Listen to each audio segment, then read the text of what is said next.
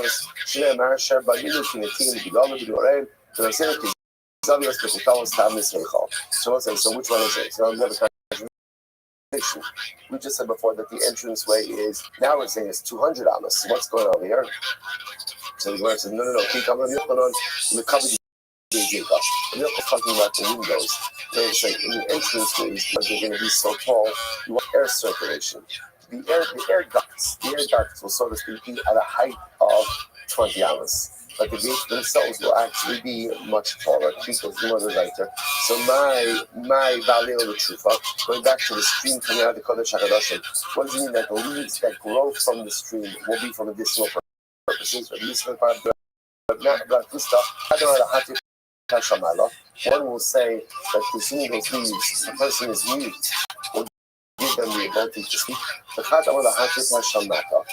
say that if a woman is barren, it'll act like a fertility treatment. Same idea. The trufa manish. Rabbi says manish for medicinal purposes. Not a trufa. What does this mean? The Torah on Shabbat. But ultimately, again, it will make the Talmud Chachamim even more beautiful. That's what you see. Kalamash here, part of Al Dibur Torah Ba'olam. It's incredible. But blackens his face. All the words of Torah in this one. What does this mean? Blackening his face. These are statements of deprivation.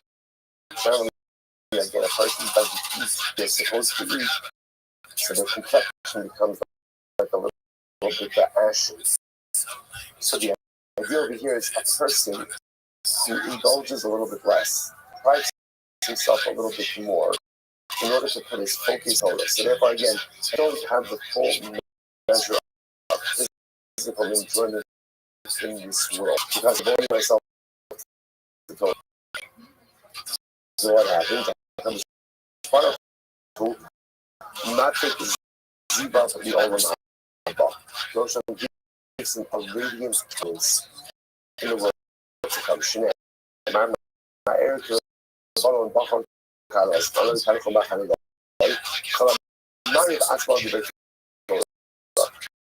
so literally again, a person literally says what does that mean? That means that literally again, my focus is turned to the point that I neglect or I just don't focus on certain concerns. You know what it says? Because so if I'm missing, so to speak, for Torah in this one, there's probably in the world to come. You're being redemption with Secha, Necha Adanecha Sashkin. So we'll say again, what's the theme over here? What we said before. To grow spiritually requires sacrifice. Like you have to give up certain things. What are those things? Maybe a lot of times it's things in the material. Everyone says it's true every aspect of it. And we'll say, can you imagine, by the way, another moment if you didn't have to pay tuition? Right? Imagine you have to pay tuition. Like just think for your lifestyle. What that would look like. What that would look like. Right? We'd be happy if you're in a yacht, like that. You know, right? Imagine what it would look like. Let's say, and again, it's not just a situation. There's a lot of things, right, that really cause us to. What the Gemara is telling us to understand, whatever sacrifice your Yiddish type in this one, the Ribono will all look back to you in the next. So in other words, time to learn Torah. We do things to learn Torah. We give up our money for tzedakah. And again, I will say sometimes it's easier, sometimes it's really difficult. Just understand whatever you set for the Ribono Shalom in this world, multifold in the world to come. It's incredible. The mother is like this. In the future, right? Who will give a handful. Baruch Hashem Yom Banu Hatal Yisrael Salah Bayit Chayv Shalom Again. Since Baruch Vanemar Nidot B'Shalom Mayim B'Shamayim Mayim B'Shamayim Stocking. So the Gemara says, wonderful.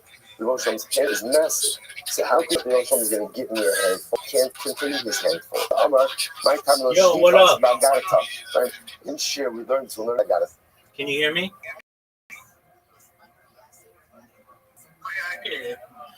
How's your day going, big dog? You're just in racing subspace. How'd you find out about me, my friend? I've been doing analytics in SEO on. No way, you found me from X? Yeah. Oh, you're on amazing. X Spaces. Okay. How exactly? What X space did you find me in? So I search analytics for open, the word just open, and then your thing comes up there, and it says if you want to join the expanded bio, follow the expanded bio, get the link through the pass through of bio from X. That's absolutely right. Do you mind if I tell you about myself? Well, I'd love to hear a background. I mean, I got it all night, so. You're amazing, man. Okay, thank you so much for being here. My name is Rabbi Rothschild. I stream my life 24 hours a day, 7 days a week, 365 days a year for world peace. I've been doing so for more than 3.5 years. My streams go back to the pandemic. We've seen the death of a queen, the birth of AI, the coronation of a king, and everything in between. I'm not sure if you're aware of the land of Oz. Have you ever seen the movie The Truman Show or the television show Big Brother? Yeah, I'm very familiar with both those. Excellent. That's essentially what my life is. I'm live on over 22 simultaneous YouTube streams at any given time. Um, I'm live on Twitter Spaces. I am live on Pump Fun. I am live on Twitch, Rumble, essentially everything. And I do so for world peace. If you weren't aware, in 2018, The Economist magazine stated that data is a resource more valuable than food, water, air, gold, petroleum, and I have more data archived on it than any person in global history, which may make me an influential person someday. And if and when the land of Oz, I want to make you, your friends, your family, all independently wealthy if you're not already. I want to make sure that you have the ability to create generational wealth if you don't already. And I want you to be able to charities and philanthropic organizations of your own. That's amazing work that you're doing. I like it. I'd love to hear more about the data situation. Absolutely. We're talking about how much data are you talking in a day? Basically terabytes. Yeah, as if you're like a feature film, like Walt Disney or something, filming a movie. Yeah, I mean, well, we're talking 24 hours. Yeah, we're talking 24 hours times like 20 different angles. So that's something like, I want to make sure I get the numbers right. Well, you don't have to give them right now. You know, that could take a while. Like I'm not very good at math. Sorry to ask a math question. That's okay. So it's like that's more of an engineering thing. Yeah. So on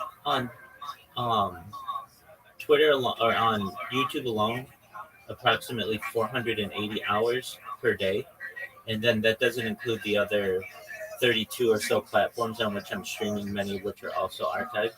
I do this not just for world peace, but to bring awareness about global problems like ending world hunger through the use of technology such as agricultural drones, floating greenhouses, saltwater greenhouses, things like hydroponics, vertical farming, cloud seeding. I want to help end world thirst. I'm by a cryptocurrency that's worth about $100 million. And one of the things that we do is we build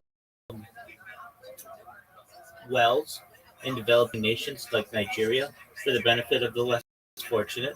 I'm an advocate of lifestyle program, most importantly, desalination technology, where we pump earth's water onto land to make it drinkable. How do those things sound to you? That's awesome. Do you have any projects in Costa Rica? Not currently, though. We do have some people who are living there within our cryptocurrency, but not currently. That's some place that I'd really like to help, most certainly. I talk about other things for the benefit. Yeah, they're rebuilding. Yeah, sorry to interrupt, but they're rebuilding the coastline with new reefs and coral. It's phenomenal. I talk about other things. Yeah, I just didn't know if what's your stance on environmentalism and like how much do you get involved with American environmentalism? Sure. I'm very pro environment. I'm pro clean energy. I'll talk about some of those aspects in a moment. I've done everything from advocate um, for environmental legislation to cleaning up litter, and basically quite a few things in between. I've been an environmentalist since I was a young person. I talk about things in addition to environmentalism. I'm a future. I'm someone who advocates for the future and study of the future. Things like anti-gravity, antimatter, faster than light travel, faster than light communication. Things like nuclear energy, specifically clean, uh, safe nuclear energy, nuclear fission, nuclear fusion. Things like tidal power. Just one moment. Just one moment. Tidal power, GOG. I'm an advocate for things like invisibility cloaks and Santa Claus machines, replicators, things like space tourism, elevators, things like terraforming of other planets, and kit for things like interstellar travel, de-extinction. People, the first successful de-extinction took place in the year 2003 with the Pyrenean ibex, which was a goat did in northern Spain, southern France. Fast forward to the year 2021, a company out of Dallas, Texas is founded, known as Colossal Bioscientific. They've made it their goal that within the next 3 years, or by the year 2028, to reintroduce the woolly into the Arctic Circle utilizing Asian elephant surrogates. I just think this is a mind-blowing goal. Following the reintroduction of the woolly mammoth, they want to reintroduce the Tasmanian tiger, bird. I talk about the things that may affect you, your friends, your family, the land of Oz, things like life extension technology. When you're born, the average life expectancy for you or someone like you is probably about age 80. I want to increase that to age 100, 120 through the use of technologies such as oxygen therapy, human growth hormone, stem cells, cryonics, cryogenics, peptides, things like cold shock therapy, red light, ambrosia therapy, testosterone replacement therapy, nootropics, to eventually get you to be 120 years old. But at 120 years old, you may say, Rabbi, this has been a really great run. Everything you said back in 2025 came true. It's been amazing. But my body's starting to break down. What's the next plan? And again, this is with your consent. All this is with your consent. But if you want, you may be able to utilize a type of technology known as uploading technology, where we scan your brain into a computer with your consent, like a CAT scan or an MRI, knowing where every atom is in your central nervous system and your peripheral nervous system, for later download as an android, an avatar, a cybernetic being, a clone of yourself, a robot, an ethereal being, whatever you want to be. But actually, what I'm saying to you, the land of Oz, that you may be able to have the opportunity at a digital immortality. What are your thoughts? Yeah, self-custody of my own digital entity, actually. I'm very familiar with how, I've got my own digital avatar. The Screen Actors Guild in America now offers that service so that all of their actors can have a digital twin that works. Phenomenal. So, you said you had a question in there, so feel free to ask any questions that you may have. Yeah, neutrinos? Are you familiar? And what are your thoughts Yeah, when it comes to nuclear energy and energy source? yeah. I'm open to any kind of um, potential new types of energy sources. Um, I think that fission and fusion um, are the traditional sources, but really there are some advocates for safe nuclear energy. A lot of people think that nuclear energy is dangerous. I think that um, basically using neutrinos in nuclear energy is potentially a very efficient way of providing power. While not an expert in the matter, it's something of which I'm an advocate, so long as we can do it in a safe and manner. Yeah, that makes good sense. We live in, and we'll see what the future holds. Absolutely. Um, in addition to all the streaming that I do, I have more social media than any person ever. I have over 100 YouTube accounts, over 200 Instagram accounts, over 500 Twitch accounts, over 1,000 TikTok accounts, over 2,000 Twitter accounts, over 5,000 Blue Sky accounts, and over 10,000 Kick accounts. So, in addition to being the most archived individual ever, it's essentially a treasure trove for the world. And when I eventually go viral, which could be any day, you never know, um, I have so much content that literally, if one person were to take their life and dedicate it to what I do, you could only watch one of my streams for 4 years and get just one angle of what I'm doing at this point. And with 22 different streams going, it's you take about 100 years or so, um, and thus I think Well, that's only if you watch it in real time. that's true. And without aid of AI and such. Yeah, because I'm an analyst, and I've watched every movie that American people said it's not possible. And I said, well, I've watched them all. Yeah, no, I understand. Like, yeah, like I do all the clip notes. I'm only looking for lighting in like cinematography, like specifically like crane moves and the way. Most certainly. That was my. And then with the aid of AI, at least with my streams, you'll be able to, you can already have services that will take a 12-hour stream of mine and clip into the most important 5-minute discussions that I have, whatever it may be. You can also take a clip of mine, just the link, put it into ChatGPT, and get a summarization minute by minute of what goes on. And that's very helpful to people. They don't want to watch me sleeping or something like that. You're exactly right. With some types of technological, people are able to digest a lot of data much more quickly than in traditional forms.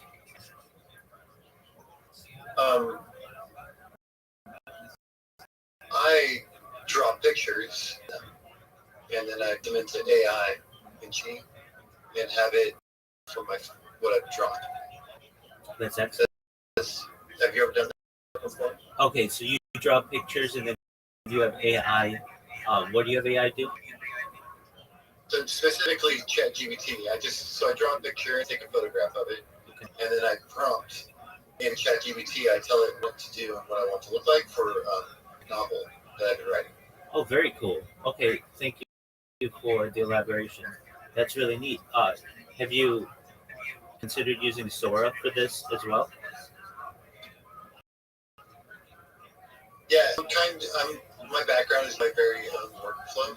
So I have my own workflow currently, and I've just used ChatGPT because I found it to be responsive to the look and style that I'm going for.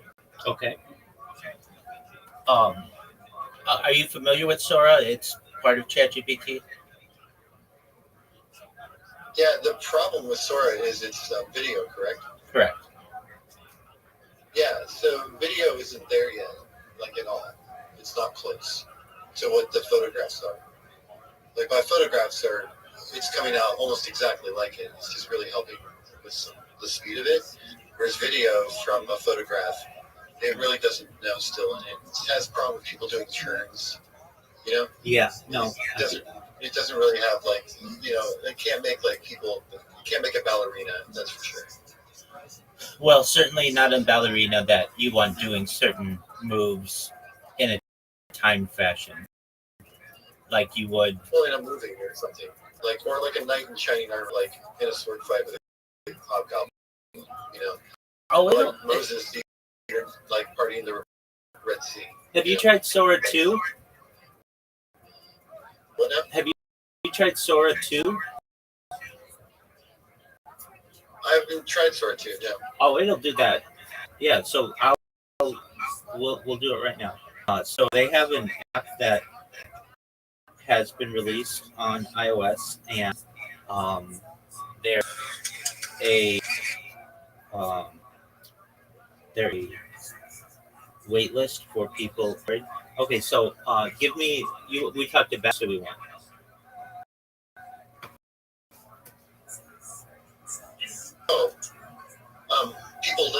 Okay. And jazz being played. Please provide a scene of a ballerina and Lindy hopping, like jazz, and if possible, have jazz playing in the background. And also have two knights sword fighting on the side.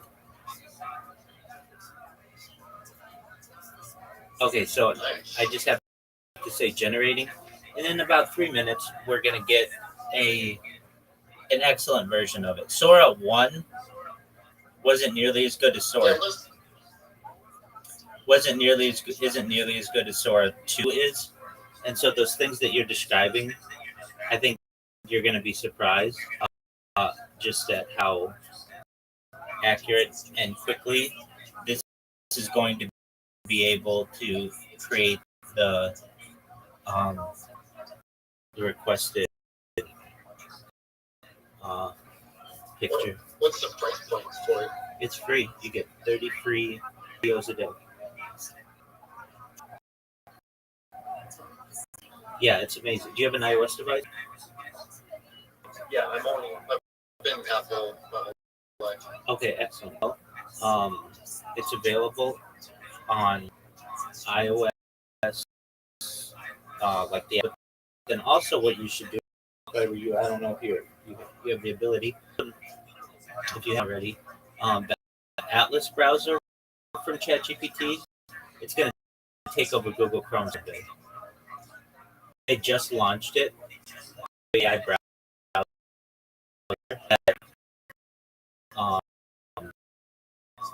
it is only available to iOS desktops, but this browser is going to change the way. It's literally like the only browser that can break Google's monopoly of Chrome. Okay, installed Atlas. Yeah, and it's not available on PC yet. Only available on Windows computers. So, but yeah, or like a Linux. I don't even think that.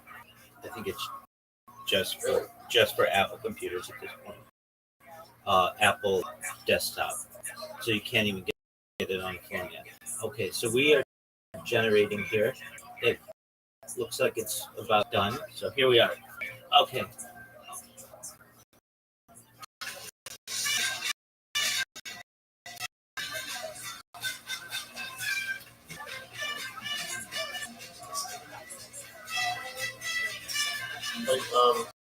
Yeah, there you go. Thank you. You're welcome.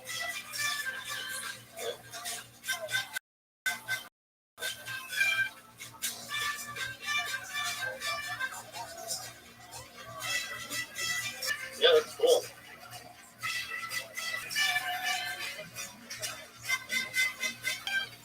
Yeah, I mean, it's not perfect. You can tell, I mean, just like ChatGPT wasn't perfect when it first came out, there are major opportunities there that we might be able to see an excellent version of this in perhaps the next year or so.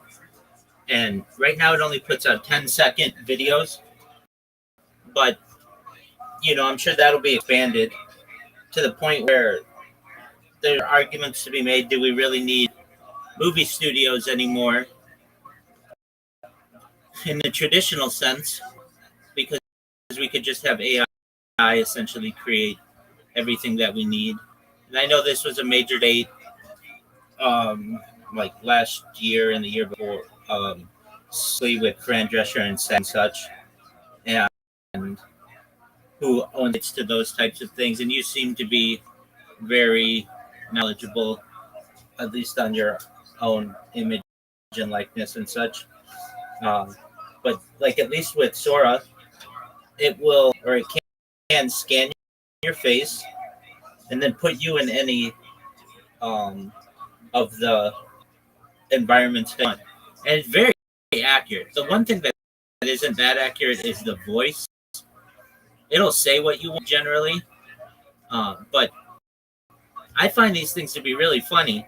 Like, or I've seen these on iOS. Like you take Tupac Shakur and Mr. Rogers. You seen any of these? And Mr. Rogers teaching Tupac Shakur how to rap.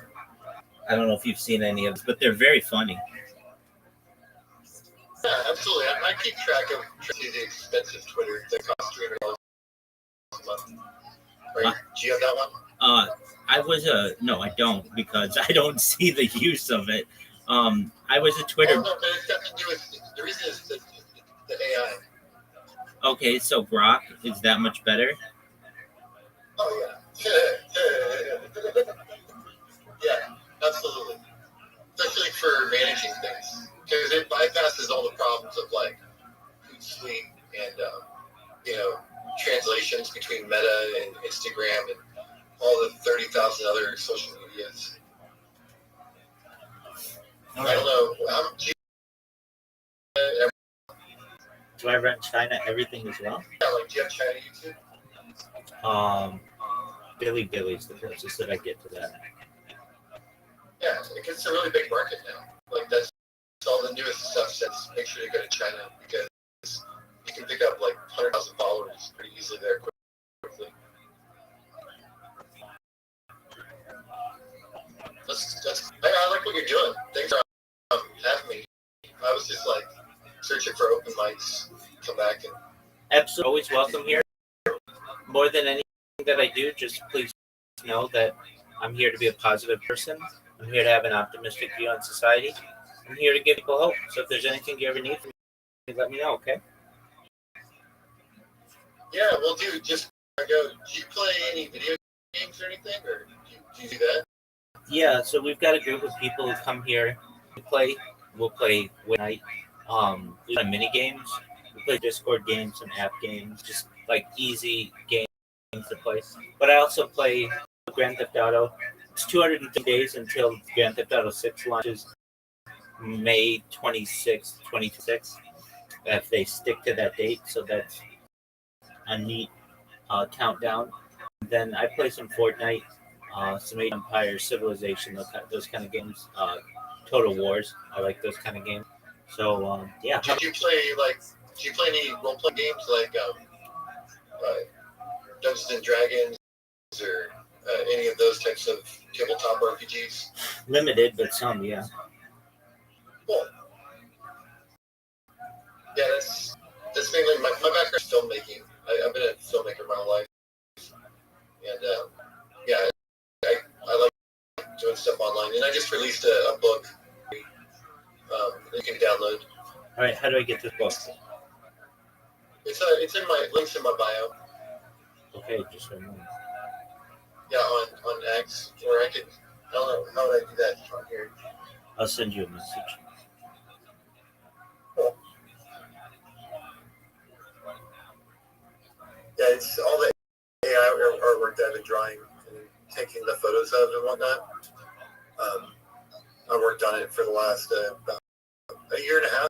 I've been working on it, just the artwork side, and I've worked about 3 years. And it's all about cryptocurrency and the state of the world. Excellent. I just sent wave, respond, and I'll graphic novel. I'll download it and take a look at it, and when I have time to give you any feedback that I have. That's really cool that you've done that. Do you follow any sports?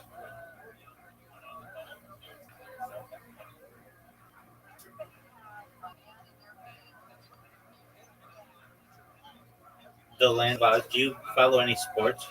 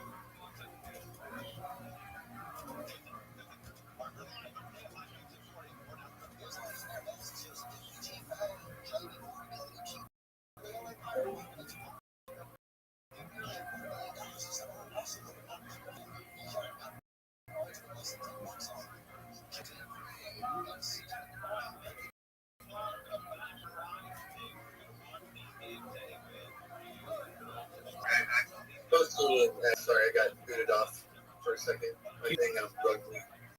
You're good. Okay, so I sent you the a wave, so feel free to accept when you can. I was asking, do you play any sports?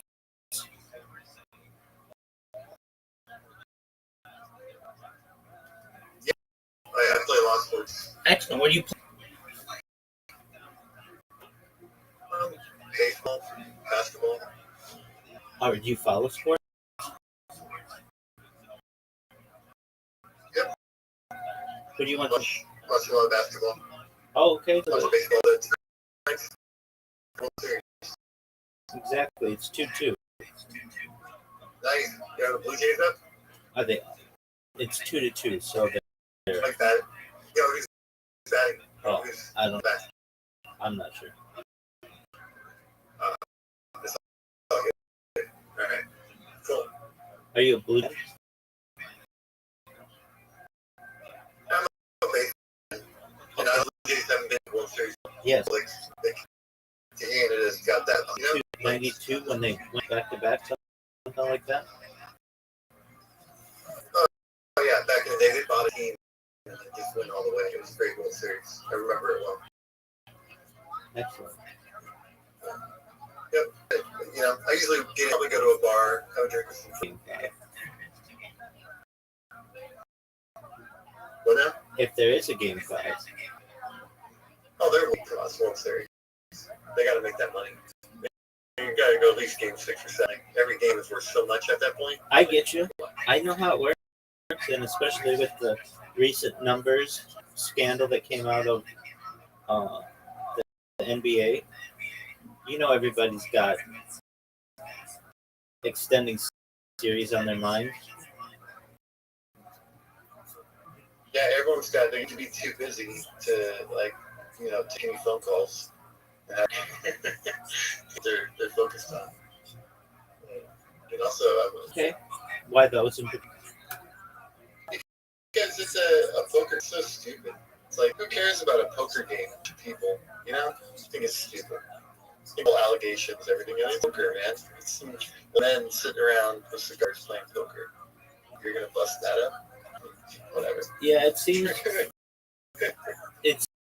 as if the owners don't want this kind of middle ground manipulation going after fish. Best smallest fish in what is an average NBA career at the most, right? Pat Riley made like a couple million, I think. You know, Phil Jackson made like a couple million, I think, a year. Maybe at his height he made like 10 million, but nothing like the players. Oh, nothing so like they're going that. after like old player coaches now for silly like $100,000 games.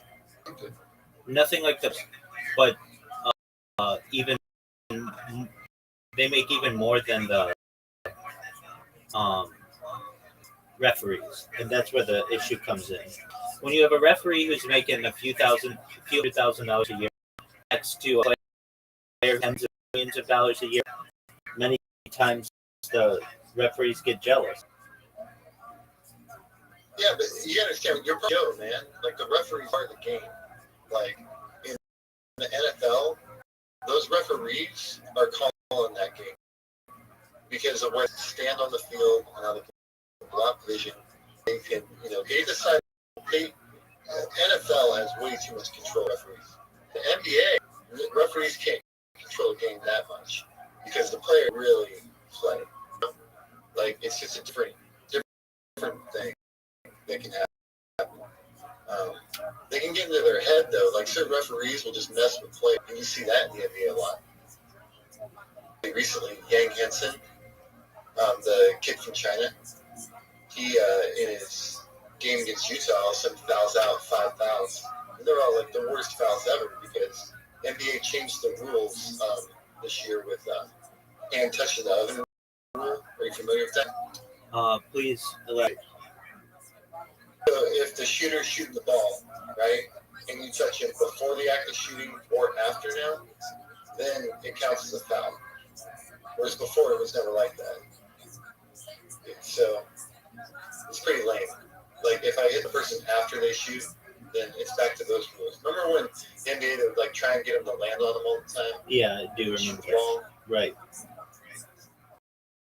Yeah, we're back to that now. Okay.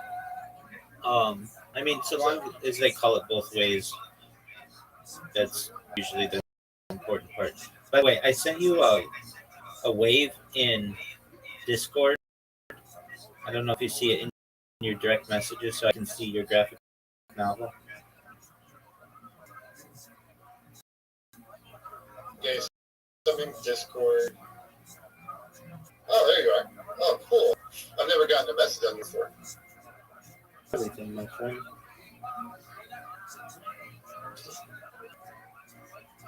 Excellent. Hubble Mars Z. Issue 0. All right. I'll take a look at it. Graphic novel about Bitcoin and the crypto for adults and people with a good sense of humor. Excellent. So why is it issue 0?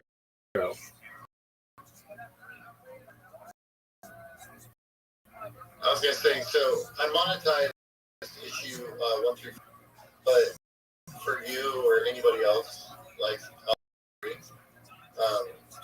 so you just let me know and I'll give you like the promo. If you like issue 0, I get it. Like, you read issue 0, it's kind of like the setup. You kind of understand the world and where it's going. And if you like it, then there's it costs them and whatever. But if you like it, then I'll just give them to you for free, and you can read the series. That's baller. All right, I'll take a look at it. Cool. 100%. I love to promote art really in any way I can. I think it's an important endeavor, especially with a project like mine. So I'll get people who write books and music and they like to make movies, anything they can really digest. I do my best to. I get some avant-garde things, but then I get some really interesting things as well.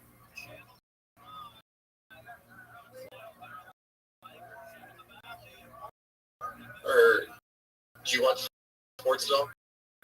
Yeah, I love sports. I am big into the NFL. Do you have any fantasy football teams? Yeah. So we run a weekly football league. Okay. Yeah, we've had this game since the 1980s with these same people that have been playing. So your childhood friend? Exactly. Yeah. That's amazing. How many times have you won your league?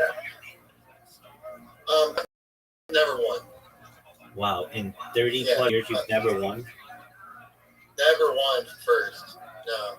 One guy's really good. Just like genius with this shit. You know, football's football. Right. So is basketball. Yeah, let me tell you how we do it if you want to yeah, I do. Every year we draft with a set of baseball cards. So your team just the players that you from the cards, right? And then you're allowed to trade those players for the guys that did drafted, and just to straight up whatever you want. And that's how we do it. So it's kind of fun because you also every year at least get to keep the cards for cards that you drafted, which covers some of the cost of entry to the league.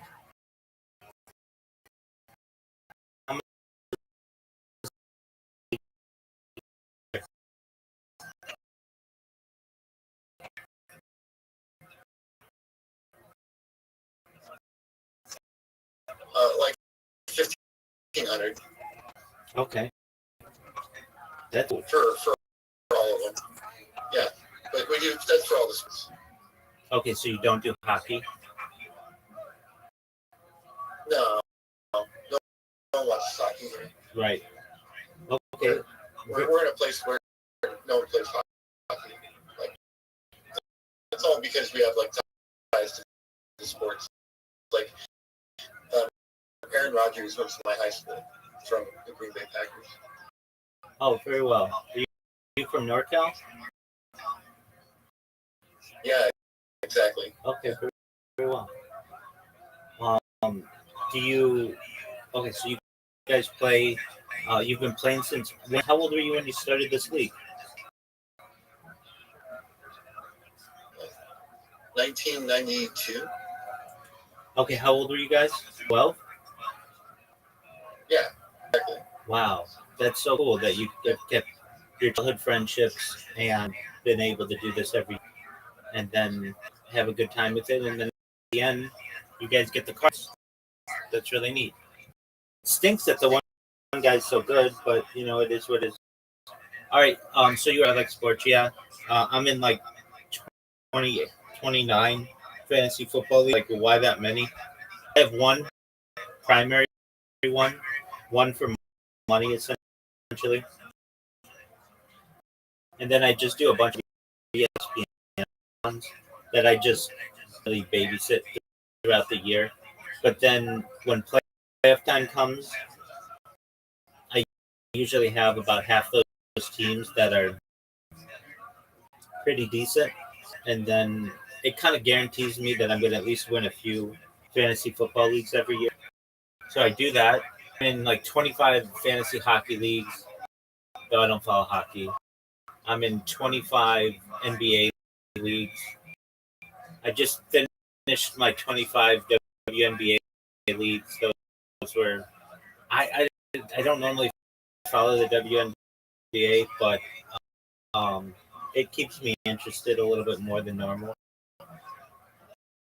Just finished baseball. Baseball, I did okay. Football is the real one though that I like, and so I'm in a football league with a bunch of people from a cryptocurrency, and they're good individuals, and we play and have a good time. So, yeah, I do like sports. In addition to watching those sports, I like to play golf. I like long distance running. I like um, tennis, racquetball. I really like any kind of racket sport, pickleball. Um, What's the longest distance you're in? I ran 113 miles in a week once. I've run 30 miles in a day within 24 hours. About it. Yeah, that's like Native Americans. Really fast. So I've lived with sub 4 minute milers, and they kind of taught me how to run long distances. And what we would do is, like, to me as a normal person, to run more than like 5 miles is, why would you do that? Punish yourself that much.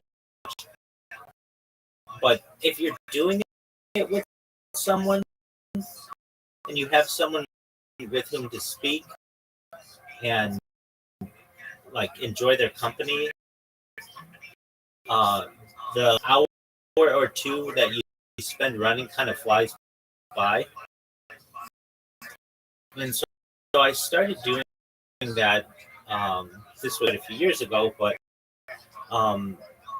I would like basically, like, this is how I started, as from going from a 0 miles per to 113 in a week. His dad, like, a friend of mine won Foot Locker, which is like the biggest high school race in the United States, and his dad, he just started walking a 5K a day and lost a lot of weight. And I was inspired by this, by saying, like, look, if this guy's in his like 50s or 60s able to just walk 5K a day and do really well. I think anybody could do it. So I started with just walking a 5K a day, and I did that. And then I started to run it, and I did that for 100 days straight. And then my friend was like, "Dude, 5K is nothing. Like, you're like it's really good, and you've really gotten into good shape doing this. But like, if you really want to start to run, start expanding." And so he and I then started doing like 10Ks, and then we started um, like I like to run in Southern California, so we would do different runs,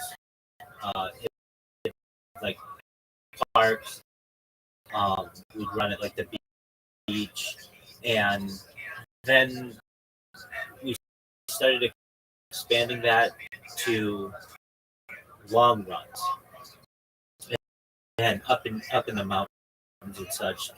And I really enjoyed doing that, and uh, like we both had like both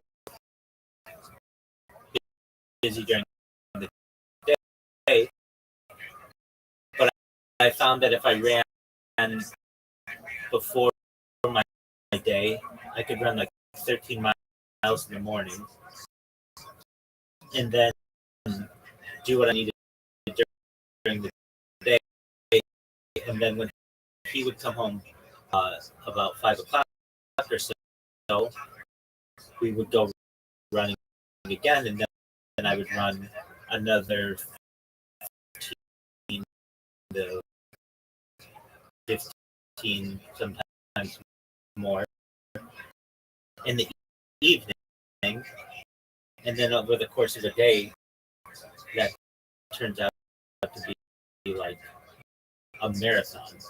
Now, it's not a marathon all at once, but you're running like half marathons, and it puts a lot of wear and tear on your body, but really all you need is a pair of shoes and shorts, and you can. That's all you need. You don't need a whole lot. So, long story short, I was just around people who were like Olympic like athletes. My friend, he and his brother at the time were the only two American brothers to ever break the 4 minute mile, and so they were more like not necessarily sprinters, but like that's also not long distance runners by any means. But we got into that just because of his training, and that's how I got into long distance running. And I'm a little older, so I don't do it as much, but I do respect running a lot more than I think a lot of other people. Um, Especially like cross country track, really interesting to me. They don't get uh, a lot of publicity, but I do know them. So um, I enjoy running. I enjoy golfing. Actually, started from golf. It was during the pandemic, and was I'm a certified project management professional. I've launched apps on the App Store and Google Play, which has allowed me some financial to be able to do this and not at work and such.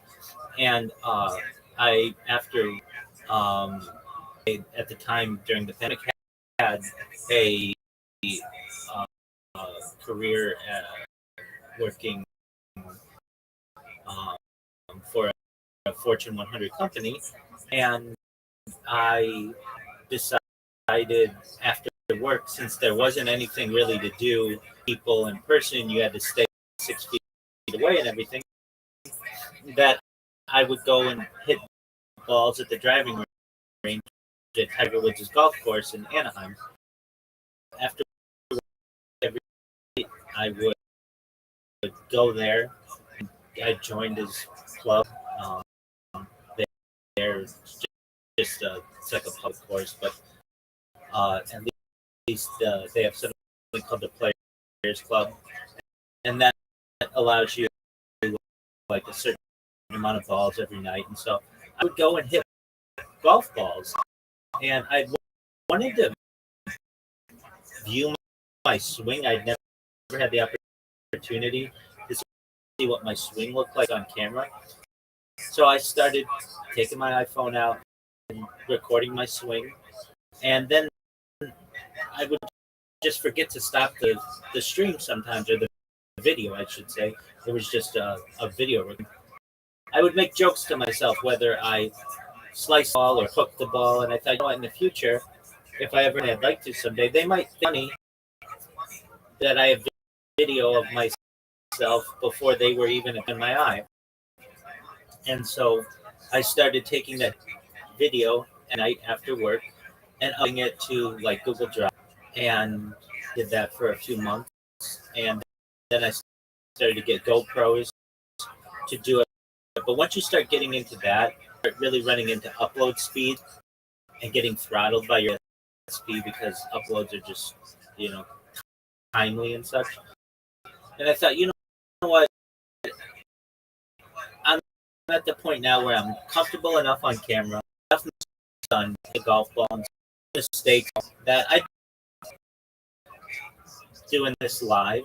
And so I didn't know anything about social media really, and I just created a YouTube account, and I thought, you know what, if I'm going to do this, I want to do this better than anybody's ever done it. I don't want to just do it from one stream, like, hey, this is my first desktop stream.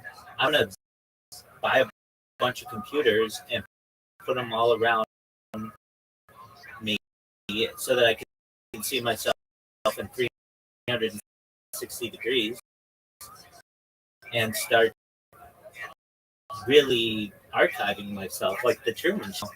And so I started that in the fall of 2021, and here we are 4 years later, and I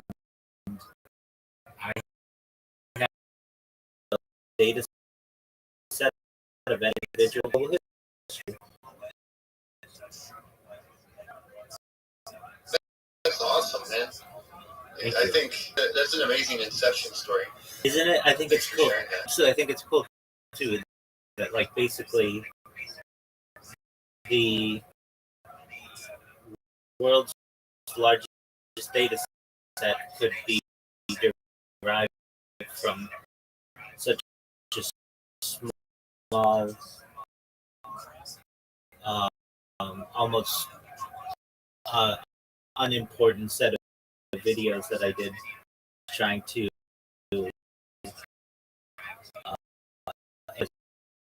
my golf swing. Yeah, golf's a game. I love golf. Play as much as I can. Excellent. Do you have? I'm a bogey golfer. Okay. You know what that means. Absolutely, yeah. So am I. That's really. I mean, in today's day and age, people don't play. I find as much as they did when I was a kid. Like youth golf used to be really big, and it's not as big anymore. I think it's very expensive to play and to find the time, and kids are really stuck in online apps. But when I was a kid, youth golf is where it was at, and yeah, I quite enjoyed it. Okay, so bogey golf is pretty good. How long have you been playing?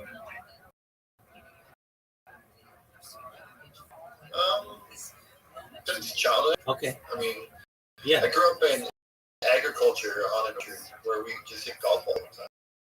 Oh, very cool. So you basically had a driving range in your backyard. Yeah, exactly. Still doing it right now. I mean, same direction. So, Oh, very cool. yeah. Excellent. It's pretty fun. What do you grow? Back then, just all nutters. Oh, cool. All right. Well, very neat. Yeah, that's if you know agriculture at all, like nuts or you plant nuts for like your grandkids, are all just now cut down for all the wood. But the people that planted them have passed away now for like 30 years. Wow. What kind of nuts? Like walnut? That kind of stuff? Yeah, exactly. Black walnuts, walnut, almonds. So, Very well. basically, just put this out here. Excellent. And do you harvest them as well? Not me personally. I don't have to do anything. I don't even. Growing up, I wasn't even allowed to use power tools because I was raised to just do like business stuff. That's cool. I wasn't. Yeah, I wasn't raised to, like labor or like have to worry about the. Because it's all about the leasing the land. And is that what you lease the land? Exactly. Yeah. Well, it has allowed you a nice life. Yeah, I got to be a kid my whole life, work and be a friend. Travel and not have to be tied down. Absolutely. Yeah. What's the longest pay? Well, I made like 100 for direct DVD. No way. Yeah. Okay. So I've got like petabytes full of footage. Now, are you someone who wants to one day be a mainstream film director? Well, I kind of was, and then I just failed. Okay. So maybe one day. Why do you think? Well, I'll tell you the story really quick. Yeah, absolutely. It's not some long-winded thing.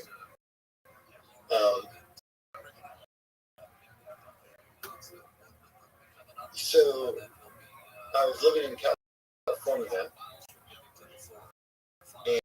and this camera called Red came out. Are you familiar with Red cameras from Oakley? Yeah. To some extent. Basically, I put down a $5,000 deposit on a camera 2 years before it came. Okay. For 2 years. I'm in Louisiana. And it's supposed to hurricane. And I get offered to just train Warner Brothers Studio cinematography.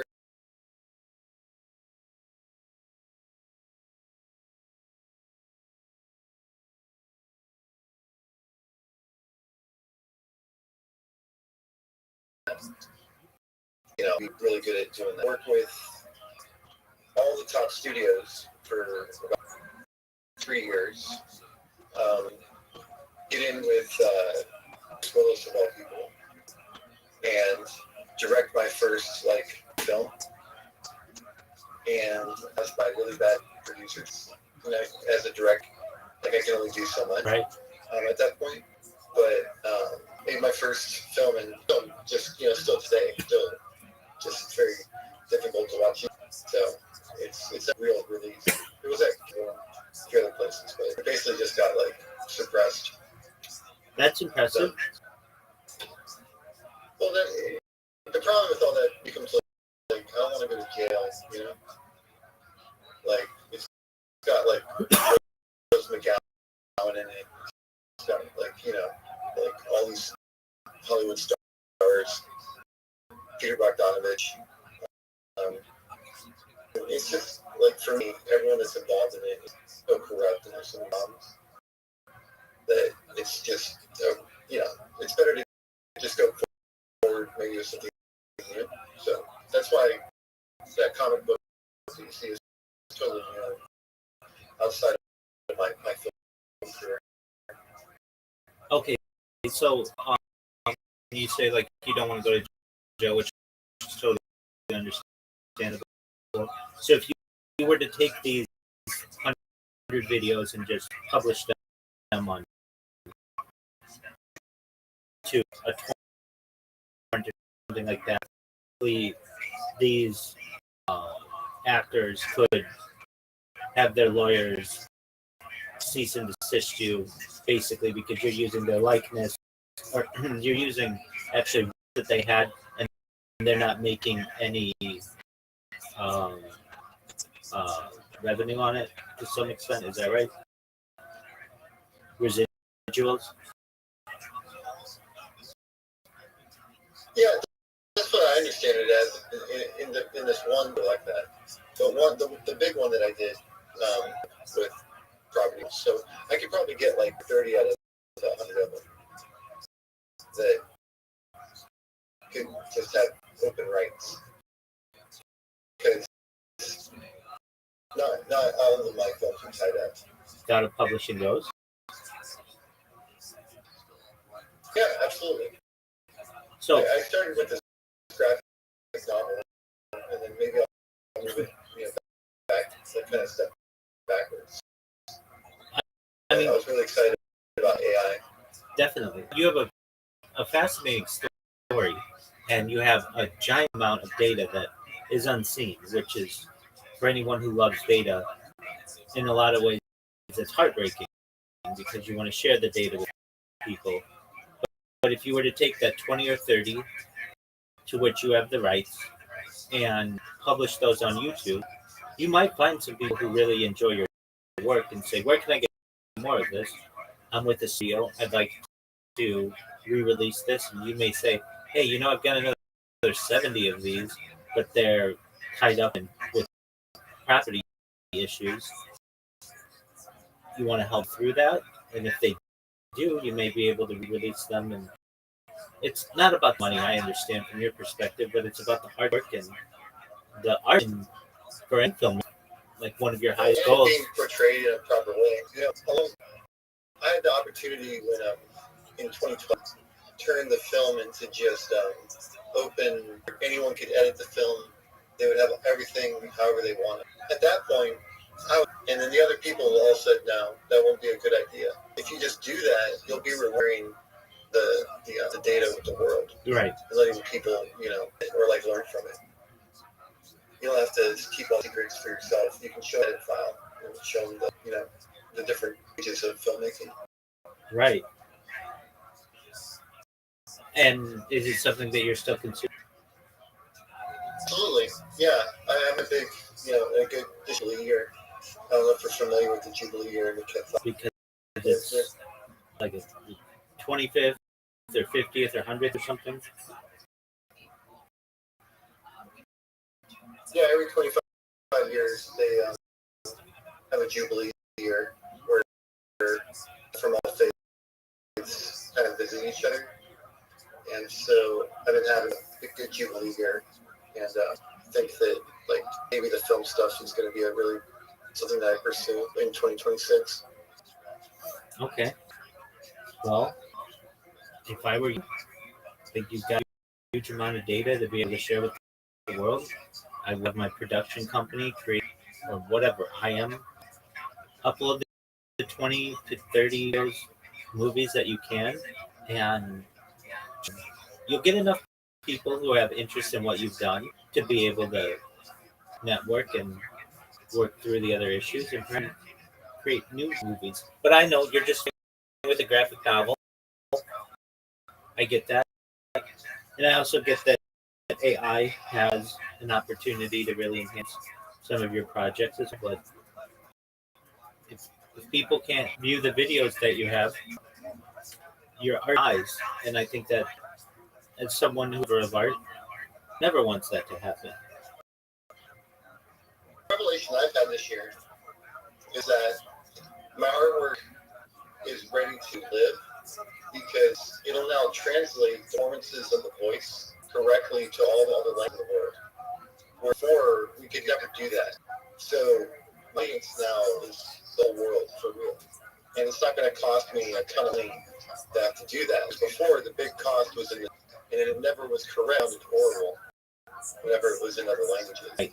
But now it keeps that perfectly. Right. And you'd get captions that are correct as well, right? You have to manually check it yourself.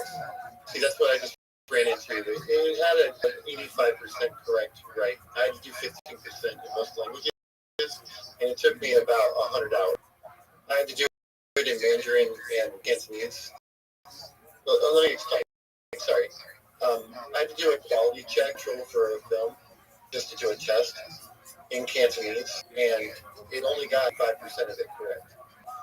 So I still had to go change all that, and that took me about 100 hours to do an hour and a half movie. So you can do the math of what it would just the hard copy to do that is per language. Right. I get that. Not easy. You're talking about $100,000. Yeah, but I mean that was if you do every language on earth. yeah, but that was wasn't it? No, I'm saying right now still. Okay. Because, again, the AI, so you still have to watch the whole frame by frame. Like, you understand, I watched the whole thing. I did reference it and make sure the characters. I get that. And when it wasn't, I had to, like, manually change it and then make sure that it understood that that's not what it was. I get that. Well, but couldn't you just release it in English and just let somebody use like their own software and they're not 100% right, but then you don't have to pay any of that money. I don't need that because it's going to do it. The AI? Yeah, the new AI Firefly. I don't know if you've seen it from the Firefly stuff. I'm familiar with it.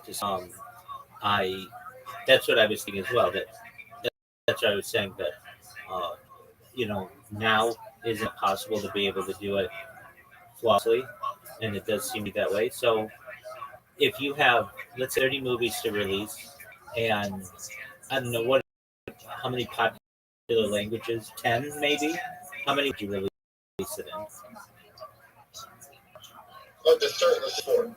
Okay, so let's go with, so that's right there, the 120 version movie, or of 3 movies, apologies, 30 movies that you can do. That's a lot of people. That's a lot of content for people to be able to digest. Then people are going to be like, "Hey, what's the name of your?" If you don't want to reveal it, that's fine. Actually, people would be like, "Have you seen of Oz's YouTube stream or YouTube account? They have 120 movies, 30 unique movies, and I want more content from them." That'd be awesome. I've been looking for that since like 2007. Well, that's the way to do it, especially if you have it in other languages. You're going to get somebody from China, hey, where can I get more of this content? And you'll be like, well, I made it years ago. You're going to say, well, I have an investing source. I'd like you to create a new movie. I'm just checking. So that went to DVD was in 2003. Okay, so 2000. The last film I made that went to DVD was in 2016. So it's been years since I've even made a film. So that's a perfect, and that'll have a lot of nostalgia in it. People love nostalgia. Yeah, no, I'll tell you what happened this year was, and I treated it as if I was my grandma the movie. Right? Okay. I was like, okay, let me re-edit it, like the rated G version, Right. And it made it so much better. It really did.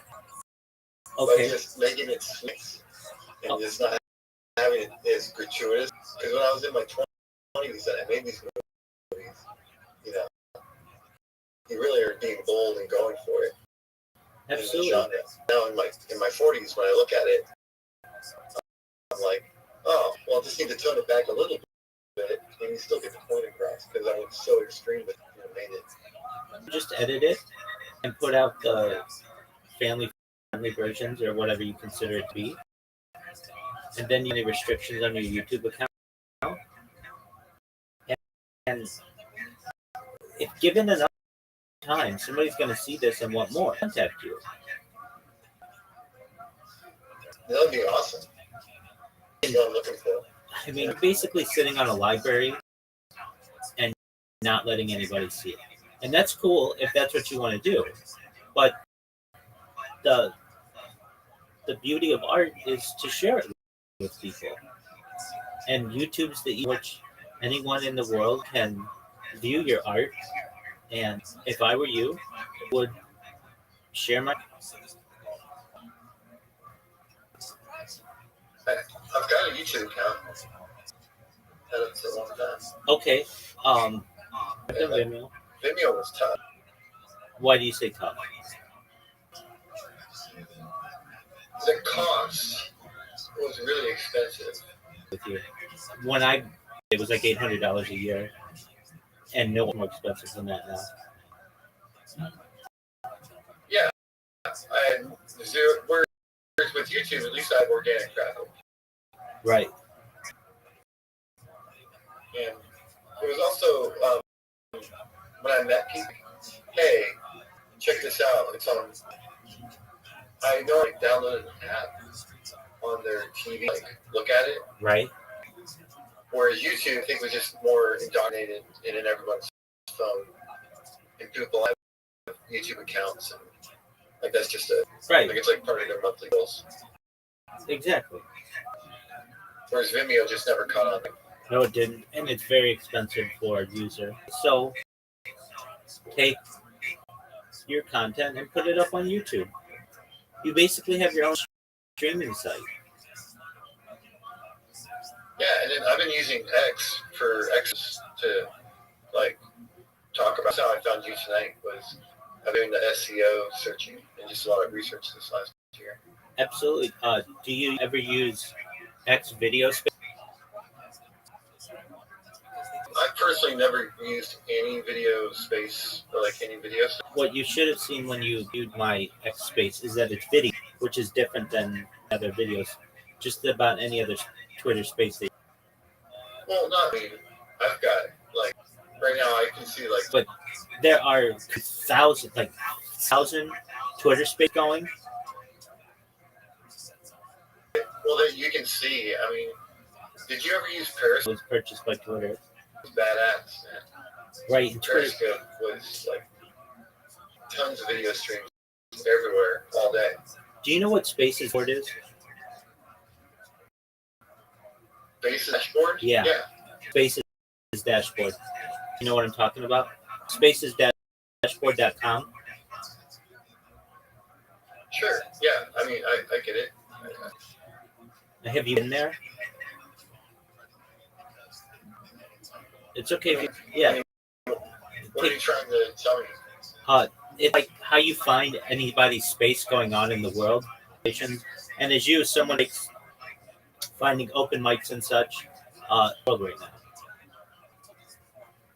Yeah. So, like I said on Mac, right. And I click that, the SEO at the top. I've got that too. You can't organize it by what space just started. The newest one. No, that's a good enough way to do it. Or okay. Categorization. You can't just go into ones. You can type cryptocurrency, but if they don't put that in the text of the space, they're going to find it. Well, that's true. Yeah, but if they use basic, like, hashtag, no, but you'll find it. No, maybe 25% of people are doing that. Most people are not. No. So, absolutely. Well, it's got to be higher than that. Absolutely, absolutely not. It's clear that you're not seeing the majority of Spaces. Right now, how many Twitter Spaces are going on in English, according to you?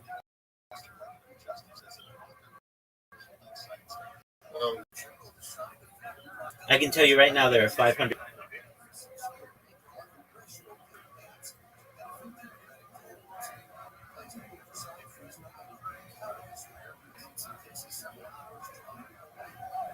Told you, and you're correct. I'm wrong. Where I said I was just going to type in how many spaces are currently going on, and the AI assistant doesn't work in the window that I thought it did. That's okay. So I'm giving you a heads up. Spaces dashboard is the perfect place for you to be able to get data for what you're looking. Right now, I can tell you of the 503 English-speaking spaces, categorization, 10 are on cryptocurrencies, 6 are on NFTs, 5 are on technology, 5 are on investing, 4 on digital creators, 4 on entertainment, 4 on U.S. national news. But a lot of them aren't categorized at all. So just like you should know, a lot of people don't press those categorizations. They'll just be like, okay, well, we're going to space. I'm gonna hit start. And the people who they're gonna join the space. I don't really care if other people join or not. They just don't have this to recognize that these things better. And Twitter is a terrible people. So I'm just saying, you'll see, like right now there are 400. But guess what?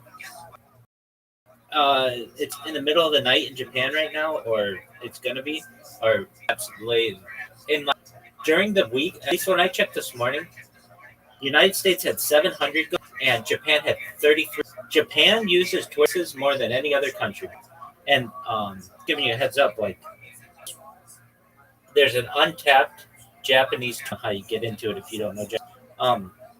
But if you look the Twitter app, you don't get access to all of the different spaces that are currently going. Like right now, if I ask you in English, what is the largest space going on?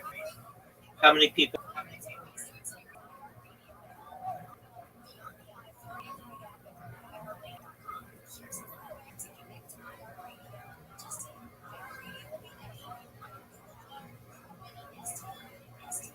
And Twitter should make this available to its users. So with Twitter's Spaces dashboard, tell you that there are 506 people in the top English space right now. This one, 287. Biggest one, 270. Can you send a link to that? I'm still trying to find it. I can't. Okay. A browser and type space SPACES dashboard DASHBOARD spacesdashboard.com. Okay. Do you find it? Yep. Okay, now this is going to be your best friend. So instead of you having to use the searcher on Twitter, doesn't always work that well. So do you see there are 493 English-speaking? You have to categorize English, but no, I got it. Yeah. I know you use Google. Excellent. I assume it's all Google. Yeah. And do you see that the top space right now for English is the at Kit and Walt Show open mic 2 minutes shills?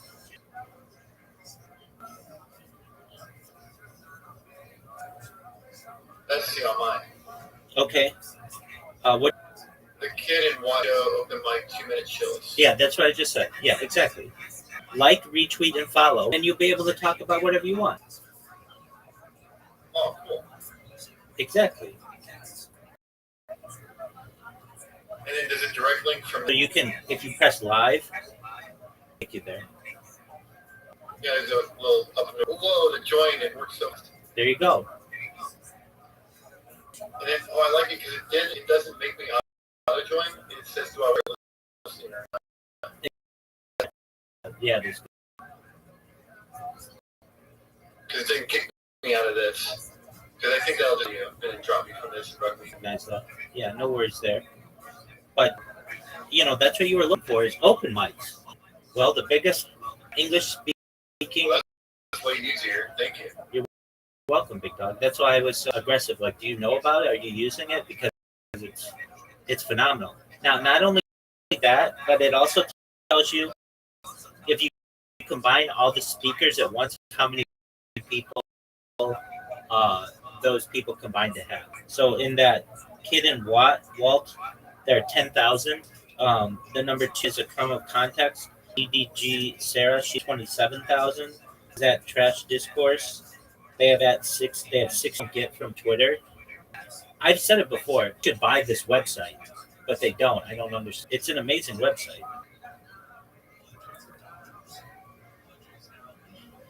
It also has a search. Have you ever used BankerBot? A second. Retweeted by it, I think. But tell me about it. I wouldn't trust it for more than like $50 transactions. Banking system that I can't tell if it's a scam or not still.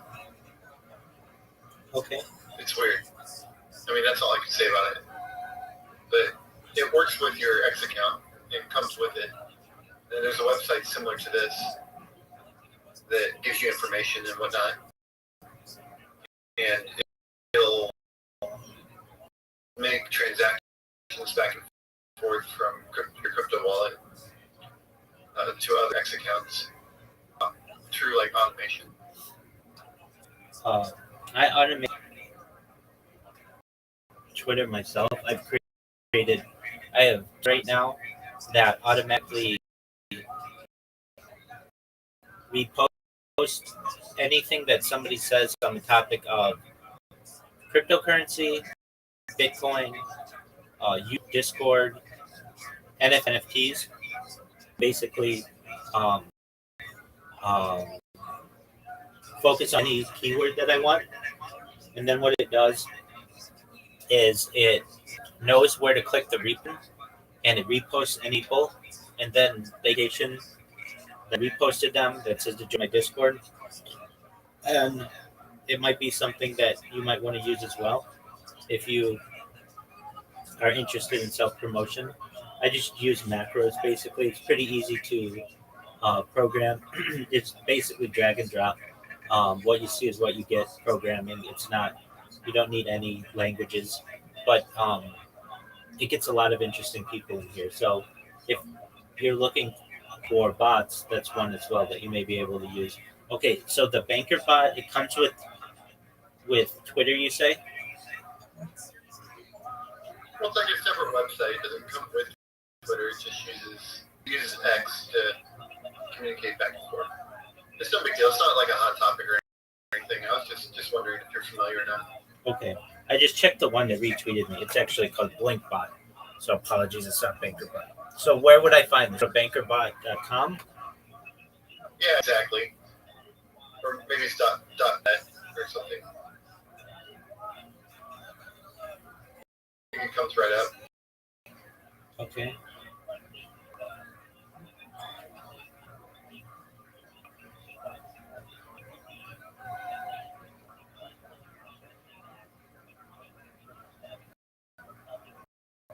Interesting. Maybe if I put a space in. BankerBot. Add BankerBot Discord bot. It's with an R. BNKR. Okay. Yep. So it's banker.bot. Okay. Powered crypto banker. Trade with bank, but you said that you don't trust it all the way yet. I don't know. I've never done more than like $50. So Okay. it's just considering it for my filmmaking stuff to like use it for obvious reasons. But I just don't know if it's the best way to deploy or like trust that it would actually collect that much money.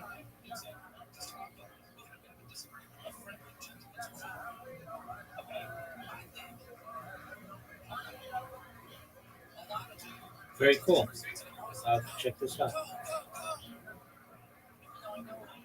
I wish that there was to make the world more peaceful, that cybersecurity was more open, and that you could tell when stuff like this was actually legit and wasn't. I'm in agreement with you on that. There's a few organizations that are dedicated to that, but the way that they do investors is kind of silly. Why do you say it's silly? Well, are you familiar with the system of like in America for investing in the different tier system? To some extent, yeah. And the different accreditations you have to have. I mean, it's really easy to remember. Like, SEC advisor is what you have to be. So if you come up with that much money and that much of an idea, and then everything underneath that to about 4 million is about the same. And then from 4 million and under, it's a whole nother world. What do you call someone from 4 million to 25 million? Oh, they're like the little fish.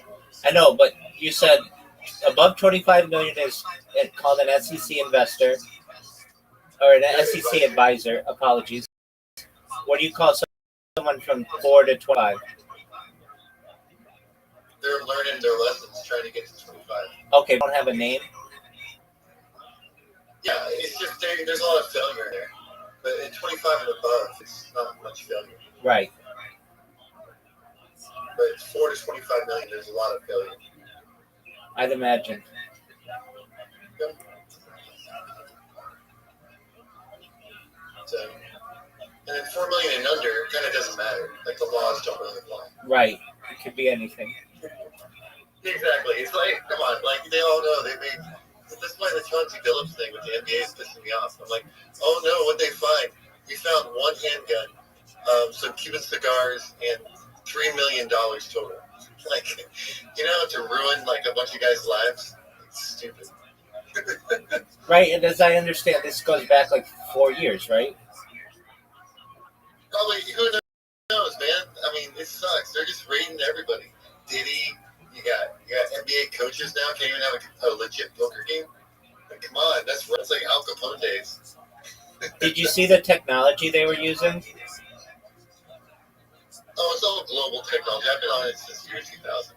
Like, I'm a believer, but I'm very familiar with observation, and since Project Edward Snowden and all that, like, it's out there.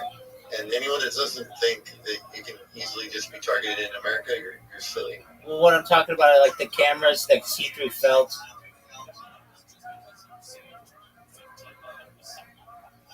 Do you know what I'm referencing? Yeah, for them to cheat. Is that what you're saying? Yeah, so they call them an X-ray table. Basically, it's just a table that has cameras facing upward that can see through felt, and then you can tell what the cards are on the table. Yeah, can I tell you a really funny story? Sure. Go for it. So during COVID, what they do to keep playing poker, these little, literally, they're like plastic, like individual seats with like a plastic thing around you, right? Right. But what do you think that did to the visibility of the cards? Made it reflective. Exactly. So in certain positions, you can see everyone's cards. That's really interesting. And then so they had to take it down. They were like, okay, this is. We figured out that everyone can just like everyone else's cards. Now it's just all over the place. So I'm familiar with what you're talking about too. The table, there's card technology. You know who normally is cheater in this whole thing? Is the dealer. Okay. I can see that. The whole. Yeah, you get what I'm saying? Right. They have the most control. They control the table. Yeah, I don't know if you've ever. So the law in Oregon that the guy, everyone can deal, right? They can't have a house dealer. Oh, interesting. For poker games. Yeah, but you can have poker games wherever you want, just you can't deal with a house dealer. Everyone has to be able to deal the cards. Do you have to deal in Oregon, or what if you don't want to? You want to just pass? Well, that's what happens. Is normally a guy sits there and he protects all the money, and he's the dealer, and he deals himself in every hand, and he just bucks his own hand every time. Oh, okay. But he's allowed to play too if he wants to. And you kind of like buying your chips from him or Okay. her. Yeah. And they're responsible for all the money in that trade. So like your chips become money through him and the money that's in that trade right there. There's no cage. There's no place to go cash out afterwards. It just stays on the table. I take it there aren't casinos in Oregon that aren't on tribal properties. No, they have those too. They're just different. Oh, okay. So you're talking. Poker, like it still has a Wild West spirit for poker. That's cool. Yeah. But it's illegal in other places. Poker, like where they're charging them, poker's illegal. But they did it in Oregon, it would have been fine. I think that's why he was trying to go went to Portland, because the games are all legal games. But it's the games that they play in other places legally. Do you think he actually took the job as the coach of the Portland Trailblazers because poker laws? Yeah, absolutely. 100%. Wow. Yeah, that's like absolutely would not take the job any other way. It's probably set up that way. Especially with Damian Lillard. Like that guy, man. Come on. Now he's gonna be back there. He's gonna be running that city. Like that guy, dude. Come on. Some big money. Do you think Wembanyama is going to have a bigger career than LeBron? No, I think he's getting 2 years. He had 40 points. He does not look healthy running down the court. I think that he's getting the Yao Ming syndrome. That could be. I also think, well, here's the reason why these guys don't work out in the NBA. Are you ready? Yes, sir. It's the planes, the flights, and whatnot, and the schedule. They're too tall, so their blood doesn't metabolize back and forth, and it's horrible. It's why, like, Nikola Jokic, he's up there in the big old Mile High Stadium. That's why he's the best. It's because he's the healthiest. He has to, like, travel and acclimate and, like, do all that. But not everybody can do that, and Spurs are probably, like, really old in technology for their travel and not spending that money, Right. They had a championship and win since never. When's the last time they had a championship? Tim Duncan? The Spurs, they had one in the mid-2000s, Yeah. 2010s. Yeah, they're not doing anything else for the kid. So he's just too big. It's going to, like, just really be bad going in the airplanes back and forth. Because it's actually the plane that he's in. You would pressurize it correctly. No, it's all the money they're spending. You see what I mean? I get Yankees what have, you're like, saying. the best travel on the planet, Like, it doesn't matter. Like, you're just paying for, like, the best. And Wembanyama is on not a team. He's not on a guy's team. So he's just not going to get treated right. Yeah, it's interesting that It's like Yao Ming and Houston. San Antonio, of all places where he went. Do you think he'll ever get traded, or will he be a franchise player? He's definitely going to get traded to Miami. Yeah. Because they're nothing but a farm team. And the last good Spurs team, and since then they've just been a farm. Sacramento Kings. They just kind of farm people out in the West and send them to franchise cities. Interesting take. How do you think Cooper Flagg's going to do? Who? Cooper Flagg. I'm not even familiar. Who's that? He was the number 1 pick this year out of Duke. He plays for the Mavericks now. Wow. How did I miss that? I didn't even look at this year's draft. I've been so caught up in my team. I haven't even thought about this year's draft team yet. I'm all about Portland this year. Okay. So that's I just followed Yang Hansen. All right. Well, he was the number. Yang Hansen's attributed to because he's on the blockchain. Okay. I don't know if you're familiar with that, but it's pretty cool. So he's from China, and he's been on the blockchain his entire life to be a basketball player. And so now he's playing in America, which is like his lifelong dream. And I think he's really talented. I think he's like an underdog, probably the best player out of this draft. And we'll see what he does. But I think he's going to play really, really well. And hopefully get Portland into the playoffs when Damian Lillard comes back next year. He's a big boy. Just got to get rid of some other stuff. He's a big boy. I'm surprised he went 16th in this year's draft, that he wasn't higher. Yeah, you think a lot of other teams would love the 7'4" center, right? Right. And then but he came with this company that does haptic response. So he's been VR with haptic response. Straight up like science fiction. That's wild. And now that technology is coming to Portland because of the trade. So I've been following that and those types of stocks and the NBA stuff. I try and correlate sports to crypto as much as possible. Why do you like Portland more than Golden State? Because Golden State is located in a ghetto, and Portland is located in like a city of just beauty and love. It's like the city of roses. Okay. Are you a Lakers fan? I don't know. I'm not a criminal. Okay, so you have to be a criminal to like the Lakers? Yeah, and the Dodgers. If you have a Dodgers hat on, you're a criminal. If you have a Lakers jersey on, you're a criminal. Like, that's just what I've learned in my life. Okay. I'm not trying to say it's true for everybody, but the majority of the fans I've ever met are very dangerous. Like, if that's like saying I'm a Raiders fan, you know, or like a Cowboys fan that wants to yell "dem boys" all the time.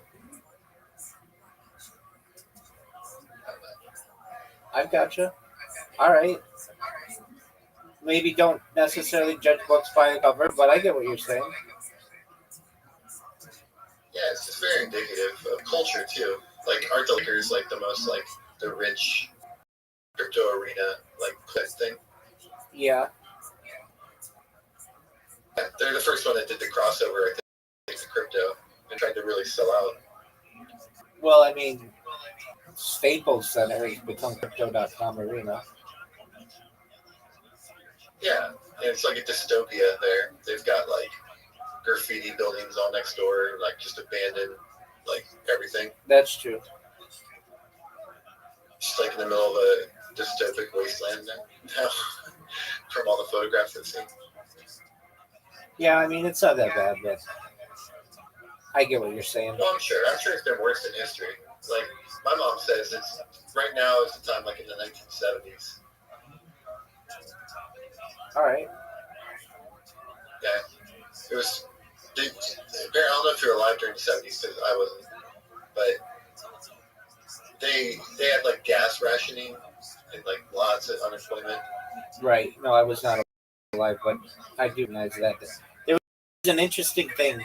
If your license plate ended in odd, you could buy gas on certain days, and if it were on even, you could buy it on the other days.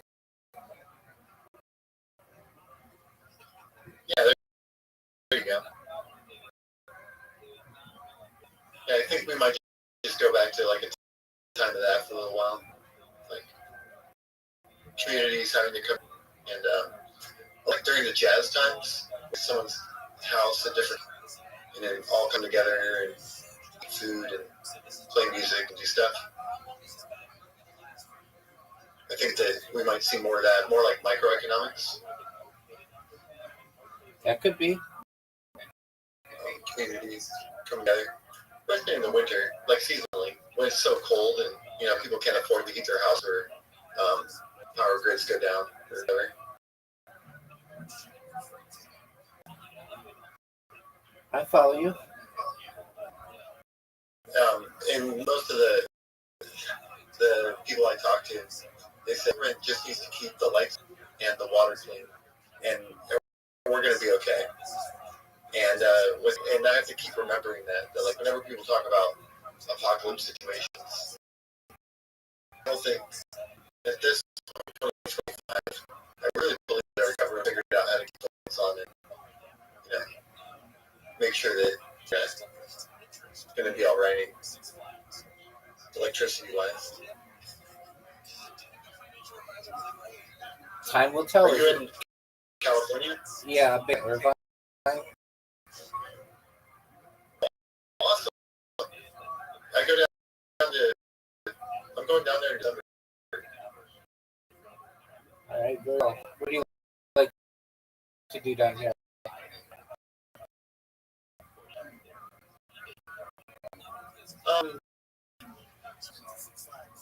Yeah, I got to go to 26th and Olympic in Santa Monica, the water tower buildings.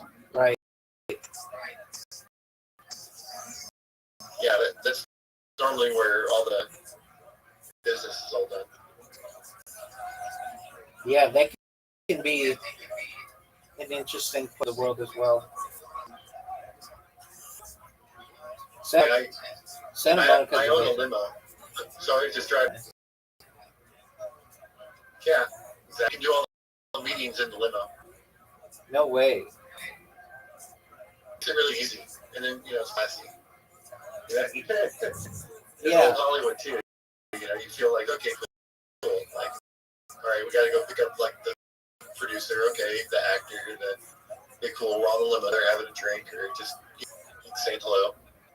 So yeah, just feels nice. It's always gotten the deal sealed too. Interesting way to do it. And then when you're done, you just drive back up. Exactly. I like sleeping at the ocean and then just driving back up. What year is I'm your a big fan of the ocean. What year is your limo? 2012. All right. It's a C6 Cadillac. Okay. Don't need a chauffeur's license to drive it. Oh, very cool. Well, if it works, right? Yeah, I can just write it off as a movie prop too. I just have to film it this year. Very cool. Sure, I could write something into it.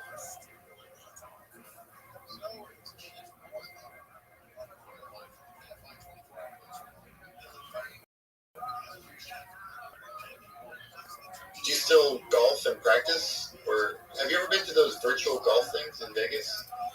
Like a Top Golf? No. It's like a party room where you can just play golf With like simulators? Golf sims? What now? Golf sims? Exactly. Yeah. I have, I think, like a long time ago was technology was still where it needed to be, but they've gotten so much better.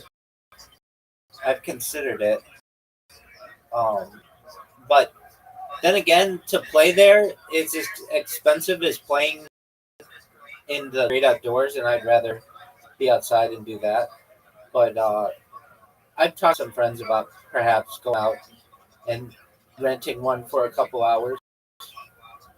Do you like to do golf sitters? No, I mean where I live, we have and the pitch and putt is only $8. Wow, you can't Play 9 holes. you can't beat that. No, $8 for 9 holes on the pitch and putt is so much fun. And then to play the day at the country club here is $72. But that includes the the gym rental. So you can use like the sauna, the pool, all that stuff, and play all 18 holes. And it's on a, just beautiful, beautiful course. And you can walk in the shade the whole time. There's trees everywhere. So it's a fun one to play because it's not like just flat. And, during the summer time, it's cool to just walk through there all year round. Then the third one is Bucks, and it's at a Indian casino, and it's like a driving range. Like everything's like a par 4, and it's just you walk one way, and you turn around, and then you walk the other way. You turn around and go the other way. And there's no trees out there. It's like, have you ever seen those types of golf courses where it's just like a driving range back and forth? Like a links course? Is that what they call them? Yeah, like what you get in Scotland without any trees. Yeah, I'm not familiar, but that sounds like that makes sense. Yeah. Yeah, I've played those. They're very forgiving because you can hit the ball like 2 fairways over and still, come back and make par or bogey because you don't go into the woods. Do you have individual greens, or do any of them share the same green? Each one's an individual green. 18 holes. That's good. They also have a lot of disc golf here that's very competitive and in difficult places to play. I imagine so. Do you ever play disc golf? Yeah, I love disc golf. It's another fun one. Because it's really inexpensive. I mean, it's like $5 or free. Wow, you can't beat that. No, and you're on your walk the whole time. You're with nature. You're just, just out there. Right. Having a good time. Yeah, that sounds fun. And you can just disc golf with 2 discs, like a driver and a putter. Yeah. Right. It's something I wanted to get into. I'd like to get into it in the future. That's cool. I had hernia surgery a few weeks ago. How did that go? It's still going. I'm in recovery. Okay.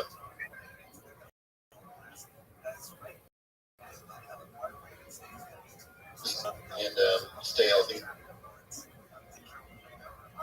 What do you find to be the easiest way to stay hydrated?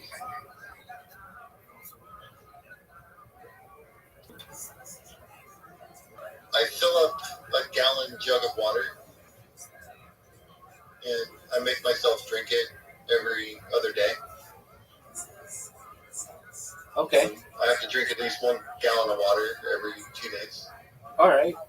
Do you keep it refrigerated? Nope. Keep it warm. So just I don't like cold water. room temperature? Yeah, that's my favorite. Room temp, and then I might even just eat like a spoonful of sugar or honey, or like peanut butter or something, and then drink the water with it. To make you thirstier?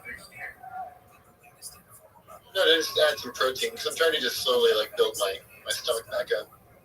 How does sugar add protein? Well, no, I'm trying to build my gut microbial back up. Oh, okay. So the microbes, like my whole body, trying to use glucose and trying to build protein and trying to like fix this scar tissue. Any idea what caused your hernia? Yeah, I'm in agriculture working my whole life and making movies and just lived a really rough life. So just from years of doing that, I think a lot of men get them. A lot of dancers get them too. Yeah. A lot of dancing. martial arts. Right. I've done all that, a lot of it. I've done Okay. stuff. You know, I just think much use. I'm in my 40s. I'm like 45 now. Yeah. This is about the age where that happens. Right. Well, you don't sound it. You sound very young and vibrant at the 45. I'm 40. So, but I mean, you have the interest and energy levels of someone probably in their early 20s. Oh, thank you. Absolutely. I appreciate the compliment. Most certainly. You're well-rounded. I noticed one. Go ahead. No, you guys. I'm listening. You're a very well-rounded individual. Thank you. I appreciate that. Absolutely. We met at a really good time. I'm like I said, I'm in recovery now until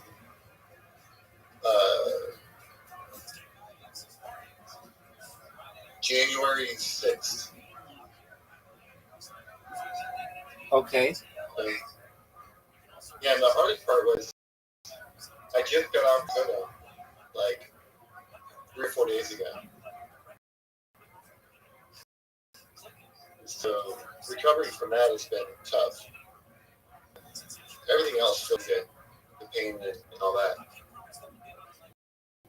All right. Well, at least until January, but even more, if you ever need anybody, I'm here for you. If you ever bored, you want to just come hang out.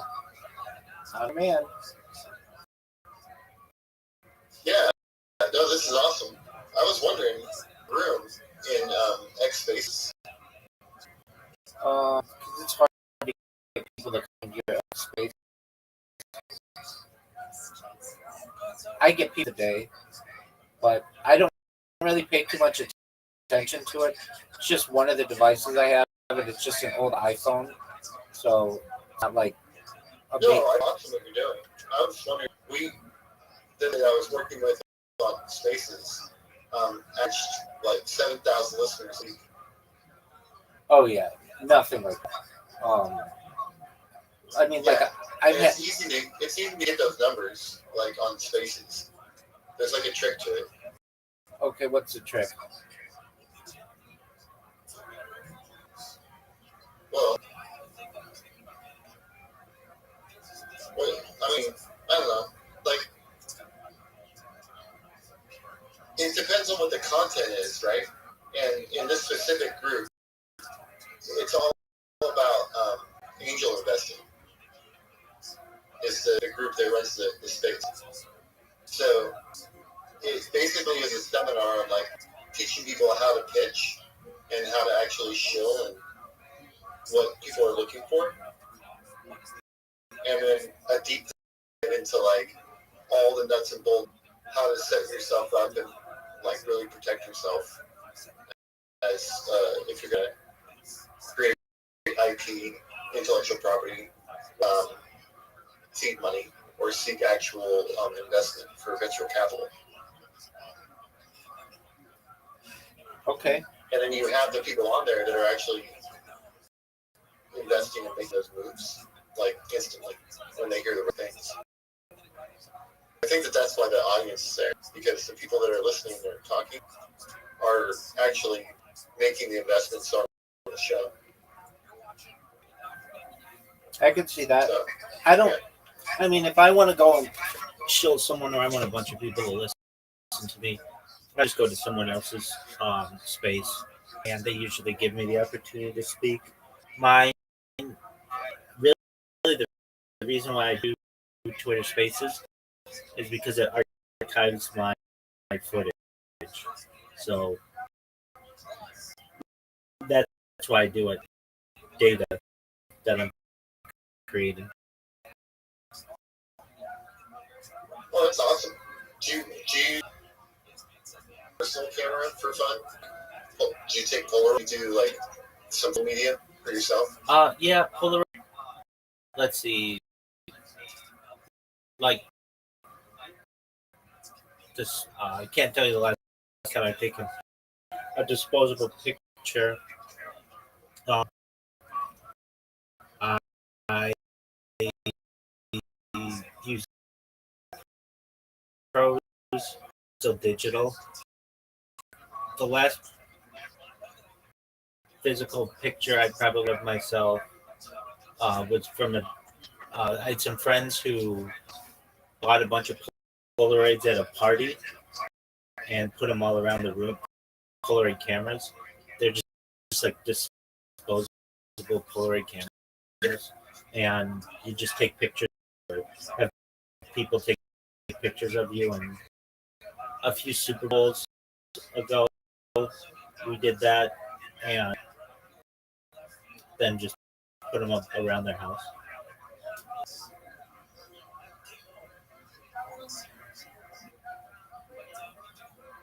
Yeah, I think that's a cool way to archive. I used to call it the 4 gigabytes.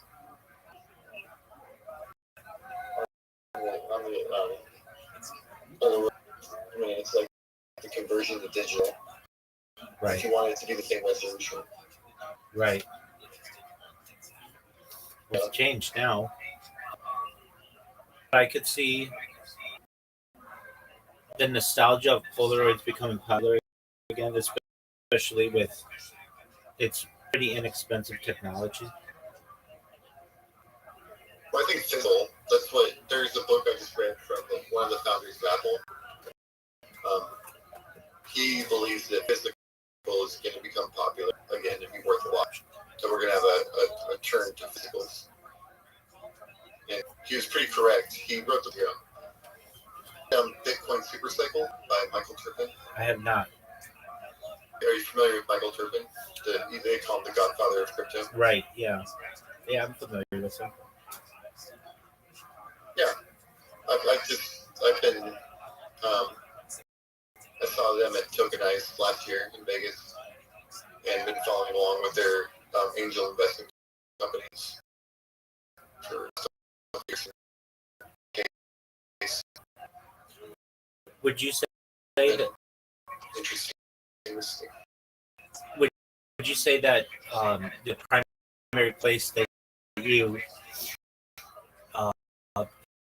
platform that you utilize for investment and just your interest really in general is Twitter or X? Well, for investment for me has always been the golf course. That's like the social media stuff. Then yeah, X is the platform to talk to people. Okay. And especially spaces, because you can get a lot of people in the room at once that can confirm back and forth, and you can get down to the bare facts of what can be deployed with the people in the room. Absolutely. I said I built a robot. I don't normally show people a robot, but I'll show it to you. Okay, so just one moment. And so what you're seeing is it's going to take a while. I'll show you. Join. So are you familiar with this where you have to verify you're a human? Oh, interesting. All right. Well, here's my bot. I don't know if you see that pink hand.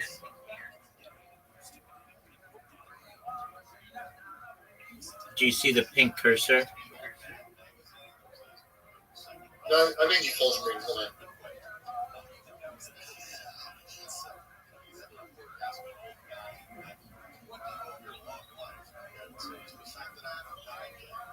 Do you see the pink cursor?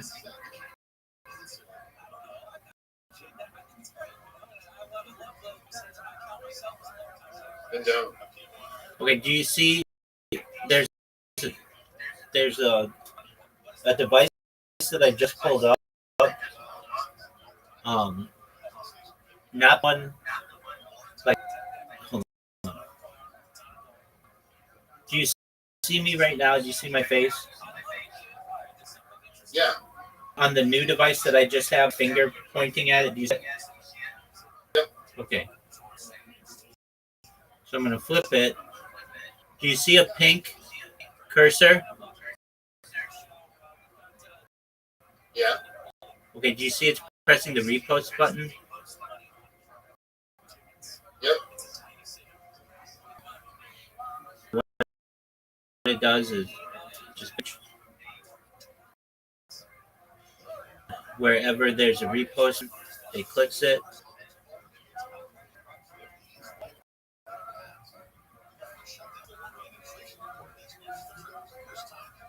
And it does that. Oh, that's cool. Oh, I get it now. Yeah. It does that about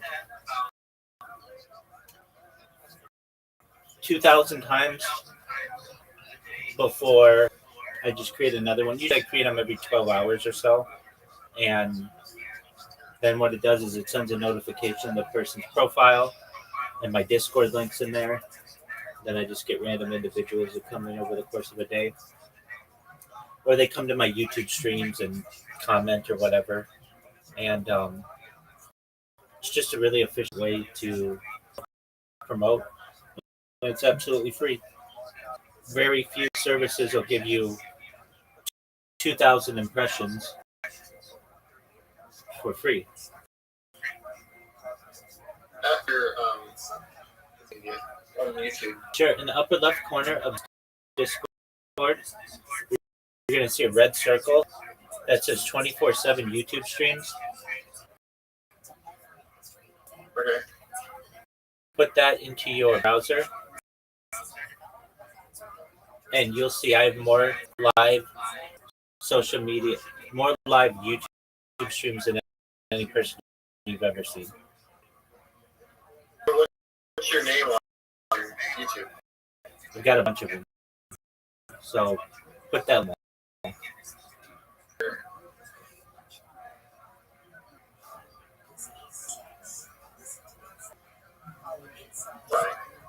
That's one of them. Okay, do you see the link? When you put that link in, do you see how many live streams are going simultaneously?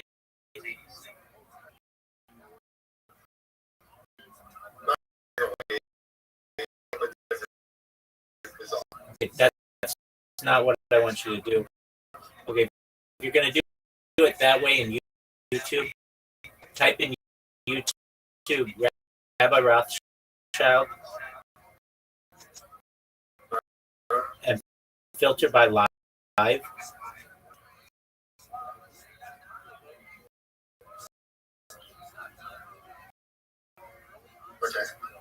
To find you.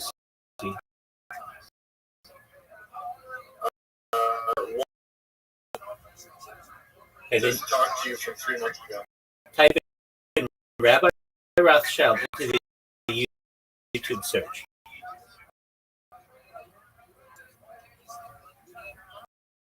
Did you? It says I can subscribe to you. That's not what I want you to do. Rabbi Rothschild into the YouTube search. Did you do that? Yep, I did. Okay. Got a filter? No, how do you filter? Okay, so you should see a filter right to the right of the. Yeah, I got it. Yep, search filter. Okay, now press live. Okay, press live. How many live lines do you see? Oh, 1. Incorrect. Type right 2. I see 2 now. Incorrect. 3. There you go. 4. There you go.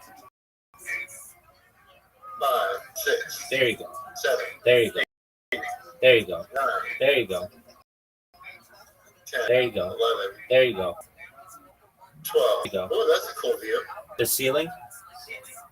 Well, my room I used to have a projector. It was a little different. I put the ceiling with a projector. And would just lay backwards on my bed and watch. Like stare into the ceiling. That's where your movie is. Well, I can see it. So behind me, the reason why behind me is I want people to know what I'm watching when they watch the stream in the future, and then I have it in front of me as well. Yeah, it's a cool view. I can join any of these. Yep. How many total do you find counting? Okay, So I'm gonna tell you from the bottom up. Ready? Yep. 1, 2, 3, 4, 5, 6, 7, 8, 9, 10, 11, 12, 13, 14, 15, 16, 17 total. Excellent. And I have others, but they're not linked to that name, to my name rather. They are basically redundant streams just for backups. But yeah, you've never found anybody with more than one. Nobody on YouTube stream, right? Well, I've seen it only at times, but never 24/7 like what you're doing. Ever. And not for more than. That's what I'm saying. Yeah. I'm saying like sure 10 or less at like an event or something. Exactly. But yeah, okay. Yeah. I can see that. Maybe 2 or 3 for a limited amount of time. But yeah, not. Yeah. I'm not trying to discredit what you're doing. No. I think we're doing awesome. I don't think you. I don't think you. But what I'm basically saying is, when people start seeing this, they'll be like, "Wow, this is. I've never seen anybody with so many streams going." And I really do it for redundancies, in case any of my streams get a copyright strike or whatever. You can lose streams in any amount of way. Have you read the new digital mind for the future? It's gonna mine information. AI is gonna pay for info at a price higher than ever before. That's why I've been working on that like comic book and trying to become freehand artist to try and work and train AI through like human artwork. You know, so AI can understand art better. Certainly, I mean, it's kind of important. That's why I say, that data is Earth's number one resource. I don't say it. The Economist magazine said that in 2018. I'm just utilizing it today. But basically, absolutely, you're right, 100% right. They said in 2018, they said the number one commodity is going to be American entertainment, and that people's information, that they're going to start recording themselves, that the world is going to be so interested in what Americans are doing, and AI models and all this other stuff, that people actually recording themselves and selling that information into AI models is going to be the future. It is. Essentially, what John D. Rockefeller was 120 years, 140, 160 years ago, is what I'm creating today. This is a new gold rush. This is 1849 for a new generation.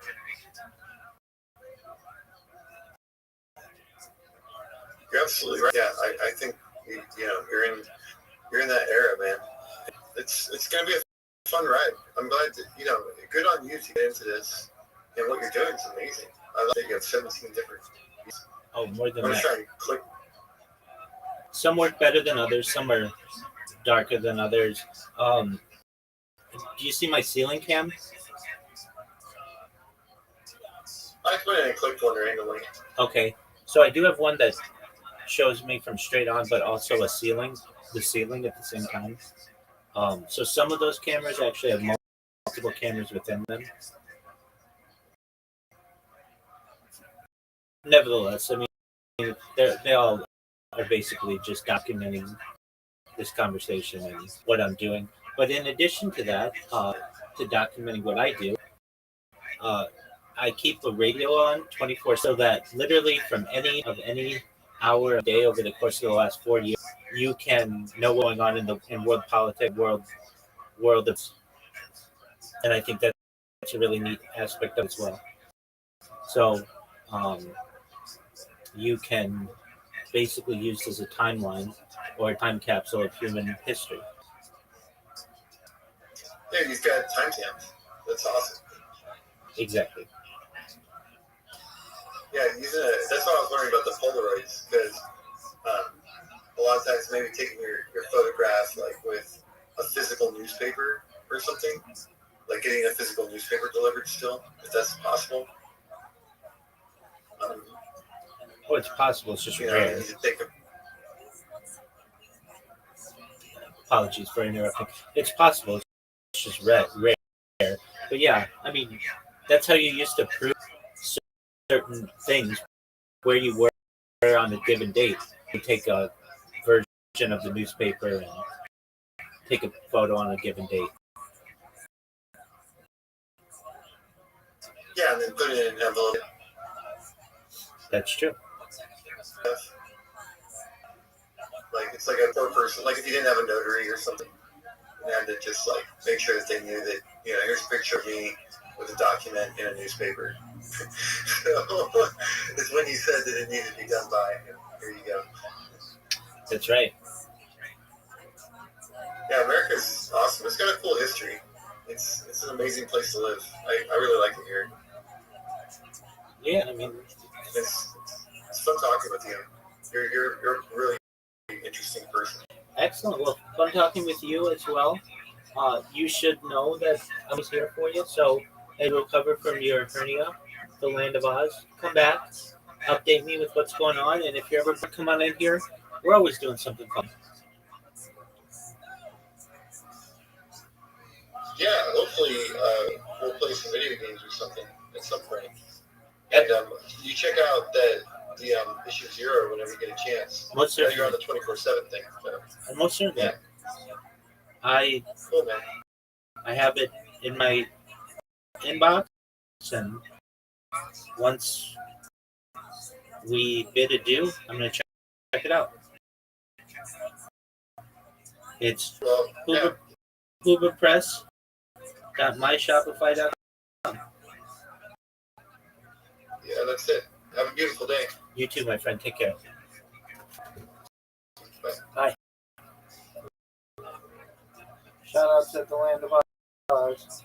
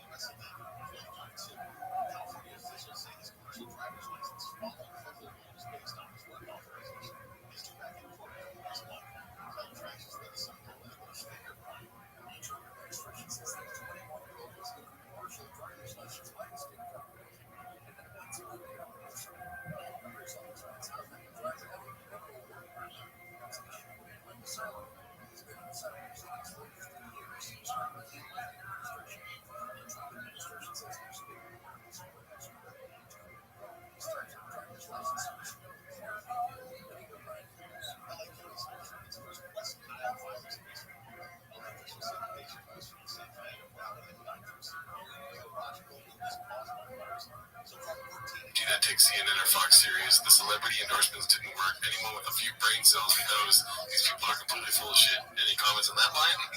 He's dead on, dude. He's fucking different. Yeah. You know, I go to like I said before, where do I find out my shit? If I already get separated. Right. It's on podcast. British on Instagram, baby. Yes. It's not shop.com. It's not the flex you think it is. First of all, what is he in reference to? There's been like 4 sentences before that sentence. It's not the flex you think it is. What the fuck is the flex? Maybe you think it is. Maybe that celebrity endorsements are good. Oh, these celebrity endorsements are not the flex they think you think it is. I didn't say I was smart. When we start this episode, like, I'm smart. Well, yeah, I mean, celebrity endorsements don't work. Ben Nara, mesela çalışmayı ama ben var. Aslında şu an komik bir konser bir güzel bir may or not sauce on us. In the future, those only give every single Saturday 310 worlds. Şinemler, daha kadar yeş, votes are saying Amalek. Yeş, Gematria, plus Nera Sahabi. So say whatever it means. Well, you read the thing in the world once again. What it means is it's understood that the Saturday lives a life of deprivation. I want to say that all of us are Saturday. And we all know that to grow in power, to grow to be over that Hashem, I have to sacrifice. And we make these sacrifices consistently and do this. Well, this, I promise you, whatever, I will absolutely give back to you. Tanya, Mail says, the motive in love. The way in which you act, as well as who acts towards you. Either can never need up. This all the shalachas we don't know. Good. Yeshua, the Avsham, the king, it's more back also on the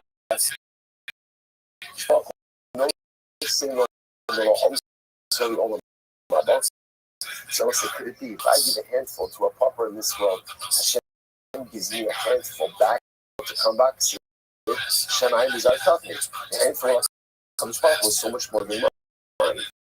So in other words, if you should need the what that means is whatever I give, I'll get. But if I give it only a handful in this world, I get back so much more for the person. So the Ata Yet on the king, the Muruba, Mida Tava inside. These will Mida Muruba, Mida Tova Muruba, or Mida Paros. So again, remember, even though we say that we need that, right, that there's reciprocity at the end of the day, what is there a greater measure of reciprocity? For good or for bad? On the days, you know, say, on the days, having a flying. However, Mida Tova Muruba Paros. So say, we know the answer to this. That Mida Tova is Mida Paros. There's always reciprocity. There's always reciprocity for bad. If I do bad, it's going to be bad upon me. That's the way it works. But the reciprocity for that is a much more equal amount. On the other hand, when I go and have good things, the reciprocity is even more. It gives me back more than I have given. You guys talk about sick, they start giving now, the dynamite staff. And then I lay in the from the parents all the Aruba Sasha need to me as parents say by super up the biggest of course. So you want to see over here that the media is even greater than the large. You know, it's me as parents say to when we pick out national post. We both told us about Samos for our show that. And we're Savalo on Samos is talking again most of Shia. We're only after we see the arrival of Mashiach, where all of those who died in the Mogul will be part of it. Moshe gets the puts his finger in fire and he's burned immediately. Kishish no snake and twelve from Copper. No snake and 12 o'clock was at the Macau Tavasam. It was beautiful. Miss Aquarius. The same way that the Bono Shalola used the cloth for How are you, ma'am? To receive their punishment. There you go. Hello, how are you? Good. Sorry. You're good. You're good. How was your day? I'm ready to play now. Oh, Play-Doh? Yeah, we're playing Play-Doh. All right, well, you have an invitation. Let's go.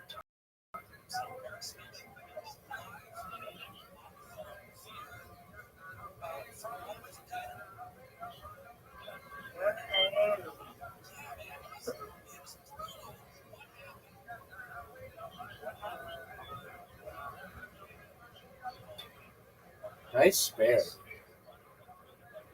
Thank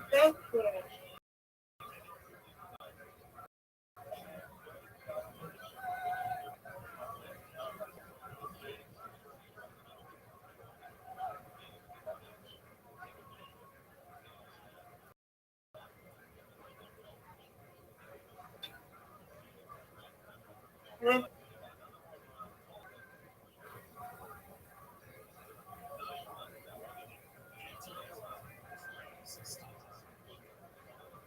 Look at you. Come on, Rabbi, you got this. No Come doubt. on. Okay, come on. Got it. Got this one.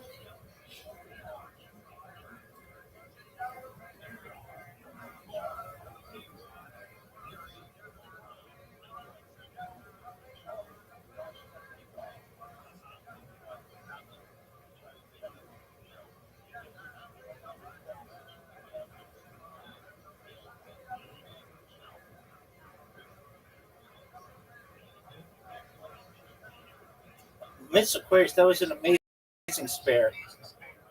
Thank you. Come on, Rabbi. You've had 3 spares in a row. Oh, you got it. Word, girl. Let's go. You got the lead. Let's I go. don't have to lead. You have to lead. You're going to believe we just did a strike. We'll see. I believe because you got a strike, Rabbi. We'll see, Miss Aquarius. See? I bet you what? Come on, Rabbi. You got this. That was not good. I thought you get over it when you do a strike. See? There you go. Almost. I don't know. I don't care how you it does. Oh, what a shot. What a shot. Miss Aquarius is about to take home the W. Get this, girl. Nope. You got it, Rabbi. She leaves the door open. You got this. You got this, Rabbi. You got this. Oh, no. No, I don't. The split is too hard. You get that window. Get it. Oh, man, that was close. You Well, get, you still win. I win, you win, Miss Aquarius. You win, I win. That was a great job. Let's go. LFG, girl. Got this one. Let's go, Rabbi.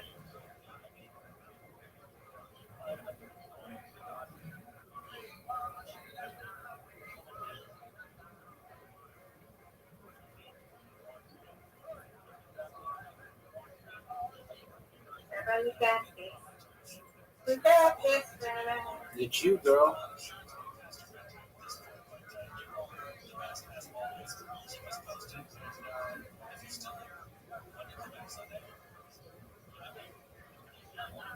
Yes.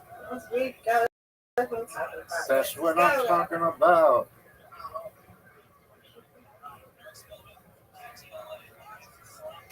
Oh, is this difficult? Okay. So try to get one. Nope. That's out. It's okay. Come on, Rabbi. Let's go.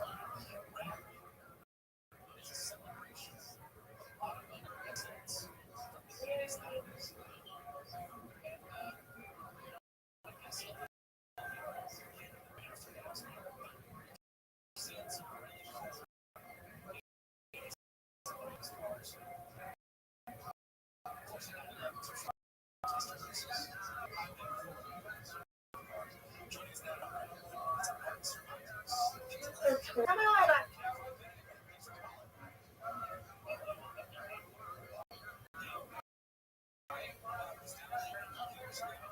That's right, Rabbi. I saw Puppy again this morning and Chill Boy. I told you I seen her. Oh, cool.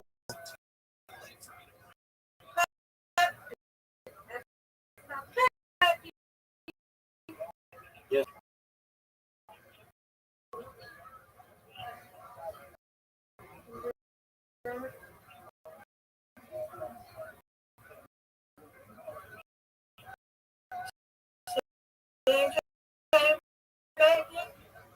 She comes at wild hours, so I don't know when to expect her. Oh, Miss Aquarius, not what I wanted. No matter, you leave it. Let's go. Give it to me.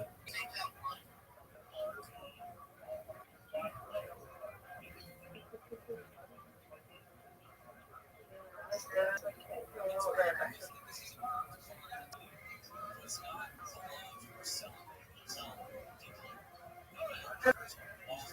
Yes. Respect.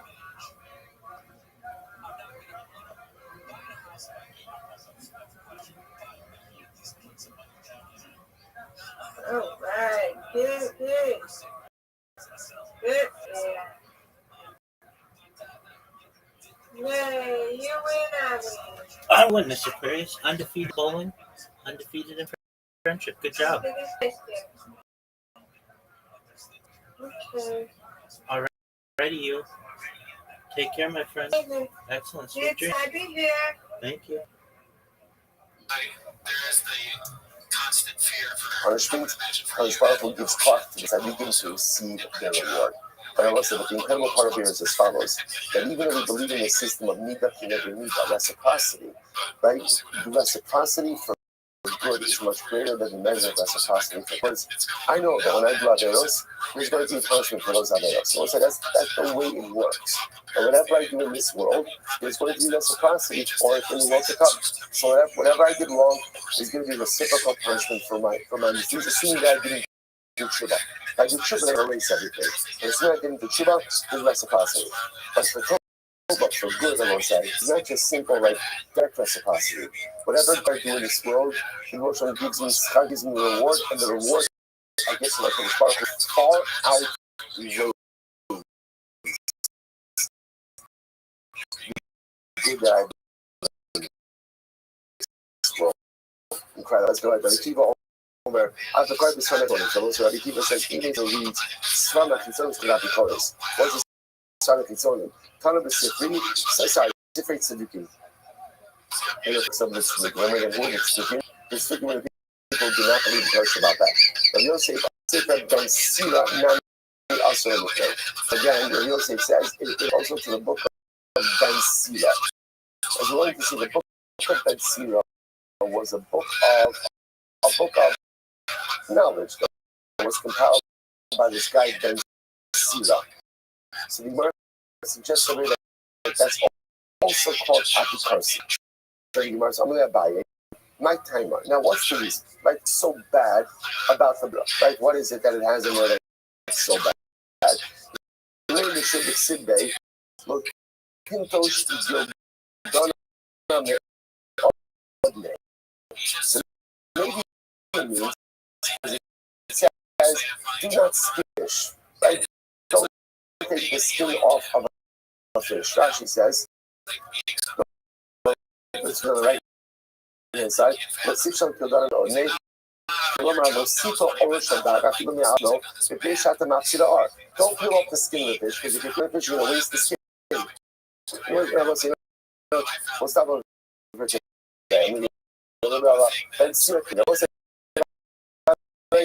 Excellent. So we get a block. We get a block. Run, right? But we did most of the let's say credible Gemara. Can you pick out Ben Sir tomorrow night session?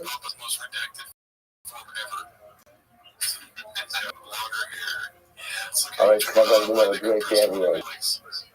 Jerry to that stream coming out of the college of the Mirror session. It's like a in the forehead. There's something strange going on. Good morning. Let us begin by thanking all of our sponsors this morning. Here to thank our Talmud Torah sponsor for dedicating all the children's Roshos this year. And from Sarah's Talmud to Amisa. The Torah sponsors for the month of Adar, Hava Alinu Latova, Terry and Steve Zinn, loving memory of Terry's father, Dr. Harry Khan, Steve Hirsch, Ben Yosef HaKohen, and his Ziv, Levin, and Berman families in memory of Mr. William Ziv, Zev, Shmuel, Ben Yisrael, the merit. All of the Neshamas, the families in the Chama, all of those who need a refuah, Chole Yisrael. We want to bring home all of our hostages and our holy Maaseh Yedehem. But with that, let us, we have a lot to do today, like a lot to do today, Baruch Hashem. 100, and our beginning on the days 99B. Left off 4 lines down from the top. But let's say it as 81 lines up from the bottom. Let's be positive about this. Right? It says the Gemara as follows. Let's say beautiful. And again, two special welcomes. First of all, special welcome to Rav Avi Tobias, our online listeners, Baruch Hashem from New Jersey. Baruch Hashem. He didn't drive in last night. Rav Avi, welcome. And a Baruch to Rav Yosef Orshan. Yosef a second ago. Yosef in the back. Not turning around. I'm back with me. Okay, good. That's a welcome to Rav Yosef Orshan. It's supposed to have you. Let us begin. So, I'm Rav Elazar. Elazar says as follows. We'll say 5 lines down from the top. This is beautiful. Man created to toil. All of man was created to toil. Man was created to work. We'll say, I just want to point out, we see this theme over and over and over in Gemara. Life is about work. Life is about the struggle. Sometimes the greatest mistake we make in life, we have this expectation that life is supposed to be calm and easy. Now, of course, there are periods when life is easy and there are periods when life is comfortable. But that is not the default state of the human condition. A person was put in this to accomplish. And accomplishment comes when there is struggle, resistance, when there is work. As we encounter resistance, it means, that must mean we're doing something. Okay, it's just the opposite. Sometimes the greater the resistance, the greater the difficulty, the greater challenge, that means that I'm usually on the cusp of something great. So man was created to work. Is that so? So sorry. Any Odea or any Odea in Lamo Pet Nivra, Lamo Malacha. So I said, this is very interesting. But again, okay, so man is to work. So what was he created to work for? Perhaps at the end of the day, shoes, or was he created ultimately again to work? You know what it says. Yeshua Omer, when the pasuk says ultimately again, that literally I saddled to his mouth, the Gemara says, that shows that man was ultimately again created for toil. Now, of course, it represents Torah. The person was put in this world ultimately to toil in Torah. But I die in Yodea. But still, in the Amal Torah, in the Amal Sicha. So I know that this verbal toil. Does verbal toil mean schmoozing, or does verbal toil mean Torah? Have the Omer la Amel Yivra. Ultimately, like this Sefer Torah will never leave. It teaches me that the verbal toil that I am obligated to do is verbal toil. And the Amar Rav, and this is what Rav says, Kulu bi Dravtaki, or Dravtaki. So I say ultimately again, the entire body was committed to toil. However, Tov l'dizachi dahabi druftaki da'araisa. Praiseworthy is the person whose toil ultimately in Torah. So everybody has to work. Everybody has to put in effort. Praiseworthy is the person whose effort has to be expended towards Torah. It's like tremendous. Like again, so there's a lot of lessons. There's a lesson that life is about the struggle. It really is. It's about the effort. It's about putting in the effort. It's about willing to work hard. But let's say what it also tells us is, and this is very important, Torah itself provided in comfort. I remember that in Yeshiva, one of the most profound Musar Shmuzim, that I was the Mashgiach had gotten up, Yitzchak Cohen had gotten up, and he said, he's like a friend type of personality, and he said, if you think that you're going to find greatness in Torah with your Gemara in one, your Coke in the other hand, and your feet up on the couch, like you think to yourself, wait, that sounds great. I'll take that. You think you're going to find greatness in Torah? You are wrong. He says you can acquire knowledge that way, right? You can acquire knowledge, comfortable, soda, l'chaim, eat up. Of course, you acquire knowledge. You can't acquire Torah. Torah is acquired. Torah is acquired through struggle. Torah is acquired through effort. Torah is even acquired through a little bit of discomfort. That's the way it works. Push myself. That concept of, because that's the mechanism. In other words, it's not just that Torah is acquired through, like, okay, you can acquire anything through learning. What makes Torah different than any other discipline? It's the struggle piece. If I have to push myself, if it's uncomfortable, a little bit difficult, that's ultimately, again, where Torah comes from. Incredible. All right, let's go back. Says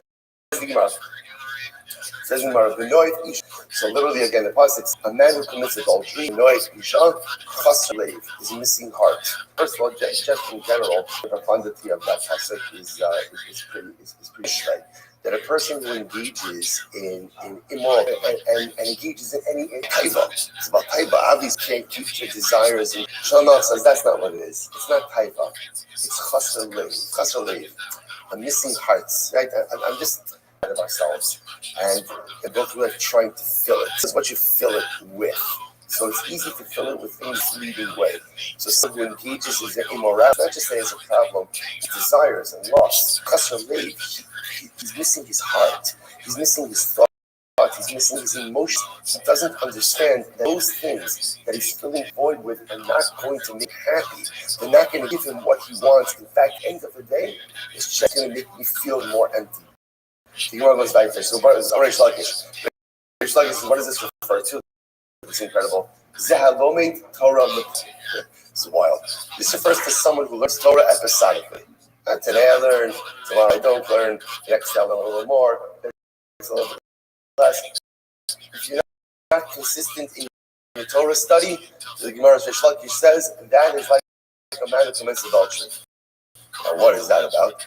Rashi points out there's something very interesting. Look at Rashi says over here, Lomi Tadir Tadir, Ve'ino Lomi Tadir, Ve'ino Lomi Tadir, K'yushino Isha, Uba Pamzu. So a person's not married. So what happens? Sometimes this woman, sometimes he's with that woman, and sometimes he's with this one, sometimes he's with that one. So what happens? So the Gemara says so sometimes a person who goes ahead and is not consistent in their learning. The person who's not consistent in their learning is like this guy. Sometimes he's with this one, sometimes he's with that one. It's not just the fact that I'm learning everything. I'm learning everything with this. That lack of consistency. Shlomo compares to life of immorality. A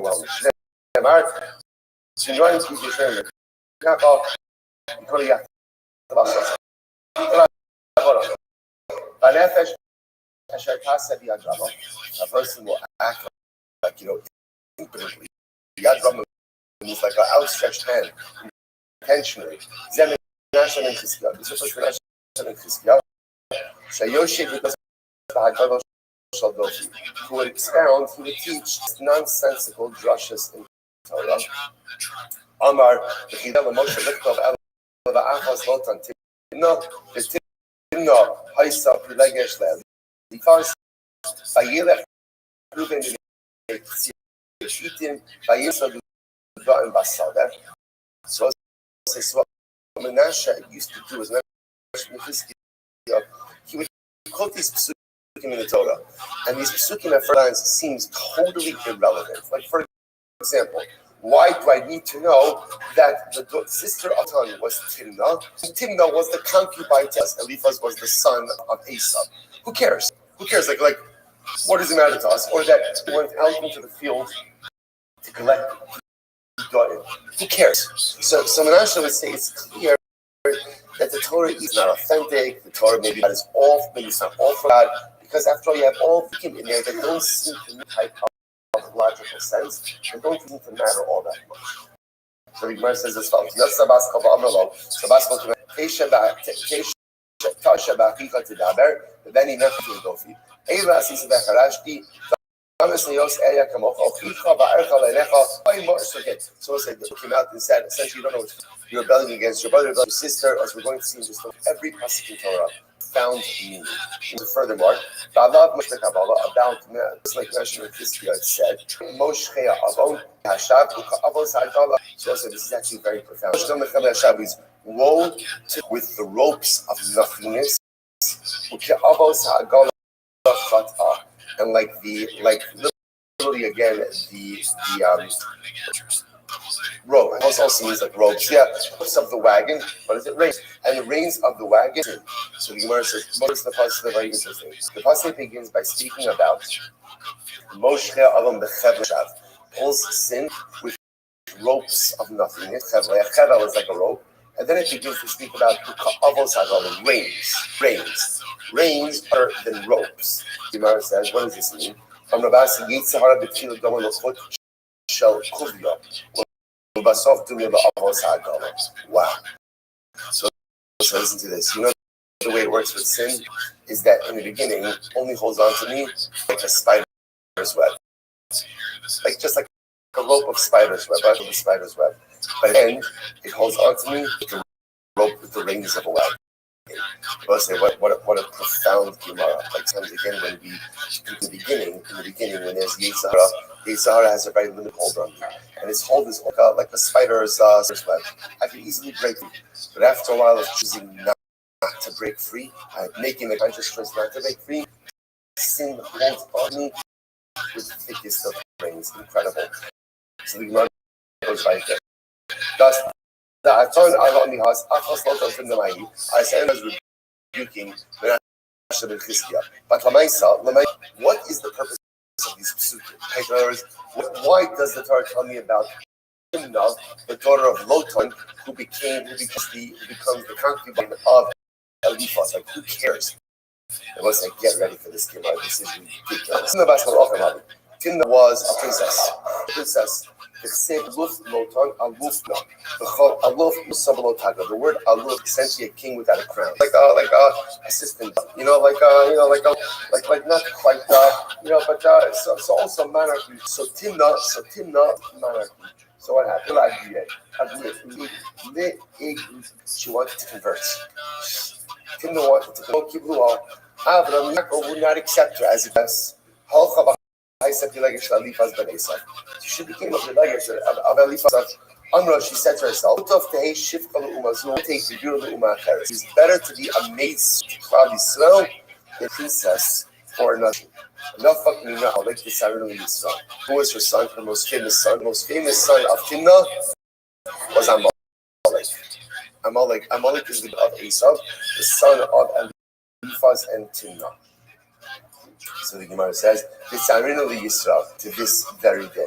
The Gemara says, by the way, my time so like wanted to go ahead and convert him. Yitzchak and Yaakov essentially no. Goes and she marries us, and they have Amalek.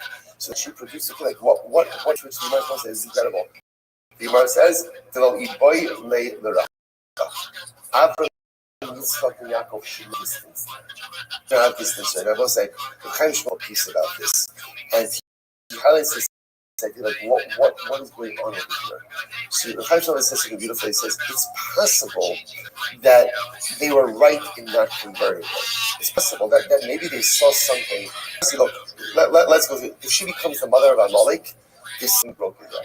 So the others might have a legitimate reason for not converting. Because sometimes even if you have to say no to someone, there's a way to say no to someone. There's a way to deal with someone. Sometimes you have to say things to people that they don't want to. You have to do things to people that could be full and difficult. But there's a way to do it to minimize the case. The U.S. holding the others liable for how they dealt with Timnah.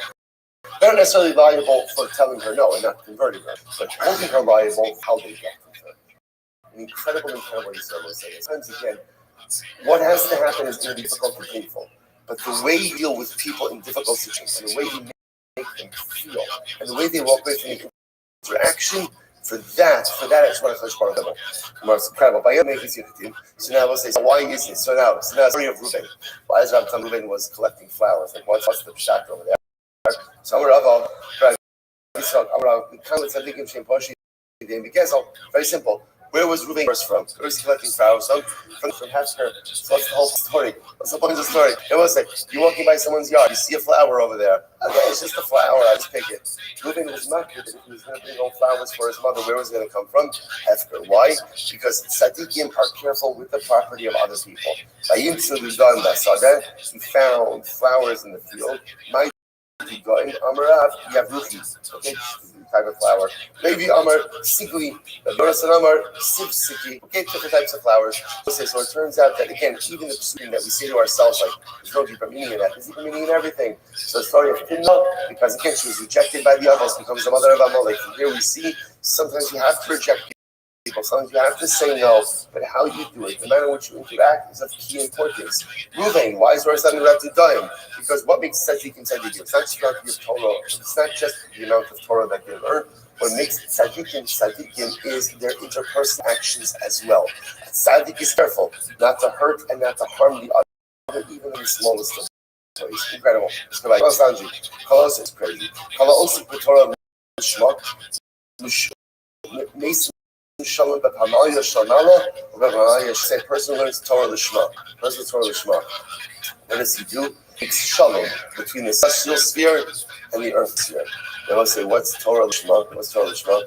Torah Lishma, by the way, learning Torah at this time of the morning is Torah Lishma. Right? How do you know that? Because you are too tired to have any other intentions for anything else. Right? It's not, let's say Torah Lishma just means Torah for the sake of Torah. It's not Torah for covet. It's not Torah for money. It's not Torah for self-aggrandizement. It's not Torah for so many eyes of it. It's just Torah because learning Torah beautiful, and learning Torah offers me an avenue of connection to HaKadosh Baruch Hu. When I learn Torah, the Shema, that creates harmony between heaven and earth. Heaven and earth, I must say, it's such a beautiful use. What is Torah? Torah is the bridge. You ever wonder why that when you learn Torah, you feel a certain level of tranquility? It's interesting. I personally feel a level of tranquility by Torah that you can't feel by anything else. Why is that? Because on the end, Torah comes from Shamayim, but it lives here. Torah is the daughter of HaKadosh Baruch Hu, but yet she belongs to me. Which seems inherently contradictory, but that's the beauty of it. Torah bridges this two. So a person learns Torah Lishma, literally they create a harmony between heaven and earth. And we feel that harmony, we feel that equilibrium, we feel that tranquility.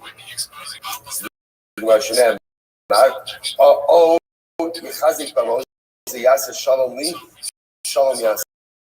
Amarav. So Rava says, when you learn Torah, it's as if you palace of the Ribon Shalom. Shalmata, and the Palestine is the Shalmata. Shnei Mar, va'asim divrei ticha v'sayadi kisicha, linka shamayim v'lisod haaretz. Amrei shlaki. When you learn Torah, you protect the entire world.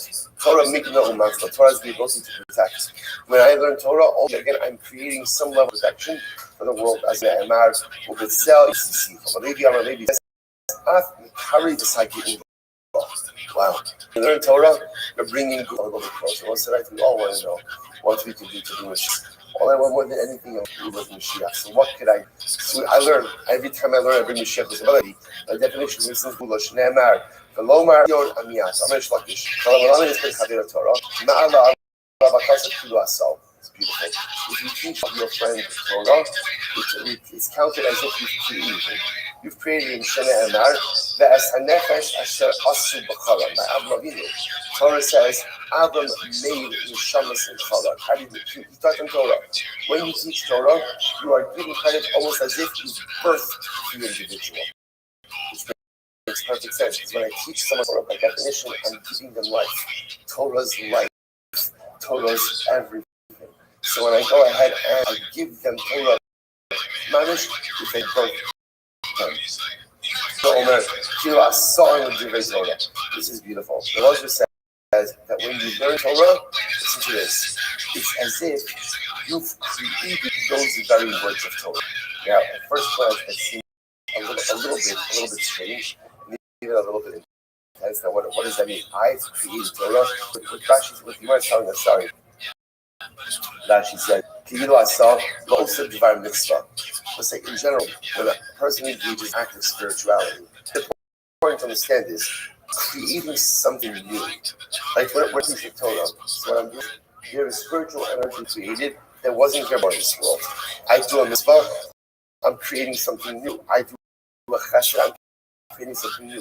The beauty of Yiddishkeit, the beauty of Torah, chesed, everything we do is we create new spiritual energy in this world that did not exist before. Has somebody been learning something inside the Tesla base? Sure. But it wasn't me. Now that I'm doing it, I'm creating new spiritual energy in this world. And when I create something, I'm creating it. It exists before, and I'm creating it now. Incredible. Rabbi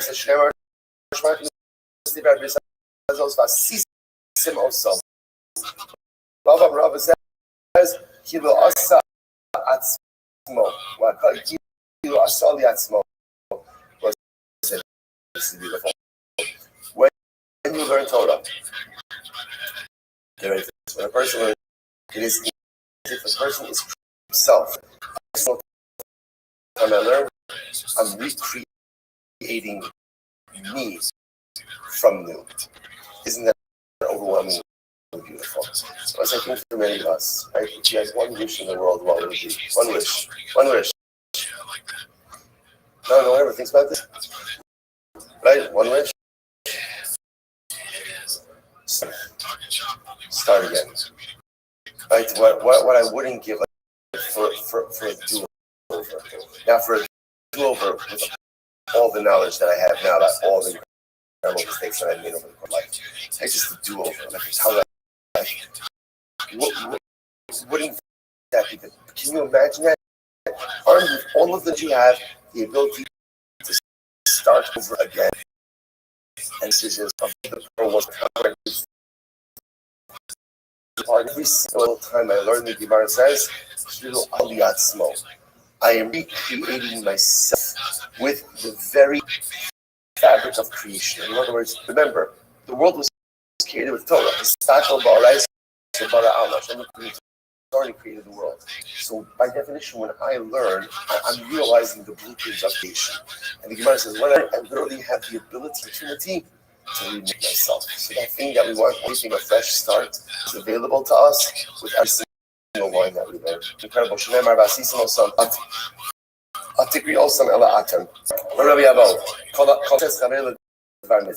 This is great.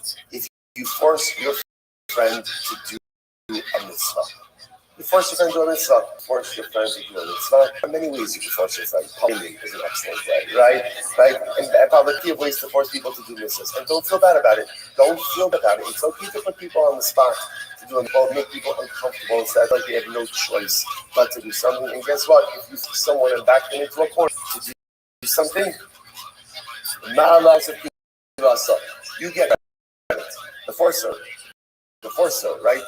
That's the right word. The forcer, or the enforcer, right? The forcer, the one who forces the other person to do something, gets credit for doing it. So they both said, this is important, right? You know, in today's society, everything is all about making people feel comfortable. Like, actually, not anymore. I guess that's changing. Right. But Lamar's right. It's all about everyone should feel comfortable. Who says that making people feel comfortable is regular? Of course, it's just make people, like in a Klal Yisrael sense. I don't say, but so much of life is making people feel comfortable so that they're able to go ahead and push themselves to accomplish the things they really need to accomplish, but they just feel so comfortable that they don't want to move. Right? So, the Gemara says it's okay. It's okay. You guys this is a very important sort of parenting also. It's okay to make your kids uncomfortable. As long as you create that discomfort, like the definition that pushes them to become more and to do more. This is certainly important for ourselves. If you do that, the first serve gets credit as if he did a good thing. So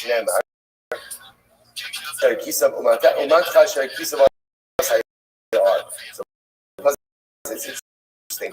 Hashem refers to Moshe Rabbeinu the step that you, Moshe, to hit the Nile. If you Moshe didn't hit the Nile. You must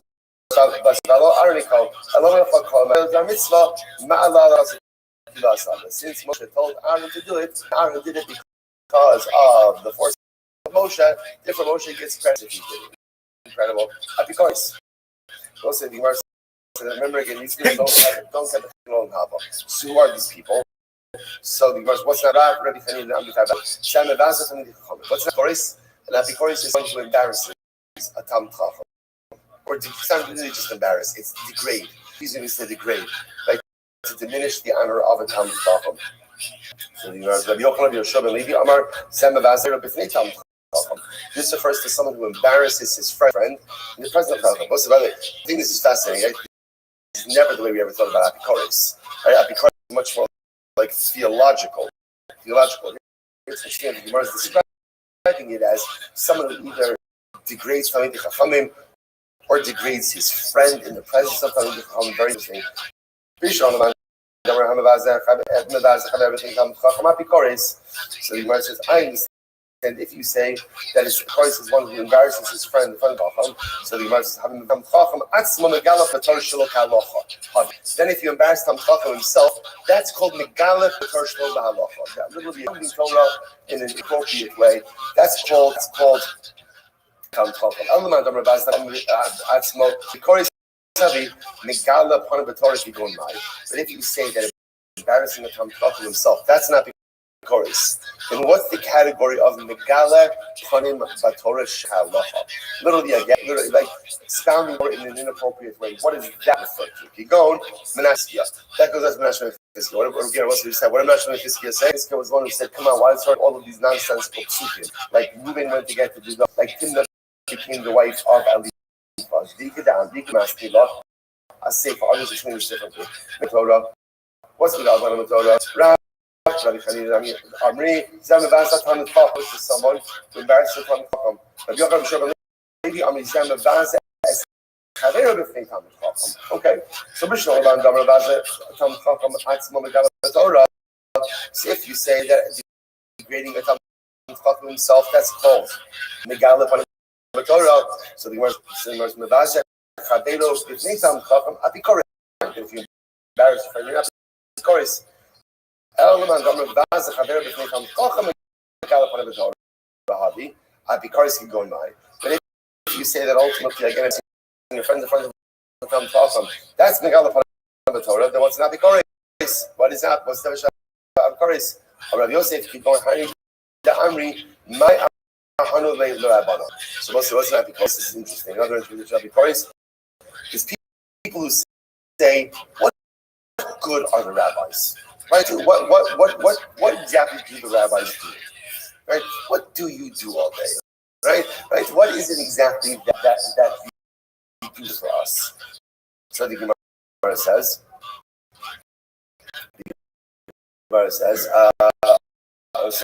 sorry, but we go ahead. All they do is they learn for themselves, they interpret, they do all these things, that's also Megala Pana B'Torah. Such as Apikoris. It's also inappropriate interpretation or expounding on the Torah.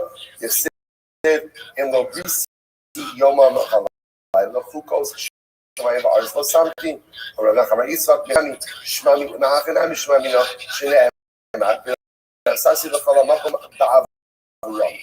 Elo kigon Yosef Kamei Rabbe. What's an example of an Apikoris? Here's a Apikoris. You're sitting in front of your Rebbe and you're learning something.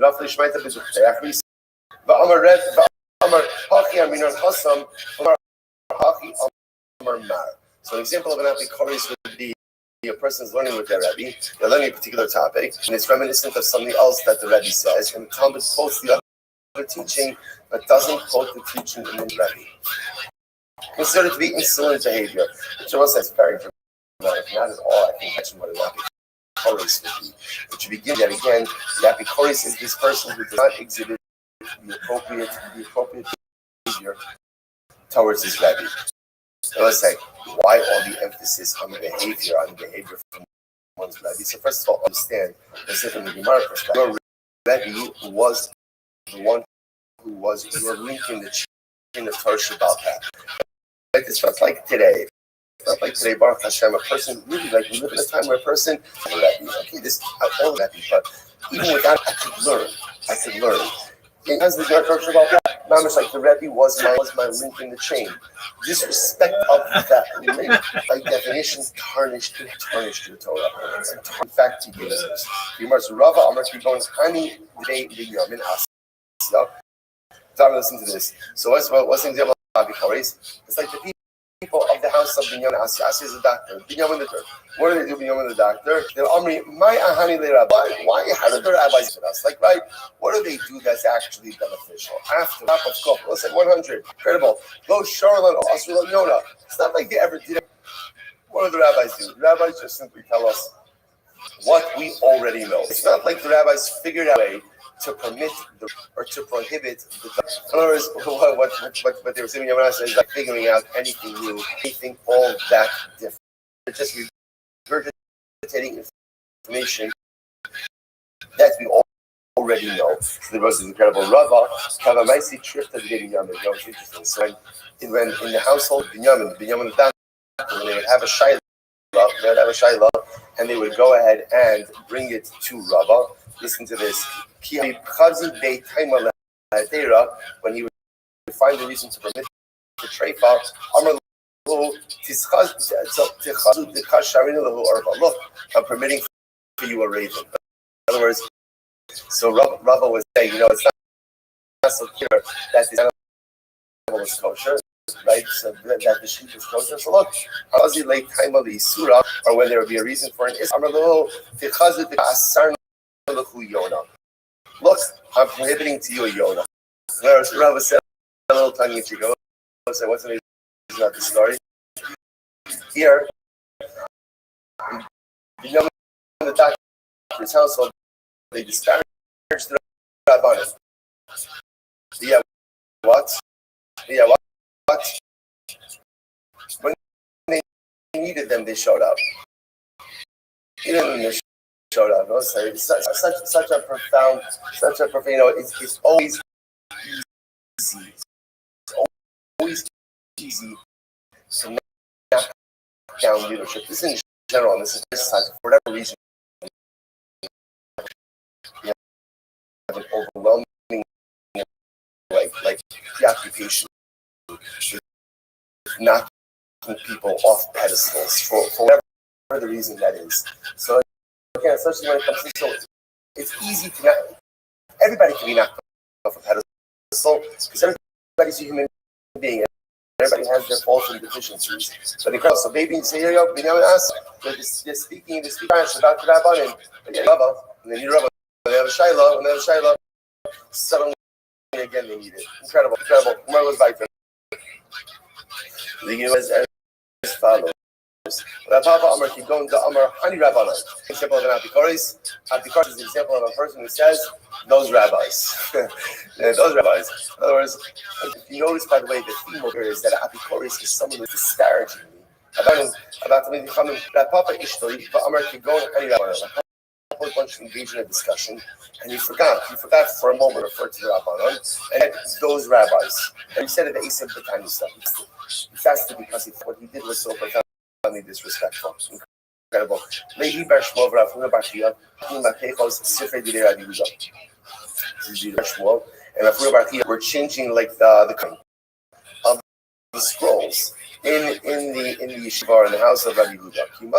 Esther, when they got to Mas Esther, they said, Esther lo by mipas. Esther doesn't need a cover. Amar lahu, ki gavna nami Mexico.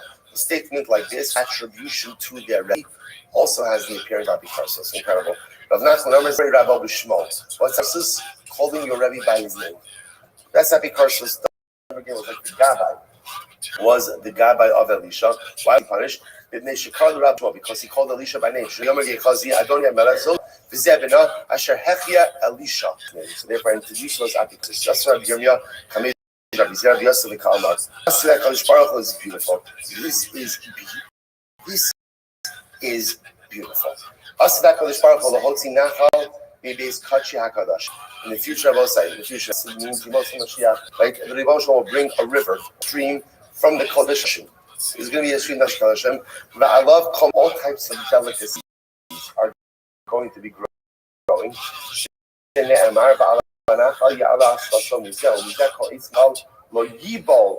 So again, from this stream, on its banks, all types of beautiful trees, fruit trees will spring up. Lo yibale, its leaves will never wither. Lo yibale shall every month, essentially the trees will bring Meimav and then Mikdash Omayosim, because again the waters emanate from the Mikdash. The Hayas Hilo in the Ma'achal, its fruits will be consumption. The Aleinu the Trufa, and ultimately, so we'll say, so what happened? So remember, this was Rabbi Yirmiyah was sitting in front of the Zirah. Rabbi Yirmiyah said over this passage, he said over the drasha. He said, the stream will come out from the base of the drasha. He quoted this passage. He says, it was an older gentleman who was sitting there as this was being said, and he said, Shkoyach, Yosher. He said to Rabbi Yirmiyah, yeah, Shkoyach, beautiful. Rabbi Yochanan, Sure.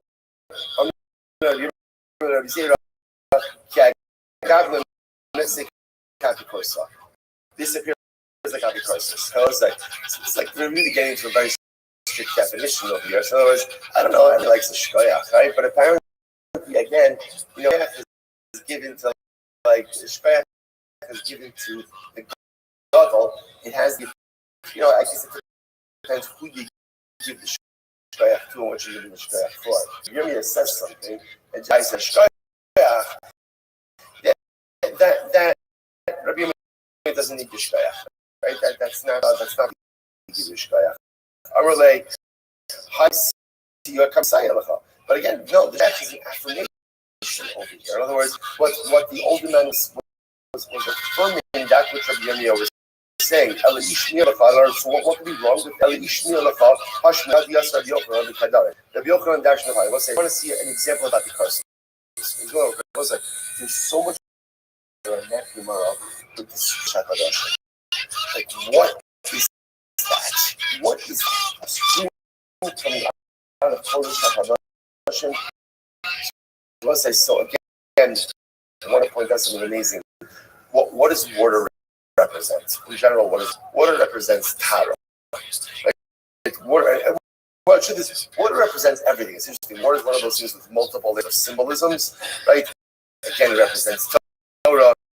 It represents life. It represents creation. But Torah really what water represents is this notion of Tara. Why does water represent Tara? A person's Tara, you go into a body of water, they become Tara. Why does water is a beautiful interpretation? So he explains his lashon is water is the prime substance of creation. I don't know what primordial means, but it's a primordial substance of creation. One more time, the primordial substance of creation. If you throw in the hand motion, so the nice guy, originally all the earth was water. So it's so beautiful. When you immerse yourself by very substance of creation, and I come out so much. That's why it's only water that can affect power. Water is the substance of creation. You can recreate yourself in water. What does it mean that Lamaisa stream comes out of the Kodesh HaKadoshim? So let's say, when you think about Kodesh HaKadoshim, what do you think of that? What do you think? Kodesh HaKadoshim is like top of the mountain. I mean, quite literally the top of paradise, right? That's like the peak of Dusha. If somebody were to ask you, so where do you go?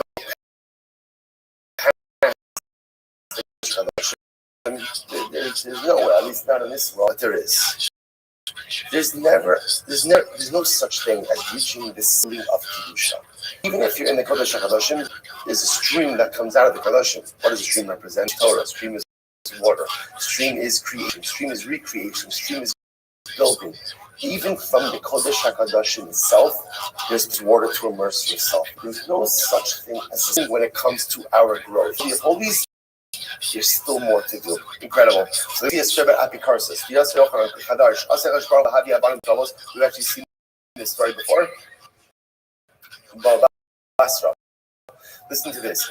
In the future, Messianic era. In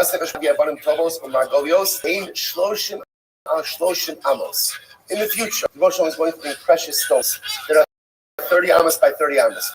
The Choki and Restream, and what happens? What happens? Devotion is going to go ahead. And he's going to chisel out these stones into the entrance ways of 10 amos by 20 amos. 20 amos by 10 amos. Right? And what happens? And these are going to be the entrance way to Yerushalayim. Shneimar is something.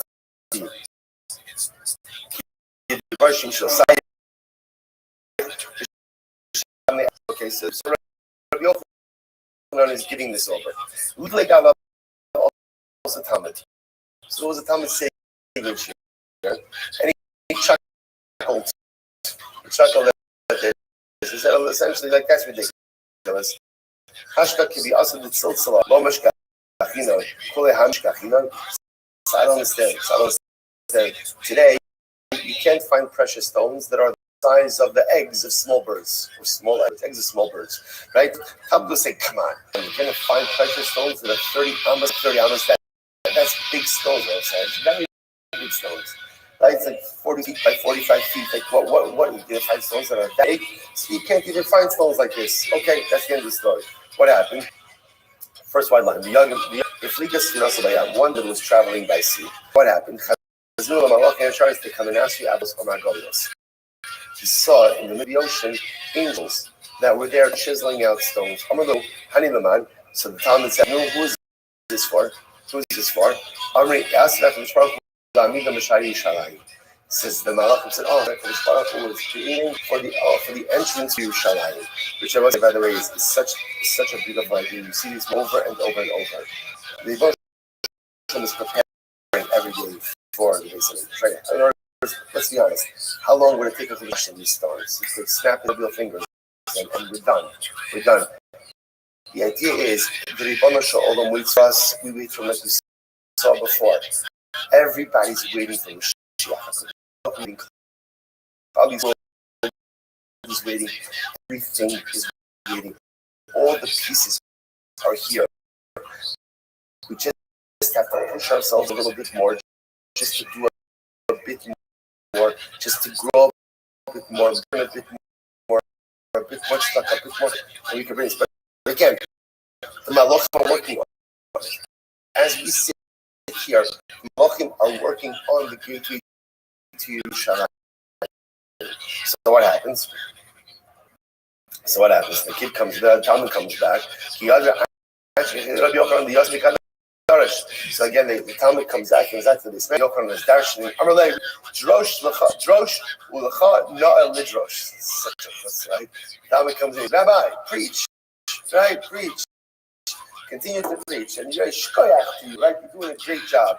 After all, Kashem Shamarta Kafraisi. Exactly what you taught in Shir. I saw it with my own eyes. I saw the Malach making the entranceway. God. So the Yochanan says to the empty one, and had you not seen it, you wouldn't have believed it. You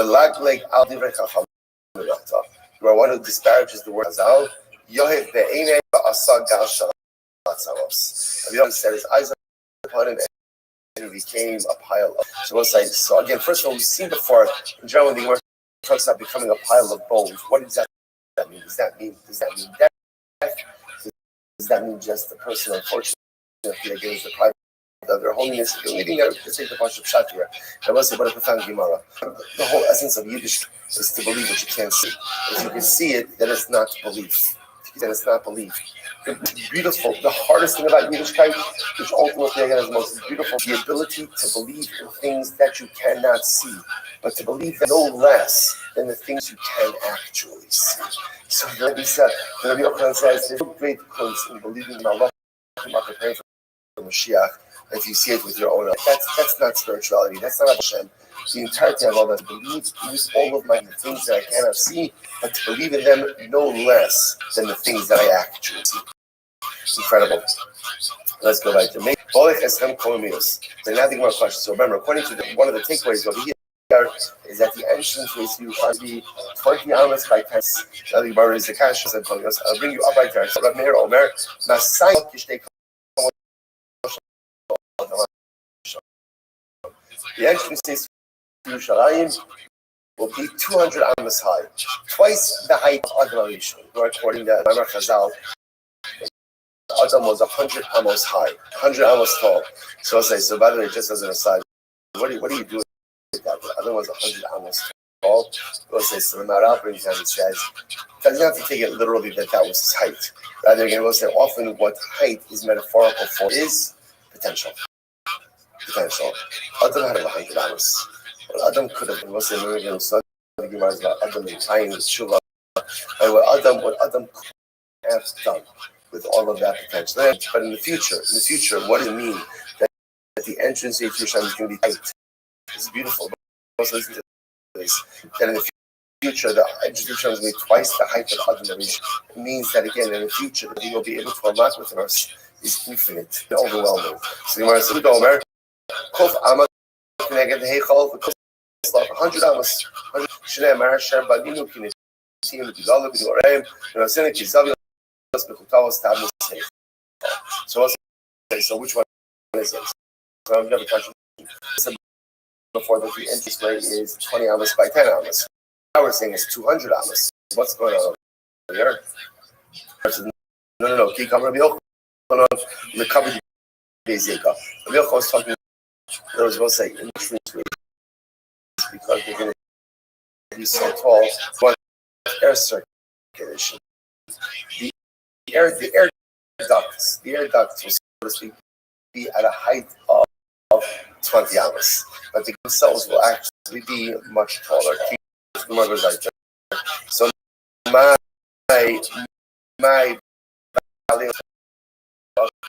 going back to what does it mean that the leaves that grow from the stream will be for medicinal purposes?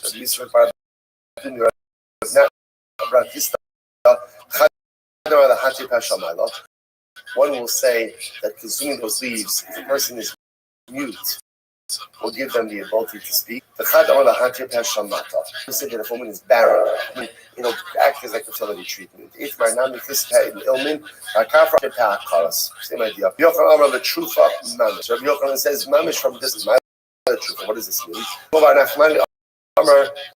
The Torah that ultimately again will make the Talmud blackens his face over words of Torah in this one. What does this mean, blacken my face?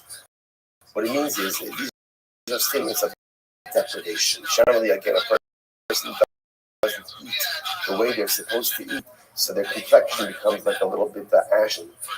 So the idea over here, a person who indulges a little bit less, tries himself a little bit more, in order to put his focus on Torah. I don't have the full measure of physical enjoyment in this world because I'm devoting myself to Torah. So what happens? The Olam Haba. Rosh gives him a radiant grace in the world to come. So a person literally translates himself to Torah. What does that mean? It means that literally, again, my focus is Torah to the point that I act, or I just don't focus on certain material. So in other words, if I'm missing meals, so to speak, for Torah in this world, Baruch Hu will satiate me. Come Shnei Amar, Yirmi Dashin B'Secha. So I will say again, what's the theme over here? What we said before. Spiritually,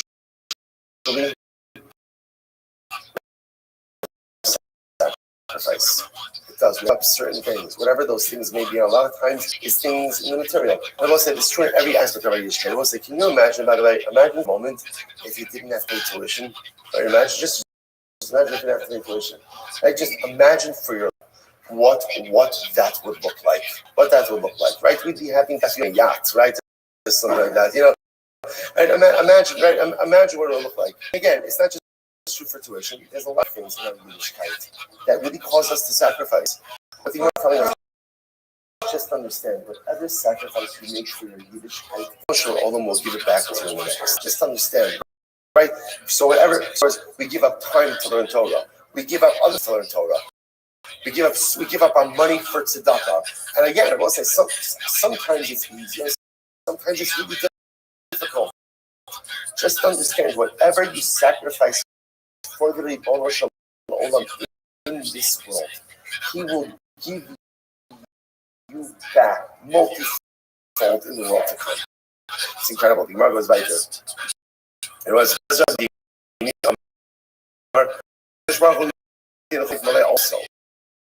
in the future, right? Also, the future will give us a handful of bracha from Him. Shneimar, Baruch Hashem Yom Yom Ya'amos Lanu Hakal Yishlasenu Salam.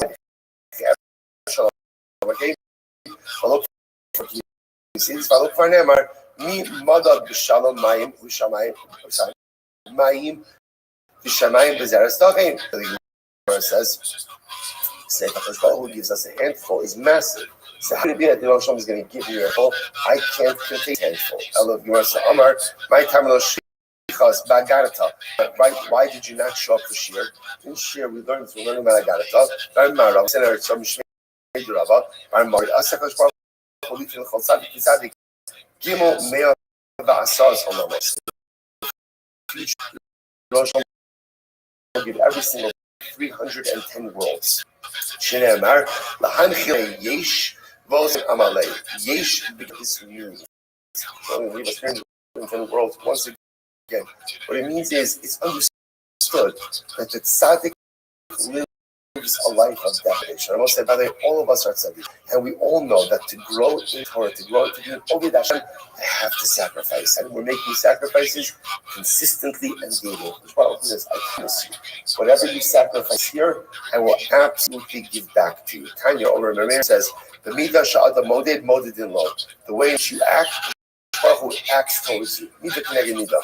T'chsev b'sa'asa'ah b'shalcha shneidana. Was that good?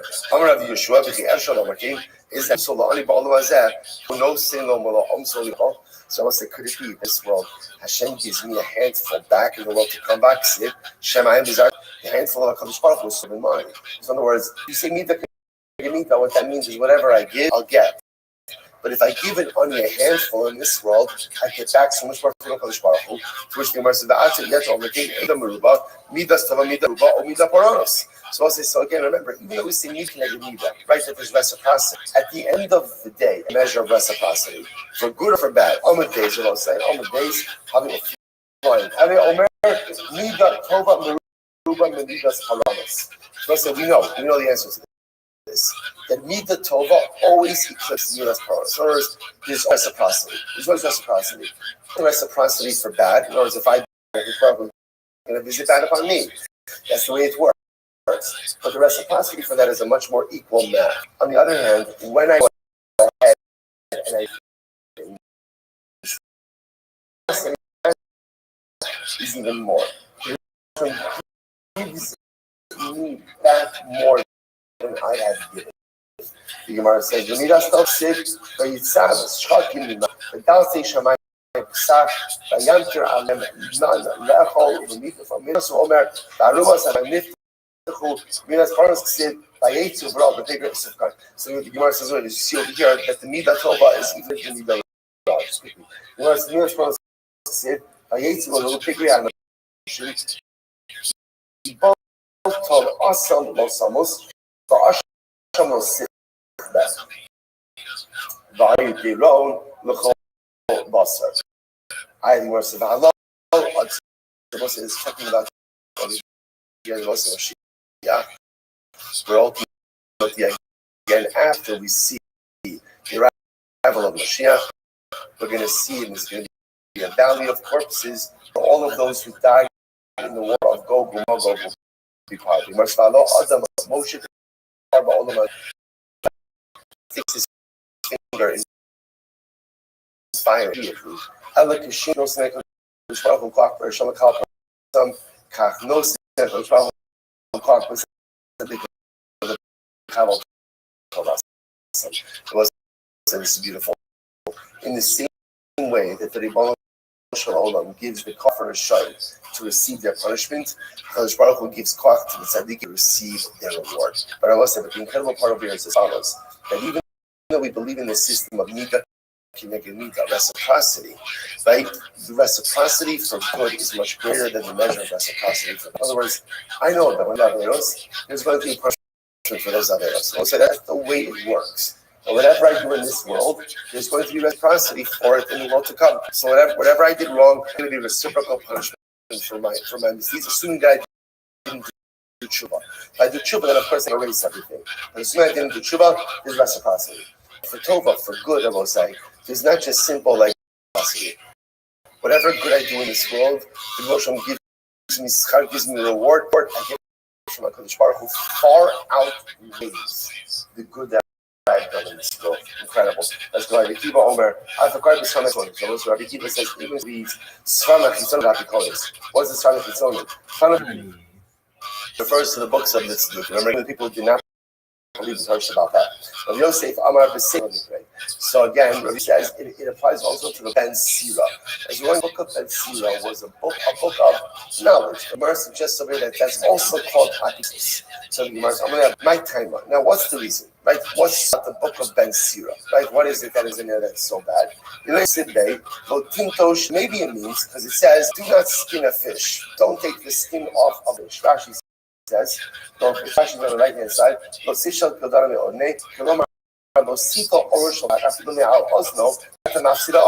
Don't peel off the fish, because if you peel off the skin of the fish, you're going to waste the skin. Wait, we'll stop over for today. I'm going to be a little bit of a serious cliffhanger. We'll say, by the way, excellent. We did a blot. Wrong blot. But we did most of the wrong blot. Incredible Gemara. See you tomorrow night.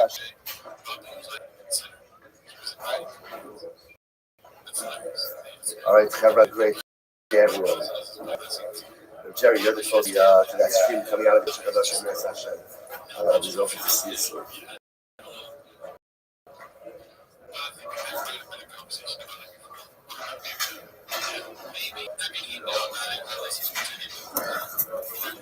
It's one of those things where it's like a bunch of friends talk about it, and then like Hope never mentions it. Yeah, that's what that might be it too, I guess. Yeah, dude, you can't say anything because that's the surprise. Brendan Schaub is going to. Oh yeah, that's the surprise. Say good morning. Let us begin by for this morning church thing. Our annual Talmud Torah Restruction period is 57.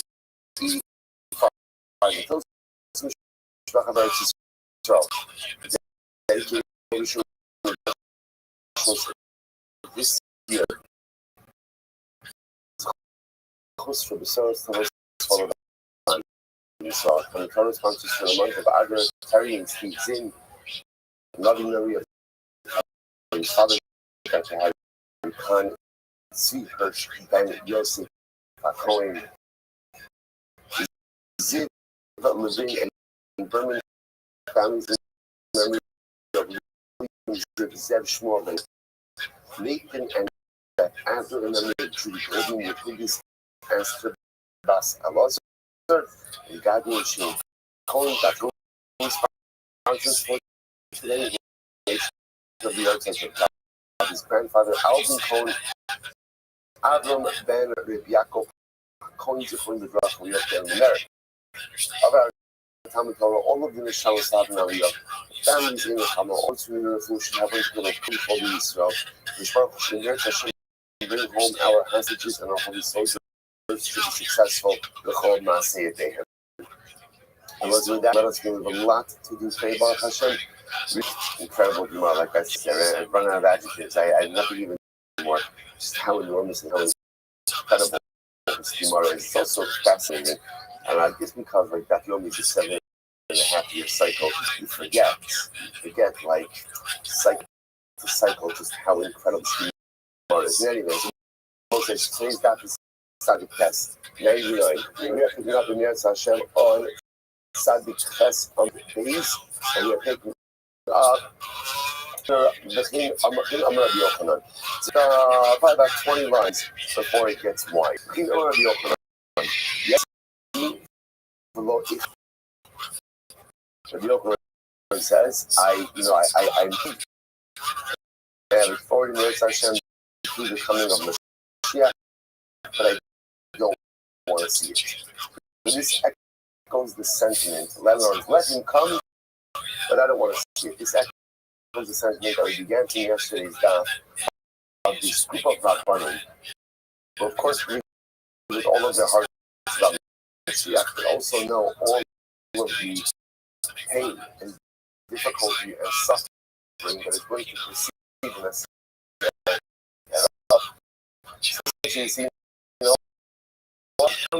don't want to see it. I don't want to see it. I want it. I know. I believe it. I want it to come. But I don't want to see all the pain and suffering is going to proceed in Mashiach. I'm really lucky. So I say, first of all, it's a very dramatic statement, right? There are so much of our whole lives. I want to see Mashiach. I want to see. Rabbi Yochanan saying, let him come, but I don't really want to see the misfortune and the difficulty going to proceed. I'm going to touch my camera. Rabbi Yochanan, what's your problem? What is it that you're concerned about? You shouldn't just sit. Kashish mitnei ha'ari. Agahados. Uba ba'yada l'kia v'nash kol nachash. So you see, the way that the Navi describes, the way they describe a little bit of the Messianic era, or the pre-Messianic era, is that there's going to be a constant flow of difficulties, trials, and tribulations. So, for example, that a person will run away from the lion, and he'll run into the bear, then he'll come home, he'll put his hand on, and the snake will bite him. So the way that he's describing it is essentially in the pre-Messianic era, you go from challenge to challenge, from difficulty to difficulty, from the lion to the bear to the snake. So is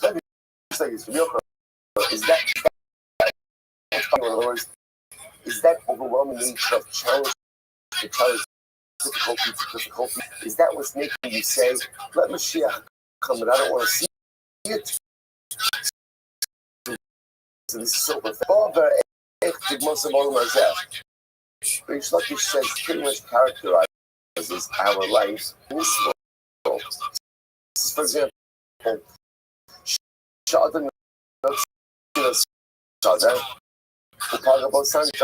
person goes out into the field, into his own field. And who is he finding in his field?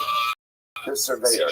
Or actually, who is the surveyor? He's the most big guy in the government who's trying to figure out how to appropriate fields from private people and private government.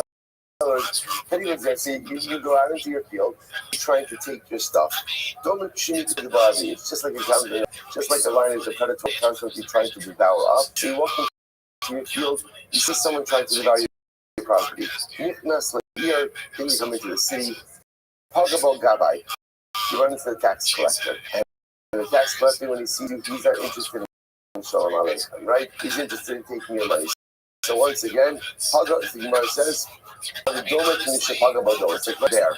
So you come into your field, running to surveyors, so running to the lion.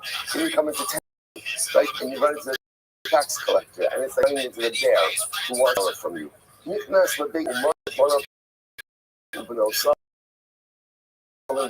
you come home and you find your kids you again are hungry.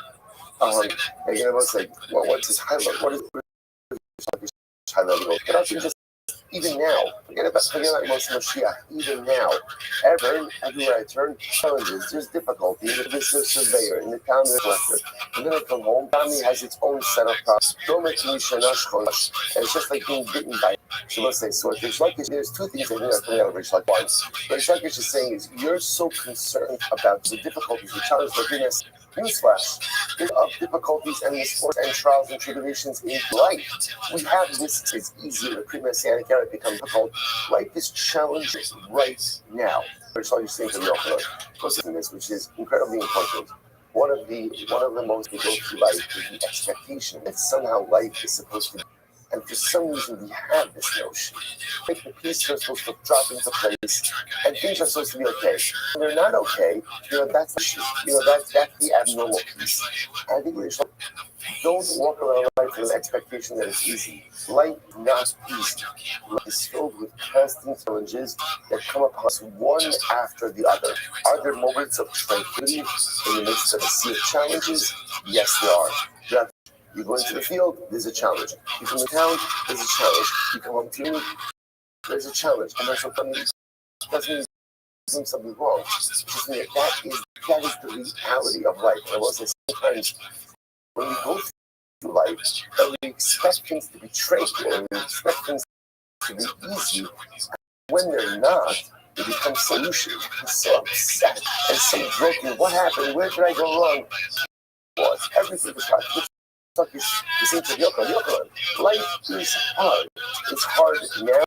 It's during the era. That's the way it is. But if you embrace it and you relate to it and you accept the end, the things are incredible tomorrow. Hello, Bishop the State, Sharuna, in Yelaza. That who come here. That maybe about what is about my right, you see cold together. What does that mean? I've seen all that. And I also have just meaning love. The love over here is I think it's interesting. Why all these seem to be describing the previous and you see like a man will grasp his stomach, right, and turn pale like a woman, like a pregnant woman. So the Gemara says, my right, you see cold. What does it see all men? I'm Rabbi Yitzchak Amarav, Misha called Gvura Shalom. I saw HaKadosh Baruch Hu. I see HaKadosh Baruch Hu. Okay. In my neck, what is it? Pale. What does that mean? What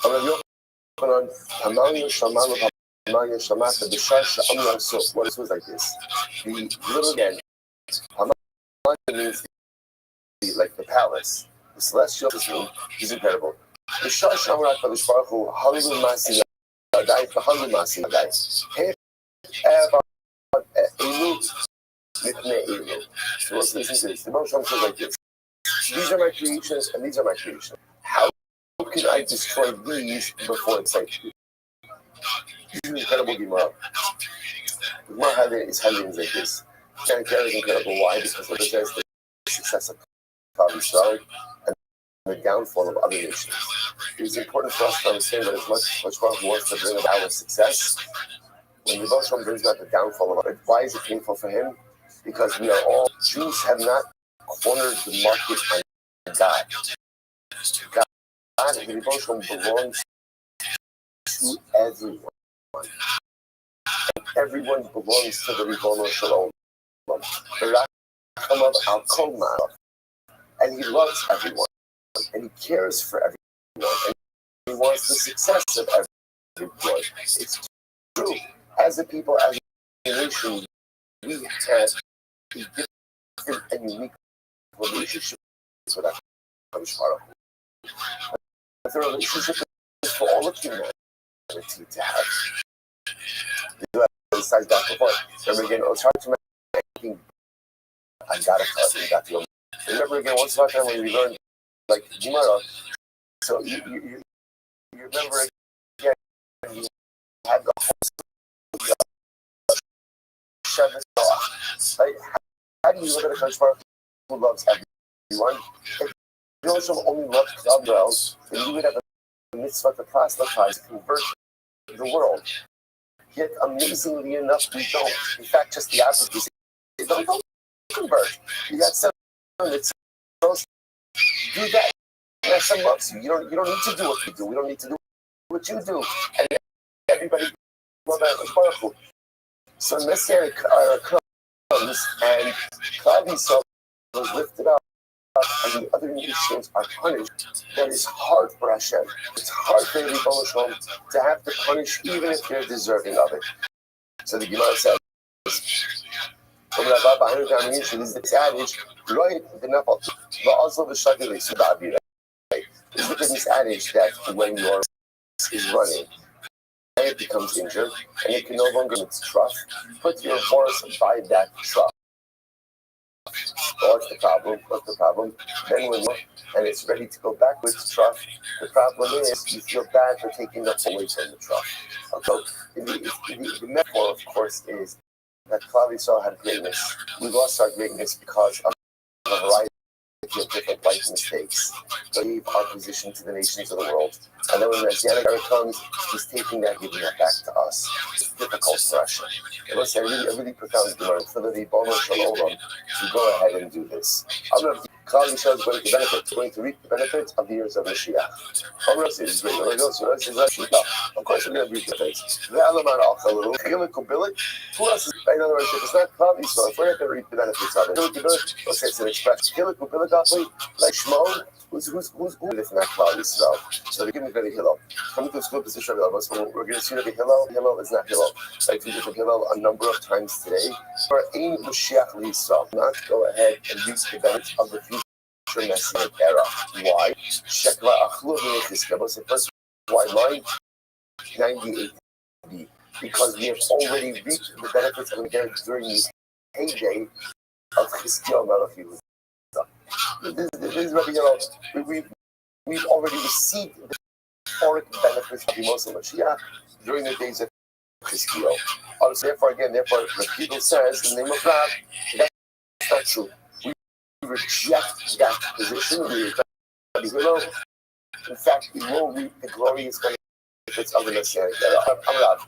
Every element of the This is a beautiful bar. Rav says, it was worth for the Rebbe Shalom to create an entire world just for David HaMelech. Just for the Shmuel says, Moshe, it was worth it for Hashem to create an entire world just for Moshe Rabbeinu. Rabbi Yochanan, the Mashiach, Rabbi Yochanan says, it was worth it for Hashem to create an entire world just for Mashiach. So it actually points out over here, what is the meaning of David? Because David said, beautiful shira, beautiful song. Moshe brought down the Torah, and ultimately in Mashiach, of course, Mashiach's going to work his mouth. Mashiach is going to bring about dramatic change to the entire world. Let's say, but the deeper message of this Gemara, their potential, which is the denominator over here. David HaMelech, potential. Moshe Rabbeinu actualizes his potential. When a person actualizes their potential, creates the entire world for one person to actualize his potential. And the truth is, the original phrase is, insert your name here. Because what if Hashem to create the world for David, the world for Moshe, world for Mashiach, and let it be that it was worth it for Hashem to create the world for you. If you maximize your potential, you actualize the potential like David, like Moshe, like Mashiach, then it was worth it for the entire world just for you as well. Incredible. So the Gemara says, incredible. The Gemara says, Mashmo. By the way, Mashmo. What's Mashiach's name? Mashiach's name. Because remember again, Mashiach is much more of a descriptive term, someone who's going to go ahead and bring about salvation. Why should I say this? Mashiach means anointed one, like Yeshua. Like what's his name? So the name of Shiva, Shilo. His name is Shilo. The Chsiv Shema ad Kiyavo Shilo. Just like when the bracha that Yaakov gives to Yudah, right? Lo Yossi Sheva Kiyim Mechokik Midei Raglot ad Kiyavo Shilo. So again, Shilo is the name of Mashiach. The name of Yahweh Amr Yinon Shmo. His name is Yinon. Yinon means continuity. Shema Amar Yish Shmo Olam B'Fei Shemesh Yinon Shmo. There, Hayina Amar Kanin Shmo. His name is Shema Amar Asher Lo Ekin Lochem Kanino. Bish Omer Menachem ben Chizkiah. Others say no, his name is Menachem ben Chizkiah. Let's say What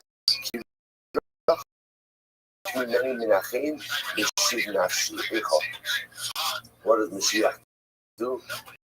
So the Holy Soul Mashiach brings about comfort. Mashiach brings about consolation. So it's interesting. Menachem, he's the great consoler. He consoles. And he's this great. That can be his father's name. This is restricted. This, remember, again, is Chazek Ka.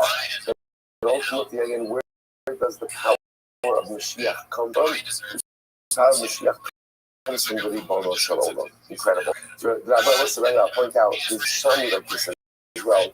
The Yerushalmi says is Menachem. That's where he brings down to Mashiach ben Menachem. That's incredible. Rabbanan Ami, Kivra Dei Rebbe Shmuel. Interestingly enough, the Rabbanan say that his name literally again the white one of Rebbe. The Rabbanan say, what does that mean? Rashi says you have Mitzorah Shab-based Rebbe. Ultimately, again, Mitzorah-based Rebbe. The Rabbanan seems to loop back into what we saw before today's daf. But where does Mashiach live? Mashiach lives by the gates of leper. What does it mean that he's a leper of the house of Rebbe? Rebbe was a direct descendant of the See, he's a leper, essentially a leper from the house of Rebbe. Incredible. So the Gemara says, Shema Emar Ahi Chalinu Kumasa Machavinu Savanu Anachnu Chavenu Nagua Mukha Amram Nachman. Sorry, E Min Chayu. So that's incredible. But Nachman said, if Mashiach is someone who is alive, currently alive, I know, then he's probably someone. Okay, now let's say that requires a little bit of interpretation, right? Right? It's always been confident, right? If Mashiach is someone who's up living, it's probably like me. Let's say, what does that mean? Well, Nachman wasn't proclaiming. What they're not saying was the meaning that one represent number one, he was the Reish Chalusa. So he had number two, he had Torah.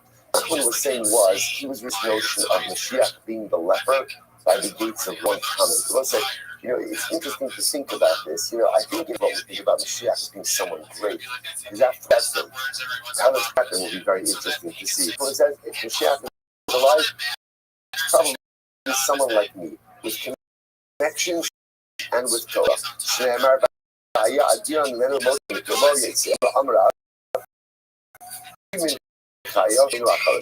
Not true. Mashiach is someone like the living. If you want to say like he resembles someone who's currently alive, he's more like a Hudanasi. Like a Hudanasi. If he's someone like he's dead, he's going Daniel Ish Chamudos. Like someone who's like Daniel. Now, also Rashi points out that like Daniel.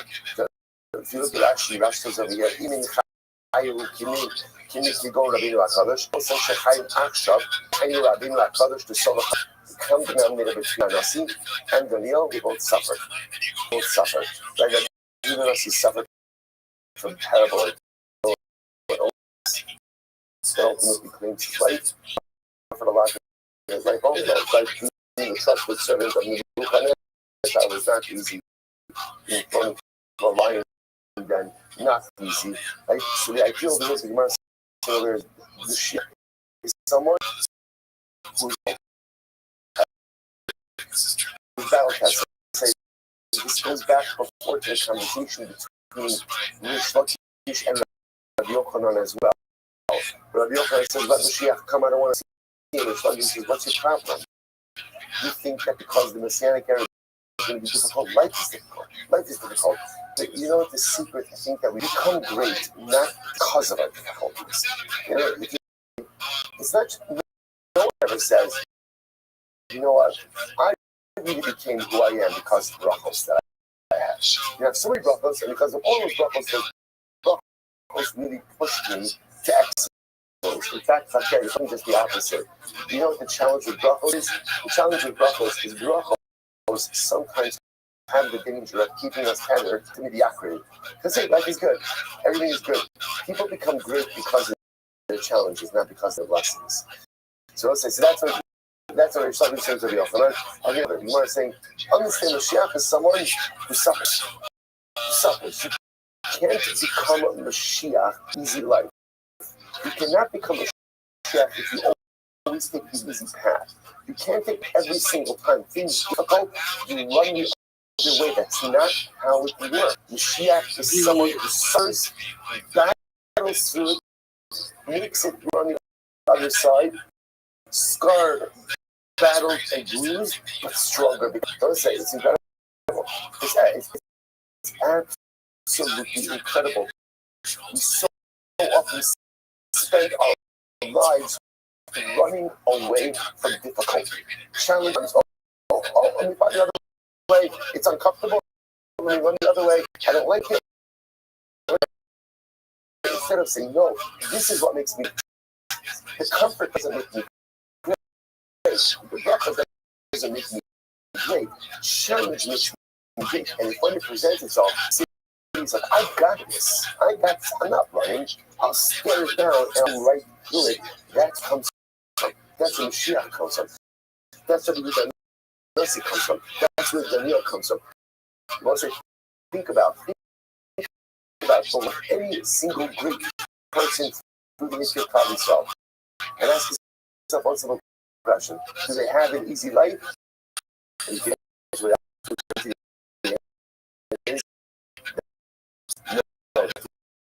one great person in the history of our people has had an easy life, and it's like, oh look, they become great despite the difficulties.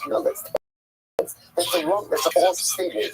They become great despite the difficulties. They became great because of difficulties. Daniel, Mashiach, Shlokish, Rabbi Akiva, Sharenu, David HaMelech, it doesn't matter. You plug in the name of every single great, the narrative is the same.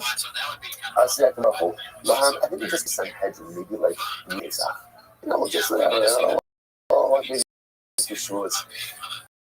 This is as follows. So much. Sorry.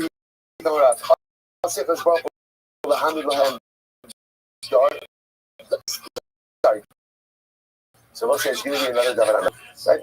He's going to be another David HaMelech. When Mashiach comes, remember, part of what Mashiach comes is Moshe. Part of what we have not done purposely, because we're going to get to it, is the Rambam. Because remember again, there's like a lot of stuff that's happening over there. There's Kevin Mashiach, there's Mashiach, there's Mason, this thing called Olam Haba, but it may also be what's called the period after Mashiach. Now, the timeline for all of those events, the Gemara hasn't really been clear on. Causes all subject to controversy. We're going to get to the timeline also, but the point of it says is there's restoration of the Vedic monarchy, which means, amazingly enough, there's another David HaMelech. Another David HaMelech. So the Gemara says, V'iddu es Hashem Elokeichem, v'malkam asher akim lohem. And you will serve David, who I will establish future tense. It does say, I did establish, I will establish. So there'll be another David HaMelech in the future. I only have a couple of Abayi, I said, David Abdi, Nasi Lahem Ni'olam. But we already have David HaMelech, so it's going to be another David HaMelech. So you're right, he's from king to politics case. Kind of like a king, and then ready for this. Get ready for this. There'll be, after the restoration of the Davidic monarchy, there's going to be Davidic. There's also going to be progressing. What's going to happen with David HaMelech? He's going to be the assistant king. So let's say rather if former David HaMelech was the assistant king, can you imagine who the new king is going to be? You just imagine what that absolutely is going to be like. So new king, new Davidic king, and former David HaMelech, or first David HaMelech, ultimately again, is going to be the Shane Lo. Is going to be the assistant king. Incredible. Darsha Smaloi. Mike Siv. Hi. Hamis Adam Es Yom Hashem. Lama Zeh Lachem Yom Hashem. Koshech Below R. So what's what is this? So again, he's talking about desiring for the Yom Hashem.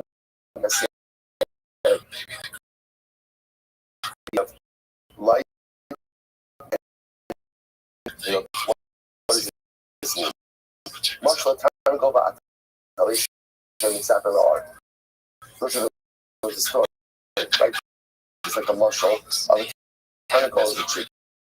Atali is a bat. He's a bat. They're both waiting for daybreak. I'm going to talk about Atali. So the chicken said to the that, he says, I need it up or the chicken said rooster. He says, listen, I'm waiting for the morning because it means that the morning is my thing. Right? I do mornings. Right? You guys like, oh, I wish I was.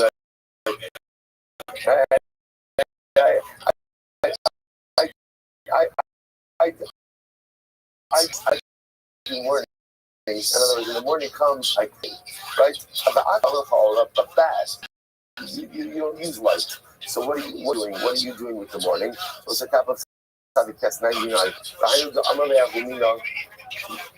But she says over here, I'm sorry, before we go to Tzadik, sorry.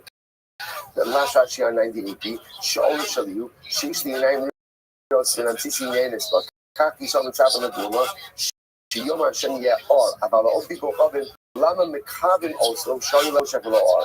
So it's a cloud voice when I see I get a white process and be like, for the nations of the world, it's not going to be light. For the nations of the world, it'll be darkness. And all that, so again, to what we spoke about before, because the Mice is going through this upset of power. God is rooster, and then he brought the bat. So we'll say, so there was this Rabbi Yavo. He must say Asiyah. That's what he gets ready of Mashiach coming. When darkness devolves upon you, the old day go up. That's when Mashiach will come. Milat Kalai. So the men said to Rabbi Yavo, I'm cursing. Why are you cursing me? I'm the crux in me. I'm not cursing. I'm telling you up to the pasuk. Because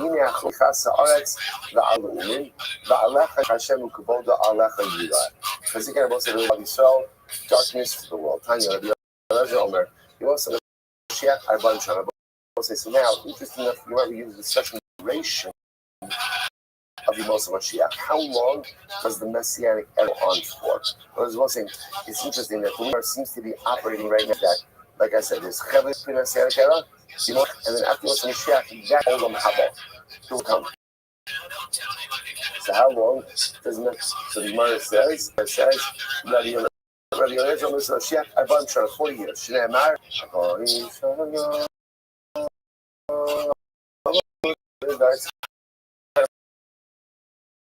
you see this phrase all the time. It's like, think about what it's saying, right? 40 years, Akutz B'dar.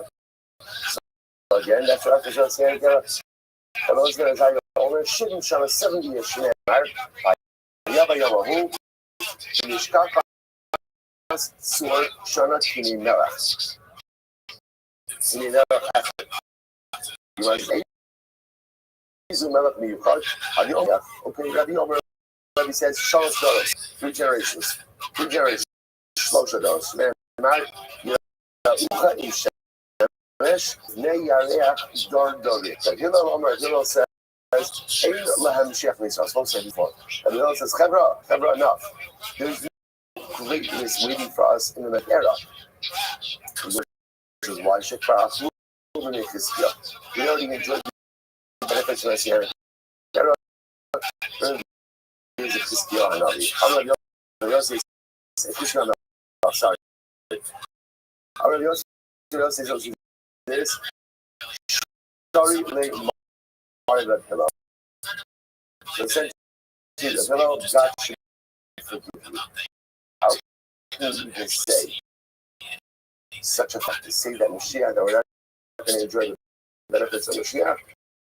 Absolutely wrong. Chizkiah, I'll tell you, it's very simple. When did Chizkiah live? I actually showed you. Chizkiah was king during the days of the first days of Mikdash. He was Kariyot.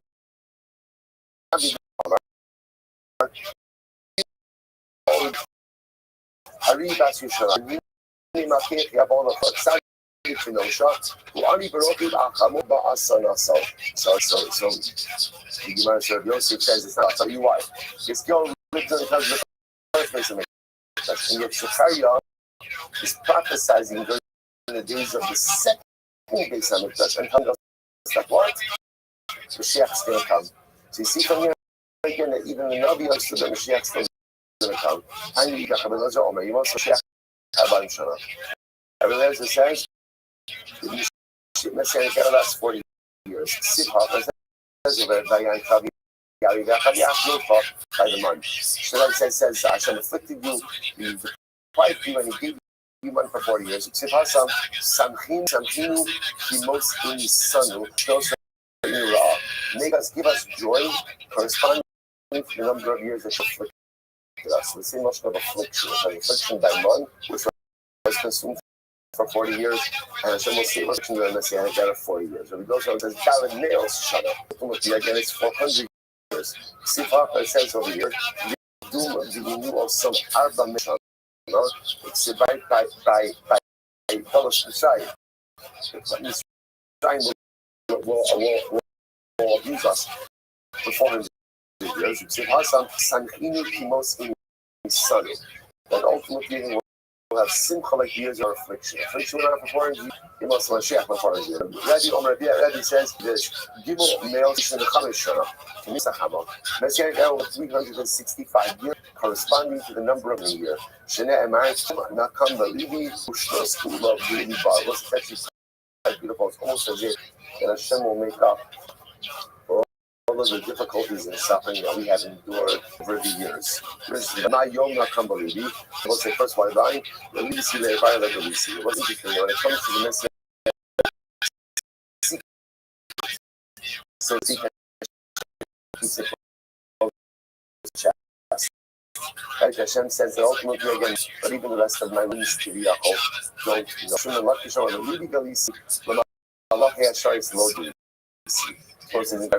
don't that Hashem says, I know Mashiach is coming back, which also goes back to yesterday's daf, right? When again, when Rabbi Yeshua Levi asked Eliyahu Navi himself, who was the messenger, right, to herald in the Mashiach said, I don't know.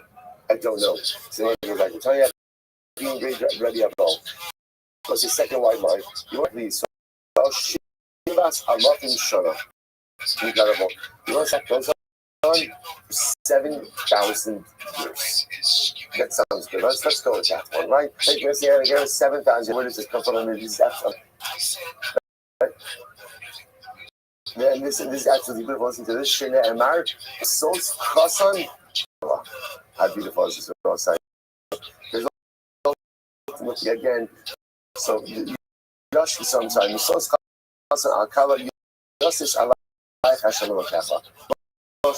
Will rejoice over us like a chassan does a kala. Just like a chassan, kala have sheva brachas. So when the eyes of HaKadosh Baruch Hu, one day like 1,000 years, so therefore, so to speak, Messianic era is like sheva brachas. So it's such a beautiful idea. The Messianic era is like the sheva brachas. They'll go on for 7,000 years. I'm not even sure. The Mashiach, Kimino, Shenin, Olam, the Akshav. And even said in Shmuel, the Messianic era will extend the amount of time from now. That amount of time. Shneimar, Kinei Shamayim Alar, Yitzchak Amar, Kinei Ad Akshav. It goes from the days of Noach until now. Shneimar, Kinei Zosli Hashem. I don't care about Yochanan. Kol Nevi'im was his name here. Kol Nevi'im was not El Moshe Mashiach. In general, the Nevi'im only prophesied Messianic era. Let's talk about this more. What does this mean? The Nevi'im are filled with important, beautiful, and synchronicities about what the future is going to hold for Klal Yisrael. These prophecies are about the Moshe Mashiach, the Messianic era. About the Olam Haba, when it comes to the world to come, Ayin lo ra'asa Elohim v'sachal, Elohim san mechach lo. Comes to Olam Haba, the idea about the greatness of it. All of the greatness that we find contains all of that description about beautiful, euphoric, type life. That's for the Moshe Mashiach, Messianic era. But Olam Haba, any idea about the greatness that is no one has any idea about the beauty that is waiting for us in all of that. So the Gemara goes like this. תשאל לי את עצמו, גם השמואל, אין בין העולם הזה למטר השנייה, אלא שיבוד מלכיאס גלובה. תשאל לי את עצמו, Shmuel says there is no distinction between Yemos Mashiach, the Messianic era, and ultimately, again, Shibud Malchus. Now we'll say, Elishim Malchus. Now this is interesting. Shmuel says Messianic era is pretty much regular life. Shiach comes regular life. What's the difference between Malchus? So what's Shibud Malchus? We're not oppressed by else. Just by the way, there's no spite where the world leaves us alone. The world respects Klal Yisrael. So there's no Shibud Malchus. But I'm gonna be you should just keep you have to keep a running list of these machlokim. So once again, what is Yemos Mashiach? What is the era? Is it some type of supernatural, overwhelming type of existence, or maybe it's just simply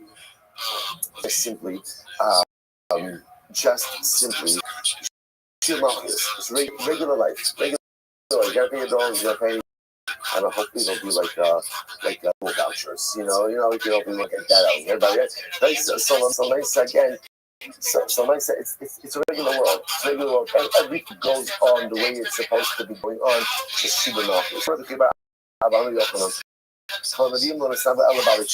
but all of the beautiful bracha that the Nevi'im prophesies about, that's what Bali Tshuva will get. About Tzadikim, Gemurim, Allah Shalakim Zurosach. But for absolute Tzadikim, the eye fathom. The eye has not even seen the great schar waiting for them. So all the great things that the Nevi'im prophesies about, that's for Bali Tzadikim, Gemurim, for absolutely right. Only HaKadosh Baruch Hu knows the greatness and the beauty that is in store for them. Now listen, I watch this. Makom Shabbat Tshuva Omdim, Tzadikim Gimurim Ingan Omdim. Ariam says no. Bali Tshuva are greater than Tzadikim Gimurim. The place where Bali Tshuva stand, Tzadikim Gimurim could never stand. We now have a fundamental focus over here. Who's the righteous person who perhaps sin? Obviously, every person, but never sin in a direct way. Or the Baal who sinned and clawed back. Who is about to say this is a fundamental and ultimately again Rabbi Avo. Rabbi Yochanan Tshuva, and Rabbi Avo holds that Tshuva is greater than Shenehemar. Shalom, shalom, shalom. For the one who is far, the one who is near. Bereisha Ba'adar Karov, my Rachel Karov. Rachel Karov, Bereisha. So I said Ba'adar Karov. So I said, interestingly enough, Rabbi Avo says, Rabbi Avo says that if you notice Hashem gives Shalom first, the one who is far. Who's the one who is far? The one who was far and then came back. That's the Baal Tshuva. The Baal Tshuva gets the first Shalom Aleichem from HaKadosh Baruch Hu. Only after the Baal Tshuva gets the Shalom Aleichem, then HaKadosh Baruch Hu gives it to the Tzadikim. My Rachel, come to me, Kara. My Kara, come to me, Kara. With the hashtag. Rabbi Yochanan says no. The Rachel, Beta, Kara should Kara. There is a second. No. Rabbi Yochanan says no.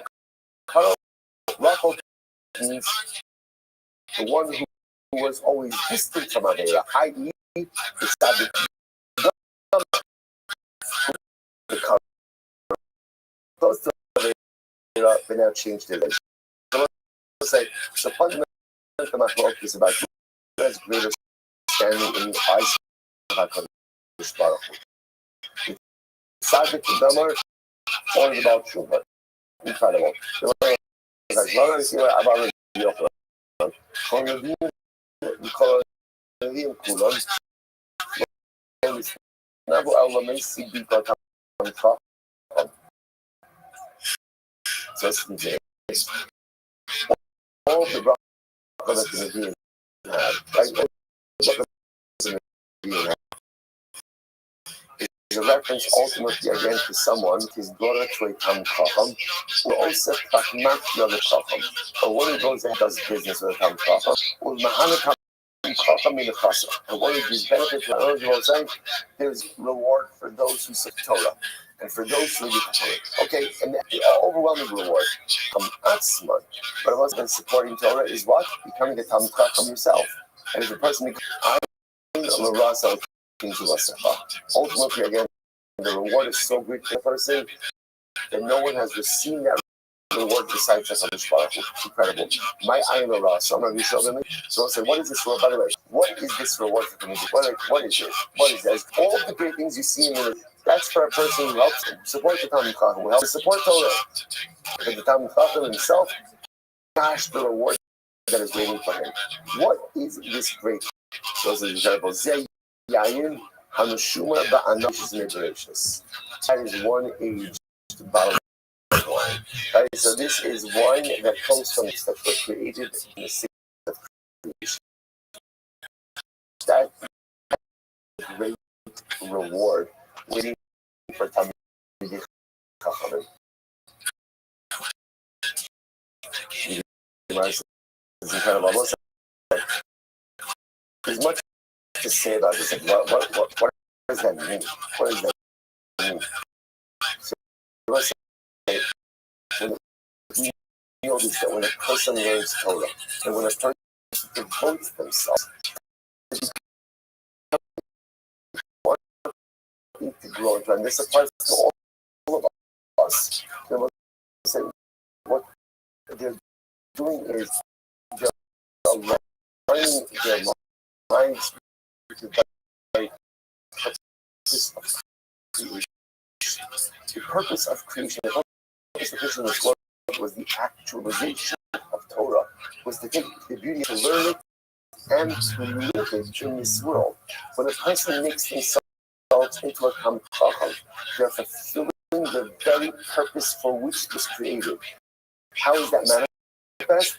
You get to drink wine from the 6 days of creation. It's almost like a perfect circle, this perfect harmony between life that I am living and the very purpose of creation. Bakish says, Zeh Eden. This refers to Eden. That the Talmid Chacham enjoy Eden. The Gemara says, Zeh Eden. What do you mean? How do you know whatever saw Eden? Adam, how do you show lived in Eden? Then talking about Gan who Eden. You say Gan is the same thing as Eden. I remember the Nari notes in Eden Hashkos as Sagan. The Pasuk says that a river beyond Eden had ancestors in Garden. Both sides. Gan and Eden are two different. We call it Gan Eden. But Gan is there's the Gan, there's the garden, and then there's Eden. So Adam Rishon ultimately again lived in the Gan, right? But at the end of the day, Eden is that place that is reserved only for Talmid Chacham. Incredible. So let's say back to the Mishnah this morning. One of the things, remember again, the Mishnah is saying that calling Israel but every year, every has a portion of the world to come. And then in enough, the Mishnah then went to enumerate the people who don't portion of the world to come. So one of those people was, Ha'omer and Torah Shams. Person says not divine. Person says that such a person does not have a portion in the world to come. I said Vikaris. So what does it mean when it says that he degraded, he vanished and things like degraded the word of Hashem? Torah in Torah Hashem. This refers to some Torah is not fine. This refers also to because we'll define this term a bit. This refers to dances inappropriate interpretations in Torah. Without part of the Torah. But again, reveal this is just inappropriate interpretation. The es mitzvah sahar. This is a nature bliss. This is someone who knows bliss. So he carries, so we cut off. He carries Baal Mazah. He carries all the and the next one. I don't know about it. Well, I know these are based on this. Someone was like who again disparages or profane kabbalah. Someone who goes ahead and degrades them in children. Or one goes ahead and announces the bliss of circumcision. The guy of Torah who advances the interpretations of Torah that are incorrect. Someone who embarrasses his friend in public. Even though such a person has Torah, he does not have a portion in the world to come. It's a very, very, very profound tomorrow. He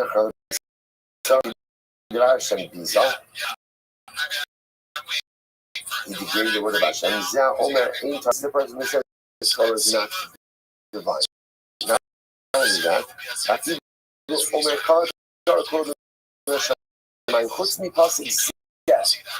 שמע אומר מספר על המושן מפי עצמו, זהו דבר השם ביזה.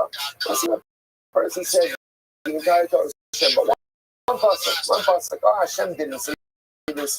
This must have been Moshe who said this. This is also called degrading the word of God.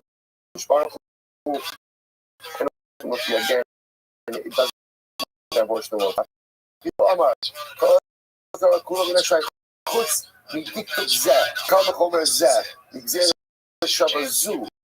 Zero Tivarki Divarashon. If a person says, maybe the entire person would but this deal, this Xer Shava Homer, that is ultimately again negation of the word of Hashem. If such a person forfeits his point to come. Tanya, Mir says, Halomi Torah Yolanda, Zero Divarashon Bizor says beautiful. And says, you know what it means? A person who learns Torah but doesn't teach it, this is a degradation of the word of Hashem.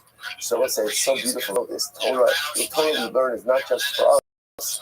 The Torah we learn is meant there. And if a person learns it but doesn't share it, there's something missing in their Torah.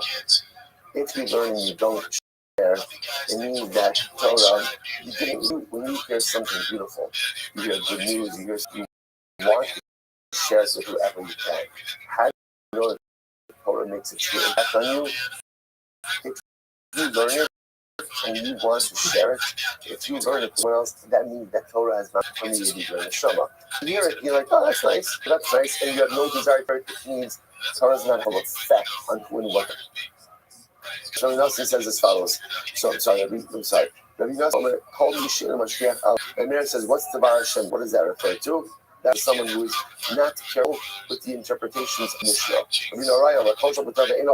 Wow. What does it mean to degrade the word of Hashem? If you can learn Torah and you don't do it, that ultimately again is degrading the word of Hashem. It's incredible. You have the opportunity to do so, to seize the opportunity for Torah is in and of itself a degradation of Rosh Hashanah. It's on worship idolatry. The first, the word ultimately again grades the very word of the Rishon. Lo, Shnei Amar Lo, Lo L'Sinai No Keshem L'Kecha, Lo Yelecha L'Kim Acheri. Says,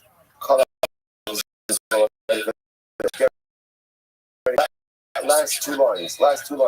The Rishon L'Kecha says, Kalalome Torah Ve'ino Kol Jalel. Someone learns and doesn't chazir, doesn't review. The Gemara says, "Domer la'adam shezoreah ve'ino koseh." Those is beautiful. This refers to someone who ultimately, again, listen, learning to say this is a little shvach later. I'm not outing anyone, but it's been a little bit. What's the word I'm looking for? Oh, non-existent. Right, that was what I was looking for. Right, it was going for a little bit of time, and then really significant in the flushing of the Neshamayim. Right, so I thought you finished study, but okay, but there's something wrong. I was gonna say, right, but no, why is it important?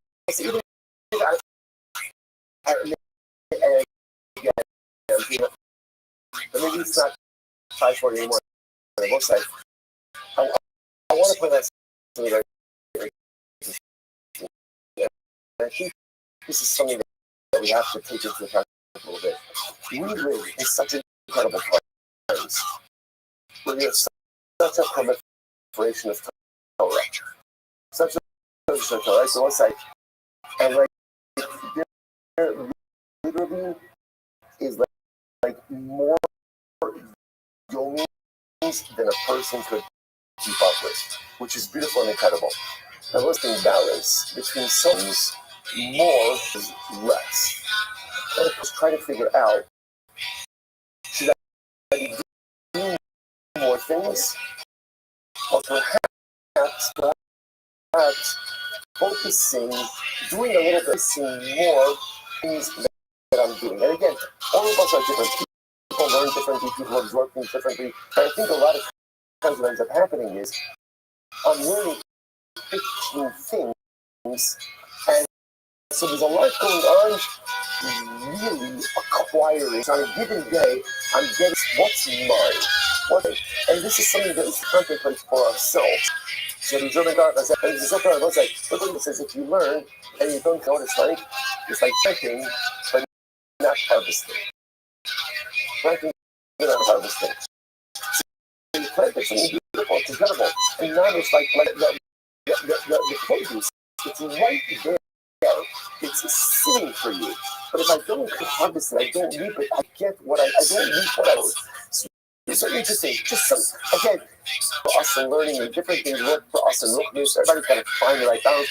This is what I need for myself in life. But I think at least doing something to hold on to something. Because otherwise, I'm planting all of these beautiful things. And once the imagery is so profound, my beautiful personalistic spiritual field is sprouting with so many beautiful spiritual saplings sitting in the field.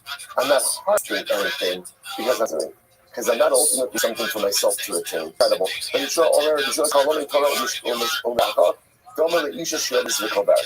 very kind. Someone who learns Torah and then forgets what he learns is similar to all adults. And what is that metaphor is meant to be shocking. Right? And then ultimately, what is it saying? Is that we'll say the beautiful learning Torah is you birth something. You birth something. I don't remember it. Or I don't take the time. I birth something, and then what I birth simply disappears. Simply disappears. If I'm going to take the time to birth beautiful stuff, it is to take hold on to that beautiful young kid, to nurture him, to raise him as a very profound. This is beautiful. The Kiva Omer, Zemer b'chol yom, Zemer b'chol yom. Sing every day. And I will say, what does this mean? Rashi says over here, I am the Sangam Yudit, Apapi Shasiri the Kiva, so let's say, so again, it appears at first glance already, keep us leaning on the same theme. That literally, again, make your learning like a song. What does that mean? Everybody has their favorite song. And what's the thing about your favorite song? You know the notes, you know the music, you know the. So the Akiva says, make your Torah like a song. Make your Torah like a song. Once again, see my idea. Engrave yourself in your Torah. Chazir your Torah. Make your Torah yours. Make your Torah yours. Listen, there's also, we'll see more. Well, let's just finish up. I'm going to use like by Avujiji. My, what's the part? I say, Nefesh Amamami, he Akapala, he almost the Mokum, Zad, the Torah, so much on the Mokum. So it's a quite beautiful. The puzzle from this place.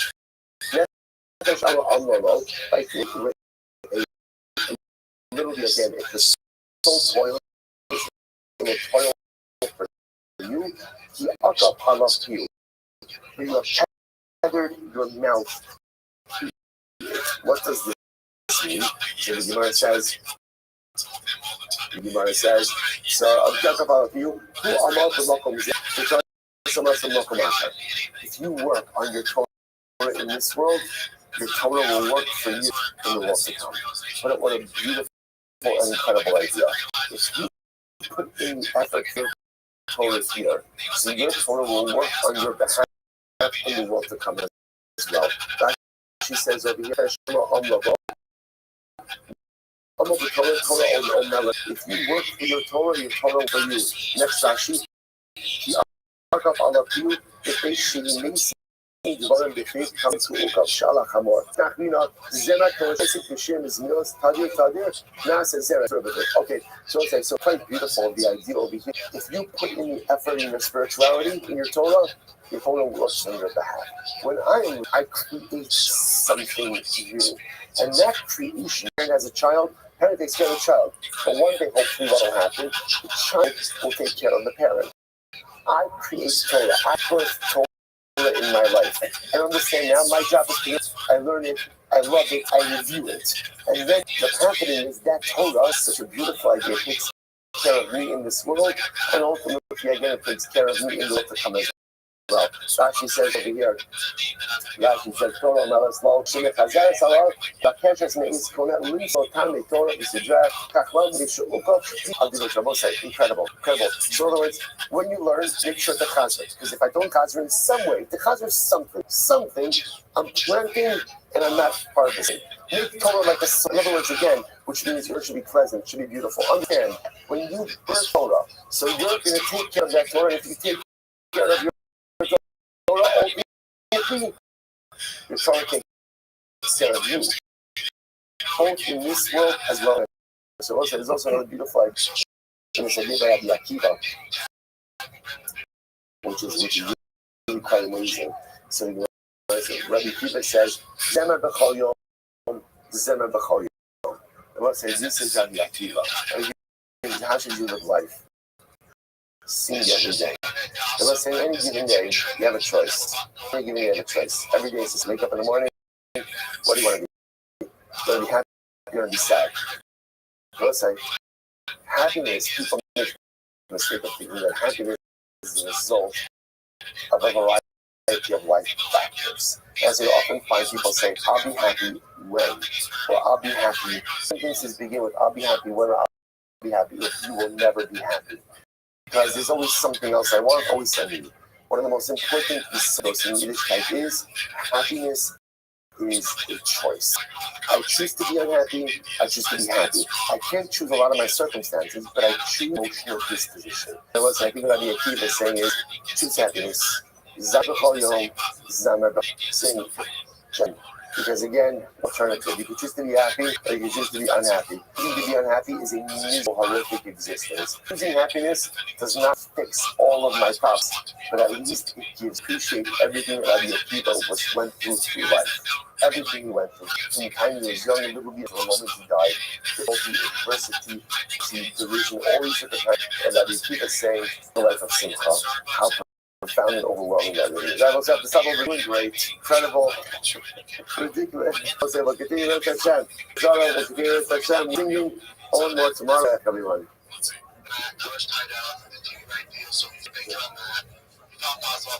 All right, Kevin. So I guess he's just a snake, correct? I retired 15 years ago, man. He's acting like calling him a pussy makes him I mean, it's got to fight. It's just Good morning. Let's begin by thanking all answers for this morning should take our annual commentary response reflection period year 5785. The Phil's Mishpach of Israel, dedicating all the Shemashos this year as is the Soros Tavos followed in Israel. Commentary responses for the month of Adar, Terry and Steve Zinn, loving Marie of Terry's father, Harry Khan, Tzvi Hirsch, Ben Yosef HaKohen, Ziv Levin, and Berman families in memory of William Ziv, Zev Shmuel of Israel, Nathan and Beth Adler, in memory of Judy Goldman, Yehudis, Esther, Bas Elazar, Gadi and Shane Cohen, Dr. Joining sponsors for today, and great chance I think Gadi's grandfather, Alvin Cohen, Avram Ben Reb Yaakov Cohen, the Bracha of America. Other Talmud Torah, all of your Neshamos have now families in the Chama, all those who need refuge haven't been of cold Israel. Baruch Hashem, Hashem brings home our hostages and our holy soldiers should be successful. Chol Maaseh Yadayim. And with that, let us a lot to do today, Baruch Hashem. Really incredible Gemara, like I said, I run out of things. I know to describe anymore. Just how enormous and how incredible this Gemara is. Also fascinating. And just because like that film is a 7.5 year cycle, you forget like cycle to cycle, just how incredible all of this Gemara is. Anyway, suppose today's test 99. We are picking up the Miras Hashem on Sadik Ches Omiz, and we are taking up the Chin Amar Rabbi Yochanan. It's about 20 lines before it gets wide.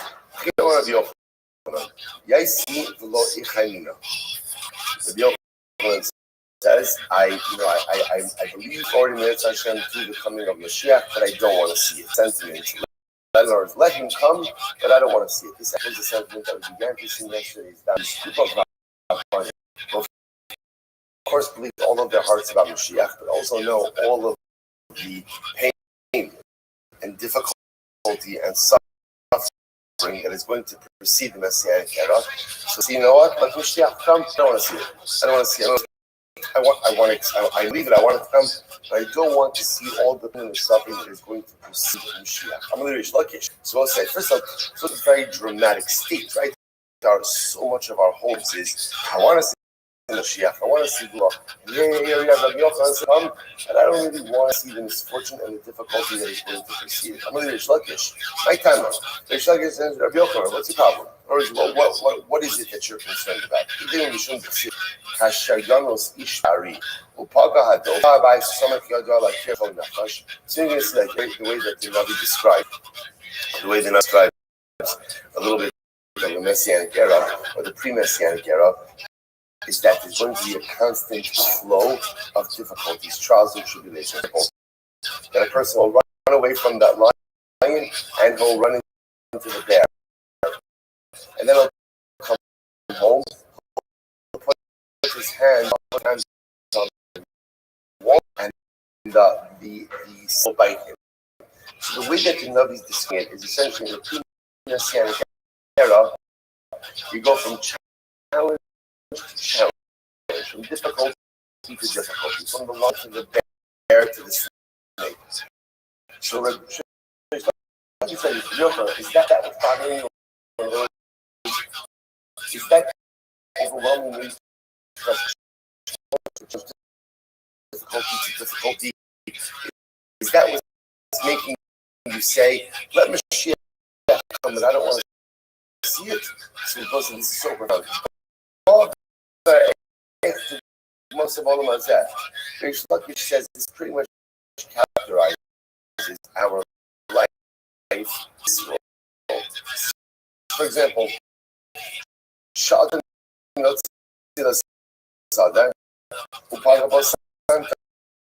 person goes out into the field. He goes out into his own field. The Rusi finds in his own field. This surveyor, who was the surveyor? This was the guy in the government whose job was to figure out how to appropriate fields from private people and make it part of the government. In other words, that he was there. See, you find someone essentially trying to take your stuff. Don't should call you body. Just like body. Just like a lion is a predatory animal constantly trying to devour up. So you walk into your field, you see someone trying to do Nichnas La'ir, then you come into the city, Hagabal Gabai, you run into the tax collector. And the tax collector, when he sees you, he's not interested in Shalom Aleichem, right? He's interested in taking your money. So once again, Paga, the Gemara says, running into the bear. Into your field, run into the surveyor's reward.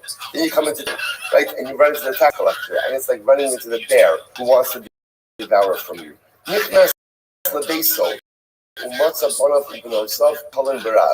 you come home, and you find your children, unfortunately, again, are hungry. And you're going to say, what this is highlighting? What is this highlighting over here?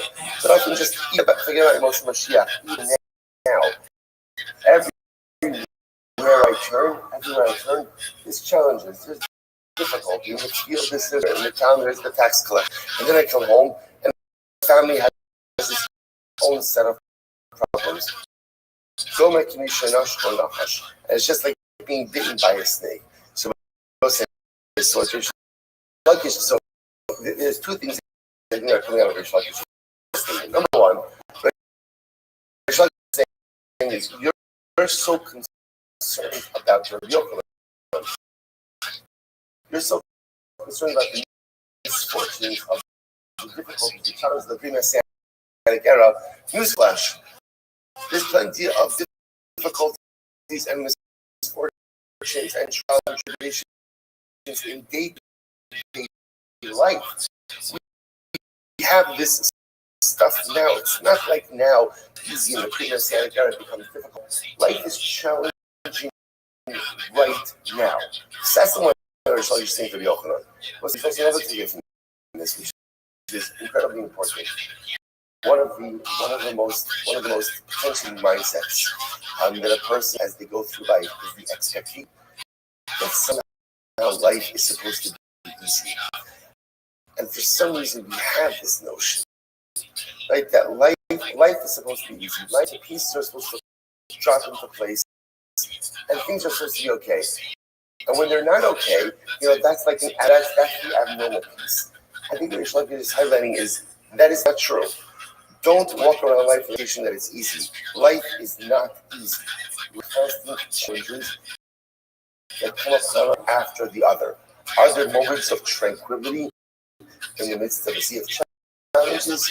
Yes, there absolutely are. But the de facto state of life is one of challenge. You go into the field, there's a challenge. You go into the town, there's a challenge. You come home to your family, there's a challenge. Okay, it doesn't mean something wrong. It's just that is the reality we go through life, and we expect things to be tranquil, and we expect things to be, and when they're not, I'm so disillusioned. And where did I go wrong? The expectations are flawed. Everything is very suckish. It seems to be life is hard. It's hard now. It's pre-Messianic era. That's the way it is. If you face it and you lean into it and you understand it, such an incredible Gemara. Ella said, "Shalom naoru u'achamadori isipo gemiyadva kileta inabchu kopanum liyarakol." By the following pasuk. What does the pasuk mean? My Raisi called Geber. What is woman? That was interestingly enough. What over here is describing is interesting. Once again, all of these seem to be describing the pre-Messianic era. This is Rabbi, and he's saying like a man will grasp his stomach, right, and turn out like a woman, like a pregnant woman. So the Gemara says, "Okay, what is the next? See all men."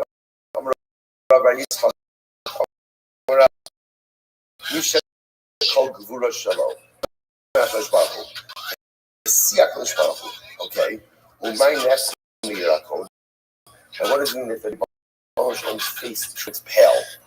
What does that mean? What it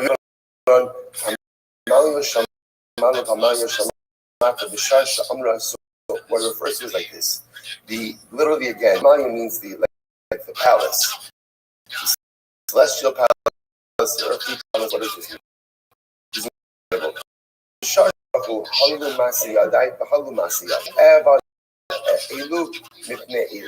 So let's listen to this. These are my creations, and these are my creations. How can I destroy these? I will say, this is an incredible Gemara. Messianic era is incredible. Why? Because it represents the success of Klal Yisrael. It's important for us to understand that as Kodesh Baruch Hu wants to bring about our success. When the Baruch brings about the downfall of other nations, for him. Right? Why for him? Because we are all God's children. This is incredibly important to remember. Jews have not cornered the market of God. God, the Rishon, belongs to and everyone for the Ribono Shel Olam.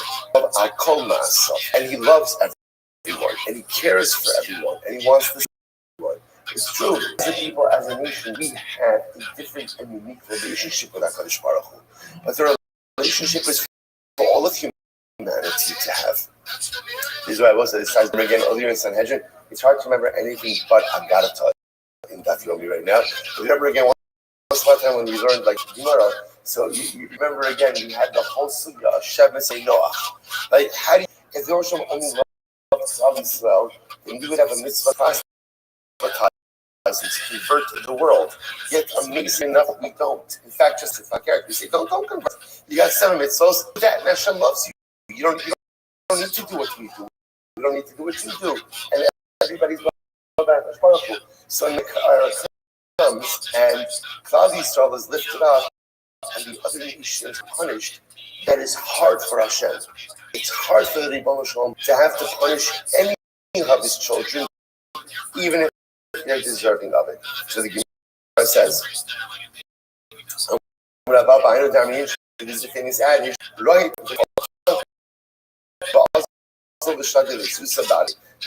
It's the famous adage that when your ox is running, it becomes injured, and it can no longer feed from its trough. Put your horse by that trough. Well, what's the problem? What's the problem? Then when the ox is going to feed and it's ready for the trough, is your back taking away from trough. Okay, so the metaphor, of course, is that Klal Yisrael had greatness. We lost our greatness because of a variety of different life mistakes.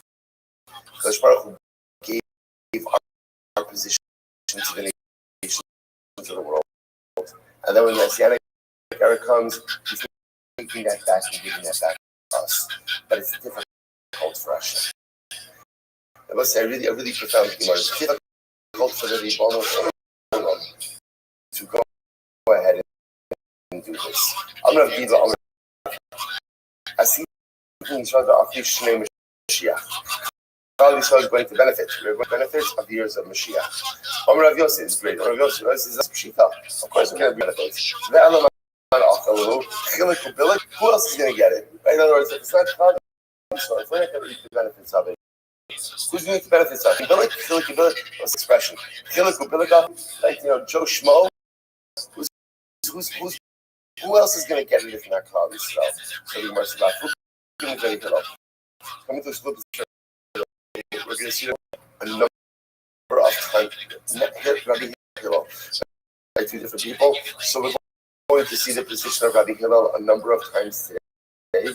The Amar Ein Mashiach Yisrael. Rabbi Hillel says Klal Yisrael will not go ahead and reap the benefits of the future Messianic era. Why? Let's say first white line because we have already reaped the benefits of the Messianic era during the heyday of Chizkiyahu, the benefits of Yemos Mashiach during the days of Chizkiyahu. So therefore, Rav Gidl says in the name of Rav, that's not true.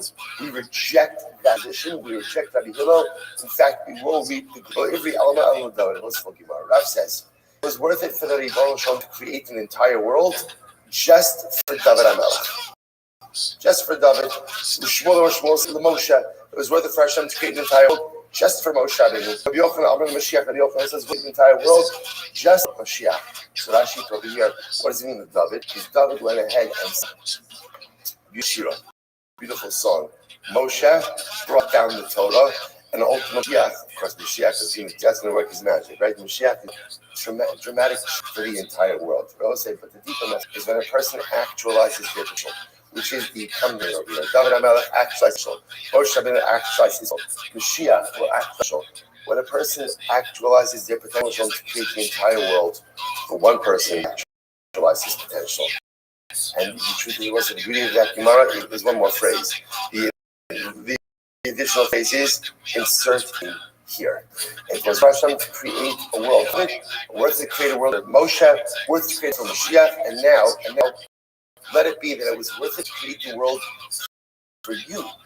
If you maximize your potential, if you exercise the potential, like Moshe, like Mashiach, then it was worth it for everyone to create the entire world just for you as well. The Gemara says, incredible, the Gemara says, Mashmo, by the way, Mashmo, what's Mashiach's name? Mashiach's name, because remember again, Mashiach is more a descriptive term of someone who's going to go ahead and bring about salvation. What, or I should say, Mashiach means like anointed one, like Yeshua.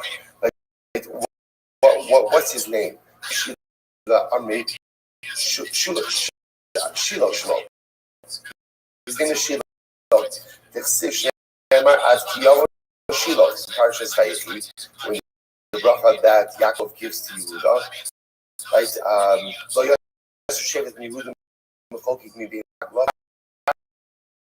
So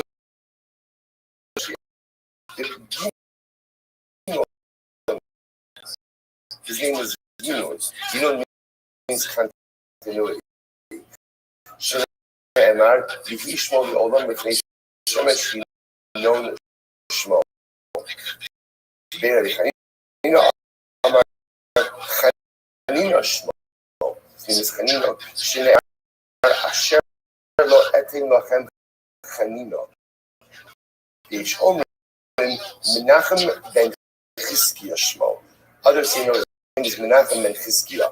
They will say Shnei many Menachem Yeshiv Nashi. What does Mashiach do? Also, the Holy Soul is Mashiach brings it about comfort. Right? Mashiach brings it about. So it's interesting. Menachem is the great consoler, from years, from thousands of years of Galus. Then Chizkiah. Chizkiah doesn't necessarily have to be his father's name. It could be a descriptive name. Chizkiah, remember again, is Chazek Ka.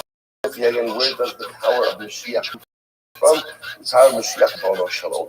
Incredible. The Rabbi also point out is Yerushalmi, like this as well. Yerushalmi says that the name of Mashiach is Menachem. That's where he brings down also Mashiach and Menachem. That's incredible. Rabbana Amri, Chivra Dei Rabbi Shmuel. So interestingly enough, the Rabbana name that his name is literally again the white one of Bei Rebbe. Now let's say what does that mean? Rashi Mitzora Shad Bei Rebbe. Ultimately, he is the Mitzora of Bei Rebbe. Now let's say this seems to loop back into what we saw before today's daf. That where does Mashiach lives by the gate? He's a leper. What does he mean? He's a leper of the house of Rebbe. Rebbe was a direct descendant of David HaMelech. See, he's a leper, essentially a leper from the house of David, from the house of Rebbe. Incredible. Gemara says, Shemo, Shnei Achim Chalinu Nasa Machavinu Saranu Anash Venu Nagua Mukimuna. Amram Nachman. Amram Nachman. I Min Chayu. So this is incredible. Nachman says, if Mashiach one who is alive, keep going, Anna. Then he's someone like me. Okay, that requires a little bit of interpretation, right? It's always been, right? If Mashiach who's of the living, probably like Nebuchadnezzar, and what does that mean? What wasn't proclaiming himself Mashiach? What Rav Nachman was saying was the following idea, namely, what's Rav Nachman? Is that number one? He was the son-in-law of the Reish Galusa. So he had power. So what Rav Nachman was saying was he was rejecting this notion of Mashiach being the leper, the gates of Rome, but rather Mashiach is someone prominent. Let's say, I think in our mind, we never think of Mashiach as being the leper by the gates of Rome. We think about Mashiach as being someone great. Because after all, the kid is getting identity, everyone has to accept him. What's going to happen will be very interesting to see. But Rav Nachman says if Mashiach is alive, it's probably someone like me, with connections and with Torah. Shemar ba'aya adiran menu emotional mikirbo yitzeh amrav even chaya rabinu hakadosh. Not true. Mashiach is someone like the living. If you want to say like he resembles someone who's current life, he's more like Rabbi Yossi. It's a good Yossi. Even Messiah, if he's someone like he's dead, he goes Daniel Ishdos. He must be like someone who's like Daniel. Now, also Rashi points out over here, why like Daniel? Look at Rashi. Rashi says over here, Imin Chihu Kimin Kimiki Go Mashiach may also Chaim Akshav Vada Hanuranu Hakadosh to Solach Halal. Now, say come to now between the Buddha and Nasi, Daniel is both suffered. They both suffered. Like Rabbi Buddha and Nasi suffered from terrible intestinal illness,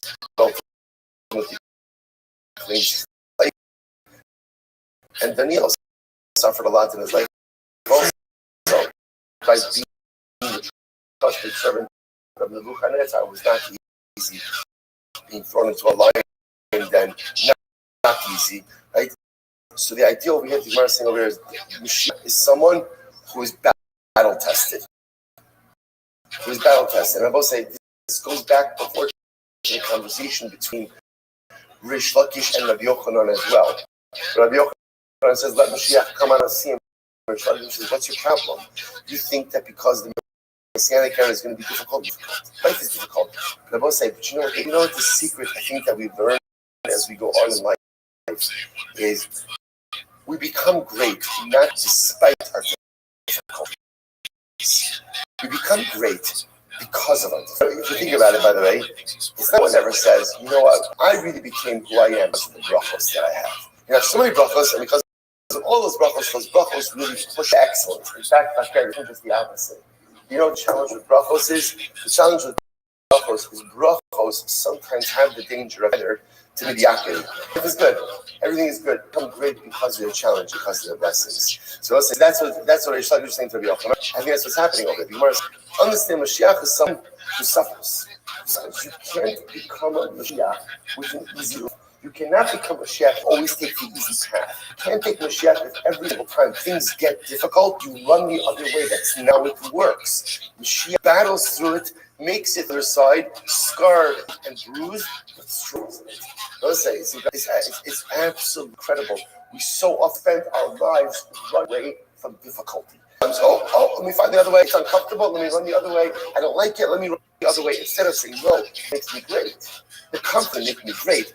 It makes me great. And if when it's present, you say to yourself, I got this. I'm not running. That's where greatness comes from. That's where it comes from. That's where Yehuda comes from. That's where Daniel comes from. Well, say, think of life of any single great person through Israel, and ask yourself one simple question: do they have easy life? And you can answer absolutely. The answer is no. No, there is not one great person throughout the history of our people who has had an easy life. No, that's a wrong. That's a false thing. Despite they became great because of it.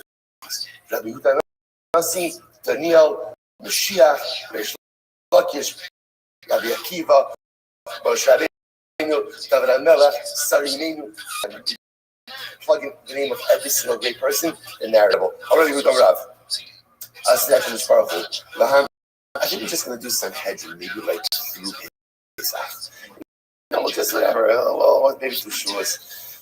First is as follows. So much. So we'll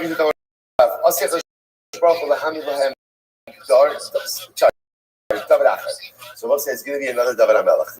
This is exciting. It's going to be another David HaMelech. When Mashiach comes, remember, part of what Mashiach comes is most of what we have not done purposely by the because we're going to get to it is we're going to go through the Rambam. Because remember, again, there's like a lot of stuff that's happening over here. There's Mashiach, there's Mashiach, there's Tchias Amazing, there's this thing called Olam Haba, which may be where you go after, but it may also be called the period after Mashiach comes, and there's restoration of the Davidic monarchy. Now, the timeline for all of those events, the Gemara hasn't really been clear on. Causes also some controversy. We're going to get to this also. But the point of what the Gemara says is the relation of the Davidic monarchy, which means, amazingly enough, is another David HaMelech. Another David HaMelech. So Gemara says, "Ve'ivdu es Hashem Elokechem, ve'Elokechem, David Malkam, Asher Akim Lahem." And you will write and you will serve who I will establish in future tense. Okay, it doesn't say I did establish, I will establish. So there'll be another David HaMelech in the future. I only have a couple of Abai said David Avdi Baham the Olam, but a real David HaMelech. So this means another David. So you're right. Kikon case upal kesa, like a king and an assistant king. So let's say get for this. Get ready for this. There'll be after Mashiach, there'll be restoration of Davidic monarchy. There's going to be a new Davidic king. There's also going to be Tchias Mason. So what's going to happen with former David HaMelech? He's going to be the assistant king. Now listen, by the way, if former David is the assistant king, imagine who the new king is going to be. Can you just imagine what that absolutely is going to be like? So new king, new Davidic king, or first David HaMelech, ultimately again is going to be the assistant king. Darshar Smaloi, Hi, I'm Adam Esyom Hashem. Lama Zel Chem Yom Shem, Choshech from R. So we'll say, what is this? So again, you're talking about designing for the Yom Hashem Mechanic Era, the idea of light, dark, and not light. What is this? Marshal Tanagol Atalation. Supposed to there was a story, right? So of a Tanagol is a chicken. Atalef is a bat. Only Tanagol Atalef. So the chicken said to the bat, he says, I need a sapala ora sha'ora shali. Sha'ora shali. So he said, I'm waiting for morning because it makes it. The morning is my thing, right? I that's like, oh, I wish I did, right? I do mornings. I do mornings. In other words, when the morning comes, I crow. That's my thing, right?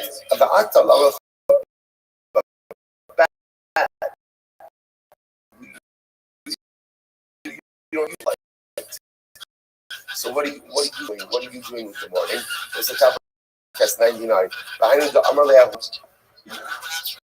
Rashi says over here, before we go to the side, sorry.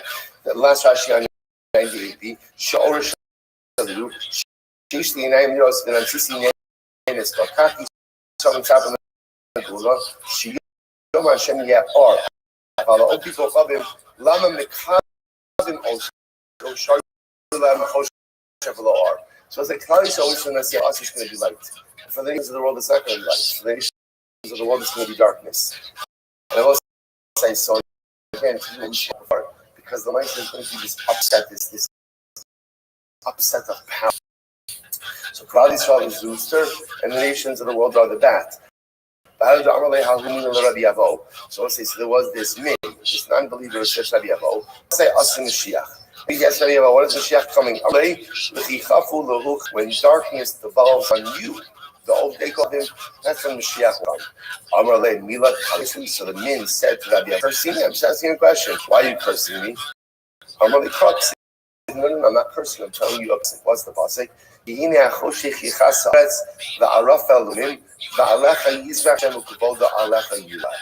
you can also the way the pasuk describes Messianic era, Klal Yisrael, dark nations of the world. Tanya, the Omer, Yemos Mashiach. I will say so now. Interesting enough, you might begin the discussion about Yemos Mashiach. How long the Messianic era go on? Well, as well as I'm saying, it's interesting that the way the Gemara seems to be operating right now is that, like I said, there's Chavre Mashiach, Yemos Mashiach, and then afterwards that begins Olam Haba, the world to come. Does Messianic era go on? So the Gemara says, Rabbi Eliezer Mashiach, I bought him 40 years. Shnei Amar, incredible. You say this phrase all the time, and you don't necessarily he's saying, right? 40 years, Akut B'dar. So again, that's right for the Messianic era.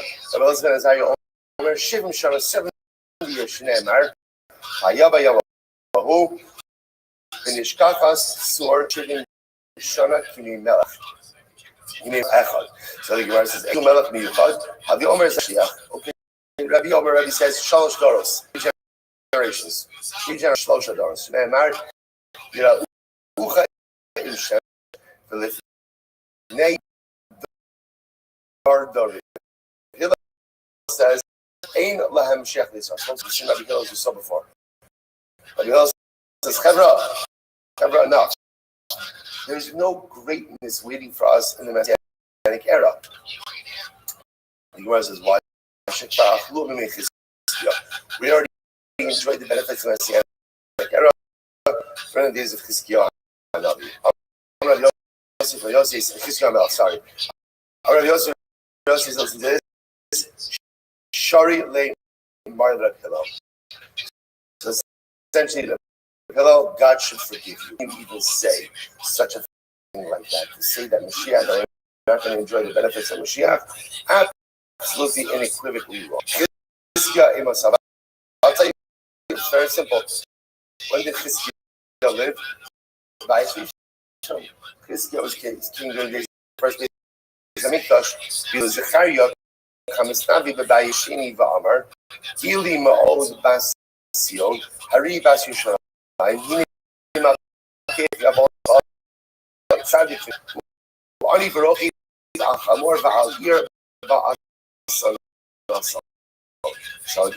again, so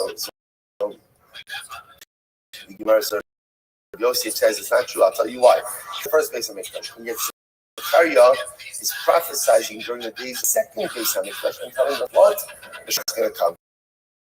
So you see from here again that even the Navi understood them. You want some Mashiach Shana. Eliezer said, Messianic era lasts 40 years. Sifhak says over by the month. Shaddai says Hashem afflicted you, He deprived you, and He gave you years. Because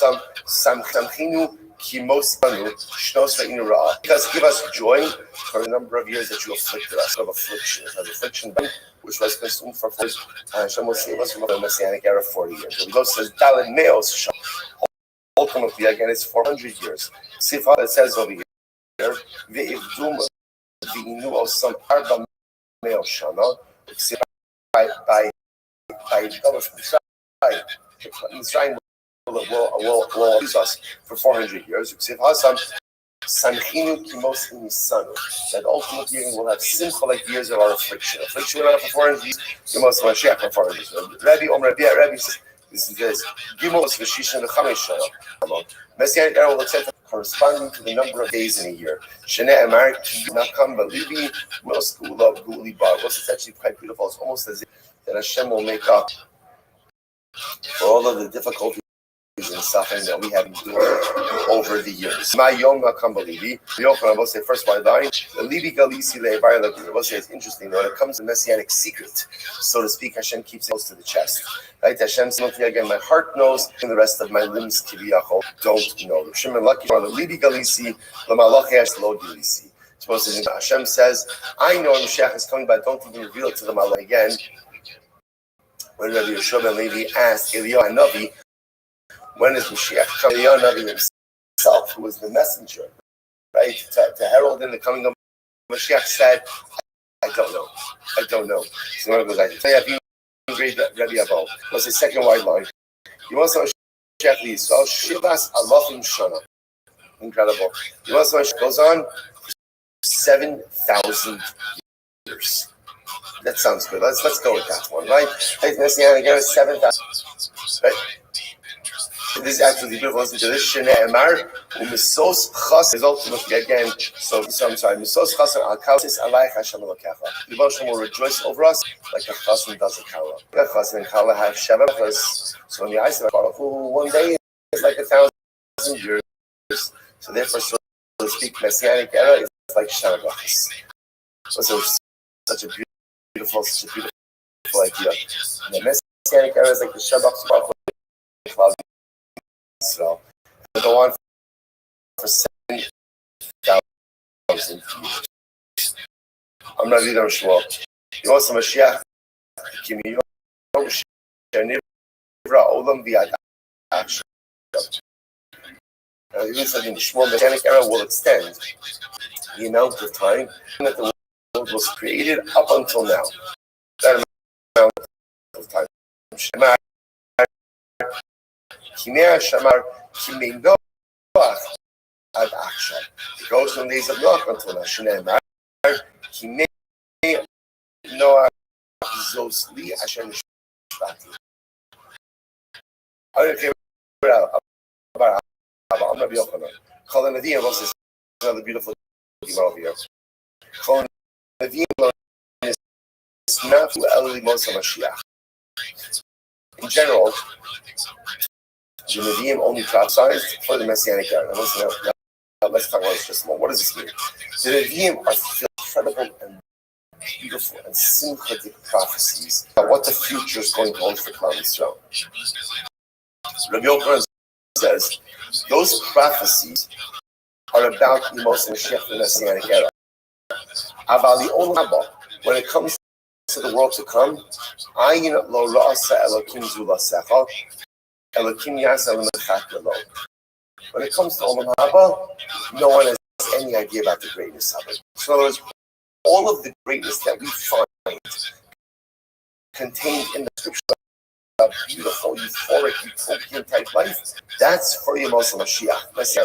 But Olam Haba, no one has any idea about the Genesis story.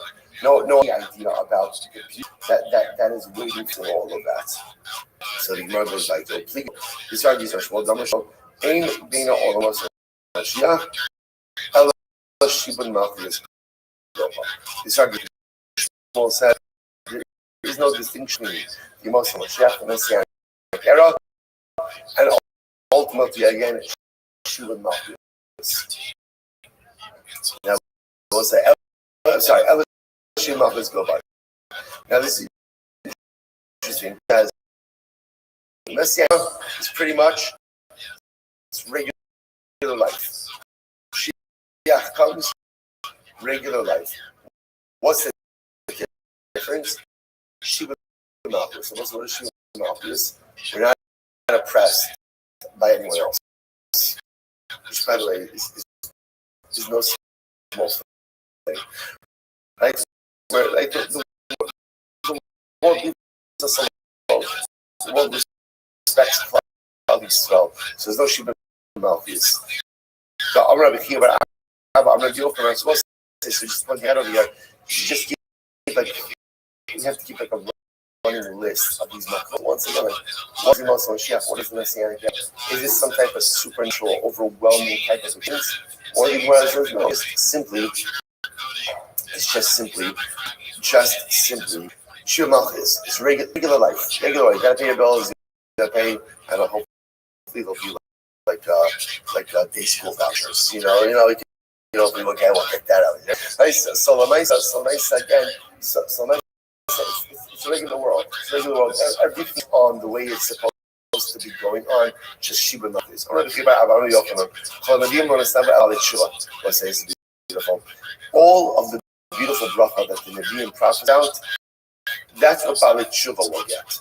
About Tzaddik, for absolute Tzaddik, I cannot even fathom. She say, the guy has not even seen the great schar that's waiting for them. So all the great things that the Nevi'im prophesied about, that's for Balit Tshuva. For Tzaddikim, Gimur, for absolutely righteous people, only HaKadosh Baruch Hu knows the greatness and the beauty that is in store for them. So listen, I watch this. This argument Rabbi Avo. What is Rabbi Avo? Makom Shabbalit Shumdim, Tzaddikim Einan Omdim. Rabbi Avo holds differently. Rabbi Avo says, Balit Tshuva are greater than Balit Tshuva stand. Gimurim could never stand. So listen, you now have who's greater? The Tzaddik Gomer, the absolutely righteous person, who's never sinned, obviously hasn't sinned, but never like sinned in a dramatic way. Tshuva, who sinned and clawed back. Who is greater? This is a fundamental machlok. Yes. A fundamental machlok between Rabbi Yochanan and ultimately again Rabbi Avo. Rabbi Yochanan holds that halacha l'maaseh the Tzaddik Gomer is greater than Baal Tshuva, and Rabbi Avo holds that Baal Tshuva is greater than the Tzaddik Gomer. Shalom Shalom l'Rachel u'Karov. Who says Shalom Shalom to the one who is near. Bereish Rachel b'Hadar Karov, Rachel Pnei Karov. So I'm sorry. So I said, "V'hadar Karol." So interestingly enough, Rabbi Avo says, that if you notice, Hashem gives shalom first to the Rachel, who was far, the one who was far and then came back. That's what gets the first shalom aleichem HaKadosh Baruch Hu. Only after Baal Tshuva gets the shalom aleichem, then Hashem gives it to the tzaddikim. My Rachel T'mei Karol, my Karol T'mei Karol. With the hashtag, Rabbi Yochanan says no. The Rachel me'afeira. Karov should Karov me'afeira. No, Rabbi Yochanan says no. Karov always distant from Avera. The Tzaddik Gomer, who was the Karov?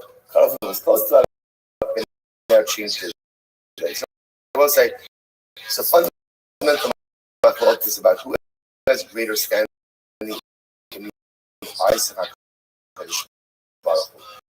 It's Tzaddik Gomer or the Baal Tshuva. Incredible. The one was like, it's already here about Rabbi Yochanan. On the Nevi'im Kulan, lo nisnav meisi bikol tam tchacham. So listen to this. All the bracha that can be right, all the bracha that can be right, turns ultimately again to someone who marries off his daughter to a tam tchacham, who will also pragmatic the tam tchacham. Or one who goes ahead and does business with a Talmid Chacham, with Mahana Talmid Chacham in the Chas, and one who gives benefit to a Talmid from the Torah. Saying there's great reward for those who support the Torah, and for those who help from it. Okay, and and overwhelming reward. About Talmidei Chacham, but I will say even greater than supporting Torah is what? Becoming a Talmid Chacham himself. And if a person becomes a Talmid Chacham, I lo rasa lakim zulasa. Ultimately, again, the reward is so great for this person that no one has received that reward besides the Kadosh Baruch Hu. Incredible.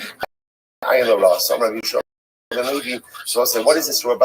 By the way, what is this reward? What is it? What is that? It's great.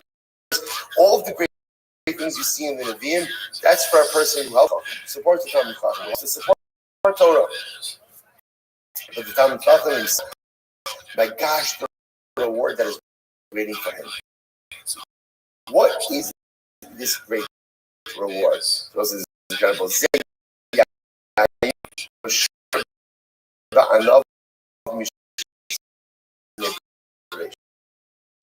One aged bottle of wine.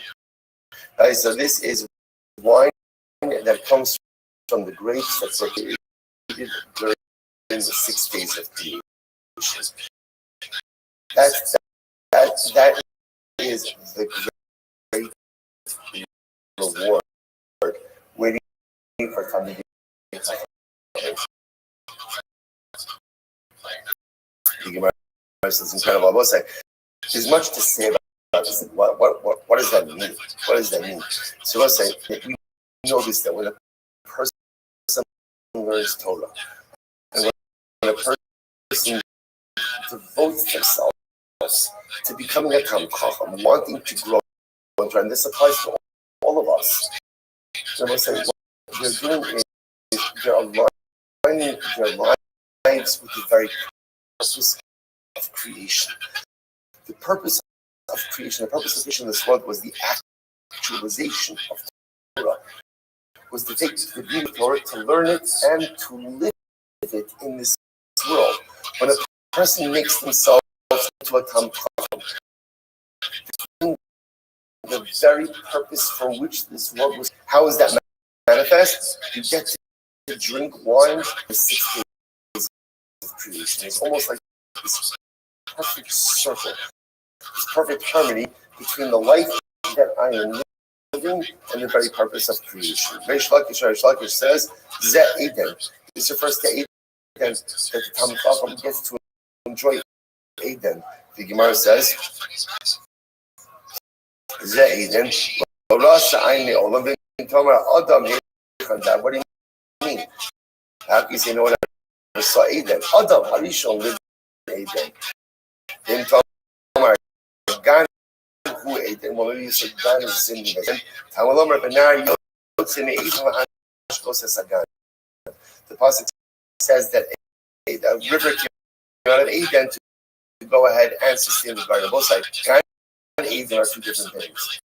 We call it Gan Eden, but Gan, there's the Gan, there's the garden, and then there's Eden. So Adam Rishon ultimately again lived in the Gan, right? But at the end of the day, Eden is that place that is reserved ultimately for Talmidei Chacham. Incredible. So let's get back to the Mishnah. Don't worry, I got it. Does not finish. One of the things, remember again, the Mishnah began by saying that every year, every Jew has a portion of the world to come.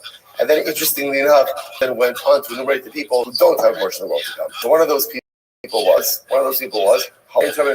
this person says Torah is not divine. The person says Torah is not from Hashem. Torah is not divine, so there's not a portion in the world to come. I says the Gemara, so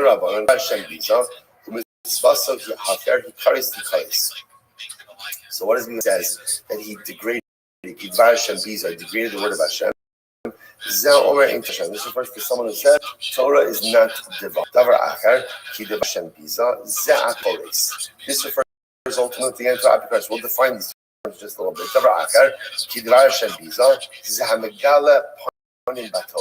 This refers to someone who has inappropriate interpretations in Torah.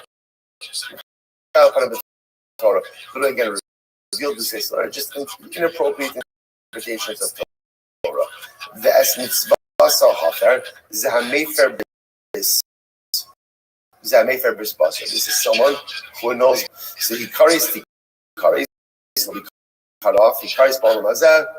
He carries the other ones. Cut off from this world and the next world. We can't honor the Lazar. Hamodi. Listen to this. Well, Lazar based on this. Hamachalas hakachim.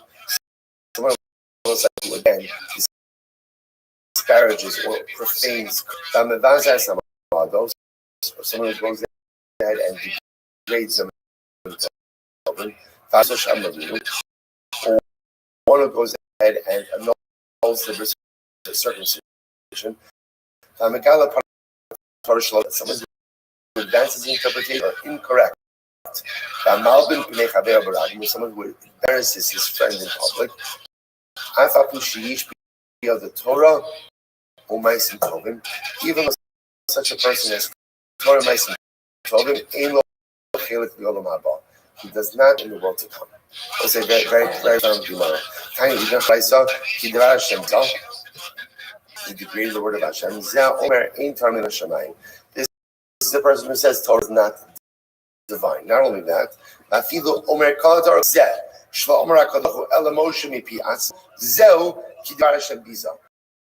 the person says the entire Torah is from Hashem, but one pasuk. Oh, Hashem didn't say this. This must have been Moshe. This is also degrading the word of HaKadosh, and ultimately, again, isn't that portion of the world to come? We'll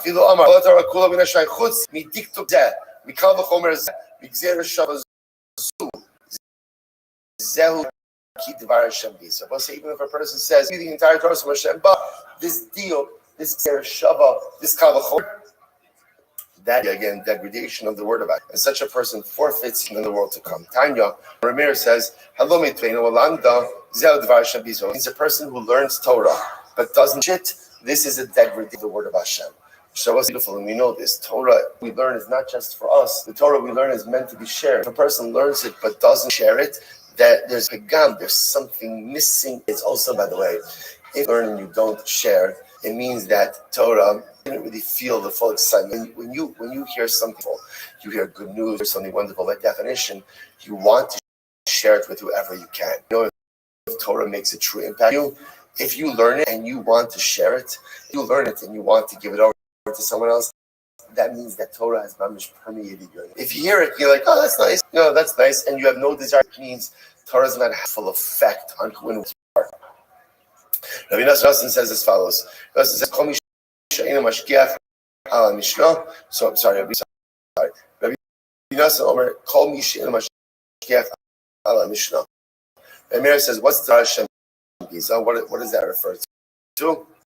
That refers to someone who is not careful with the indication. Wow. What does it mean to degrade the word of Hashem?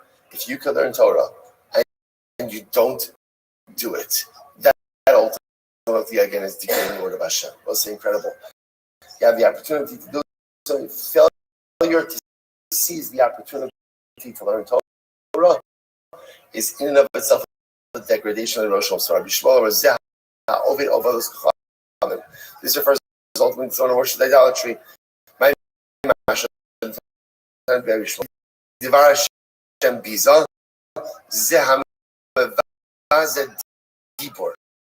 This refers to one ultimately again who degrades the very word of the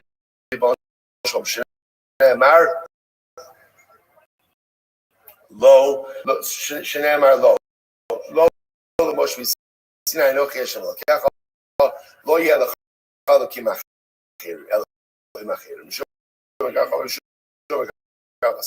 Says, this is incredible. Get ready for this. Get ready for this. Last two lines. Yerushalayim says, Lo Me Torah Ve'ino Chos Ra'ala. If someone learns and doesn't chazer, doesn't review, the Gemara says, Dome la'adam shezorea ve'ino. Let's say it's beautiful. This refers to someone who, again, let's say learning Seder is a little shvach. I'm just going to say, I'm not outing anyone, but right, it's been a little bit what's the word I'm looking for? Oh, non-existent. Right. That was what I was looking for. Right. It was going good for a little bit of time, and then last couple of days it's really been needs a significant refushling of it. Right. I'm sorry. 5 minutes started, but who's counting?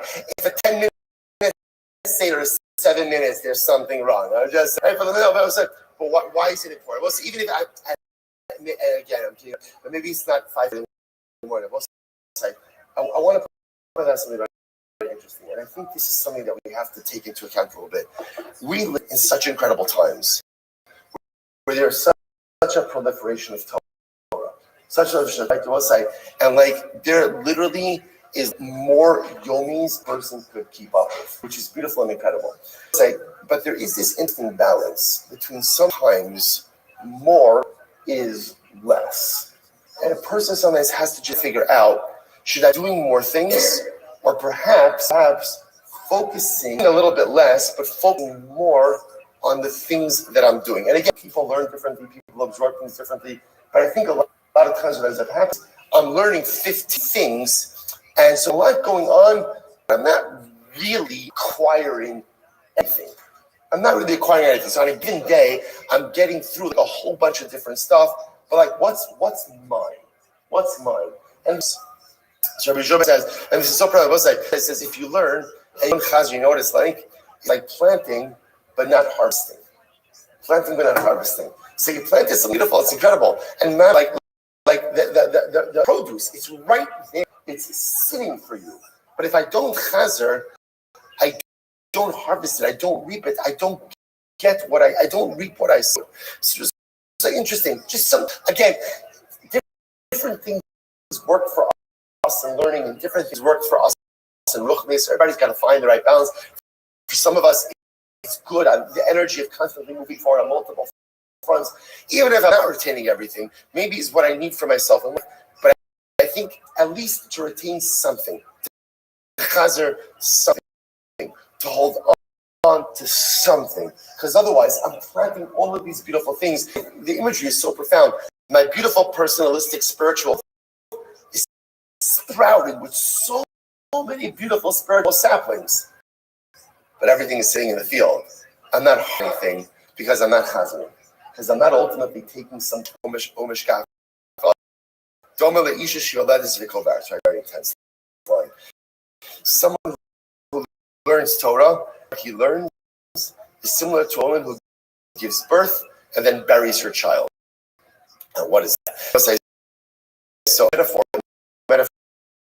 is meant shocking.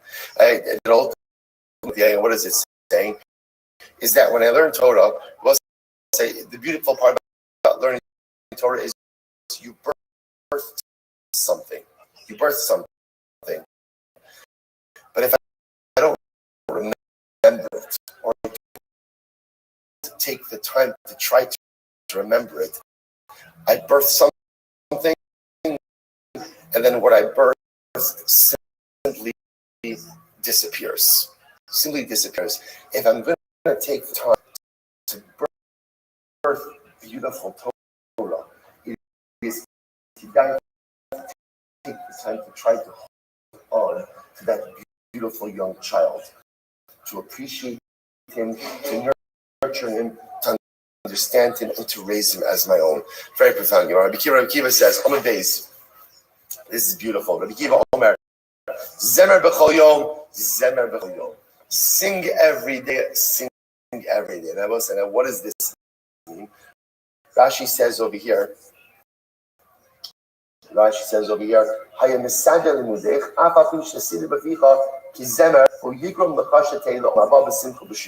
also, again, it appears at first the Akiva is continuing on the same theme, that literally, again, make your learning like a song. What does that mean? Just like most of everybody's favorite song. And what's the thing about your favorite song? You know the notes, music, you know the words. The Akiva says, make your Torah like a song. Make your Torah like, so in other words, once again, ingrain yourself in your Torah, make your Torah yours. Make your Torah yours. Also, there's also, we'll see. Well, let's finish up. avudimi. Micro, what's the pasuk? Nefesh amalami lo ki akavala piu amal b'mzeh.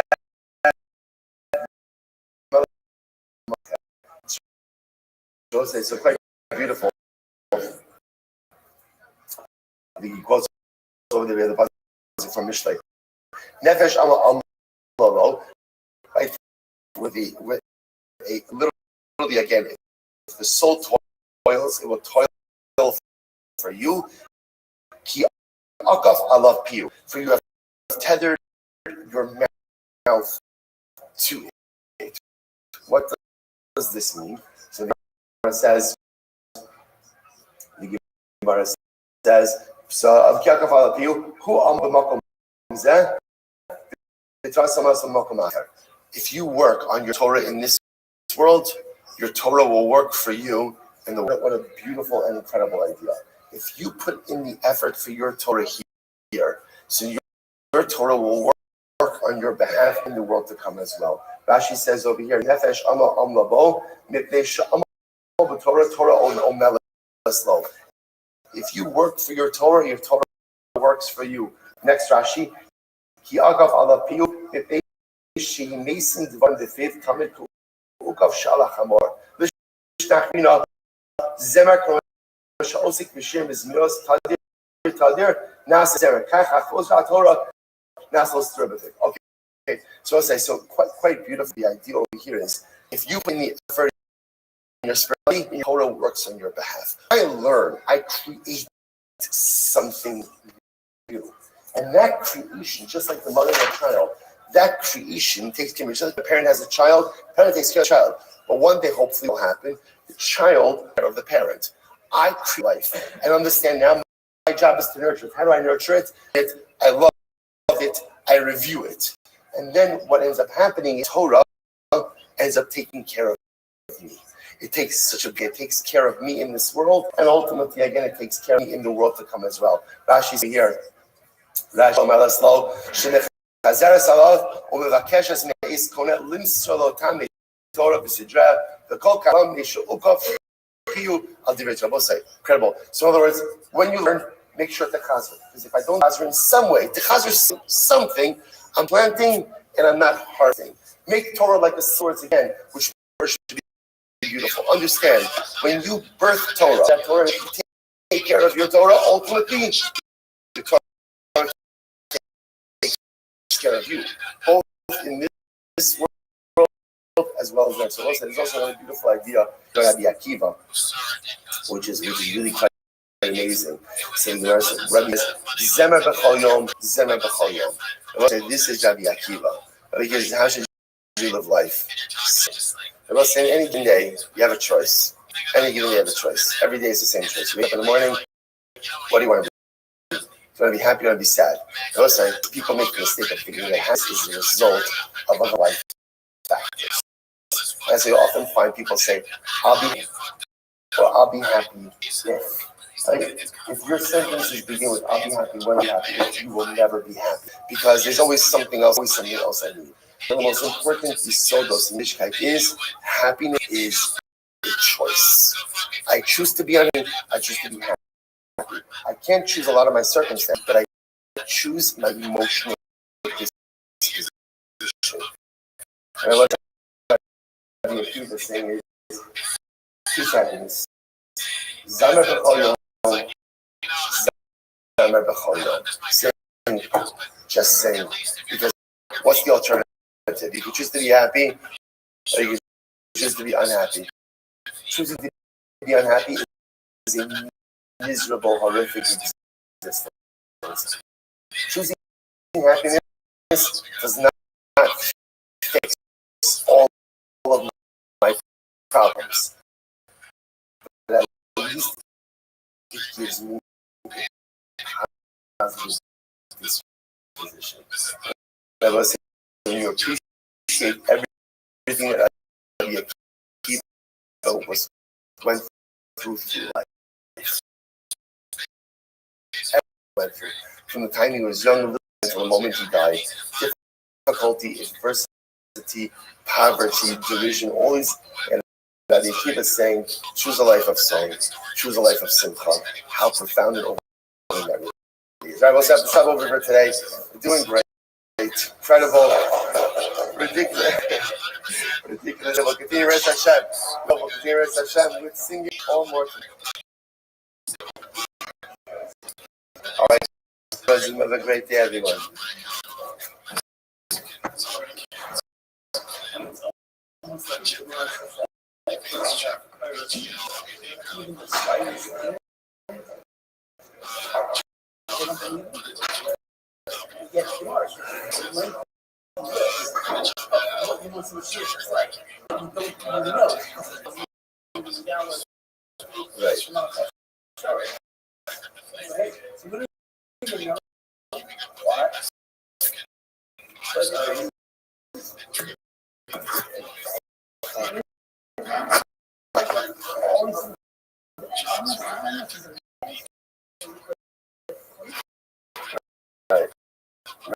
Right.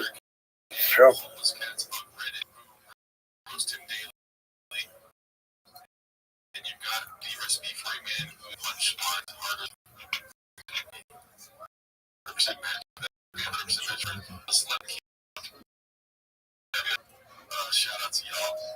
All right, we'll say good morning. Good morning. Let us with our sponsors for this morning share the thing. Thank you. The thing for Talmud Torah sponsors. I'm a Talmud Torah sponsor. Shin, hey. We're dedicating all the Shimmer Drushos this year as his host for the Talmud Torah sponsors for the month of Adra Ba'alina Latova, Terry and Steve, Father Dr. Harry Khan, Hirsch, Ben Yosef HaKohen, Zib Levin, and Bunny families, and Mr. William Zeb Shmor and Yisrael for the Bracha, and I'll be covering this foundation of Adler. In memory of Judy Goldman, Buddhist Esther Bas Elzer upon the rock. The American Talmud Torah. All of the Neshama Zav Aliyah. The families in the Chama, for traveling for those calls for the Israel. And the Shach who bring all of our hostages home, and the holy soldiers be successful before Mass Day Yidden. Because with that, let us begin. So we have a lot to do today, Baruch Hashem. Today's back is Tzadik Ches 98. We're picking up on Tzadik Zayin on the days 97B, and we are picking up into about 5 lines before the widest lines. 5 lines before the widest lines. Amra Bayesh.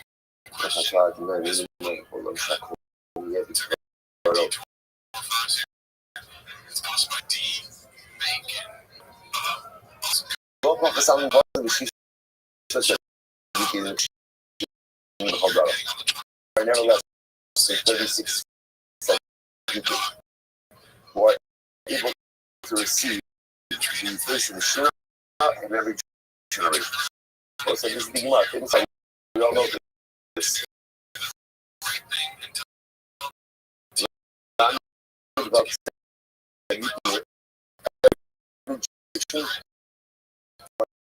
Able again now this we're able to receive the Shekhinah. Shneimar Asher Kol They are those who wait for him. Lo. And lo in the Matria Lamed Vav Lo B'Gemat Shia Fosim B'Shis Abis 36. Incredible. That's all. It's only 36 from Rav. Dora Kamikut Shabiku Timni Sorry Alpi. That again before I can start off with Radiki. Verse number 8. 18,000. So what's going on over here? Since the 36 is 18,000, so the March MR Shmona Sa'ala. Look, how do we stack this back on you? How do we stack this back on? So it's a very different level. Baklarian means vision. So there's Baklarian in Europe, which means color clarity of vision, and it's background to you a little bit of a cloudier vision, different types of vision. So there are 36 tzaddikim. You see, this Baruch is baklari under a complete, clear vision. Then there are many others who present Baruch, but the vision is not as clear. When we have so many things, more than 18,000 people who perceive that from Baruch, even the level of this baklari she'ina is still a very high level. Are there that many people who have that clarity of vision? I'm sure to listen to this. I'm sure by Chai. Hosting this incredible tomorrow.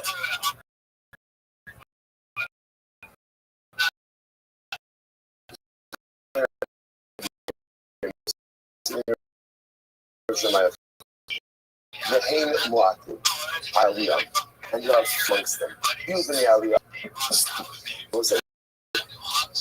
Now, what is this? So the Shema Chai is making a tremendous statement that there are, in life, one of the hardest qualities to find. Now, there need to be a Ben Aliyah. To be a Ben Aliyah, just like what it says, to be a person who desires growth. You know, it's interesting. A lot of communities in public. Because what do you have to do if we go to town call? What do you have to do? What do you have to do? Studying Torah family and inherently enjoyable. We're also going with Chassid. We do Chassid. Because Chassid is also inherently says the hard thing to do in this world is Benayah. People who really want to grow. People who really want to grow. We want to grow at all times. Now, again, it doesn't mean that it's tzaddikim. It doesn't mean that you're owning.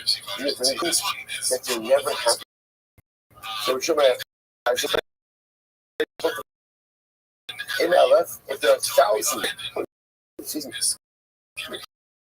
if there are thousands in the world, I need one in the hand. Then me and my son, remember again, my son was a loser. Right, my son and I, we are counted amongst them. In Maya, and if there's 100, I need you bring me in. And my son and I also them. If there are only people in this entire world, I need Ubini. They both say, some point out, you read more like this, like, whoa, okay, yeah. It's not Gaiva. It's not Gaiva, we'll say, it's knowing who you are. And I'm sure by Chai understood that if there was one thing that he possessed in this world, that he was a Ben Aliyah. He wanted more. He always wanted. And the son of Elazar, even more than his father. I don't know how many Ben there are in this world. So I can tell you like this, even if there's only two, I know that it's me and my son. So here I both say, I don't know how many like Ben Aliyah there are. I don't know how many there are. So now the Gemara is saying 36, 18,000.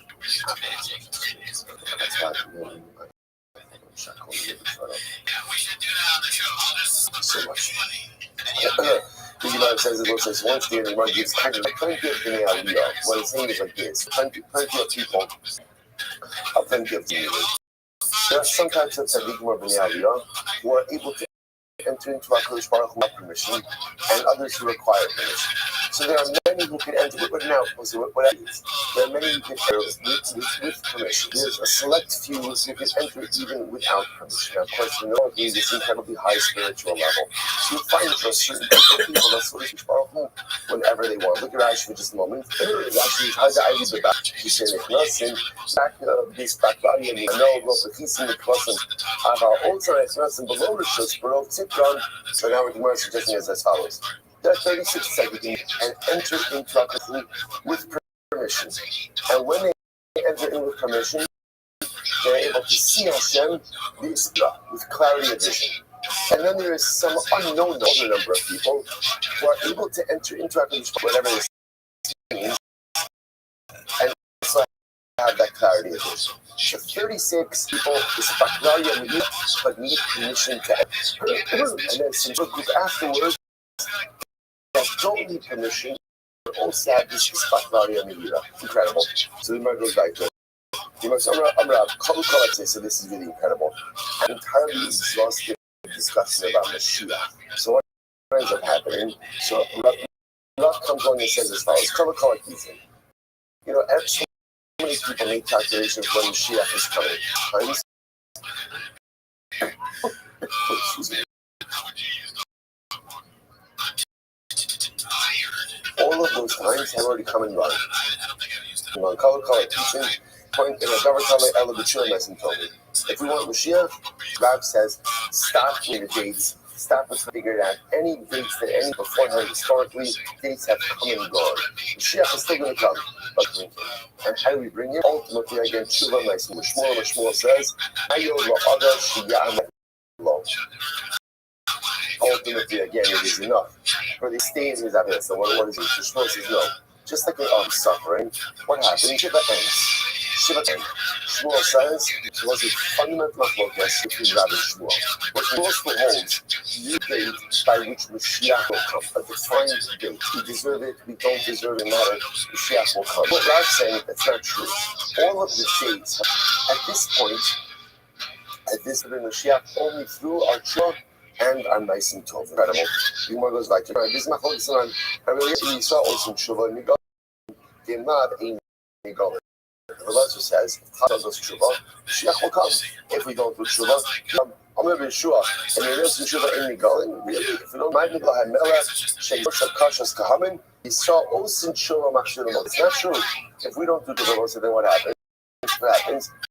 The Rebbe shall orchestrate situations. We have to do Tshuva. So, created the despotic king. The final despotic king will force us to go ahead and do Tshuva, return us to our correct ways.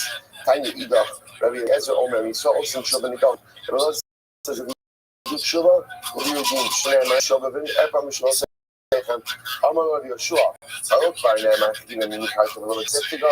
You get the pasuk says you were sold for nothing, and you will not be redeemed with money. What does that mean? You were sold into that aspect. You were right. You were sold because of idolatry. Idolatry, zero. There's zero value. Yet you took it upon yourself and you were sold as a result of it. You will not be redeemed with money. Not even through Tshuva and Ma'asim Tov will you be redeemed. In other words, it's not Tshuva Ma'asim Tov that brings Mashiach. Rather, again, there's a time that time comes, Mashiach will in Hashem come. I says in Amar Rabbi Eliezer Rabbi Yeshua. Hello, Kvarne. Amar Shuvah Shuvah. I but the pasuk says, return to me and I will return to you, which sounds like Kadosh Baruch Hu is saying to us, if we do Tshuva, then he'll bring me Geula. I'm going to do Tshuva, look by Ne'emar. Ba'ati b'chem. B'lakakti es echad me'ir. V'shtain mishpach be'vesi eschem siyot. Which sounds like it's up to Kadosh Baruch Hu to bring the Geula. I'm going to be yes, and I look for Ne'emar. So if you look at doing they're like lobbing and back at each other. Look for Ne'emar. Shuvah v'nachas t'shir. I'm going to be sure. Look for Ne'emar. Koshem. Go al Yisrael. Look Yoshua Lizah. Nefesh them. L'misah. Goy. Le'evet moshlim. Look in your top of tzadiches. Look in your. The Kol Yisrael Yishachah. I'm going to look for Ne'emar. In Tashuv, we saw the Umm Hashem in live Tashuv. Once again, the Lord says, I but the says, it's Tshuva. Let's return to us. Allah Rabbi Yeshua, Valok Var Ne'emar. As Ha'ish, the Lush Habadim Hashem, Mal, Lemene Hayor. Vayor Yimino, the Smolo, Allah Hashemayim, Vayish, Bachai, Allah, be the Moed Modim, the Chatzik, Kabbalah, Snapaz Yad, Am Kalish, Kabbalah, Kosh, the Shots of Kabbalah. Suppose at this point again, Rabbi Eliezer was quiet. So what the Machlokes Rabbi Eliezer and Rabbi Eliezer essentially saying, not essentially, but Eliezer saying that halacha l'maisa will be redeemed. Rabbi Yeshua, that's not how it works. Gula comes when Hashem ordains it. The psukim back and forth at each other. The conclusion, the way the Gemara ends, the conclusion is that Rabbi Eliezer ultimately again was Yeshua's psukim. So it sounds like over here that the Shemeshach who chooses to bring him, that seems to be that triumphs. So again, that's in this conversation. Just to understand these two profound messianic models that remain. So when does Mashiach come? Does Mashiach come and do tshuva, or does Mashiach come almost independent of when that's the Mishpara who changes it? Like, is it just some point in time the world has to be redeemed? Machlokes, incredible. But Amar Rebbe, looks like when we were saying it, how could this remain unresolved? Yeah, we have to know these things. And what's the answer? No, we don't. No, this is the same way why the whole is not even explicitly mentioned. To be honest, David does not want us to be manically focused. Probably wants us to be focused on maximizing time in this world. That's how I've heard that. Out of all this we come the best verse, out of all this we come the Aliyah. Out of all this make a difference, out of all this to help others. Whether Mashiach comes because of it to become Bali Tshuva, whether Mashiach will become for that,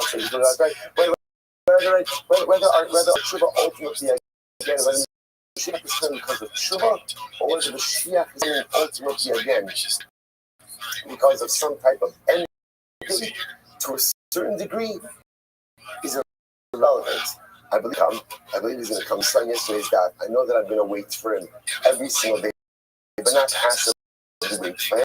And Coach Barlow will figure it out. It's not really my job. My job is to maximize this world, maximize life, maximize my life. Let's go like that. I'm going to be Abba. Kate in the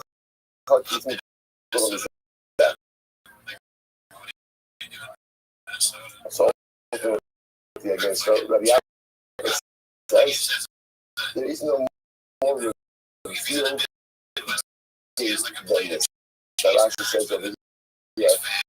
And what does this mean? Rabbi says if you want this incredible, you want signs of Mashiach, right? Or say, you look at this all the time, right? Truth is, I can live without knowing the Mashiach. What do I want to know? What do I want to know? That it's close. Right? I just want to know that we're headed in the right direction. So this, by the way, is an incredible deal. But the Abba says, anyone who hates me is that if you want to know the most overt sign that Mashiach is coming, the Lord said, what is it? Shnei Amar, Va'atem, Hari Yisrael, Antechem Titenu, Uprichem Tisu La'amei Yisrael.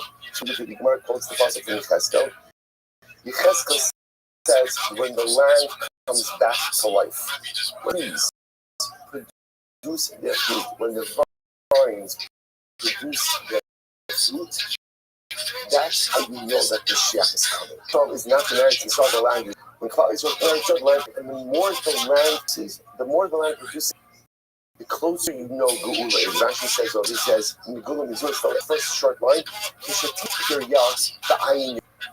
There is close, and there is no revelation about the culture of the Mashiach than the vitality of the land down there. Let's say, okay, a little bit of a joke inside the shul here. And we see, like, this is why, we live in a time where Eretz Yisrael is award-winning wines. Like, the number of boutique wineries in Eretz Yisrael is astounding. The number of average wineries in Eretz Yisrael is looking at Eretz Yisrael. It's that it is the signs that Geula is close. So how could one drink wine that is anywhere but Eretz? Every sip of Eretz Yisrael wine sip of Geula. It's literally what is the most. Some of us are old enough to remember, right? That remember what used to be the section of kosher wine. What was it? Right?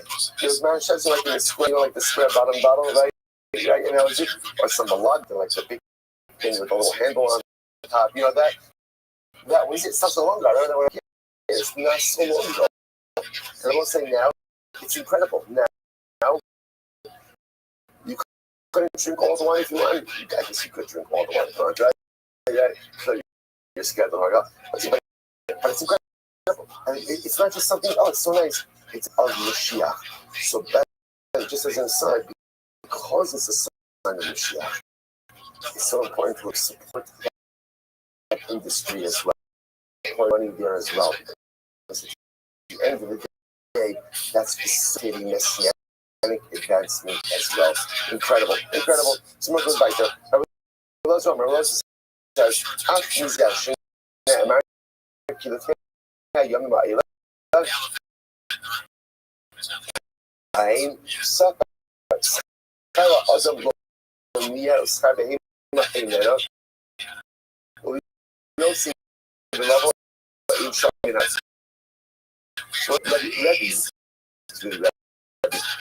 Rebbe says there's another sign of impending messianic arrival, which is that as messianic arrival approaches,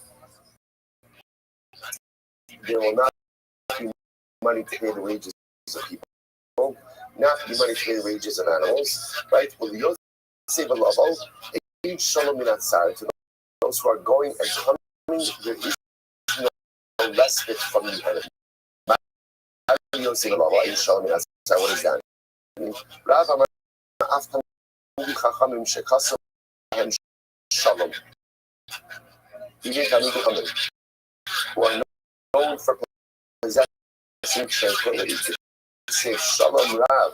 We are they saw a second in Shalom Yechid. Talmidei Chachamim are known for their tranquility because Torah engenders a sense of tranquility.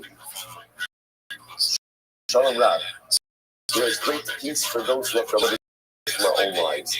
When you learn and when you are studying, there's a certain calmness, a certain soothing, a certain tranquility that you have in life. See, Talmidei Chachamim by definition possess that tranquility in the Pina, in the days of Mashiach, will not be able to find that tranquility. So as I try to find out how interesting this is, on the right, the first thing is, as you have the Abba saying, the sign of impending messianic arrival is the land will come back to life. Land will come back to life. And then you have Rav who says, right, what is there's going to be so much turbulence. So let's say, so once again, these heating narratives, right? Is messianic arrival, is it kind of heralded by beautiful growth, heralded by incredible and overlookable circumstances? So it's not mutually exclusive. It could seems to be these. Paul says, Shmuel said, the sign of messianic arrival, all pricing will be made. The Most High Rashi understands this as well. This could be good or this could be bad. Right? This could be good, meaning that everything will be very inexpensive, or that no, even inexpensive items will be as expensive as luxury items. Okay? It becomes when there's incredible suffering, this is financial suffering. That literally, now, let's remember again, we know from Gemara's perspective, the remedy is fatty meat, undiluted wine. So Gemara says, when Mashiach, physical Mashiach, is in this poverty, that even you won't be able to find meat for a person. Not only that, have to meet the next best thing. It's correct. Gemara is fish. You won't even be able to find fish for a sick person. Although you must say, as Ashkia Mimeh, all this, except Biyamahu, Atzniach Karen the basis strong. Rabbi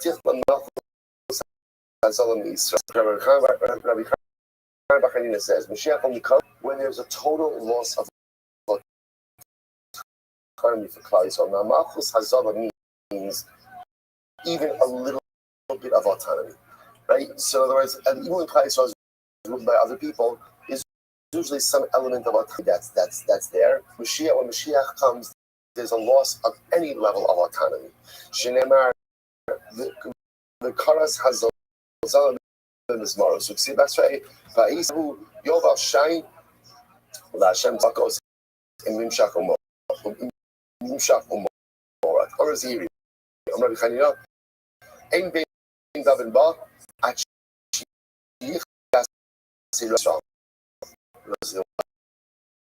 When the Mashiach comes, Mashiach comes ultimately again when there are no Gasei Ruach, when arrogant people disappear from cloudy sun. Let's say, what does this mean? What does this mean? But ultimately, again, arrogance is what keeps Mashiach away. Isn't that incredible? You know what? Arrogant people, that's what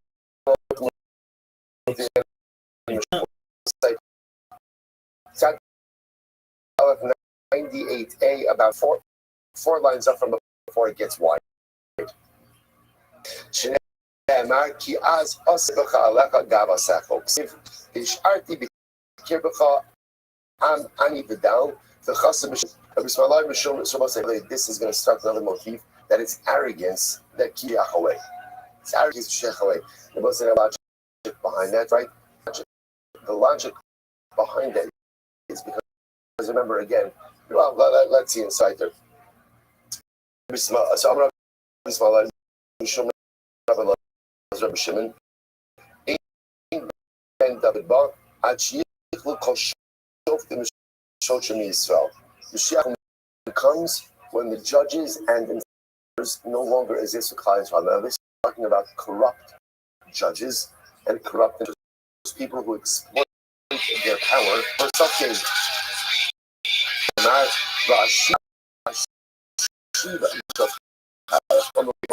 This is beautiful. And you try and nip it, it's stuck. Let's say first wide line. It says that Yushalayim is only redeemed with tzedakah. Shene'eretz Sion b'mishpat tishadet, tishadet tzedakah.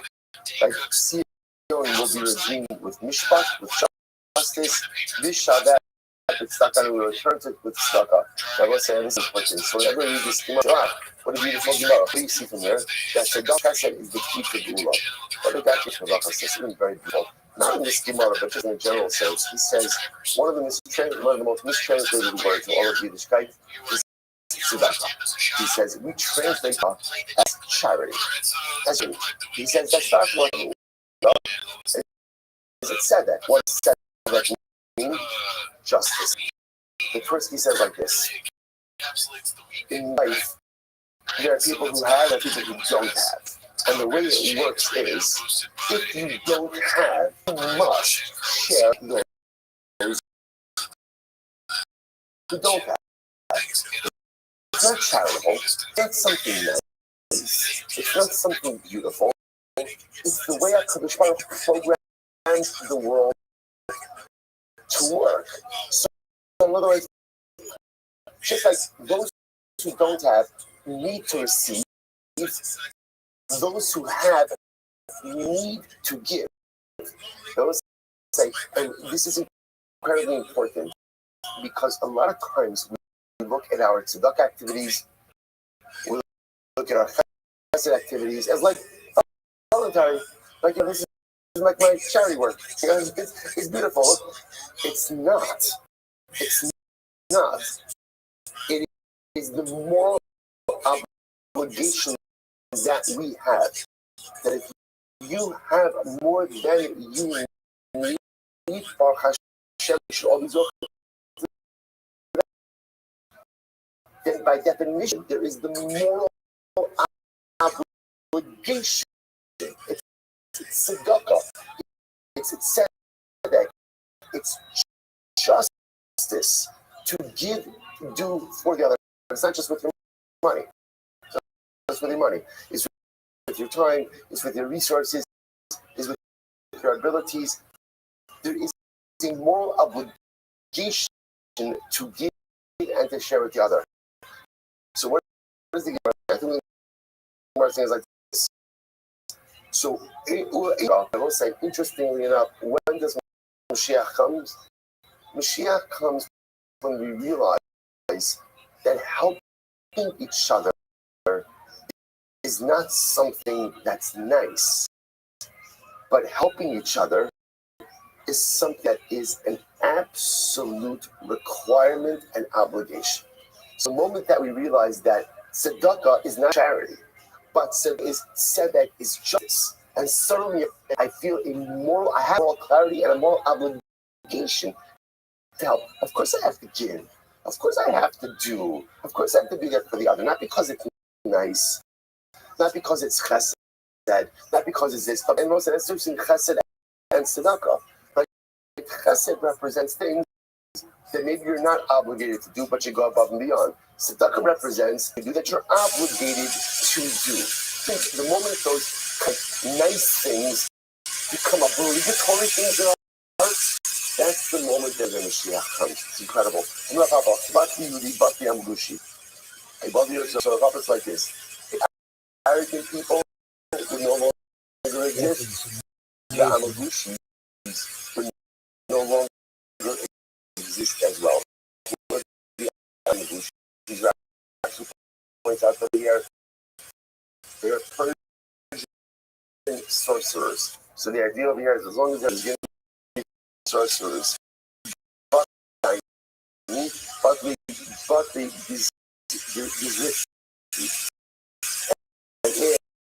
corrupt judges would stop with so corrupt 10,000 judges.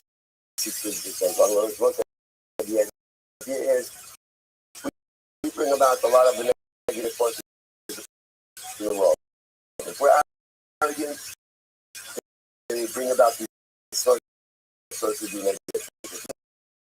Corrupt judges, and we bring about corrupt judges who do the same. So you might go like that.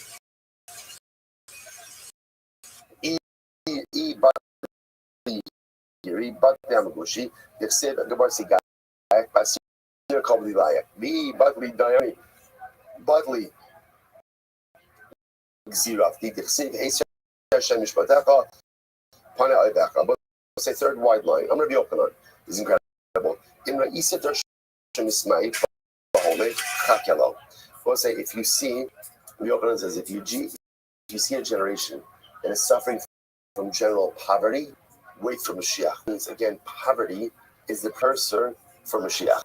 Again, we've seen this motif more and more. So Chakelo Shnemar Ves Am Ani Toshia. The Rebbe Shalom will save and empower. I'm Rabbi Yochanan. If you see a generation where there are overwhelming that literally again are coming upon it like it's just like the river keeps flowing. You feel like there's constant cloud. So Chakelo. Ultimately, wait for Mashiach. Shnei Amar, Ki Yavo Banar Tsar Rach Hashem Nosesas Bo B'Sari Uva L'Tzi Goel. So let's say fascinating, right? I just want to point out something how amazing this is and why it's like the best thing in the world to be a Jew. So let's say how we deal with difficult circumstances, right? A generation where there's poverty, or if you see there's ridiculous suffering, oh, you know what it means, you know what it means, you know what I mean? Let's say what other nation thinks in right? Everyone else. Things are bad, that is generally means what? Probably things are going to get worse. It's generally that's generally the way bad things work. For cloudy, so it probably means that just wait for it, because you're going to see it's about to get ridiculously amazing. Yesterday I had this moment where I said to myself, you know what? Like listening to the news. I got one of those days. This is just great. This is just because it's hard to know also like. Is the news accurate?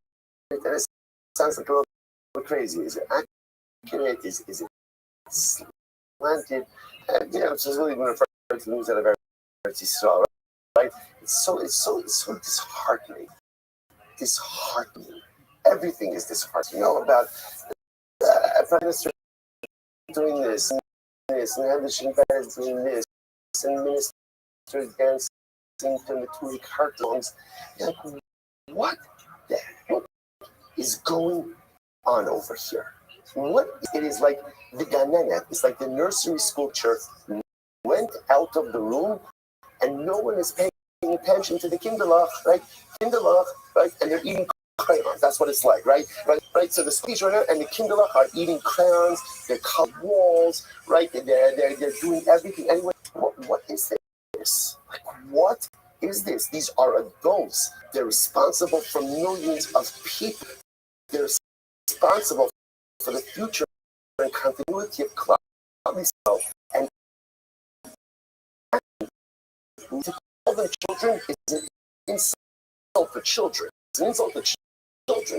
And that's really what it is. Because children, at least, at their core, are Kaddish and Tahar. And you want to teach yourself, like, what is this? It's the whole thing. Again, exactly that. The whole thing. And then you're like, okay, it's a smile on your face. Sometimes, like, the worse it looks, chakelo. Wait for it. Because the way Klal Yisrael works is the worse it looks, bracha is even closer than ever before. The mother's like, don't Yochanan, in David Ba, Ella B'Doshe Kula Zakai. It's a reverse idea. Mashiach only comes in a generation that is totally innocent. That tzaddikim. Mashiach comes when Klal Yisrael tzaddikim. Kol says, just again, on the same page, same line. Mashiach comes when there's complete poverty. Mashiach comes when there's suffering. No, Mashiach only comes when there's complete piety. Or everyone's really bad. It comes either when everyone's really good or everyone's really bad. Shimon says, okay. Kadosh Kol Zakai Dixit, make Kulam Tzadikim Nolan Shuares. Kadosh Kol Zakai Dixit, Ayar Ki-Ish, Vaishim Ki-Im Afrilo Ksib, Lema'ani Yaseh. I suppose I said the Machlokas, Baprig Mashiach. Honorable Alexander Rishua Ben Levi, Be'ita Achisha, sorry, Be'ita. The Pasuk says, which means Mashiach will come at his appointed time. Uksiv Achishena. Then the Pasuk says, I will heal the arrival of Mashiach. So which one is it? Mashiach's coming at a defined time. Achishena, Lo Zachu Be'ita. So if we are meritorious, then ultimately Hashem will hasten the arrival of Mashiach. If we're not meritorious, then at the end of the day, Be'ita. He will come at his appointed time. I'm Rabbi Alexandria, B'Shon Levi, Rami Ksiv. So Kibar Ish Ata Uksiv Ibarokiv Al Chamar. Zachu I'm sorry. Zachu Amaya Lo Zachu Rokiv Al Chamar. So once it says Mashiach going to be, so the cloud comes from the sky, or like a pauper riding on a so the clouds moving quickly, the pauper on the dump, not so much. So does Mashiach come quickly? Mashiach comes slowly, and it depends on us. So again, in this scene, is the arrival of Messianic redemption is fundamentally dependent on us. If we're righteous, it comes faster. It comes slower. Amrle Shavar Malkalish Shmuel Bose is incredible. So Shavar Malkal King Shapur said to Shmuel, Amrisu Mashiach Al Chamra. Bose, by the way, this is the pasuk that we just quoted over here. The pasuk that tells us that Mashiach comes on a donkey. So King Shapur heard this pasuk. Mashiach comes on a donkey. He says, Asi Ishtrale Susi Barka. I'll give him my best horse.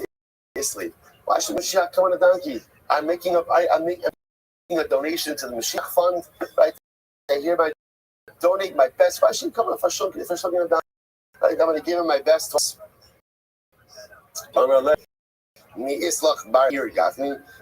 So to Shmuel said to him, Shapor, do you have a horse of 100 colors? Now what does that mean? Shmuel says back to King Shapor is Mashiach's donkey. Right? That's quite a donkey. In other words, you think your horse is better than his donkey? I would think the donkey of Mashiach over the nicest of your horses any day. Incredible.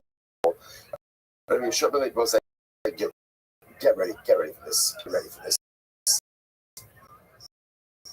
If your Datomi Chavusa or Chavar is not here at Shir, you should text him. You should tell him, I feel sorry for you. My heart breaks for you that you were not able to get out of bed this morning to be part of something dramatic, life-altering, cathartic, and overwhelming. I'm sorry clearly you must be in the throes of something major, right?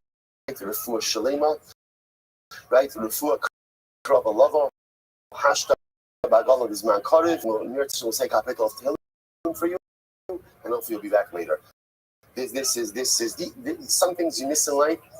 All right, 7.5 years they'll be back in Eretz Hashem. Rishon Levi, Ashkach le'Elio, the Hakanya Pista the Ma'arta of Rishon Bayochai. Get ready for this. Rishon Levi was standing at the entranceway of the grave of Rabbi Rishon Bayochai. Remember again for those who were on not the last Yachei Kala, but 2 Yachei Kalas ago, we went to the entranceway of Shvi in Meron. Now, again, there's the grave on top. There's the grave on top, and if you notice, you can actually go below, right to the entranceway of the Ma'ara. Literally at the entranceway of the Ma'ara. So Rabbi Shimon Levi was standing right, found Elio, and where was Elio? By the entrance of the Ma'ara to Rishon Bayo. So Amalei, Asina la Alma Dasi. Crazy. So Rabbi Shimon Levi says, Elio, am I going to Olam Haba? Am I going to Olam Haba? Am I going to the world to come? Amalei, in your Don Hazeh. No, what do you want from me? Like, so in other words, if Hashem wants you to be, you go to Olam Haba, maybe Shnayim Reisi Gimel Shanati. So the Levi says, I'm standing here with you. So there's 2 of us, but I hear this. So ultimately, again, Shimon Levi heard that whatever this means. The voice says, "The Shechina Hava Adayu." The Shechina was just. Can you imagine the scene? So again, Eliyahu not by the entranceway of the grave of Rabbi Shimon Yochai. So now Rabbi Shimon is by. He's talking with Eliyahu, going to the world to come. And it was ask Hashem. Then there's another voice, the Shparach as well. Amalei, Amos Asi Mashiach. So now Rabbi Shimon said to Eliyahu, is Mashiach coming? Now, the reason they feel, why does he say this to Eliyahu Navi? Because Eliyahu Navi is the one who comes before to announce the arrival of Mashiach. So when is Mashiach coming? Amalei, Zil Shailil. Go ask Mashiach. Ask Mashiach when he's coming. Rabbi says, okay, Behecha Yosef. Where can I find Mashiach? Where is he that I should ask him? Apischa Bekarto. He is situated at the gates of Rome. Mashiach sits at the gates of Rome. So the Gemara says, Umay Simone. Now let's say, how will I know? Fine, so I'll go to the gates of Rome. How should I go ahead and how do I know who he is? How should I know who he is? So the Gemara says, so it says, by the way, if you look at Rashi says over here, the Pischa de Karta, Mira Lamori Pesachayir Mamish Elegan, who can get Kala Olam the Karla Malay Gan Eden Sheneget Pesachir Shari.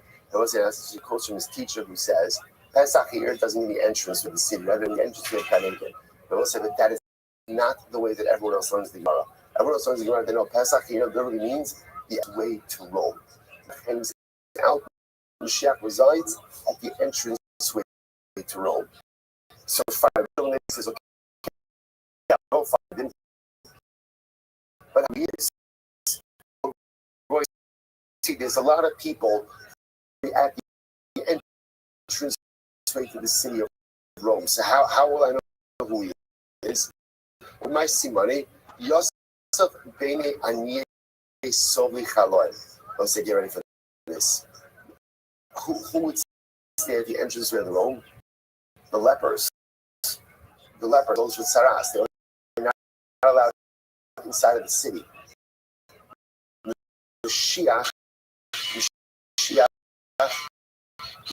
lived alongside all of the lepers. Rashi says, so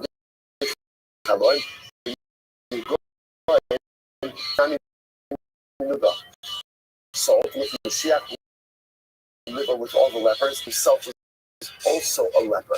Isn't that incredible? Also a leper. So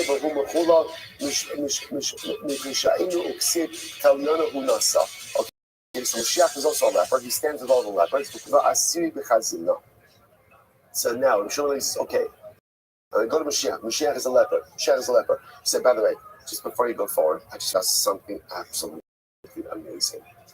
Listen, Mashiach does not walk around, right, with a long beard. The person we normally think is, oh, that guy is Mashiach. Who we look at, and we look the other direction. Who we go ahead and probably we don't take the time to say good Shabbos to. who like are the people who get a little bit more, maybe we try to avoid, or the people we marginalize, or the people just be pushed to the periphery. Like Mashiach is the person who everybody wants to be around. Well, it's a tremendous, tremendous thing. Sometimes the people who we marginalize, push to the periphery, and don't give the time of day, those people are often the holiest of the holy. Tremendous sight. So Mashiach again is a leper sitting by the entrance to Rome. So how can I figure out who he is? How can I figure out who he is? The Gemara says, "V'kulan sharu ba'asir b'chadzim." So you'll see the leper changed their bandages. The way it works is generally, again, the lepers change their bandages all that. Okay? You'll notice, by the way, Mashiach only changes one bandage. Now, why is that? Because again, you start to know what's going to happen. What gets the call, right? Mashiach's call. So what happens if he gets the call? Here's the issue. If his bandages are off, and Hashem says, "Hey, go," and it'd be like he's going to wrap up everything. What he does is he only bandages one wound at a time. This way, he's never out of commission for a prolonged amount of time. It was tremendous. So first of all, tremendous in that Mashiach himself is literally ready. He's ready to go. He changes his bandages one at a time. What's a tremendous metaphor in this? Many of us walk around with many different wounds, and many different things that we have to heal. There's the Yitzhara sometimes to try to heal everything at once. I'm going to identify broken, and I'll just heal it all at once. Life doesn't work that way. The best way to heal your wounds, your personalistic wounds, is one at a time. Decide what you want to heal. Decide what you want to heal, right? How you want to heal it. Heal that. Once you heal one, like Mashiach, move on to the next. Because often, when you unbatch all of the stuff you got to heal, and you look at yourself, there are all the stuff that's broken, all the stuff that's wounded, all the stuff that's in a state of disrepair, it can become overwhelming, and that's when despair sets in and I give up. But one bandage at a time, one wound at a time, one broken bone at a time, and slowly but surely, over time, you begin to heal yourself. So can you imagine that? Can you just imagine what that must have been? So, even if he's not coming yet, right? He's revealed himself yet. He's not like, but Rabbi Yeshua ben Levi found Mashiach. Azul Gabe, Amalei, Shalom Alecha Rabbi Yomori.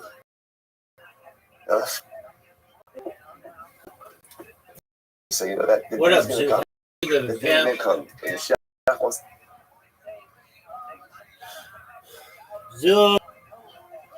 Zoo. Hear me? Yeah. All right, Zoo. What's up, big dog? Just John. Zoo, do your ticks get worse, people or women? Are you sure about that? Woof woof. I don't know what that means. Are you ready to lose? What? Are you ready to lose?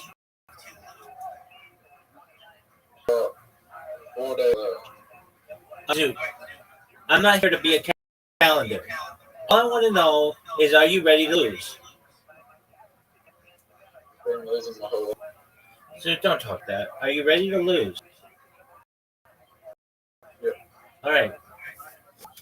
How was your day, big dog? Yeah. How was your day? Okay.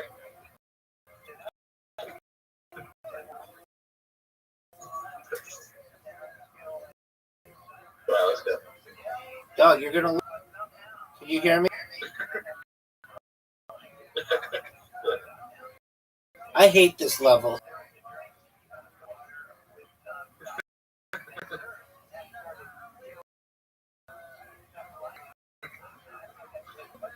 What is something funny? Dude, of what did you think? When you go up to an ADHD person, you tell them that ADHD is not real.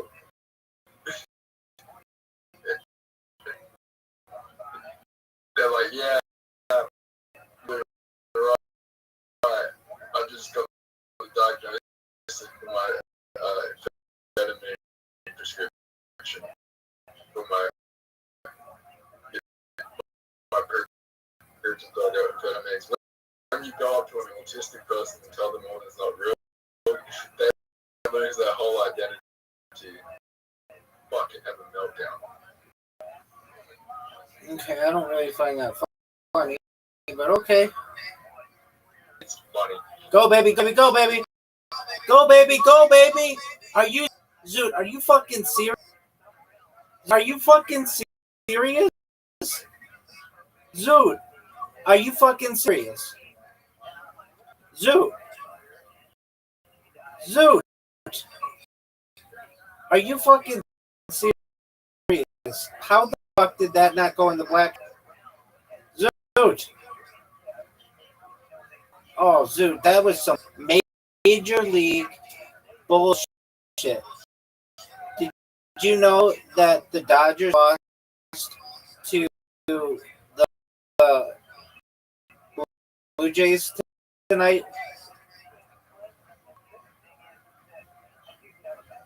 Los Angeles lost to Toronto.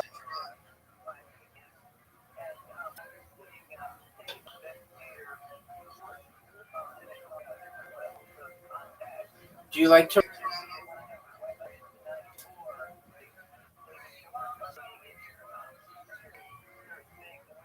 I like winning. Rabbi, better position me here. I think I am. You're on now. Correct mundo, son.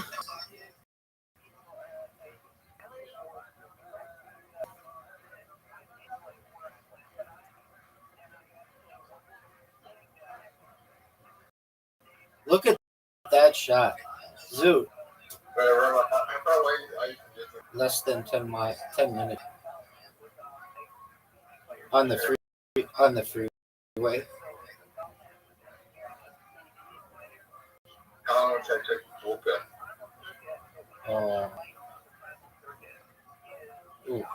Probably like 4 or 5 hours. 4 or 5 hours would take 10 minutes. Yeah, you're 60 miles an hour or faster on the freeway.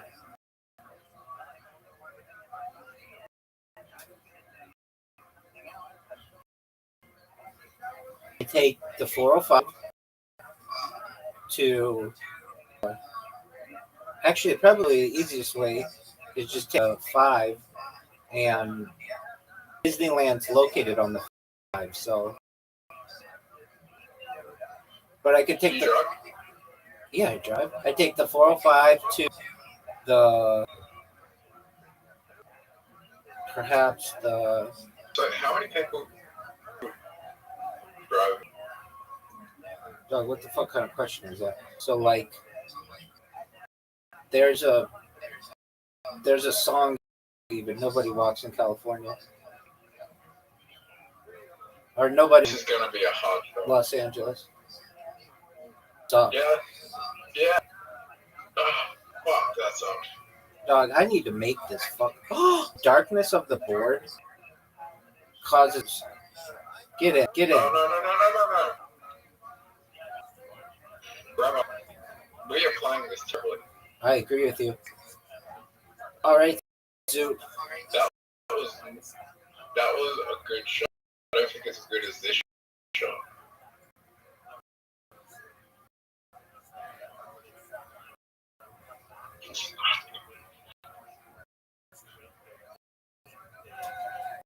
Yeah.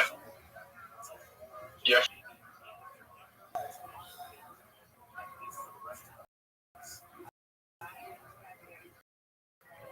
Grandma, we tried. This hole, big dog, like this hole,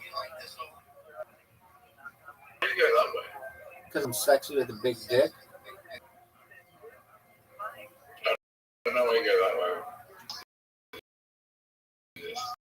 Why are you fucking me? Best options to do this. That's not a bad move. Rabbi, you have to get it in the next show. fun. I want to know what it feels like.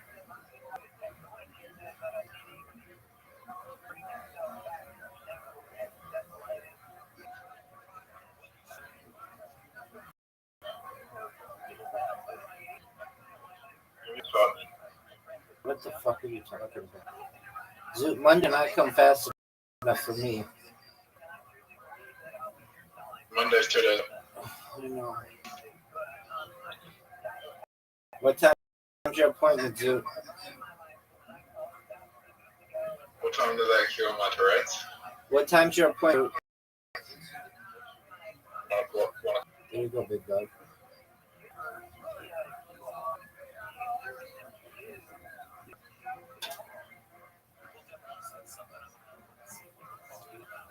Of my entire career.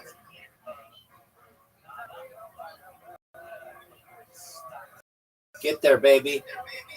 Oh, Zoot. To normalize.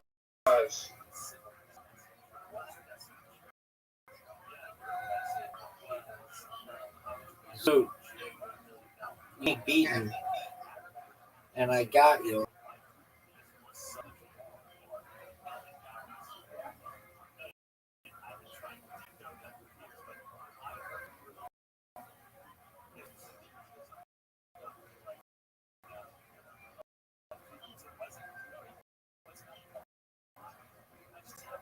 So look how good shot is.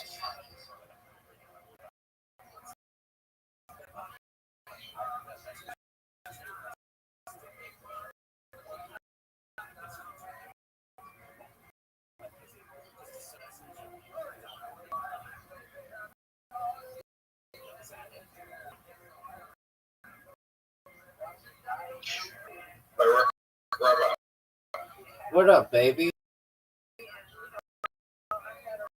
You remember that video that you told in 2006 where they were standing outside the American Association and the psychologists if they ever cured their patients? Yeah.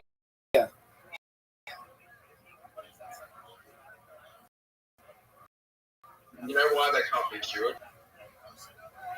Well, Everything with people with lifelong conditions that can't be cured, but there are things that can be cured. Gambling addiction, but no one gets diagnosed with things. in the United States, to say that you cure any, it's an advertise something is a cure. Why is that? Pharmaceutical companies essentially lobbied for anyone who says that anything is a cure to be dismissed as a quack or a charlatan, so that they don't have any competition, especially from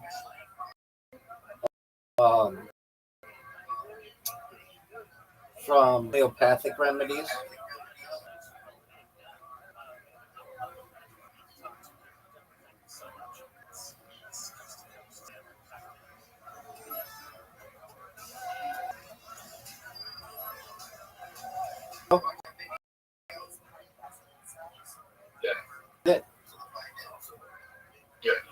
I know how to cure gaming addiction. All right, how do you gaming addiction? You join the Amish. They're not the Amish, they're the Amish. Yeah, sorry, you join the Amish. Dog, the Amish like video games maybe more than.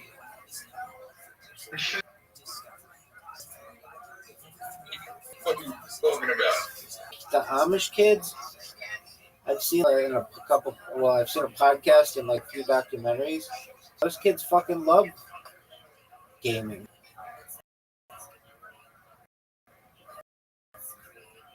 How do they game? They get into quote unquote the English outside of the purview of their, and they'll get a Game and or they'll have like another who goes on Roomspringa, which is like this time where they can do whatever they want, and that some access to things that they normally wouldn't have. I got an idea. What's your idea, Zoo? I mean, I've never seen an Amish person draw.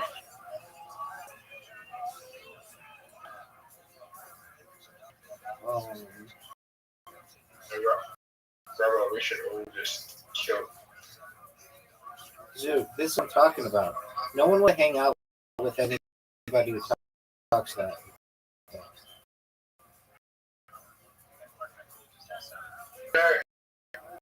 Zoo, you didn't even make sense. Zoo, you didn't even make sense.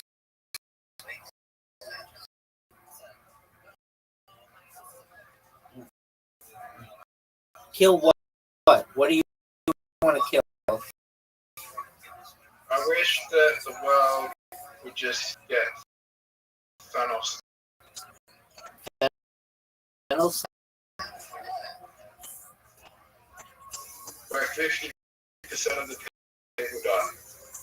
Okay, why do you want that?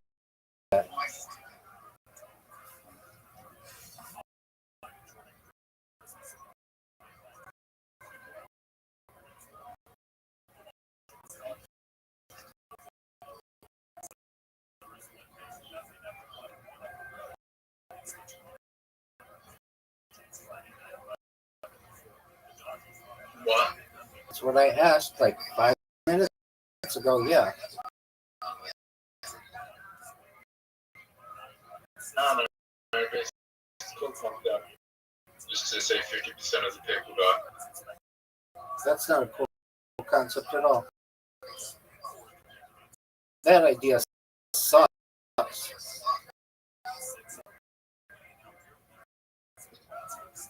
Right, make it 80%.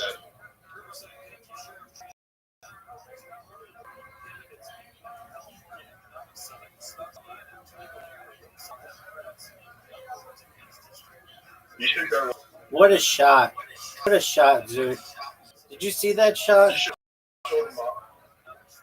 You should watch all the Marvel movies on stream. I did that like 3 years ago. You did? Yeah. I didn't pay attention to him though. So maybe I should pay attention this time. But yeah, I saw that shit. Everything How from did you not know? Everything from what? from Spider-Man to like Avengers Endgame. Well, it starts with left.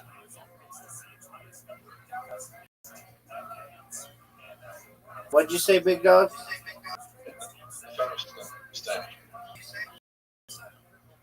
It's the one with the Thanos stand. With the what? That's the one with the Thanos stand. Endgame is what the Endgame ties it all together. Okay. Don't you remember at the end Endgame, like only 50? Oh, I wasn't paying attention to any of that shit. I was literally them at the same time. So, if that happened, come on, Zoo. What the fuck, man? Have you ever had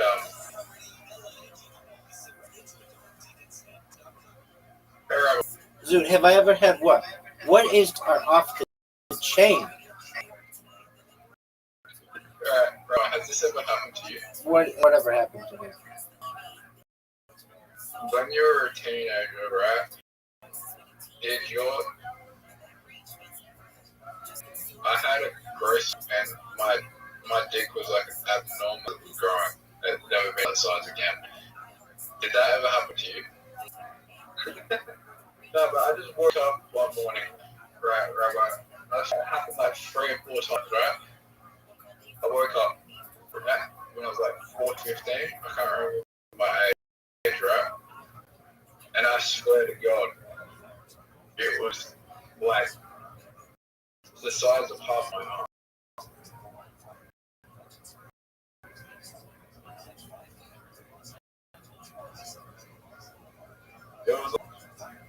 No one knows. Is that a normal thing to happen? All I know is I'm going to whoop your ass.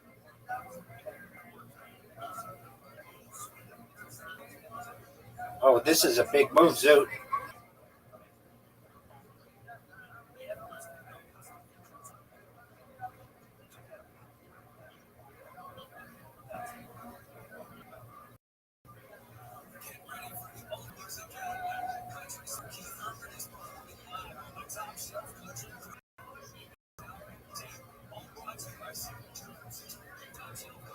Lost.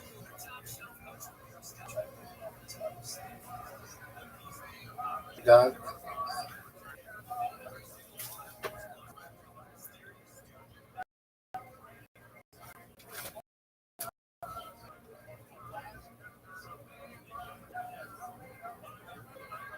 You ugly. So what the fuck are you saying? I'm serious.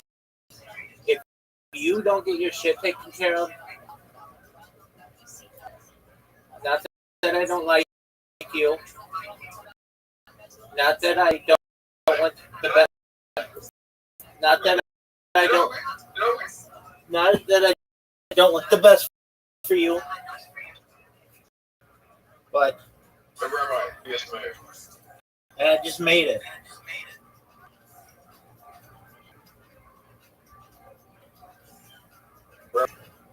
Dude, if I'm telling you this right now, if on Monday at 1 p.m. your doctor does not recognize or give you a recommendation or else a referral, if they say you're fine, you play for them any of my videos and just say, listen to me. Okay? That's all you have to do. If you don't believe it, let me know. Because I will take my stream on the road all the way to fucking Australia to have their license revoked in front of the South Australian Board of Physicians, because should not be practicing medicine if they have that bad opinion on the situation at hand. So I don't want to hear you saying, oh yeah, they said I'm fine, because then you did not give them, all you have to do is say, just listen.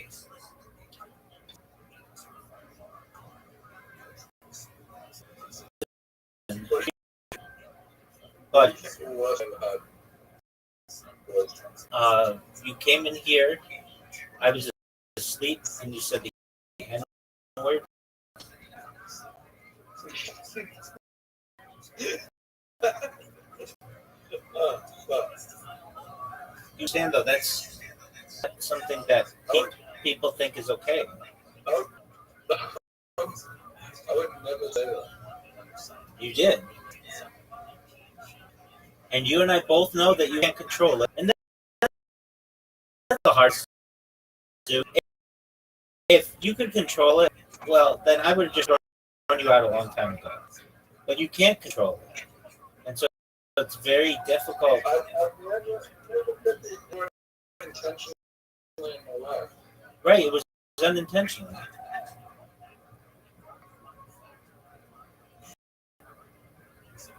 You think if I was a streamer, I'd get... For sure. Yeah, but I can...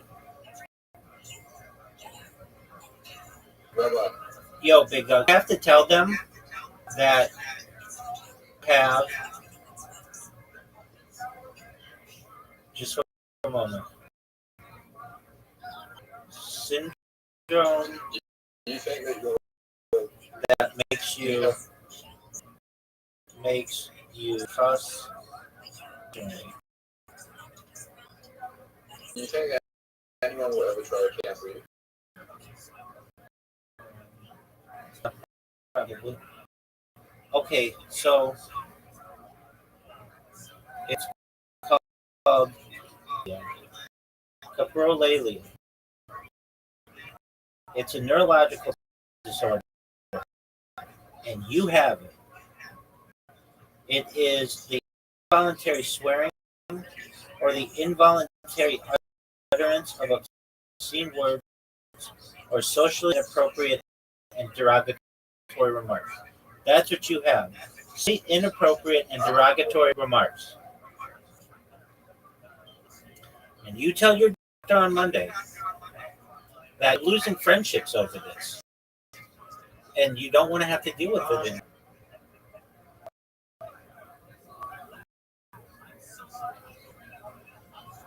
I'm serious. Somebody in here yesterday, and I have to, like, when you're gone, they're like, yeah, that person has problems. Well, they just, it happens.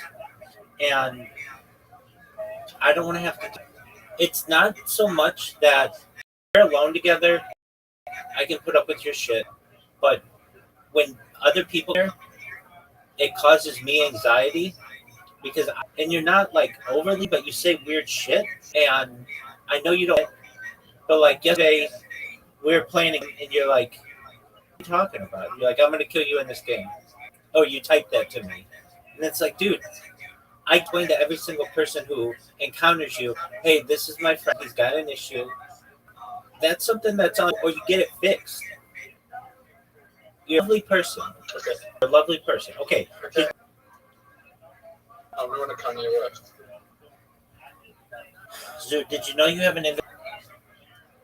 Hey, I'm just a there's legacy. Okay.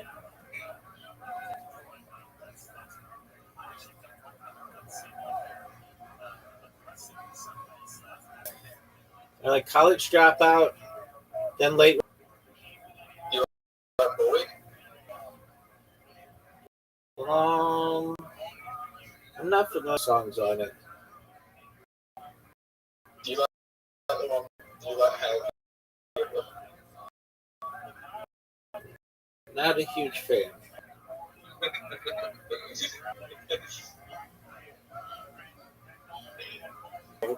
Perhaps. It made her two on the charts in Israel. What's all the hubbub about? Well, that would be the last country to get. Well, it's a lot of people who be like, okay, what is this? Why are all these? Why is this person celebrating this? So it basically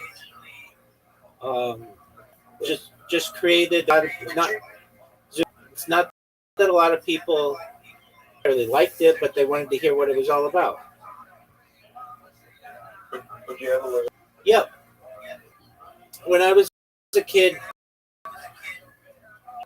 it was considered, but it was somewhat unsafe. And really the safest country for Jews in all our history has been the United States. And then I considered it again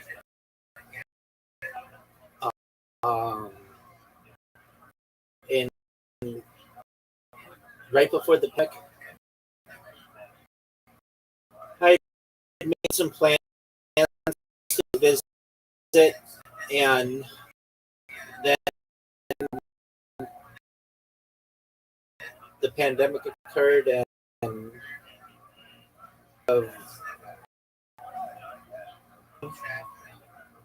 the entire United States was put on lockdown.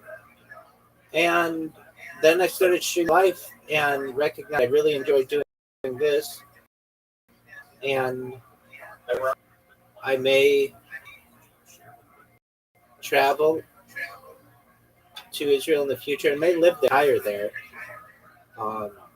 But it's gonna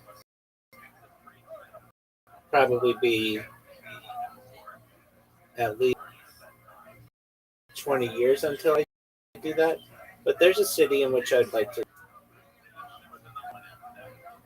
I have this brother I'm producing who loves to learn most of that comes out of my mouth. But how Doctor on Monday.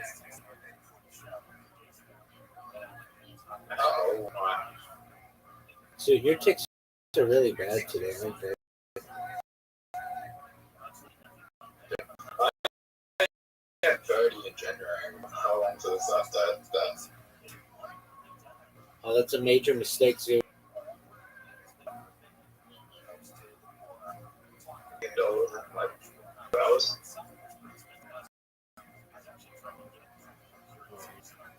probably the way to do it would you invest in some kind of cryptocurrency It's and crazy. just hope that it goes bonkers. You know what's crazy? There's like you could probably make $5 from here. You could probably make $1 billion, right? That's correct. That's fucking insane. It is wild. So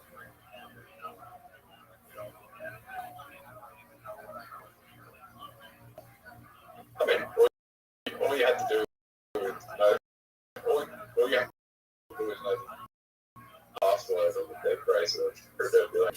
You're in. oh yeah, that's a way to do it.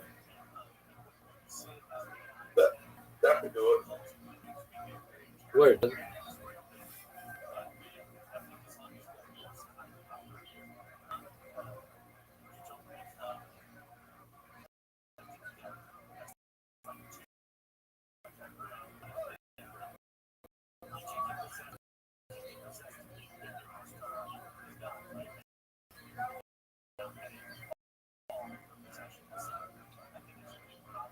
I mean, a lot of these international crypto exchanges that have dirty $2 billion right now. Because That's like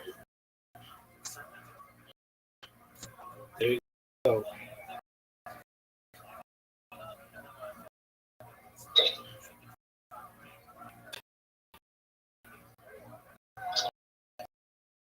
you know why people don't do rock banks anymore?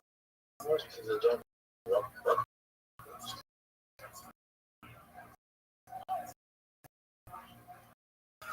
Yeah, at least in the United States, you don't make that much. I used to work in as a teller, and um, we put in a lot of safeguards against getting robbed, like bulletproof glass, and we had these like dye packs. Somebody comes to your window and demands money, you just give it to them, but then you put a dye pack in it, and all of the money will instantly, once it passes the door frame, it dye on it, and it makes everything like a bright pink. And then it's really easy for the police to get out. So there's no point robbing a bank. They made it really difficult to make any type of real money doing it. Like the most you could have gotten from as a teller would be maybe like 10 on your best day. Like that would be a Friday, and thing would have to go, everything to go your way.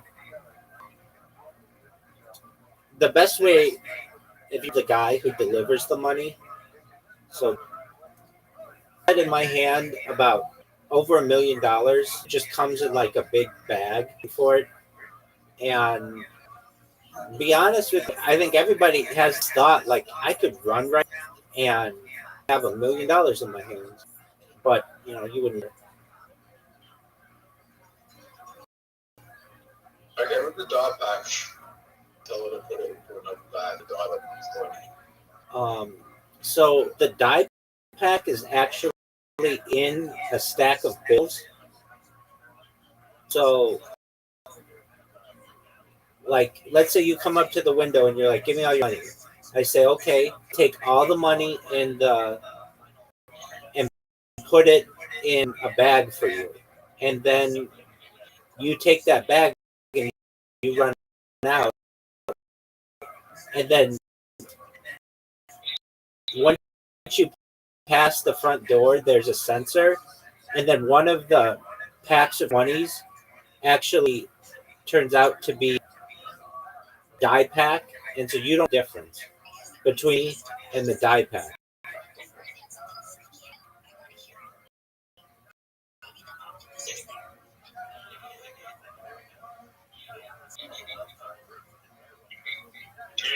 tell which. We would use older looking bills for that. So if I go to the gun, we're like, don't use a dart pack. If you put in the dart pack, they'll shoot you, and then you put in a dart pack. Well, okay, that's fine if you said that. There's like 2 inches worth of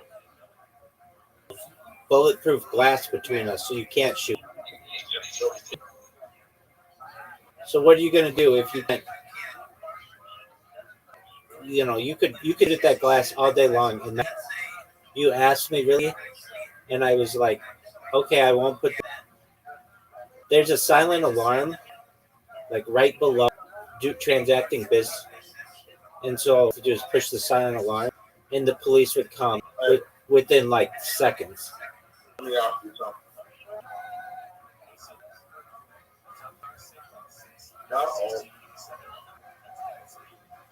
So there's no way that you should shot. Why would you give a money if you can't? I mean, if they want it for it, but they're going to a lot of jail time. In the United States, look around with bank robberies at all. I think a minimum of 25 years of life or something, 25 years. And it's in federal prison, and because it's a federal crime, and you you don't get a lot of money out of it. Like I had known tellers who had been working for a long time, and they have been robbed, and they would tell their stories, and it's obviously like a really intense time, and the people have like really just difficult memories from being robbed, and like PTSD and such, and I know people who've been like in hostage situations, and they were fortunately able to recover pretty well from them, but not everybody does. And at least in a financial institution or a bank, a teller, it's always going through your mind. I could get robbed, so like you have to be careful when you're your car that somebody doesn't try to you into the building and such. A lot of safeguards. There were a lot of safeguards that we had. So I'm sure there are even more safeguards now, but the big ones that we had, proof glass, nobody ever tried to rob us because of that. And then the die pack and the silent alarm. Those things, it makes it really, really difficult. We'd even sometimes accidentally, there would be people who hit the silent alarm unintentionally, like maybe they would bump it or something. The police would come within like 45 seconds. They would pass. Rabbi, you know what I give you an insight right now? 10 out of 10. I've been smoking it. No. Who's playing better right now, maybe? I would say. Do you know why I think I'm playing better? Playing better, Zoo. All right. What do you want me to do? I'm playing. Are you sure about that? I mean, look at that. I'm looking. I don't really see anything to him, too.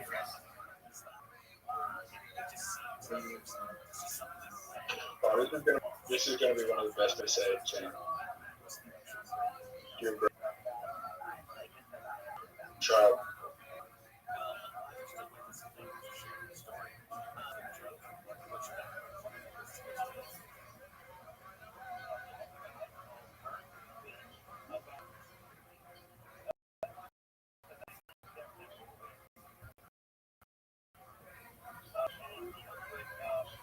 Have you ever Rabbi fucked up? Yeah, you did. You think it's possible?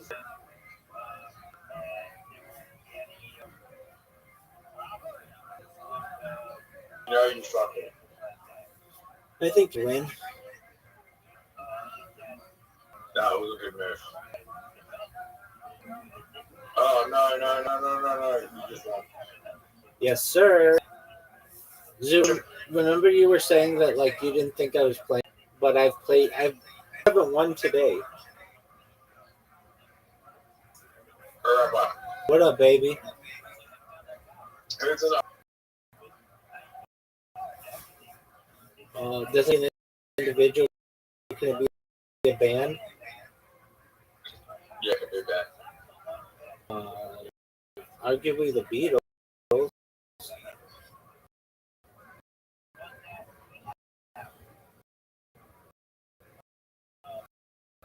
Beatles have a bad album. What's the Beatles' bad album?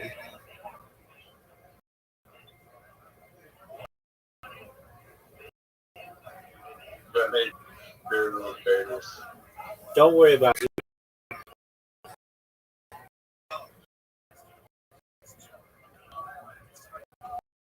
I don't know all the Beatles albums. All right. Yeah. A yellow summer. I mean, it's still like one of the best of all time.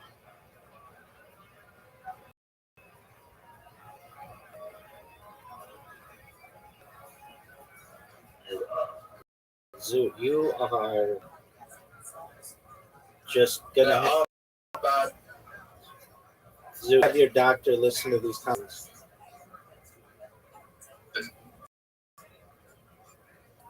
Okay, what one?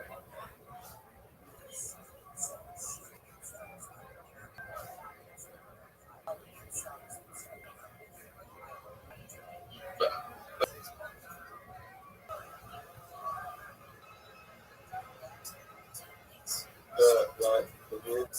That's good album. Yeah, it's amazing. Hang on.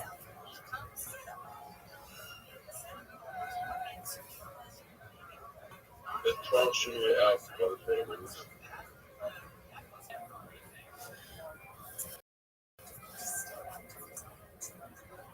The thing about the Beatles is if you don't think it's a good album, it's been around for so long, people like it.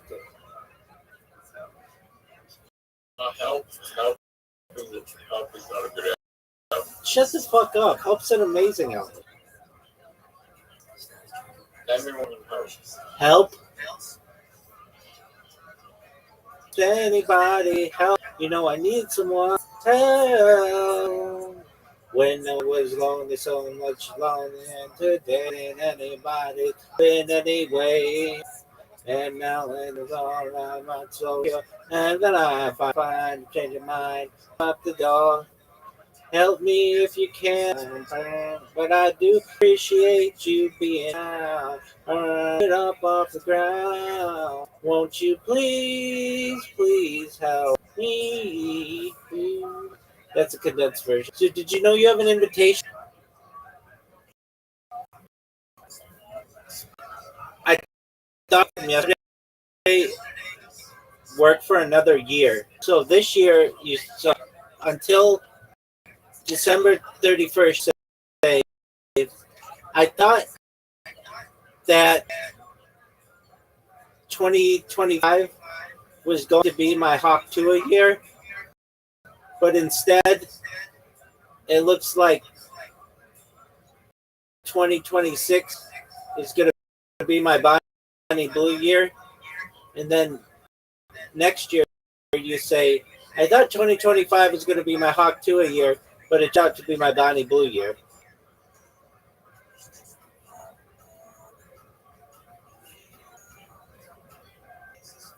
It's a hilarious. It's absolutely fucking.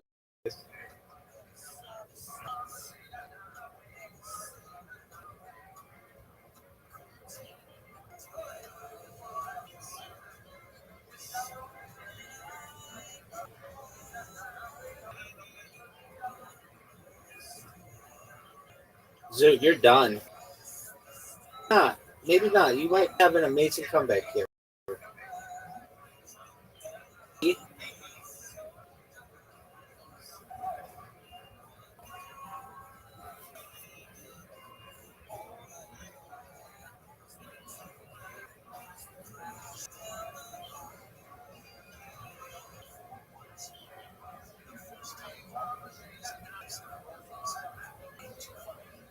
You're up, big. Are you gonna win? Yes.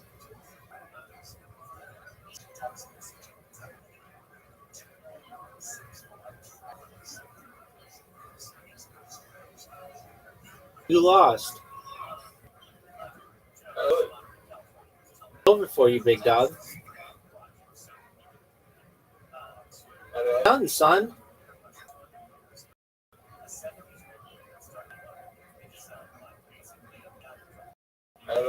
Big dog. It's over.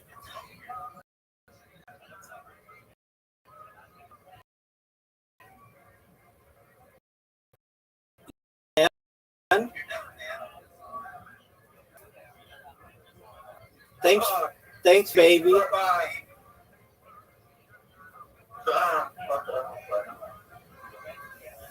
Zoo, you play till you win, dog.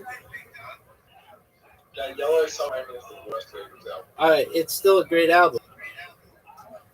I was born long ago to see, and he told me, our friend, yellow submarine, the yellow submarine, the yellow submarine. What up, baby? Did you know that Andy Wolford made a porno? Would surprise me. Do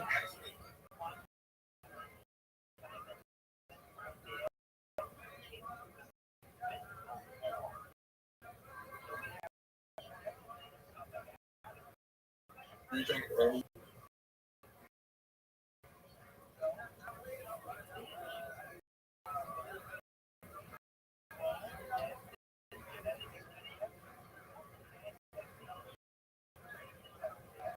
Do you think Andy Wolford was a good artist? Yeah, I love this shit. I love.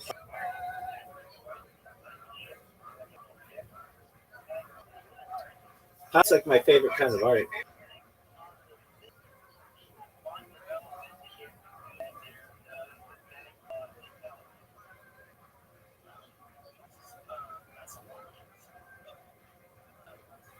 So you fucked me.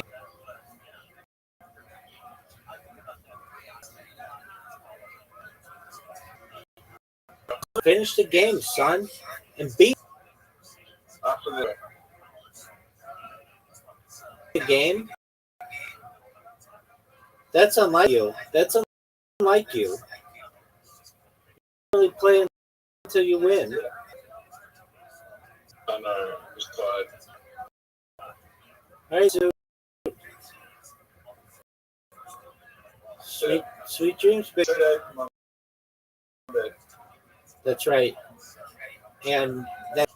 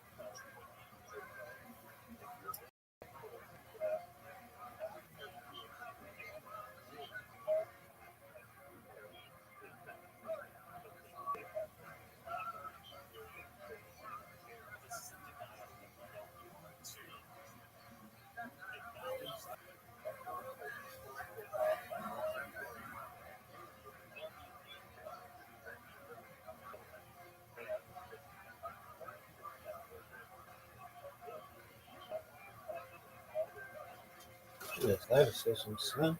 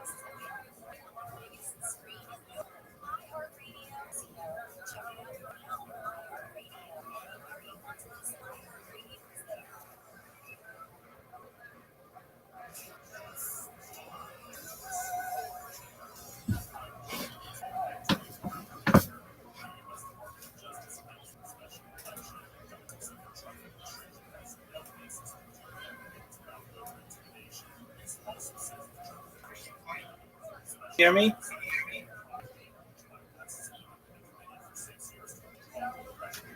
Excellent. Can you hear me?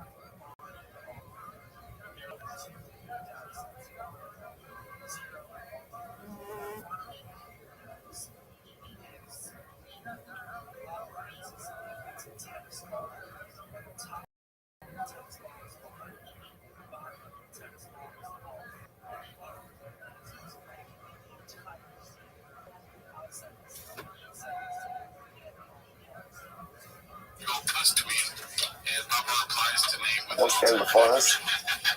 You see what he's also on I trying to say, Shalom Alecha Yavi Umon. Can you imagine what's going to happen? Mashiach comes, and before he does anything, like before he does anything, he's going to say, I don't know how we're going to know. I don't know how we're going to know. And he's just going to stand there, and he's just going to sing those words, Shalom Alecha Yavi Umon. He waited 2,000 years to say those words. And just being able to say those words in Mashiach before he does anything will be such a soothing balm for the collective soul of Am Yisrael. So you should really say Shalom Aleichem. Shalom Aleichem Levi. Shalom Aleichem to you. Bar Levi means Ben Levi. Rabbi Shalom Levi. Shalom Aleichem Bar Levi. Aralei Leimas Asimar. So she literally says he skips the pleasant trees. He's like, let's get to it. Let's get to it. When are you coming? When are you coming? When are you coming? So Amalei, Hayo. Wow. This is coming today. I'm coming today. So apparently it goes back to the Navi. Also look at the Elio. And see that goes it's not whether this means we're back to Elio, by the giver Rashbi, Rashbi or someone else we don't know. But again, you're back to Elio. Amalei. My Amalacha, so Elio said, Shem knew what happened. What happened? What did Mashiach tell you? So Shalom Aleichem Bar Levi. It's the first thing. It's like Mashiach said hello to you, right? Like he gave you Shalom. He said Shalom Aleichem Bar Levi. To which Elio says, good sign because that means that you and your father are important to come. Lord, the fact that the fact Shiach. Did you and mention your father's name? That's indicative of the fact that you, Rabbi Yeshua, and both have a father living in the world to come. So, okay, beautiful. Yeshua is a bit heartbroken. Why? I'm a lady. Shakuri Kashaka. Mashiach lied to me. Mashiach lied to me. The king verses Yom Hayom Asina Bala Asa. Mashiach is coming today to give him. What I say? Isn't that overwhelming? And there's a lady feeling like Mashiach coming today and he did not come. He did not lie to you. I'm a lady. Hayom in the color tissue. What Mashiach was telling you was, I'm to come today. I'm ready to come every single day. If you cause Israel, if you get your act together and do what you are supposed to do, Hayom, I'm ready to come today. The color tissue, listen to the voice of HaKadosh Baruch Hu. Mashiach wasn't lying. Mashiach is ready. He's changing his bandages. One of the times that he could be ready to redeem us. He is ready to come as long as we are ready to receive him. We have to do the necessary work. What is the mark? And of course, this goes with the narrative that we control Messianic redemption. We talk to Messiah. The lives we do, the decisions we make, the things we do, the things we don't do, all this controls the flow of Messianic redemption. Shalom Rabbi Yossi ben Kislev. So, student guys Rabbi Yossi ben Kislev. And Moshe ben David Ba. When is Mashiach? That's Moshe. Amar Messiah and Misha to actually oh, so Rabbi Kislev said, I'll give you an answer, but I'm scared that you're going to ask me for a sign. You didn't ask for a sign. I said, Rabbi, just answer the questions. You will not ask for a sign from you. Okay. I'm ready. The sheep for Hasharazad, the Yivna, the Yip for the Yivna, the Yip for the Inna, so Aksha Ben David. This is fine. I'll give you a sign. I'll give you a sign. Wait, sorry, I'll tell you when Mashiach is coming. Mashiach is going to come. Ultimately, again, when this wall falls down, this gate falls down, and then it falls down the first time they rebuild it. It falls down the second time. And before they go ahead and they get to rebuild it, Mashiach's going to come. Mashiach's going to come. Look at Rashi in just a moment. Rashi says over here. Rashi says, "I will decide the Chadis." No, Masiri. No. Sharkat. No. Ashar is like be Romi should be Romi. So again, this is a reference to Rome. So again, Yossi Ben Kish says, "What's going to happen? The gate will fall down. It'll fall down again. And there we go. It'll fall down a third time. Before they get to go to the third time, ultimately the Mashiach will come. That's the side. That's when the Mashiach will come. Amru lo Rabbeinu. Timur oh. Is it ready? Okay. Fantastic. That's a sign that that's true. Amru lo Rabbeinu lo Kakamar. Lo Kakamar.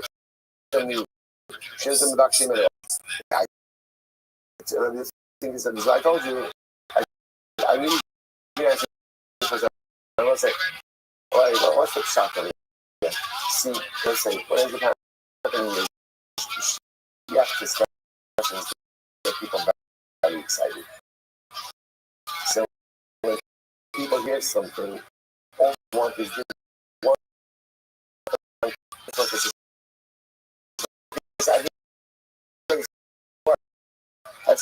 I'll tell you about it. I want to give you notes. So I said, "Let me told us." So, ready? I got it. You told me exactly us a sign, but come on, just give us a sign. On the other hand, in fact, you have to make Aras Pamias, Ledam, the Yakadam. Yes, I said, we also make the waters of the Pamias, like the waters of the Pamias, turn to blood. Now, the Pamias is the body of water feeds the Jordan, feeds the island. If the Pamias turns blood, that will show you that one thing is correct. And sure enough, the Pamias turns incredible. At the time that Yossi ben Kisma was dying, he said, make sure to bury my coffin very deep in the ground on the base. Why? Because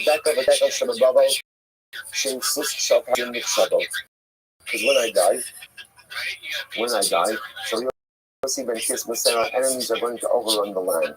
And there's going to be so many Persian horses that a single palm tree will have a call and we're going to be overrun by the Persians, the Medians, that what?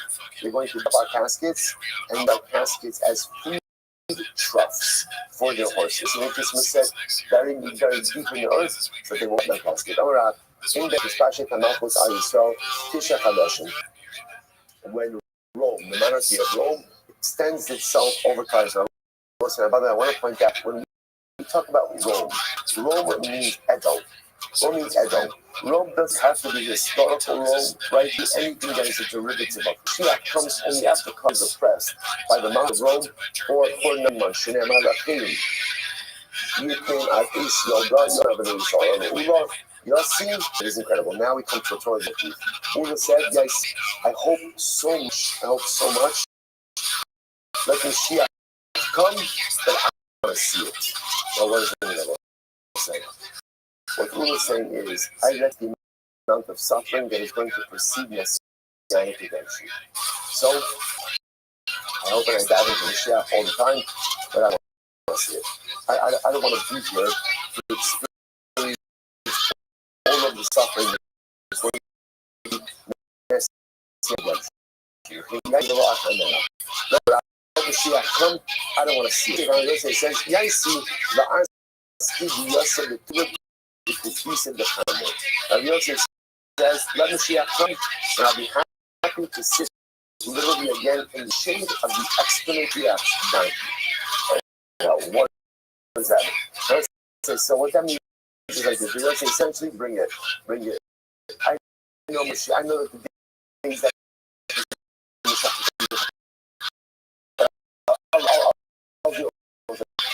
bear the suffering, just so just two totally different rabbinic takes on whether or not they want to be here to see the suffering which precedes Mashiach. Only I buy the rabbi. My time, well, even in the Restream, couple of shana. So I say, so what is this? What is it that's doing over here? Right? It's about ultimately again, what does it mean? I don't want to see it. I don't want to be here to experience it. So what's the problem? It's because of the suffering, right? If it's about the suffering which precedes Messiah,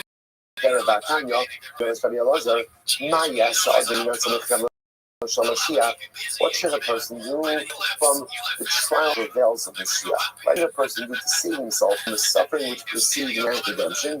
Yasot Batorah will be wow. I will say, what should you do to save yourself from the trials and tribulations for being Messianic era? Engage in Torah and Chesed. Torah and Chesed. I will say, now, first of all, what does this even mean? Let's come back to it. Torah and Chesed save you from yourself and everything else. Umar, Hot Torah, thought me was something. I will say, remember again. It says, like, Rabbi, like, Rab, like, you have all this stuff. You have Torah, you have Chesed. So what do you got? Well, what are these rabbis worried about? They have Torah, they have Chesed. That's the thing. They save for any type of suffering which receives Messianic get up. Amalei, Shemi Yomachit. I might have requisite merits now, but I'm concerned that maybe I'll commit an Avera. I'll say sometimes one Avera can wipe out a lifetime of merit. So right now, I may have merit that has escaped the suffering of Messianic get up. And maybe I'll sin, it'll wipe out my merit, and I'll be subject to the suffering of Messianic get up. You know, so this is Rabbi Yaakov. You run into the Bible says as follows. I got you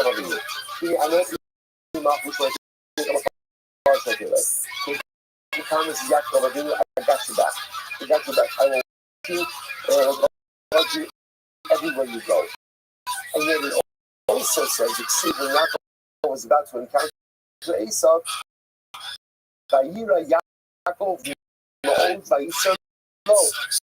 Yaakov was very afraid.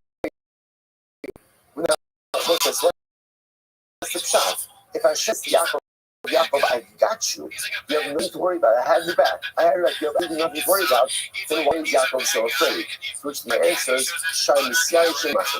ultimately, Yaakov was scared that only if he possessed the requisite merit, maybe he would do something that would cause that merit to be erased. He would sit over trouble. Say, by the way, the second. Just such a profound result, which is I'll come in your most. Do not believe in yourself on the day that you die. Because no matter how many zikrios, how much merit I backed up and accrued and applied to myself, incredible, I could lose. You really can. I got a bad decision. Wipe out so much.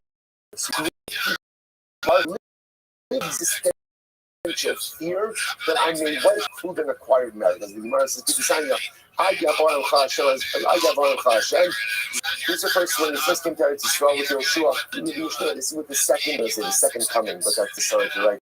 Right, it's the second arrival in Eretz Yisrael with Ezra.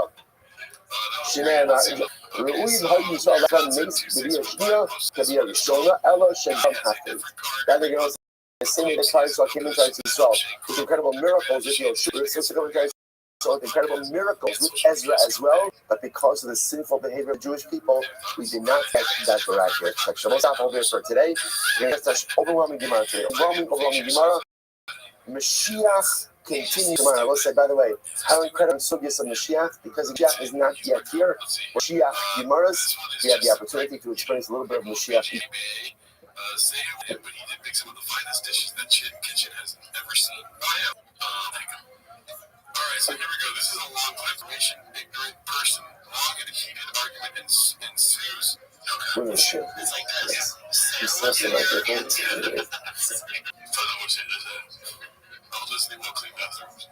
All right, so we'll say good morning, sure to thank our Shin Hey. The tells Mishpacha for dedicating all the Shim Drashos this year as his close from Sorrow Service all of while Torah sponsors for the month of Adra Ba'alinu Latova, Terry and Steve Zin, loving memory of Terry's father, Dr. Harry Khan, Ben Yosef HaKohen, Ziv Levin, and Birmingham families in memory of Mr. William Ziv Zev Shmuel Ben Yisrael's Kol the Rafa. And a week of learning sponsors Nathan in memory of Judy Goldman, Yehudis, Esther Bas, and Lazarus Zechon Rafa. We have the marriage of our Talmud Torah. All of them shows all those who refer Shabbat to the called the Yisrael. The Mishpacha who bring all of our hostages home, and they are holy soldiers be successful. Not say you did. With that, let us speak. So we have a lot from Baruch Hashem. Today's daf is Tzadik Ches 98. We are picking up on Tzadik Zayin on the days 97b, and we are picking up into about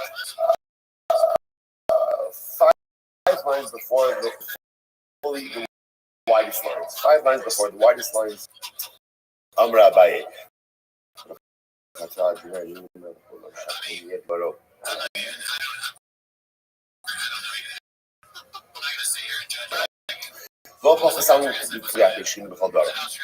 There are no less than 36 tzaddikim who are able to receive facing the Shekhinah in every generation. Okay, this is the Gemara. We all know this. Lamed of tzaddikim in every generation who are able, again, now this lashon of the Mekabel Abed Shekhinah, who are able to receive the Shekhinah. Shinem. Low. Praiseworthy are those who wait for him. Low and low in the gematria. Lamed Vav low the gematria. The Shusab is 36. Gimme is that's only 36 from a rabbi. Dora Kamikuchu Timni Sari Alpi Paris Timni Sari Alpi. Yet again, Rava said that the road that sits before Akbarak, which means the Tzaddik, closest to Akbarak, number 18,000. 18,000. So what's going on here? So the 30 sieges is 8,000. So the Gemara says Shne'emar Soviv Shmona Sa'elef. So the Gemara says Lokasha Hod Mistakli Bispaklai. So it's very close. Bispaklai means with total clarity of vision, and it's Bispaklai in Europe. A little bit of a cloud vision, different types of vision. So there are 36 tzaddikim, which Baruch Hu Bispaklai Me'ira, complete clear vision. Then there are others who perceive HaKadosh Baruch. Vision is not as clear. So the Gemara says, are there really so many tzaddikim? Are there 18,000 people who perceive Baruch Hu, even level of Bispaklai Me'ira is still a high level? Are there that many people who have that clarity of vision? Listen to this.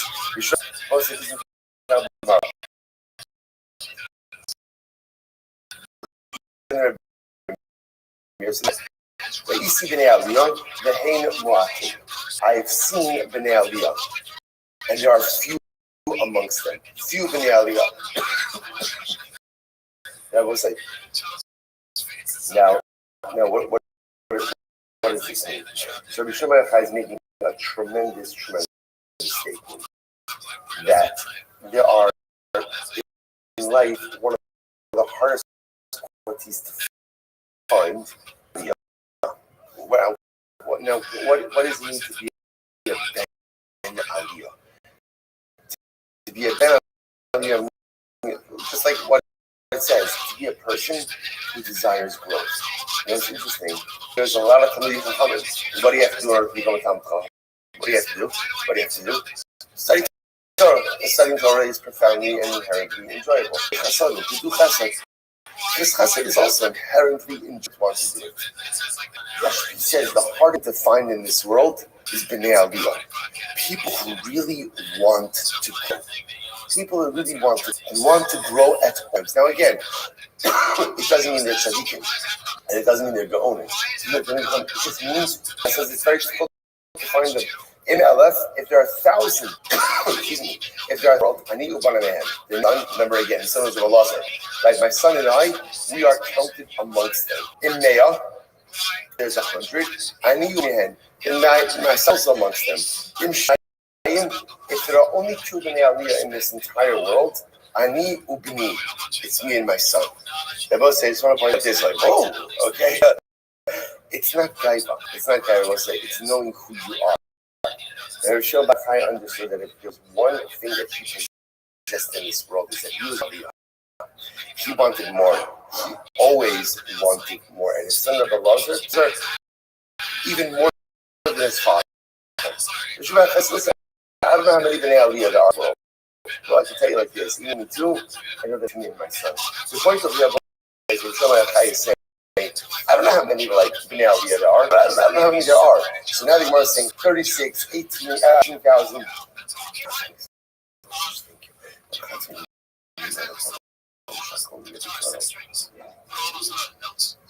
you so much.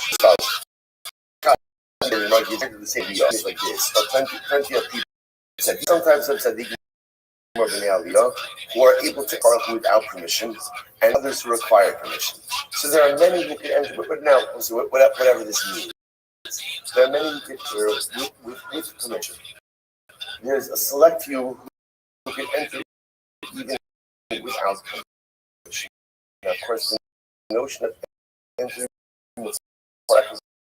without permission represents metaphorically this incredibly high spiritual level. So you'll find many holy people, but there's a certain country or a certain group of people that, so to speak, have the ability to enter in before whenever they want. Look your eyes at this moment. Actually, it's hard to argue about. So we can recall the shows. Destaktalia Migira, Prophecy, aber also requesting below shows bro sitcom anyway start with one album. Let's listen to this. So now the Gemara suggesting is as follows. There are 36 tzaddikim in this world who are able to go ahead and talk to this powerful permission. And when they enter with permission, there is See Hashem with clarity of vision. And then there is some unknown number of people, probably obviously a much smaller number of people, who are able to enter into HaKadosh Baruch Hu without permission, whatever this means, and also have that clarity of vision. So 36 is the number of people who need permission to enter. And then some smaller group afterwards, don't need permission, and also have this Baktaria. Incredible. So the Gemara goes back to it. I'm going to say, so this is really incredible about Mashiach. So what ends up happening? So Rav comes along and says, you know, so many people make questions when Mashiach is coming. All of those times, excuse me, times have already come and gone. They've come and gone. We need tshuva and we need ma'asim tovim. So let's say a dramatic stop to guessing the dates, trying to figure it out. Any dates that anyone made beforehand historically, Mashiach is still going to come. The only thing he's going to come is if we bring. And how do we bring him? Ultimately, again, tshuva ma'asim tovim. Shmuel says, Dayo la'adav sheya'amod be'evlo. Ultimately, again, it is enough for the Avel to stay in. So what does this mean? Just like an Avel who's saying, what happens? Shiva comes to it. Shmuel says, Douglas will come to an end and Mashiach will come. It's a fundamental machlokes in Rav and Shmuel. working Shmuel still holds the date by which Mashiach will come. A defined, it almost doesn't matter. Mashiach. Shmuel Rav saying not true. All of the date passed. They've already at this point. Now it's up to us to bring Mashiach only through our tshuva and our ma'asim tov. Incredible. The more goes like this is not focusing on Rabbi Eliezer Omer in Yisrael also tshuva and Nigolim. Not a Nigolim. Rabbi Eliezer says tshuva, Mashiach will come. If we don't do tshuva, he won't come. I'm going to tshuva. And they know tshuva in Nigolim. Really? There's no gula. It's true. If we don't do tshuva, what happens? The devotional orchestrate situations created all part of the despotic king. Upon us, and that despotic king will force us to go ahead and do tshuva, turn us to our correct ways. Tiny Ida, Rabbi Eliezer Omer, we saw also tshuva. The says if we do tshuva, we need Shnei Shua, but tshuva, every time we should say the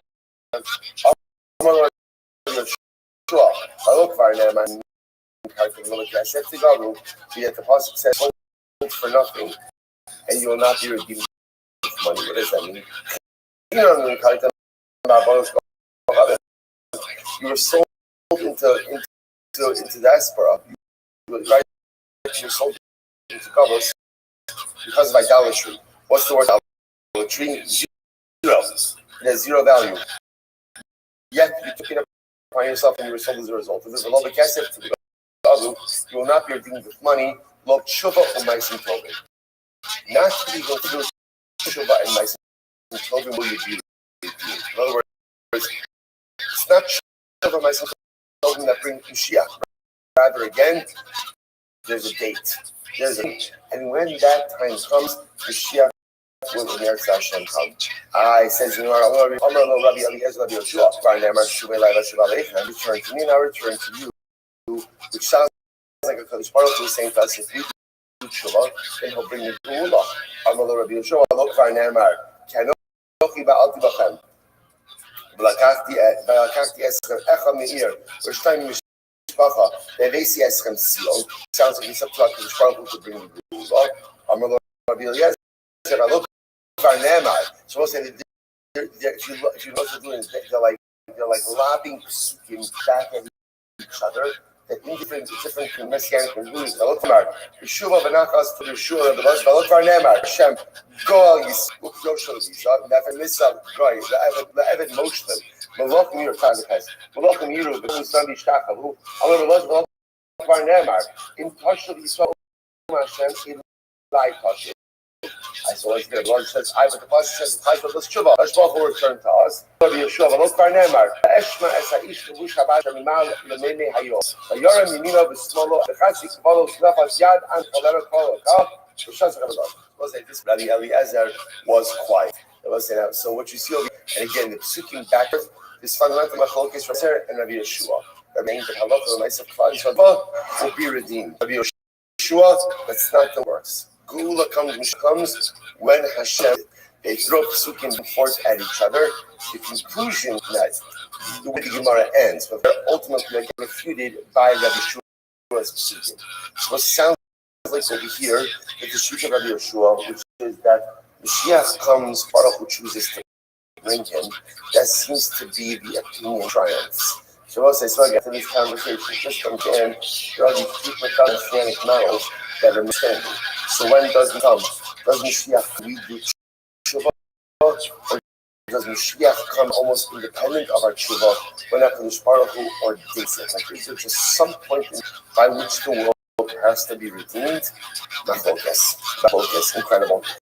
Well, Rabbi Abba, we'll say, Rabbi Abba, see that if you say to yourself, 1 second, how can remain unresolved? Right? We have to know these things. And what's the answer? No, we don't. The truth is, we'll say, this is the same way why the whole concept of Mashiach not even explicitly mentioned in the Torah. To be honest, the Olam does not want us to be messianically focused. Who wants us to be focused on maximizing time in this world. I've always become the best version of ourselves. I've always become the idea. And boldness to make a difference, our boldness to help others, whether Mashiach comes because of our to become Shiva, whether Mashiach comes about right, whether our Tshuva ultimately again, whether Mashiach is coming because of Tshuva, or the Mashiach is coming only again because of some type of end date to a certain degree. I believe he's going to come. I believe he's going to come. Like we saw in yesterday's class. I know that I'm going to wait for him every single day, but not passively wait for him. And Kosh Baruch will figure it out. It's not really my job. It's not really my job. My job, maximize this world, maximize this life, maximize my abilities. Let's go. Rabbi Abba. So Rabbi Abba says, there is no more reveal yet. No, what is it? Rabbi Abba says, if you want, this is incredible, if you want signs of Mashiach, right? We'll say, we look at this all the time. Like, the truth is, I can live without the date of Mashiach. What do I want to know? That it's close, right? I just want to know that we're in the right direction. So this thing is an incredible love. Rabbi Abba says, is that if you want to know the most overt sign that is coming, I will say, what is it? Shneimar, Hari Yisrael, Anka Titenu, Uprichem Tisu La'am Yisrael. So there's so beautiful. The Gemara quotes the Pascal. Yechezkel said, the land comes back to life. When the trees produce their fruit, when the rains produce their fruit, that's how you know that Mashiach is coming. When Klal Yisrael is not in Eretz, it's dormant. When Klal Yisrael, the land comes back to life, the more the land produces, the closer you know Geula is. Rashi said over here, Rashi says, in the Geula Mizur, the first line, you should keep Eretz period and Yocha. So Eretz Yisrael produces fruit and good measure, as Yikrav HaKetz, the Ein Lecha HaKetz Megula Yosef. You know Mashiach is close, and there is no greater revelation about the closeness of Mashiach of the land rebounding. Let's say, that's how you know, okay, I see, like, this is why, we live in a time where Eretz is award-winning wines. Like the number of founders, the number of establishments there. I will say, it's not just that there's good wine coming out of Eretz Yisrael. It is the ultimate sauce. So how could one drink wine that is anywhere from Eretz Yisrael? Every sip of Eretz Yisrael wine is a sip of wine. Do you remember? Some of us are old enough to remember, right? That remember what used to be the section of kosher wine. What was it? It was manufactured like like the square bottom, right? And that was it. Or some balal, right? Like the big thing with the on top. That was a long time. I don't know when I was a kid. It's not so long ago. And I will say now, I guess you could drink all the way. That so your schedule. Incredible. And it's not just something. It's a sign of Mashiach. So Mashiach. It's so important that industry is so important to put our money at the end of the day, facilitating messianic achievement as well. Incredible. Someone goes back there. The Bible says, Af mizah shene'emar ki l'chei hayom va'ila, ha'im schar adam lo niyeh schar behema einena, u'yosef lavo in shalom minatzar. So Rebbe says there's another sign of messianic arrival, which is as messianic arrival approaches, money to pay the wages of people, not the money to pay the wages of animals, right? So those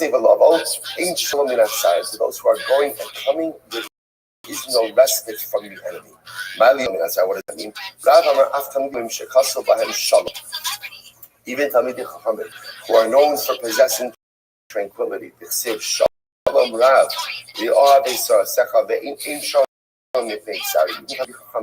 are known for their tranquility because Torah engenders a sense of tranquility. Shalom Rav, there is great peace for those of us that we know this from our own lives. When you learn and when you are steeped in learning, there's a certain calmness, a certain soothing, a certain tranquility that you have in life. By definition, possess that tranquility in the days leading up to Mashiach will not be able to find that tranquility. So I just want to point out how interesting this is. On one hand, right, the first thing is that Rabbi Abba saying the sign of impending messianic arrival is the land will come back to life. Land will come back to life. And then you have Ras who says, right, what is in me? There's going to be so much turbulence. So let's say, so once again, this competing narrative is the pre-messianic arrival. Is it kind of heralded by beautiful growth, or is it heralded by incredible and overwhelming difficult circumstances? And by the way, it's also not Mishnah could seem both Shmuel says, "I choose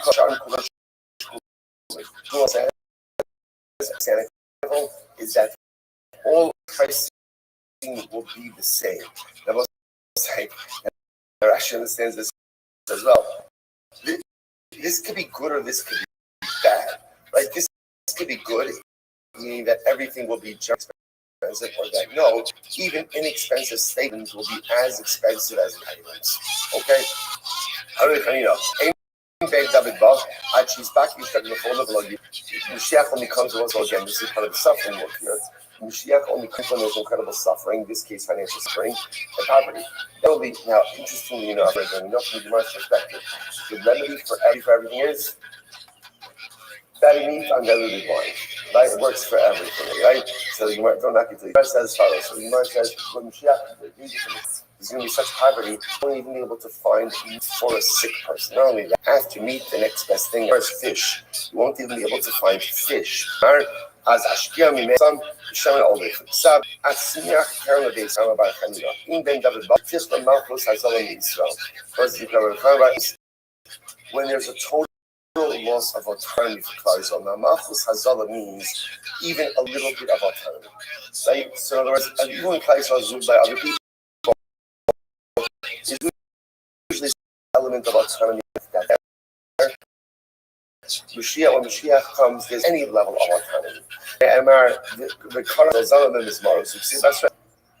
Hashem Tzivakos Mimshach Umor. Mimshach Umor. Brazil. Americanino. In Ben David Bach, Achiyichlu Bat Yisrael. That's the wild Gemara. Mashiach comes ultimately again when there are no Dasei Ras. When people probably say, let's say, what does this mean? It means that ultimately, again, arrogance is what keeps Mashiach away. Isn't that incredible? Right? So ultimately, again, Mashiach will come. We'll say, 98a, about four lines before it gets wide. Shneim, he asked him to give up because I'm down. This is going to start the motif that it's arrogance that keeps Mashiach away. It's arrogance that keeps Mashiach away. But listen, what's the logic behind that? Right? The logic behind that is because remember again. Well, let's see inside. So goes back there. Rabbi Shimon,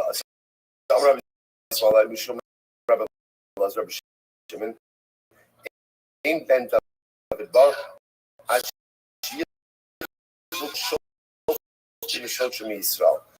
Mashiach comes when the judges and enforcers no longer exist. This is talking about corrupt judges and corrupt enforcers, people who exploit their power for self-gain.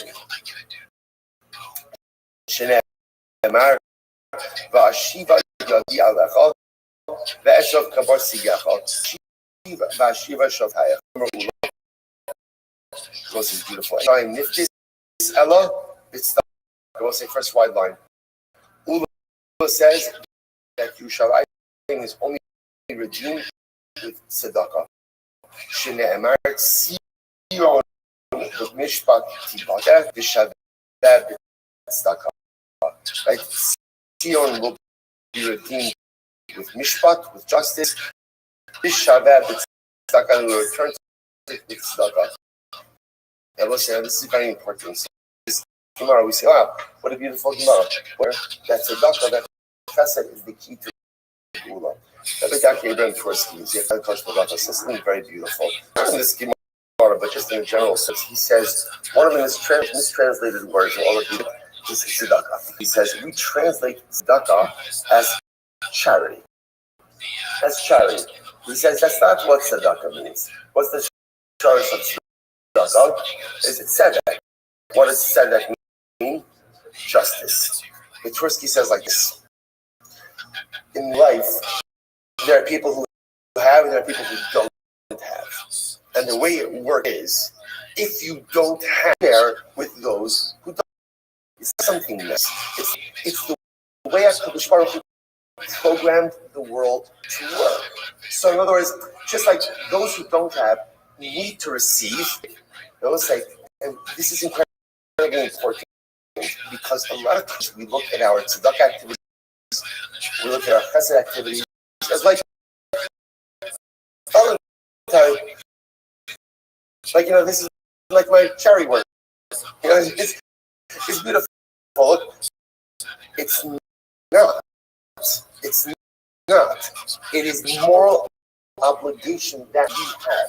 That if you have more than you need, Baruch Hashem, we should always look into that. Then by definition, there is the moral obligation. It's tzedakah. It's tzedek. It's justice. To give, to do for the other. It's not just with your money. It's not just with your money. It's with your time. It's with your resources. It's with your abilities. There is a moral obligation to give and to share with the other. So what is the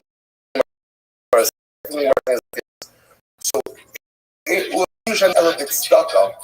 I will say, when does Mashiach come? Mashiach comes when we realize that helping each other is not nice, but helping each other is something that is an absolute requirement. So the moment we realize that tzedakah, not charity, but tzedakah is tzedek, is justice. And again, I have clarity and a moral obligation to help. Of course I have to give. Of course I have to do. Of course I have to be there for the other, not because it's nice, not because it's chesed, not because it's this, but because everyone says that's between chesed and tzedakah. But chesed represents things that maybe you're not obligated to do, go above and beyond. Tzedakah represents things that you do that you're obligated to do. The moment those kind of like nice things come up, when we get pouring things in our hearts, that's the that at the end of Mashiach comes. It's incredible. Ibakti Yudi Bakti Amgushi. Ibakti no longer exists as the Amgushis. Rashi points out over here, Persian sorcerers. So the idea over here, as long as they're arrogant Jews, there's going to be Persian sorcerers. The Daini, but the Gizrishti. And if corrupt judges would start to exist, so to corrupt Gentiles would exist as well. Whereas most of the idea is we bring about a lot of the negative forces in the world. If we're arrogant, then we bring about these sorcerers who do negative things. If we have corrupt judges, then we bring about Gentile corrupt judges who do the same. So the Gemara goes right there. Here, down the Gushi, they say that the Etzov Kabar Sigayach, Vasir Kol Lilayach. The Bakti Dayani. Zirafi. Say Eser Hashem Mishpatah, Pana Ayvach. Both say third wide line. I'm going to be open. In Isa Hashem Ismail, Vahomet, Chakala. Both say if you see, if you see a generation suffering from general poverty, wait for poverty is the precursor for death. And we've seen this more and more. So Chakina Amar, Ves Am Shia, the Rivan Shom save an avarice nation. I'm Rabbi Yochanan. In Ra'isa Doshek Sarasos Ba'os Alav Tunar, Chakya, bless you. If you see a nation where there are overwhelming sorrows that literally again are coming up like a river, just like the river keeps flowing. You feel like the sorrows for cloudy so Chakya ultimate wait for Mashiach. Shnei Amar Yavo Banar Sarah Hashem Nosesas Balaklei Uva L'Tzion Goel. Right? I just want to point out something powerful and why it is like the best thing in the world be a Jew. They'll say, look how we deal with difficult circumstances, right? If you see a generation where there's red poverty, or if you see a generation where there's ridiculous suffering, oh, you know what I mean? You know what I mean? Close. Let's say, what other nation in the world thinks in this way, right? Everyone else, if things are bad, that generally means what? Most probably things are going to get worse, right? That's generally the way bad things work. Probably so. If things are bad, just know that most probably means that wait for it, because you're going to see it's about to get ridiculously crazy. I should give us so much, because I think I don't know. Yesterday I had this moment where I said to myself, you know what? I'm going to stop just listening to the news. I got one of those days. Like this is just crazy. This is just crazy, and it's always hard to know. Also, like is the news accurate? It sounds like a little bit crazy. Is it accurate? Is it slanted? Yeah, it's really going to front news that are very all right. It's so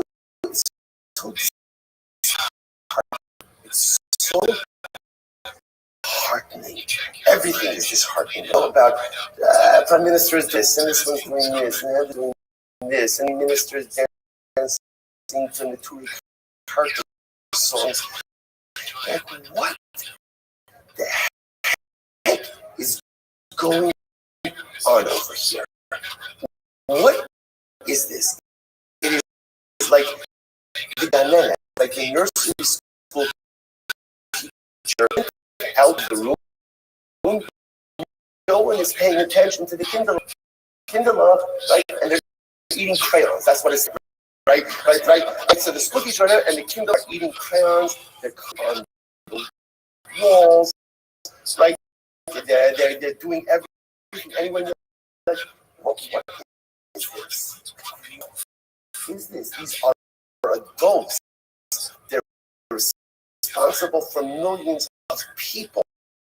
They're responsible for the future and continuity of Klal Yisrael, and acting like to call them children is an insult to children. It's an insult to children. That's really what it is. Because children, at least, are, at their core, are Kaddish and Tahar. And you wonder to yourself, like, what is this? No, it's the whole thing. Right? Again, it's Muzak, the whole thing. You're like, okay, it puts a smile on my face. Because the worse it looks, wait for it. Because the way Klal Yisrael works is the worse it looks, just means bracha is even closer than before. An incredible. The Gemara is like, Rabbi Yochanan, in David Bar, Ella Bedar Shekulo Zaka. Listen to this. Let's say again, a reverse idea. Mashiach only comes in a generation that is totally innocent. That tzaddikim. Mashiach comes when Klal Yisrael tzaddikim. So let's say, just on the same page, same line. Mashiach only comes when there's complete poverty. Mashiach only comes when there's suffering. No, Mashiach only comes when there's piety. Kulachai. Or everyone's really bad. But Mashiach either everyone's good or everyone's really bad. So Gemara says, B'dash Kulazaka Dixit, Ba'amech Kulam Tzadikim L'Olam Yeshua. B'dash Kulachai Dixit, Bayar Ki Ish, Bayishtomim Ki Im Afilo. Tzir L'Ma'ani Aseh.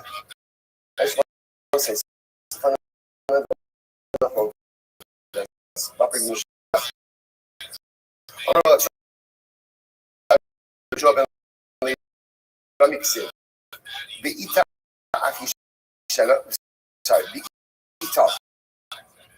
the pasuk says the pasuk says Be'ita, which means Mashiach will come in its appointed time. Then the pasuk says, I will hasten the arrival of Mashiach. So which one is it? Mashiach's coming in a defined Achishena, I will hasten the arrival of Mashiach. Which one is it? Achishena, most will be if we are Zocha, right? If we are meritorious, we'll hasten the arrival of Mashiach. If we're not meritorious, at the end of the day, he will come at his appointed time. I'm Rabbi Alexandria, will be showing the Ramik said,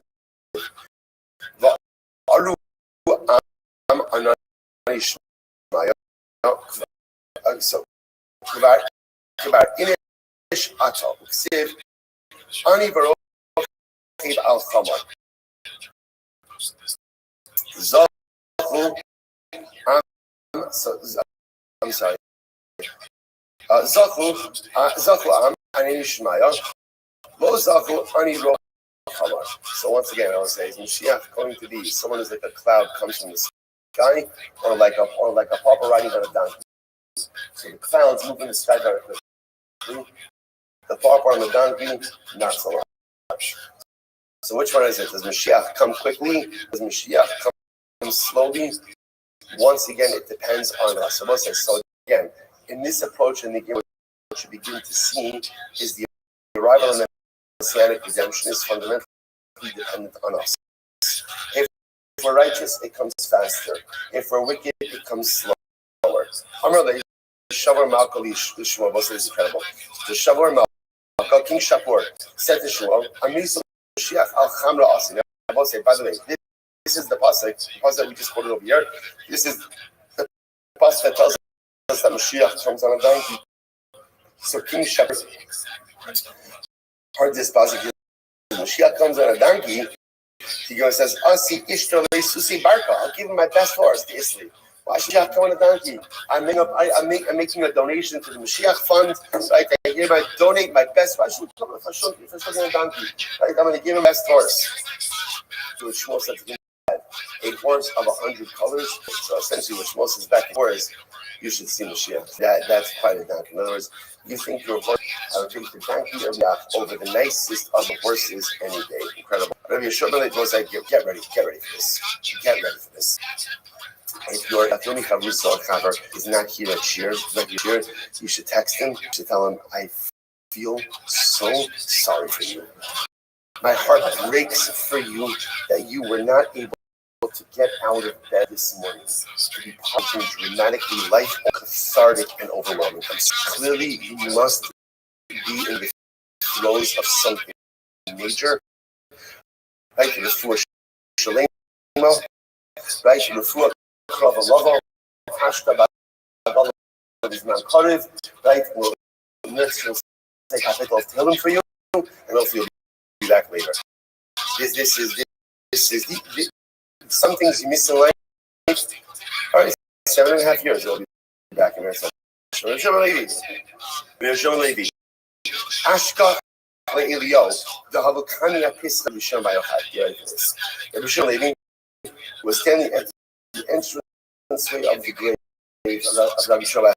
I will say, remember again, for those who are on not the last Yachid Kala, but 2 Yachid Kalas ago, we went to the entranceway of the grave of Rabbi Nero.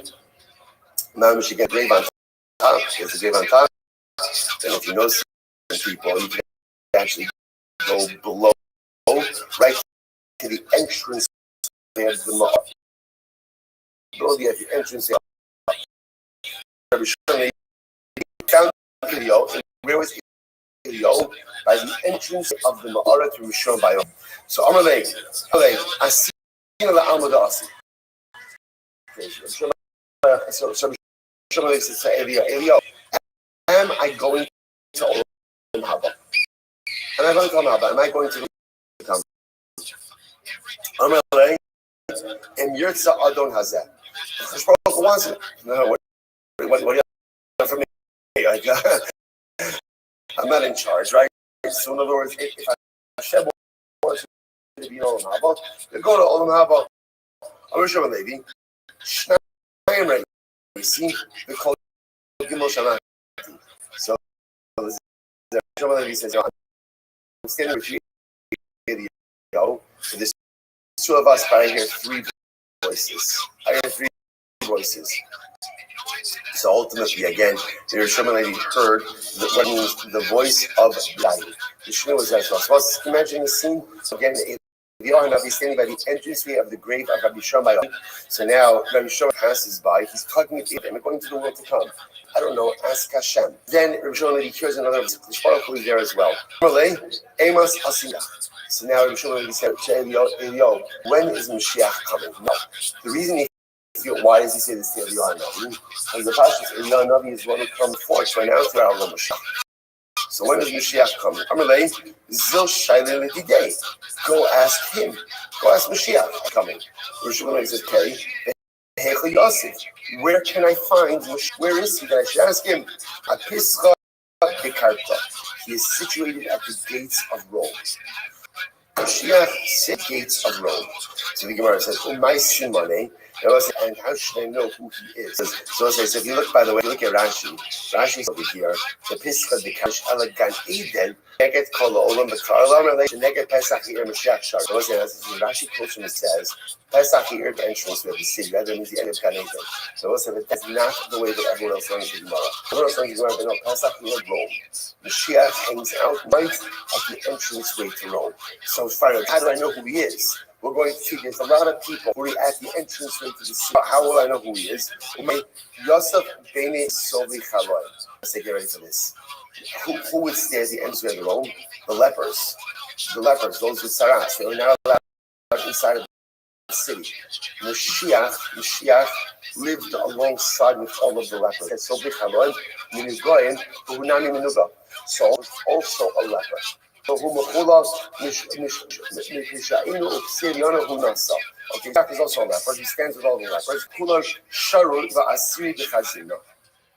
So now, go to Mashiach. Mashiach is a leper. He said, just before you go forward, I just about something absolutely amazing. Listen, Mashiach does not walk around, right, with a long beard and distinguished clothing, and the person we normally think is, oh, that guy is Mashiach. Mashiach, probably one of those people who look at and we look the other direction. And then probably we don't take the time to say Shabbos. We're like the people who get a little bit more on our nerves, or the people maybe we try to avoid, or the people we marginalize, or the people just be pushed to the perimeter. Like Mashiach is not a person who everybody wants to be around. I must say this is a tremendous thing. Sometimes the people who we just marginalize, push to the periphery, and don't give the time of day, those people are often the freest of the whole. Tremendous idea. So Mashiach leper sitting by the end of Rome. So how can I figure out this? How can I figure out who it is? So you'll see the lepers change their bandages. So there will be again lepers change their bandages. You'll notice, by the way, Mashiach only changes one bandage at a time. Because again, what happens if he gets the call? So Mashiach has to. So what happens if he gets the call? If all of his bandages, and Hashem says, "Okay, go," it's going to be big, because he has to wrap up everything. So instead, what he does is unbandages and rebandages one wound at a time. This way, he's never out of mission for a prolonged amount of time. Was that tremendous? So first of all, tremendous in that you see death himself is literally ready to go. He's ready. Alright, only changes his bandage. And I will say, there's also a truth in this. Many of us walk around life with many different wounds, and many different we have to heal. It's hard sometimes to try to heal everything at once. I'm going to identify everything that's broken and heal it all at once. Life doesn't work that way. The best way to heal your wounds, your personalistic wounds, is one at a time. Decide what you want to heal. Decide what you want to heal. Right? How you want to heal. Heal that first. Once you heal one wound, like Mashiach, then move on to the next. Because the problem just is often when you're unbandaged, all of the stuff you got to heal, and you're look at yourself in the mirror, all the stuff that's broken, stuff that's wounded, all the stuff that is disrepair, it can come, and that's when despair sets in and I give up. But one bandage at a time, one wound at a time, one broken bone at a time, is slowly but surely over time you begin to heal yourself. Incredible. Also look at that. So sure when I found Mashiach. Can you imagine? Can you just imagine what that must have been? So you know, even if he's not right, he's not. So he's not coming like right. He hasn't revealed himself yet. He's not right. But let me sure that lady found Mashiach. He found him. Azul Gabe, Amalei, Shalom Aleichem. So you know that the day's going to come. The day will come, and the Mashiach will stand before us. Can you imagine when that's going to happen? It does anything. Like it does anything. He's just going to say, I don't know how we're going to know. Somehow, but we're going to know. He's just going to stand there and say those words, Shalom Alecha, Rebbe. I've been waiting 2,000 years to say those words. And just being able to say those words to Mashiach before he does anything will touch a soothing balm for the collective soul of Am Yisrael. So we should learn Shalom Aleichem Rabbi Mori. Amalei, Shalom Aleichem Bar Levi. Shalom Aleichem to you. Levi means Ben Levi. Is Rabbi Shalom Aleichem Bar Levi. Le'emas Asimar. So Shalom says, get to it. He's like, get to it. When are you coming? Amalei, Hayom. Wow. Mashiach said, that's it. He's like, I'm good, I've got nothing else. He goes back, apparently he goes back. Also, whether this means he went back to the Yo at the entrance, you know, by the grave of Rashbi, by the grave of Rashbi, or something again, he goes back to the Yo. Amalei, my Amalei. Elio says, so they knew what happened. What did Mashiach tell you? So I'm going to Shalom Aleichem. It's the first thing. First of all, he said hello to me, right? He Shalom. He said Shalom Aleichem. To which so first of all, that's a good sign because that means that you and your father have a portion of the world to come. If you're Navi, in fact, Mashiach greeted you and mentioned your father's name. That's indicative of the fact that both you and the world to come. So Yeshua is a bit heartbroken. Shakuri Kashaka, Mashiach lied to me. He lied to me. Mashiach told me he's coming today and he didn't. Feeling lied to me. Mashiach told me he's coming today and he didn't. Hayom in Mikvot Tishmo. What Mashiach is telling you was, I'm ready to come today. I'm ready to come every single day. If you get your act together and do what you are supposed to do, I'm ready to come today. And because you listen to the voice of God. Mashiach wasn't lying. Mashiach is ready. He's changing his bandages. Is one of the types that he could be ready to redeem us from, as long as we are ready to receive. But to receive, we have to do the necessary right work. Incredible. So what is human? And of course, this goes with the narrative that controls the arrival of redemption. We can talk about the lives we lead, the decisions we make, the things we do, the things we don't do. All of this controls law of Messianic redemption. Shalom Tamid Rabbi Yossi ben Kisma. So that's Rabbi Yossi ben Kisma and David Ba. When is Mashiach going to come? Amar, Messiare Ani Lakshmi. Oh, so Rabbi Yossi ben Kisma said, you know what, I'll give you an answer, but I'm scared that you're going to ask me a sign. I'm going to give you an answer and ask me a question. If I don't want to answer it, I'm going to question calls. I said, Daddy, answer the question. You will not ask for a sign from you. Okay.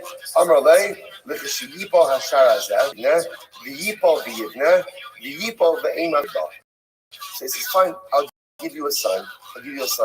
Well, sorry, Mashiach is going to come. Ultimately, again, when this wall falls down, this gate falls down, and then the first time they rebuild it, it's done the second time. And before they go ahead and they build it, Mashiach's going to come. Mashiach's going to come. Look at Rashi for just a moment. Rashi says, Amalei v'shadu b'chadizon.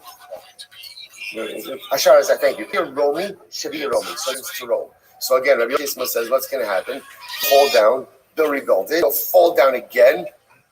They'll rebuild it. It'll fall a third time. But it's rebuilt it a third time. Ultimately, Mashiach will come. That's the sign, right? That's when Mashiach will come. Amru lo Rabbeinu, tein lanu os. He said, Rebbe, okay, fantastic. Give us a sign that that's true. Amru lahem v'lo kaka artiyah. V'lo kaka martem li shentem mevakshim el os. Rabbi Yossi, he said, I told you, I knew you were going to ask me for that. I will say, what's the shot of you? See, listen, what ends up happening is Mashiach discussions get people very excited.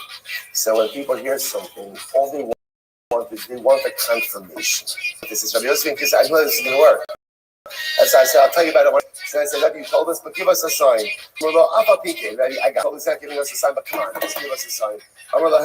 In fact, Yahab Ma'aras Panyas Ledam, the Nabku Ledam. So Rabbi Yossi Nikias said, if the waters of the Panyas, right, the waters of the Panyas to blood. Now, the Panyas is the body of water that feeds the organ, feeds the organ. If the Panyas turns to blood, that will show you that what thing is correct. And sure enough, the Panyas turned to blood. The Shas Ketiraso, at the time Rabbi Yossi ben Kisma was done, he said, Amr lahem, hamikol loni. Make sure to bury my coin very deep in the ground. Shein kol dekel v'dekel shein sus shal parasim nikshabo. Because when I die, Rabbi Yossi ben Kisma's enemies are going to overrun the land. And there's going to be so many Persian horses that every single palm tree will have a Persian horse tethered to it. Orange Israel,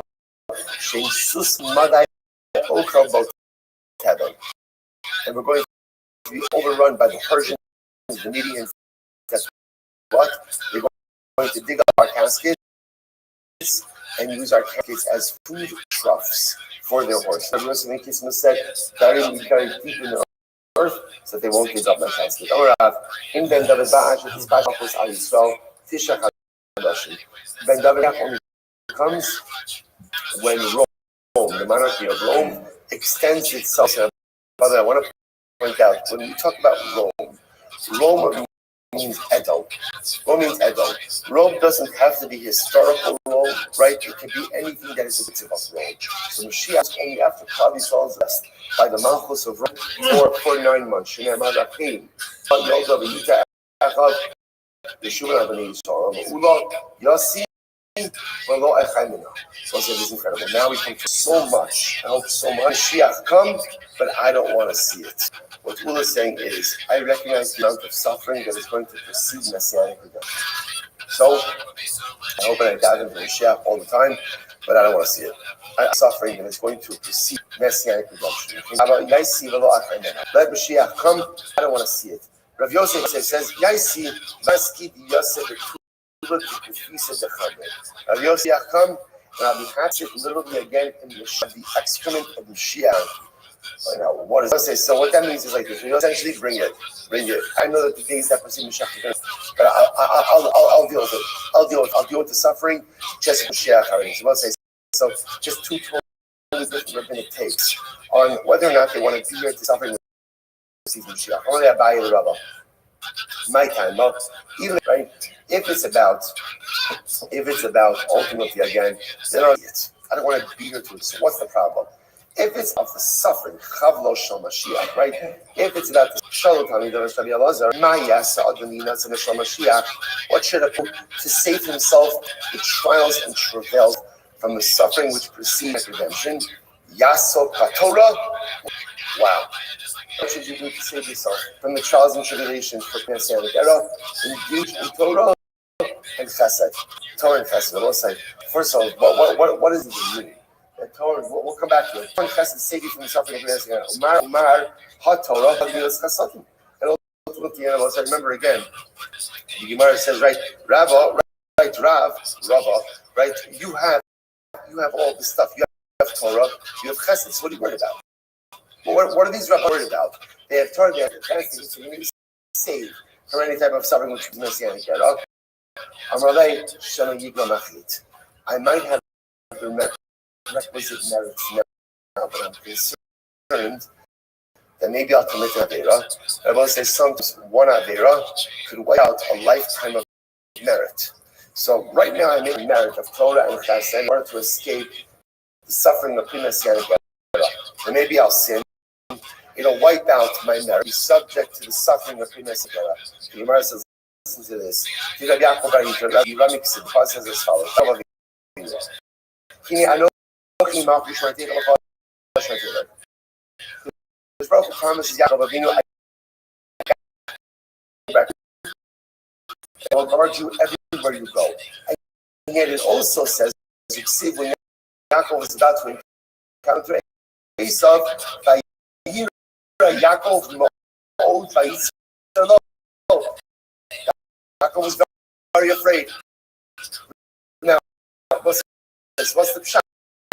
If Hashem says to Yaakov, I got you. You have nothing to worry about. I have your back. I have your back. You have absolutely nothing to worry about. Then why is Yaakov so afraid? So our answer is ultimately, Yaakov was scared that although he possessed the requisite merit, maybe something that would cause that merit to be erased. You would see that, which, by the way, is such a kedisanya.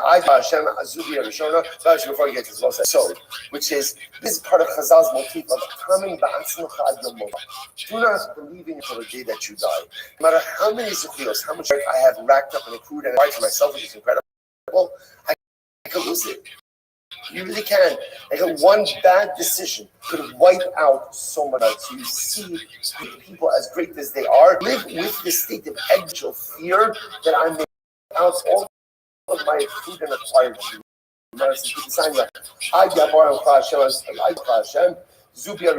Here's the first when he first came to Eretz Yisrael with Yoshua. This is the second. I was going to say the second coming, but that's all right. Right, it refers to the second arrival in Eretz Yisrael with Ezra. That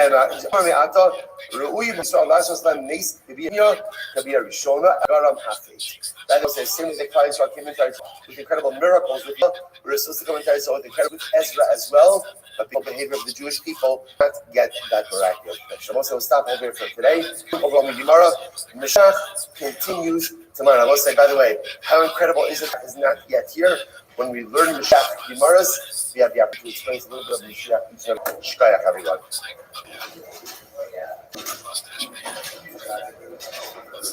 Yeah, everyone.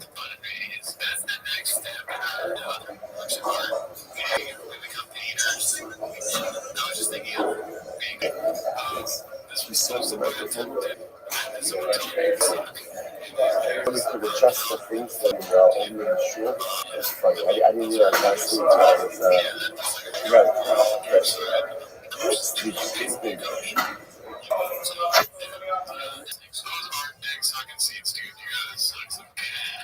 the great business of Mark Hashem. Today, we have a beautiful piece ahead of us today. So remember, under this watching so many beautiful conversions of Tanya. One will learn out of his safer called Seasonal Single Eris, which actually is like itself. It's just interpretation, translation. It's a little bit of a commentary, a little bit of everything on Tanya. So we left off yet last week with the Rebbe Pasuk.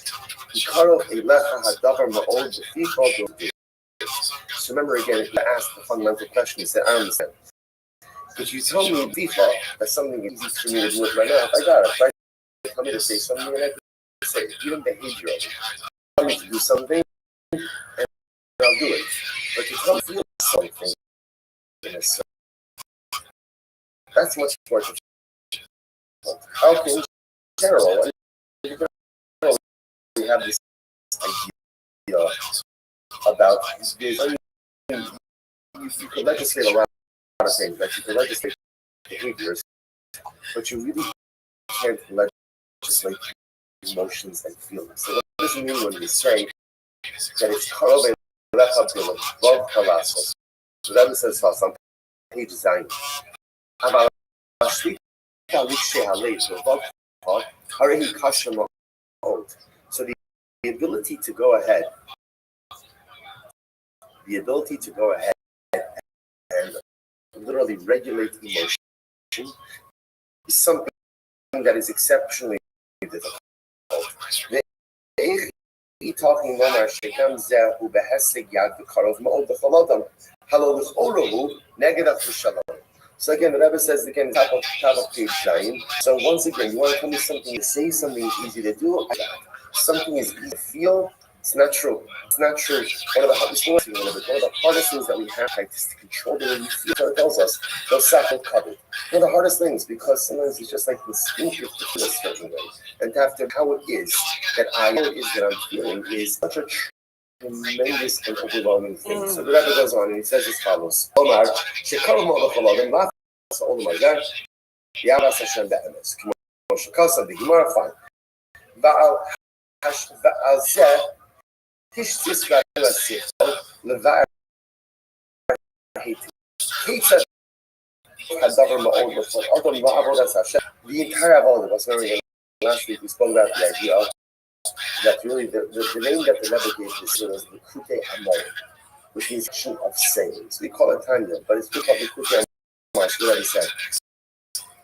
The entire avoda of this sefer is to find how we can serve HaKadosh not only with our mouth, and not only with our body, but with our hearts. And also, isn't that the most important thing? And the most difficult thing, right? It's really not to Shabbos. I'm studying on the lofas, I know it's as long as I learn. That's what I say, just in general, it's not regular behaviors to actually feel Shabbos. I learn actually speak about heart Shabbos. And it's really getting the shmak and I give the actions, the motions, the mechanistic motions, but the heart is not there. So the Baal Tanya says, the entire avoda of what I'm trying to do here is to teach you good heart. And to serve HaKadosh Baruch Hu with your heart. So let's go down to the next section. See the bottom of page 9. Aluka will be starting. See the heading. So we'll say this is a profound piece. We're only in the introduction. It's only the introduction. Let's wait till we get like to the meat and potatoes of things. So the verse B'derech. Now literally again, I'm going to show you B'derech. Aluka u'kitzara. A long path. That's short. So listen to this. See. Also, the first in the notes, so say again, the large bold letters, those are the actual words of Tanya. The small print after that's the page, that's the commentary. As it starts, it says, Nekar Zehu B'Gemara. So this wording is actually in the Gemara itself. What does the Gemara say? Well, so this is a profound Gemara. I'm pretty sure, but kind of that's also why I like using this edition, because again, like many times you find great classic masters work, like they wrote it to study what they were writing. A lot of times, regular people, when we're reading it, like, what are you talking about? It makes one very short statement. The path that is wrong and it's thank you. Like what is that? So the course of the reading is basically Gemara Masechet. Listen to this. I'm going to show them kind of. It says fast breaking out. Miyamai, it's coming out of Ella. No, so I'm sure the guy says, I'm a pretty smart guy. Bested me. I don't ever bested me, except for one time as a child. A child bested me. What happened? Maggie, how much has he seen? One time I was traveling on the road. So I was traveling on the road. There were easy to know about Parsha's drop.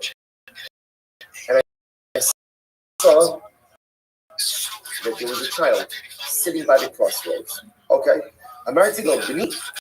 I said to the child, my son, he's a Derek and so I'm sure that I was traveling to a particular city. He didn't know. He sees a kid at the crossroads. He says, can you tell me what is the best way to get to the city? What's the best way to get to the city? Destiny. So Amrabi, Zu Aruka Ukizara, Zu Kitsara Aruka. So the child said, so there are two paths. This is long and short. And this one is short and long. Okay. So I'm sure my friend is testing stuff. Okay, so which path? Which path? Anyone needs sheets? Right. So he says, which path? Which path should I take? So Shobek he said, Amali, I'm sorry. Alachti b'kitzara v'aruka. I took the path that was short and long. That was short and long. Tzara v'aruka, which again makes sense. There's no idea what the kid is saying. It says that there's a short path. I'll take the short path. And what's the big deal? So he takes the short path. Listen to this. Alachti b'kitzara v'aruka. Kevan shigati this. So I'm sure you know. Are you makifo slug gunos or pardesim? The problem was he got to the end of the path and he was right next to the sea, but the problem was that literally guardians and shirts that were there blocking him from getting to itself. So he took a short path, he got back to the city, but couldn't actually enter into the city because the path was blocked. So back to the cross goes, back to the kid. So he says to the kid, what's the problem? Right, kid, you told me that this was the short path. So I'm going to be ready. Well, Rebbe, I told remember what I told you. What did I tell you? It's short, but it's long. Right? It's short, but it's long. In other words, it's short, and that'll just sit quickly, but you won't get it. But you won't get it. So I say, watch this. Here's how the bar. Now, by the way, now obviously, what was the child saying? Then there's what's the other bad? It's aruka, it's tzara. It's long but short. So it's long but short. In other words, it's going to take longer to get into the city, but what? You'll get it. You'll get it. So look what the Rebbe does. This is an incredible metaphor for something. This is so much about what we're teaching. This is what he says. That was short and long. It was short. It was the shortest distance between point A and point B. Practically, it was longer. Why? So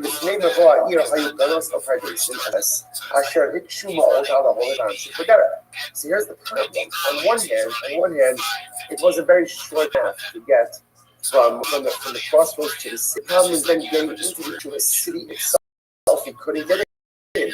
He says, "Oh, Maylaw, now again, just point out, could a servant could have gotten into the city? Could have, but it's hard. It's also the gardens and the orchards and all this kind of stuff." And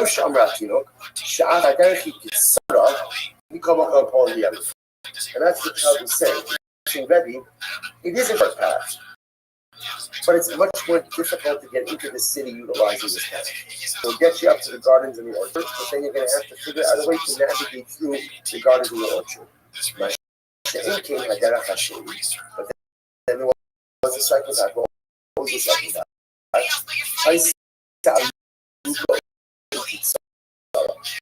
The second path was long but short. So the reality was, I guess that's the word, distance-wise, it was longer path. This is where you get into the city. It's a longer path, it's a longer distance, which you ultimately dive in. So Derek, even though the distance was, the second path was longer, the shorter path because of you to reach your actual destination. You're able to get into the city without any others. So look what the does. This is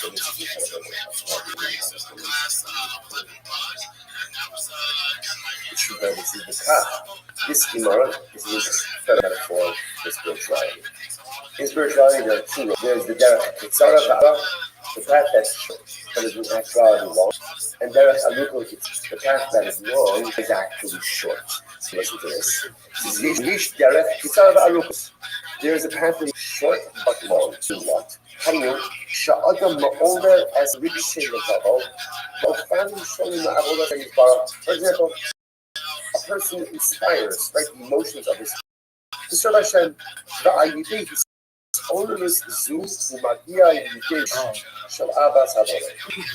And what happens? Through the duration, through this fight, he comes to Allah by His Father. The derech zoom, even Chayosa, love the as I should this. Let me say this to you. Hey, things like this. Those are the easiest way, the easiest way to fall in love with His Father. The easiest way? Bestseller do all walks. What is stories do? What is story? It's a bit of a nice song. That's it. Here's your match. Like when I was wearing this $5, right? Come on. Those of us who have been in NCS $5, right? How do you add an NCS $5, right? Oh my God, I am literally going to change my life. It's going to be mostly, right? And generally, how long does that last for?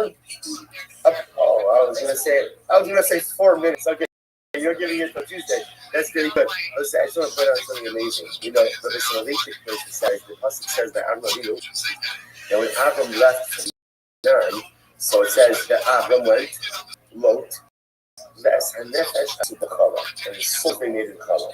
And then it says, who is the souls? So Avram converted all these people. So Salvation says, like, where did he go? Right by the time Avram took Canaan, it's just Avram and Lot. So where did the Chala?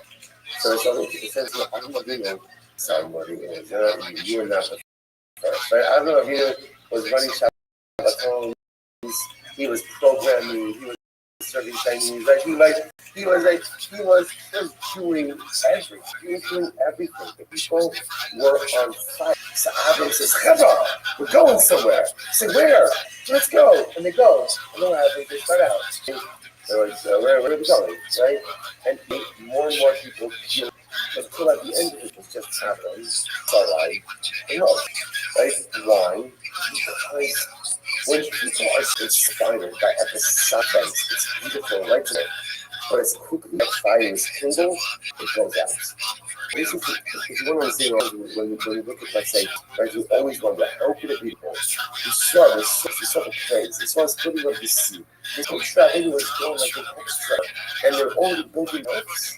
Right? It just doesn't, but it does make sense. There's an illusion.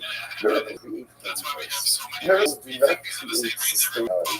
Inspiration, right? Like it's like a booster. But as quickly as it comes, it goes. The danger, like today, I find everything about inspiration. Everybody wants to be inspired.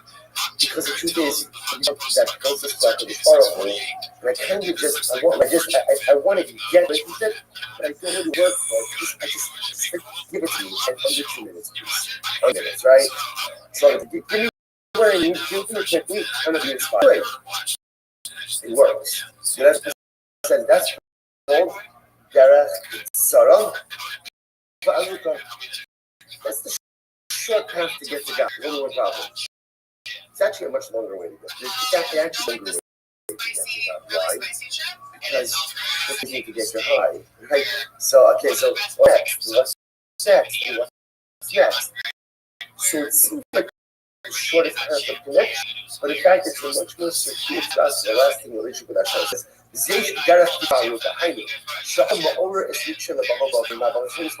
person inspires 5 days, so it's really like feeling so Avasva. Imam Kayos level of Abbas Hashem. Achish years to the Sarah, showing inspirational moments. What are inspirational moments? No, in fact, nothing. Right? What is again? I'm inspired. When you're, what do you do when something inspires you? You're ingesting. You're passive. So then, I want to point out that is not. This is present a lot, yeah, and it feels, but in fact, because I'm passive, I'm not really doing anything.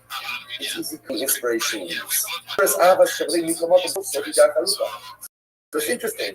Just sometimes like that passionate inspiration, that seems like the shortest pattern, but ironically, it's actually the longest. Because since I'm passive, I'm not really doing anything, I'm not really a change within myself.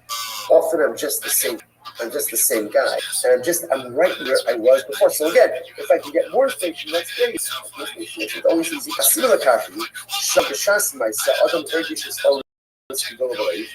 About Kivan Shiki Moshis Espini Yuso. Here it is. Do you know where true relationship comes from? When a person is willing to change who he is. He's inspired. So inspiration is beautiful. But inspiration offering something that's being conferred upon me. And no internal change per se truly occurs. So because of that, Isofo, עדיין נשאר עלמדו, מקודם, also hamidos taibos also ma'akos also milis karos lalakos banas. I'm the same person. I'm really the same person. I have a person was like, oh, we all have this. You know, this is what happens. A lot of us have experienced over young in no life. Like I'm inspired. I don't know, man. I started by really by something. And then like I wonder, can it is that way? How can it be that one day I'm so on fire and then the next day it's like flatline? How does that happen? That's because nothing's on the inside. So if the inside remains the same, and all of your negative ones, there is and loss of things are still there. And I'm like a chronic state of my spiritual wheels. And I'm at zero, but I'm not really getting there. Rebbe goes on and says, Lachim bepoel, you having the meals, even the actually on the she's happy to go. See, that's the first part. That's the part of Judaism, is what we call Sarah Baza. It feels, right? It feels short. In that I get the high, I get the inspiration, but there's no work that's been done. There's no internal change that has occurred. So it feels like it's the fast track to control weapons. I end up like almost getting to my goal, but then when I want to really do something, the gardens, the orchards, everything is there blocking me from the city. But then there's another mile of change. לפיכך, נקרא דרך צבא ואילו, הגדרה בספר הקיים. So we'll say, what the Rebbe is going to subscribe to, obviously, and again, what I want to point out is that there are balance, right? There are avenues of connection, and you'll be pointing this. It's not one right way, but wrong way. People connect to HaKadosh Baruch Hu in ways. So there are some people for whom that birth of spirituality is exactly what they need in order to go and affect change. But for most of us, the way like the moments of inspiration occur is they come. It's the famous idea. It's a famous idea that Rebbe says so beautifully. He says, when a person has a moment of inspiration, just open up a chumash and read it. This is why, because at least in the thinking is able to plug it into it. And how many people are inspired? There's only one problem. What happens if you don't feed it? Right? It extinguishes. Right? How if we're honest, time you see it, because to be honest with ourselves, how many times in life was like, I was ready to do something. I just never did something. I just did. I'm ready to do it. He's actually did anything. The fire was there, and like it burned by itself for a certain amount of time. But after a certain time, if you don't feed it, it's going out. It's going out. So that's the first part. Ended up as the bottom of page chest. Veilo. I did it from the the rest of them students. But the Derek that about Tanya teaches us in Tanya is a different kind of what does this mean? Derek, it's a perfect virus really to know that. Hope as we say halay. Mitayvas ha'olam mazali avas ha'shabadas. Mufrachas avodas ha'moach. It's so called Echa Lefia. Hainu, we read a little bit. Limud, Bahasaga, Gadlus. Ura'a Hamikan, Das in Yonim Shalom. So it says we're going to see. The Rebbe says, if you want to really put up a Baruch to really understand the Hashem, that you don't know. And this of course comes with the caveat that what? Understand the Kodesh Baruch. But there's still stuff we do. It's like any relationship. The more you understand someone, the closer you become. The more you understand the Ribono Shel Olam, the closer you become. It's my mind. It requires my heart. There's work. It requires changing things about myself, refining things about myself, starting to do certain things, stopping to do other things. It requires behavioral adjustments, emotional, variety of different things. External work, what are just on the other side of all this internal sense of love of HaKadosh Baruch Hu. From all of this work that I'm doing, this internal work, I end up feeling a sense of love of Hashem. And again, we'll see that what this means when we get into the Sefer. But Nimtza Shabbatarach, yeah, ain't still say. So again, habits, this second path is called Derech Aruga Shikitsara. It's a much longer path. There's a lot more work. There's a lot more to do. What is this path? Why is it the shorter path? Why? Because it'll get you where you need to get. The first path is shorter, right? That's like instantaneous. Almost like consumeristic type, just beautiful and incredible. Get you fully to where you need to get to. It's the shortest path to do. The second path to do that, which is probably, again, requires my heart, my mind. I'm striving to understand HaKadosh Baruch Hu.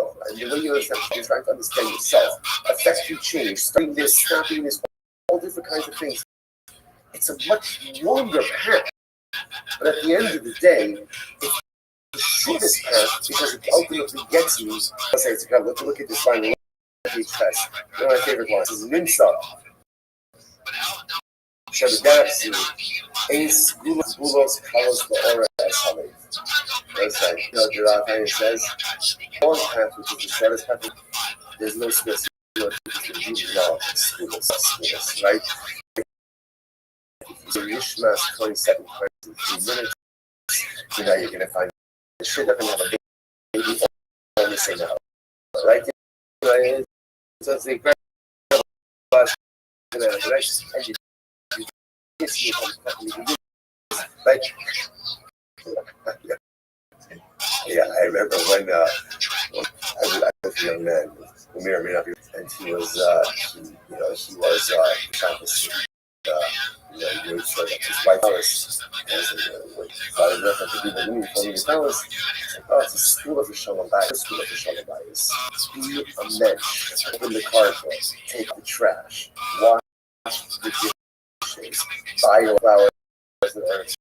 Shabbos. I don't know if this is all talking about this, right? So interesting what? Because I told you is a heck of a lot. And by the way, I feel like this, but I'm not but forming a college is a heck of a lot easier than actually trying to be a good husband. And so the Valentine says, I just want to tell you, for the long path that is not skinny, isn't it hard? Like this, he says, Ores Ale, Ellen the guest, the sorry, Ellen the precious here, Adam the Gia above that Simo Fulham of the Palace. What does it require? A ridiculous amount of exertion, right? And a tremendous amount of because I like tremendous again, so shortcut your life hack, you just have to keep plugging away at it over and over and over. About Kamish and Gara Zoo, you kind of small who's the previous one. So as much work as one is, you'll be it's working. This is the program, right? This is the program about kindness. And there's no shortcuts to the program, right? Just like perhaps 12-step programs, you can't say, well, I'm going to scale 4, 5, and 6 because 7 is really my thing. You can't work a 12-step program like that. In any program, comprehensive change, you start from 1, and you got to make all the way through 12. That's the way that it works, step after step. Let's just be this. About keeping Shabbat, but if you work, what the Rebbe calls Yitzhara, the long path that is short, He says, choose yourself as a person. He says, "Va'ayad, Zocha b'socha davar la'achot likshe v'vavar la'avar." And you will come truly love the Ribono Shel Olam. So we got this. So and I'm going to teach you. And I'm going to teach you about Tanya. This is now, it's a Hakitzara Shialuka. It's the shortest path that is very long. But this is where you want to get in life. Through this path is how our life objectives. But this is the way we do it. One could go and content themselves with so it's nice because the path is short. Only one problem. You'll never quite exactly where you need to go. But by the time he says, I'm going to give you a longer path. But it's the longest path because this path, and where was it? Who don't even know what path is? Who know what it is? Okay, is an excellent. I'm like, sign me up. Like, all right, I bought it. I took two. I have no idea what the path is, but now I feel like I don't know what to do without it. So I don't even know what the path is, but I know that the path is down by over here.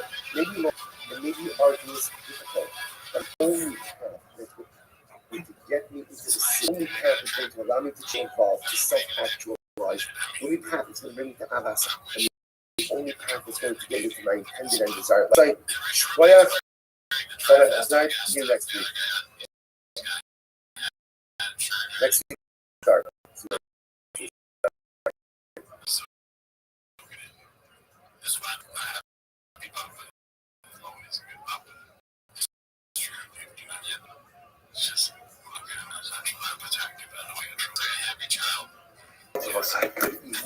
Good evening. A great Issues to be able to continue in time with a beautiful piece ahead of us today. So,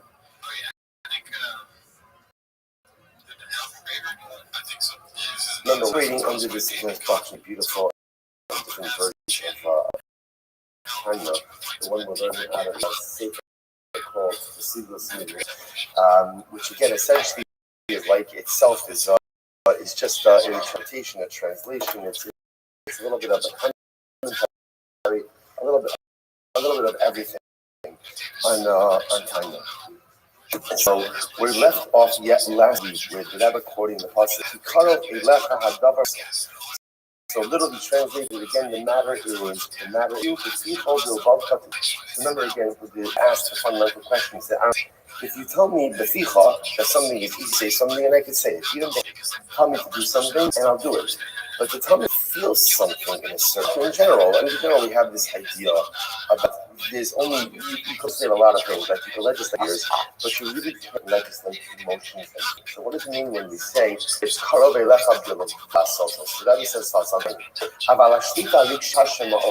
So the ability to go ahead, the ability to go and literally regulation is something that is exceptionally difficult. The if you talking Lomar Shagam Zehu the Hesed Yad Karov Ma'od B'Choladam Halol L'Chora V'Shaman. So again, the Rebbe says again at the top of page 9. So once again, you want to tell me something that's easy to do, I could hear that. Something is feel, it's not true. It's not true. One of the hardest things that we have to do in Yiddishkeit is translate all the way we feel. Like it tells us, don't sakmo, don't cover. One of the hardest things, because sometimes it's just like to feel a certain way. Like to regulate how it is that I am, how it is that I'm feeling is such a tremendous and overwhelming thing. So Rebbe goes on and he says as follows.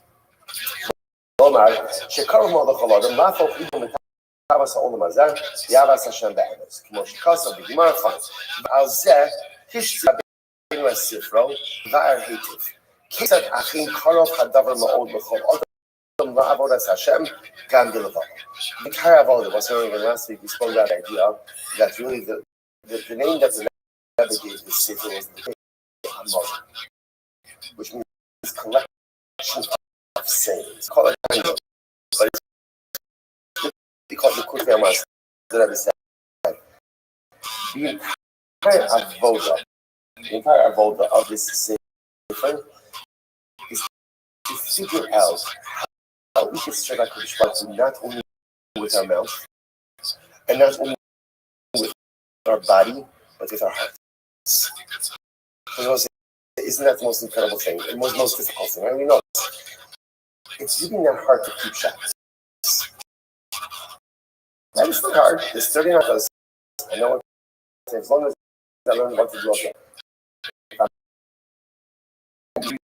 regulate my behaviors is one thing. But for myself, just in general, it's not regulating behaviors is something I can do. But how many of us actually feel Shabbos? How many of us actually experience with our heart Shabbos? How many of us really get a geschmack of our Yiddishkeit? A lot of times we go through the behavioral actions, the motions, the mechanistic motions, but the heart is not there. So about time says the vote of what I'm trying to do over here is to do above. Actually, see the bottom of page 7. But there, Aruka Ukitsar. See that? See the heading? So we'll say this is a profound piece. Another thing point down. We're only in the introduction. It's only the introduction. Just wait till we get like to the meat and potatoes. So the words literally again, I'm going to show you the Derech Aruka Ukitsar. Long, short. That's short. So listen to this. So first in the notes, Mikor Lashon Zehu B'Gemara.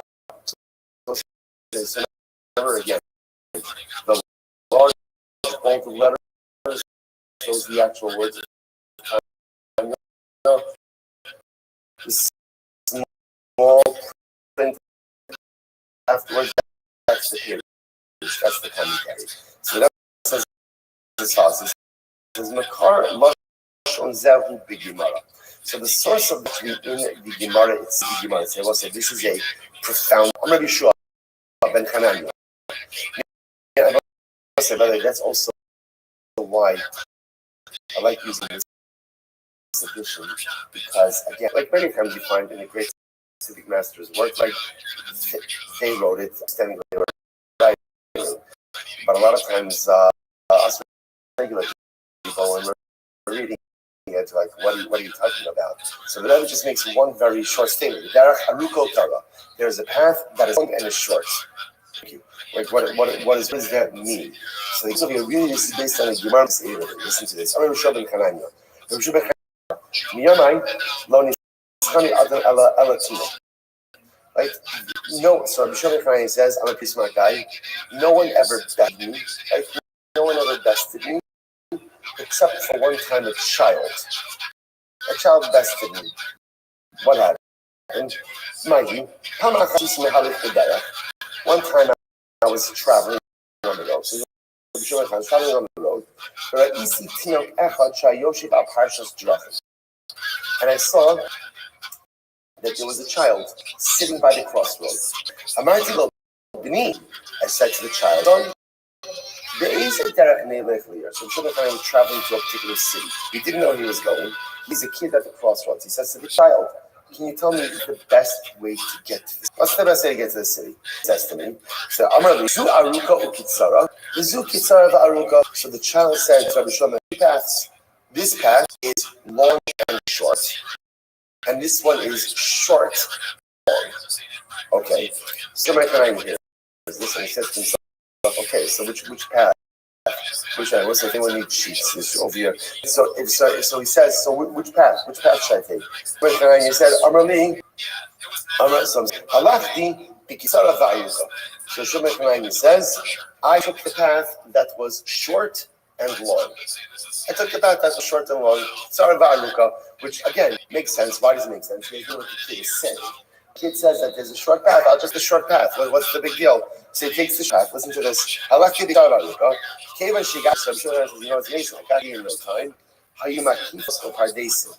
The problem is he got to the end of the path and he was right next to the city, but the problem was that there were little gardens and orchards that were keeping him from getting into the city itself. Short path, he got up to the city but couldn't actually enter into the city because the pathway was blocked. All right, I went back to the crossroads. Goes back to the kid. I'm right to the Lokach. I'm right to the Zukitsara. So he says to the kid, what's your problem? Not exactly. understand, right? You told me that this was the short path. So I just the path. First the child said, I'm going to be ready. Rebbe, I remember what I told you. What did I tell you? Short, but it's long. Right? It's short, but it's long. It's short, and then I'll visit to the city quickly, but you won't get it. And once they watch this. Now, by the way, now what was the child saying? Then there's another path. What's the other path? It's Aruka. It's long but short. What do you mean it's long but short? It's longer to get into the city, but what? What? You'll get in. You'll get in.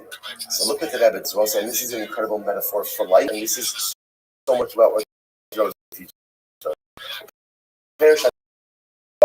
Listen to what he says.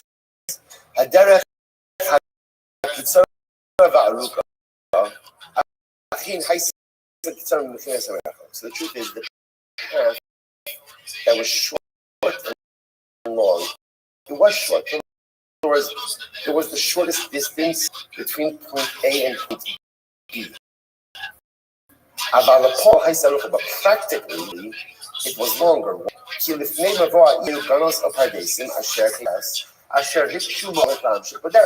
The problem, on one hand, it was a very short path to get from the crossroads to the city. The problem is then into the actual city itself, he couldn't get in. He says,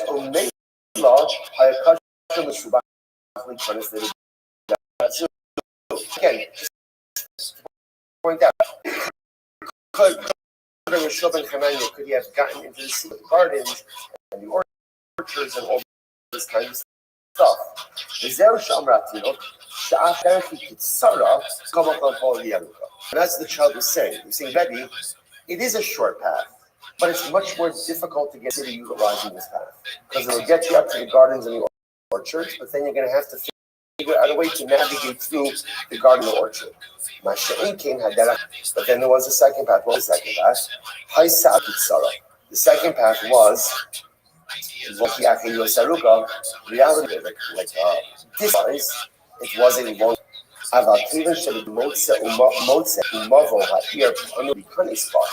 But this is the way to get into the city.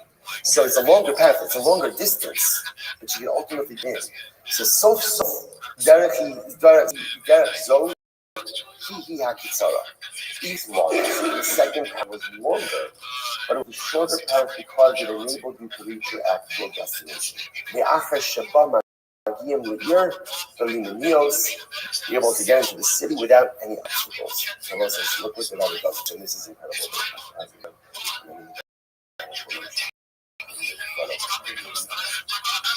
This is the Kaf.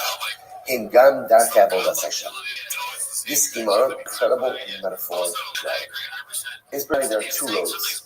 There's the Derech Kitzara Va'ah, the path that's short but is in actuality long, and Derech Aruka, the path that is long but is actually short.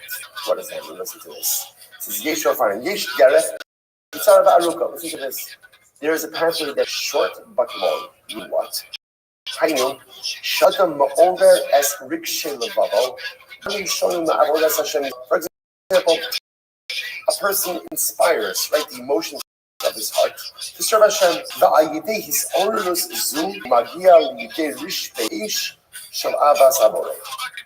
And what happens? Through this, he comes to love of HaKadosh Baruch Hu.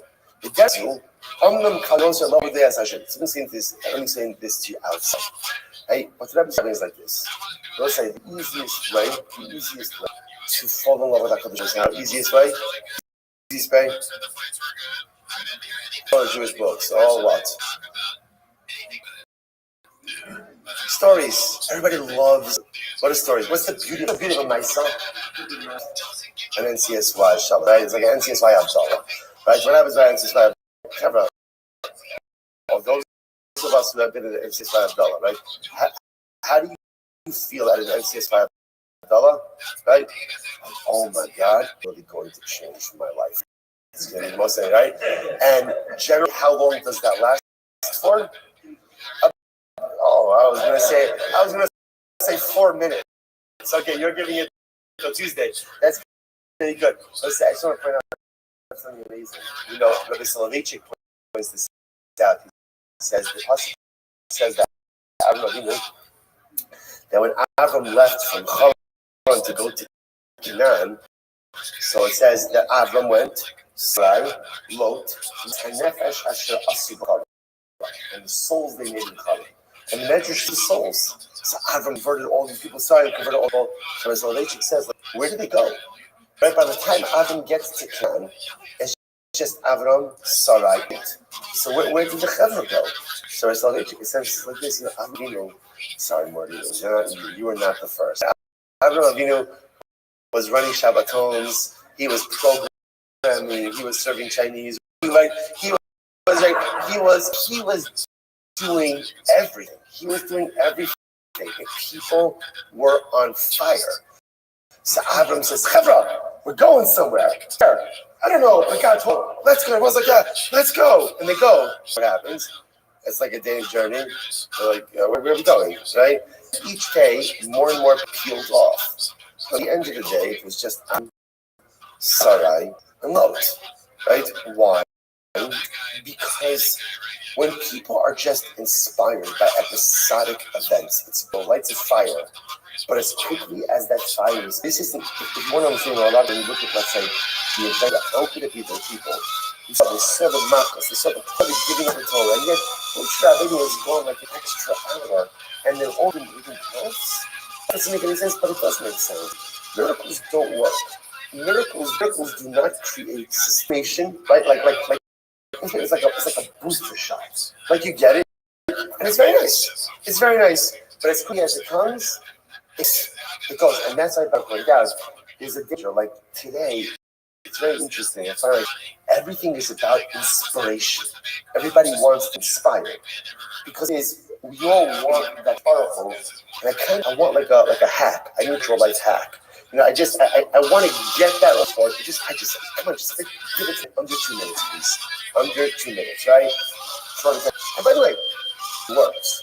The Rebbe says that hold, Derech, it's sorrow, Va'aruka. That's the short path to get to God. There's only one problem. It's actually a much longer way. It actually becomes a much longer way to get to God. Why? Because if that's my Judaism, just like that high, then you always need to get your high. Right? So what's to inspire me next? What's next? What's next? And what's next? So it seems like the shortest path of connection, but it's a much more circuitous route to the last thing. So the Rabbi says,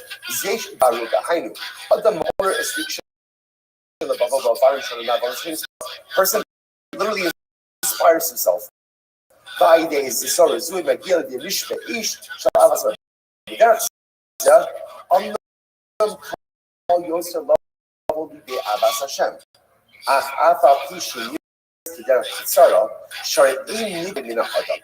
Inspiration, right? Inspirational moments. It's interesting.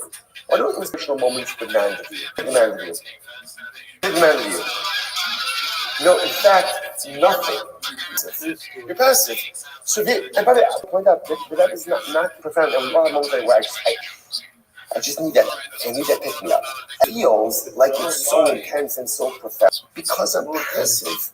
And I'm not really doing anything. It's easy come, easy go. The inspiration comes, and then the inspiration leaves. So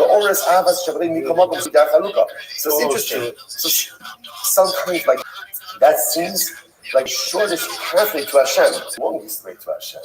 But since I'm passive, I'm not really doing anything. I'm receiving, affecting change in myself. So the inspiration. Often I'm just the same person. I'm just the same guy. I'm right where I was. So again, if I can get more inspiration, that's great. But the inspiration isn't always easy coming. Myself. Adam hergishes always believe. About Kivan Shehiloshin so here it is. Do you know where when a person is willing to change who he is, because of something I did for myself. Often it's something being conferred upon me. And no internal change per se has actually occurred. So because of that, so I've got Nisha Alamdo, Kimikodem, in Kosan Hamidos Fatibos Hamakos also, is Karos Alakostan. I'm the same person. I'm really the same person. But I haven't changed.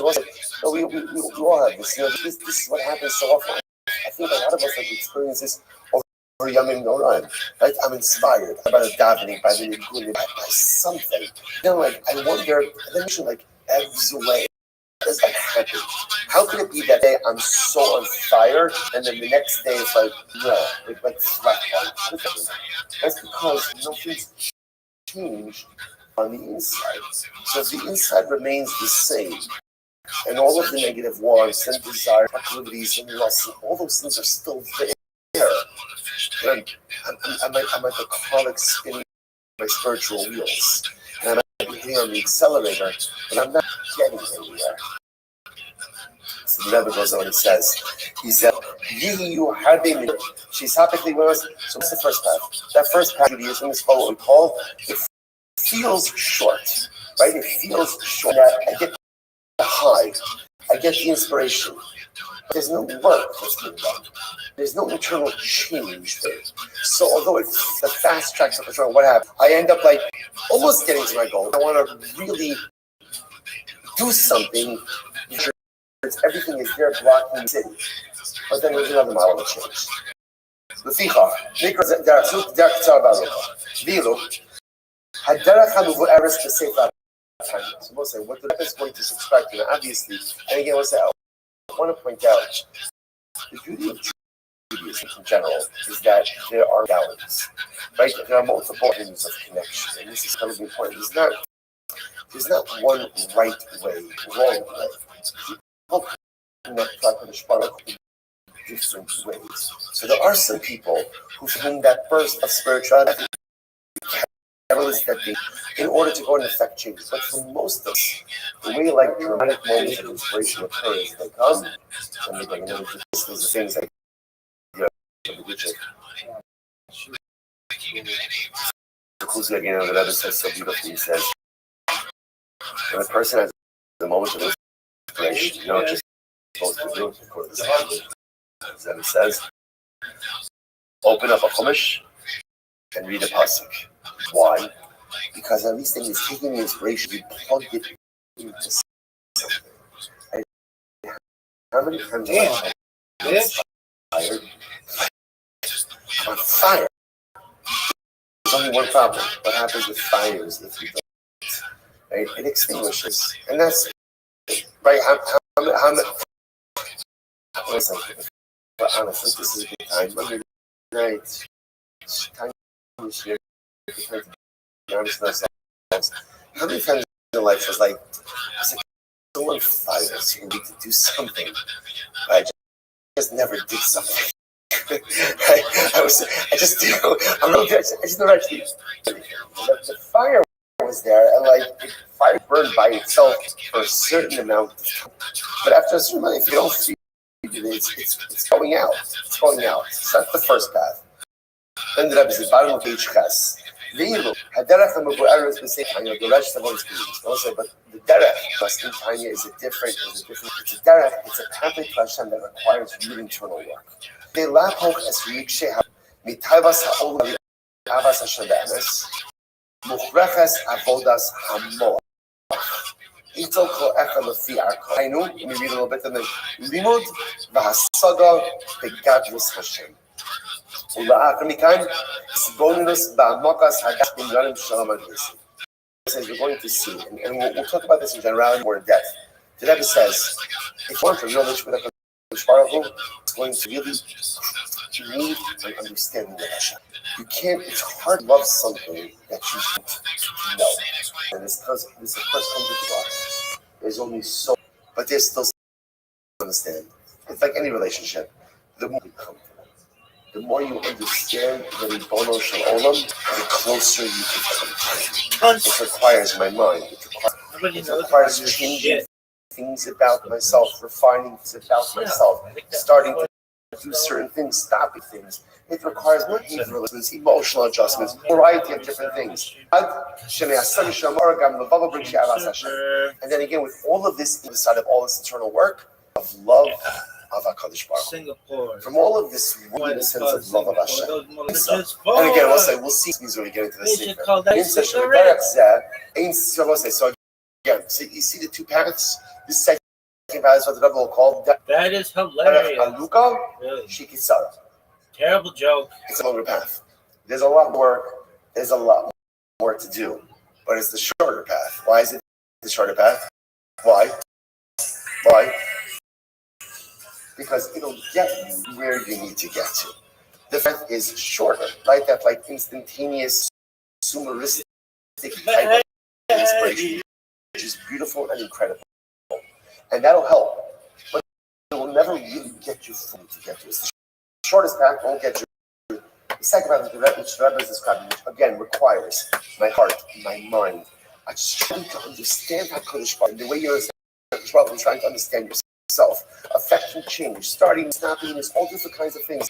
It's a much longer path, but the shortest path because it ultimately gets me to my intended destination.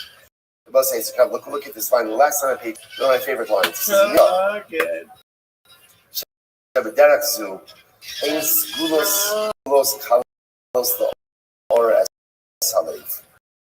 You know, the author says, the long path, shortest path, the most like, you love schoolness. You love schoolness, right? Again, there's a school of like you say, Mishnah 27 times 3 minutes. You're going to find shit up and have a baby all in the same hour, right? You know, it's not going to happen, right? And you do this, and you do this, right? I remember when I was a young man. He may or may not be related to me, and he was folding his towels. He made sure that his wife was in the room when he was folding his. And I was like, why does it have to be in the room? School of Shalom Bayis. Oh, it does. I said, by the way, I'll tell you, better Shalom Bayis. Be bench, open the, take out the trash, the dishes, buy flowers and Erev Shabbos. I don't know folding the towels, right? But let me say, so folding the towels is a heck of a lot. There might be a scope that I don't know. I'm not. But folding a towel is a heck of a lot easier than actually trying to be a good husband. Okay, so the Balatanya says, I just want to tell you that for as a long path that's short, there's no schools, there's no hacks, right? There's no shortcuts. He says, the Ores Alev, Ellen Nidreshes sorry, Ellen Nidreshes Mia Adam Yigia Rabba Vatsuma Kfula Mechupelas. What does it require? Of exertion and a tremendous amount of ongoing effort. Of all the kinds, all right, tremendous amount, right? Again, there's no shortcut, there's no life hack. Away and over and over and over. About Kerish Abidar Zu, Nishtanis Mahusov News. So I'll say, here's the good news. As much work as this is, one thing you can bank on, which is you will be a change person. You'll be a change person. Now, this is it. It's worked in the program. This is the program, right? This is the program. By the time because of the program, right? Just like we'll have 12-step programs. You know, you can't say, you know what, I'm going to skip, 4, 5, and 6. 7's really my thing. You can't work. That's that program. In any program of comprehensive change, you got to one, you got to make your way all the way through 12. The way that it works is just that moment. Let's just finish up. He says, even Shabbaderach Zu,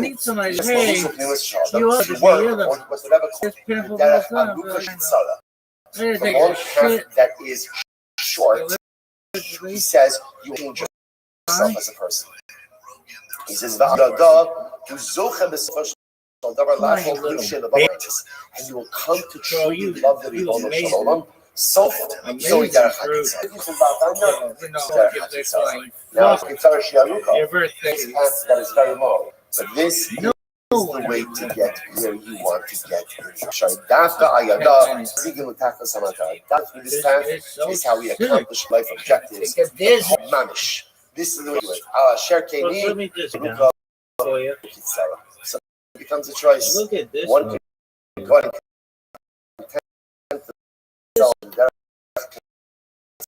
so Knees. it's nice because the path is What the short. fuck his Only knees one are problem. It'll never quite doing better get you than exactly where they you were. need to go. But look at this athleticism. Tiny says, Hey, is anybody talking to me? But it's the No. longest path, that's really the Fuck. shortest path, because this path, Worse. we don't even know what the path is. We don't know what it is. Valentine's is an excellent salesman. Sign me up. Like, all right, Hey, I stop. want it. I'll take two. Right? I have no idea what the path is, but now I want it. It's like I feel like what am I going to do without it? Right? So I don't even know what the path is, but I know that the path is going to outline over here, maybe long, and maybe arduous, and maybe difficult. Look at this. Path that's going to Look get at to the those. city. The only That's path that's going to allow me athleticism. to involve, to Look at this self-actualize. The only path Bong that's going to James bring me to Bong. Havas Hashem. And the only Look at, path I gotta that's going take to a take my shit. dream and desired life destination. Look at I'll this say, move. Shkoyach, next week. Next week will actually start. Let's see if it's done. All right.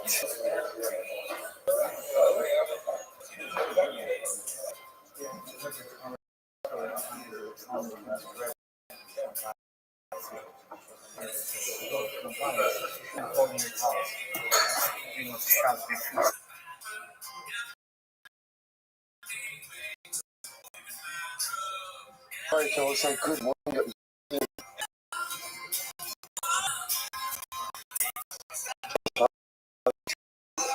Our annual comic production for the Christmas stuff. I'm dedicating all Restream just this year.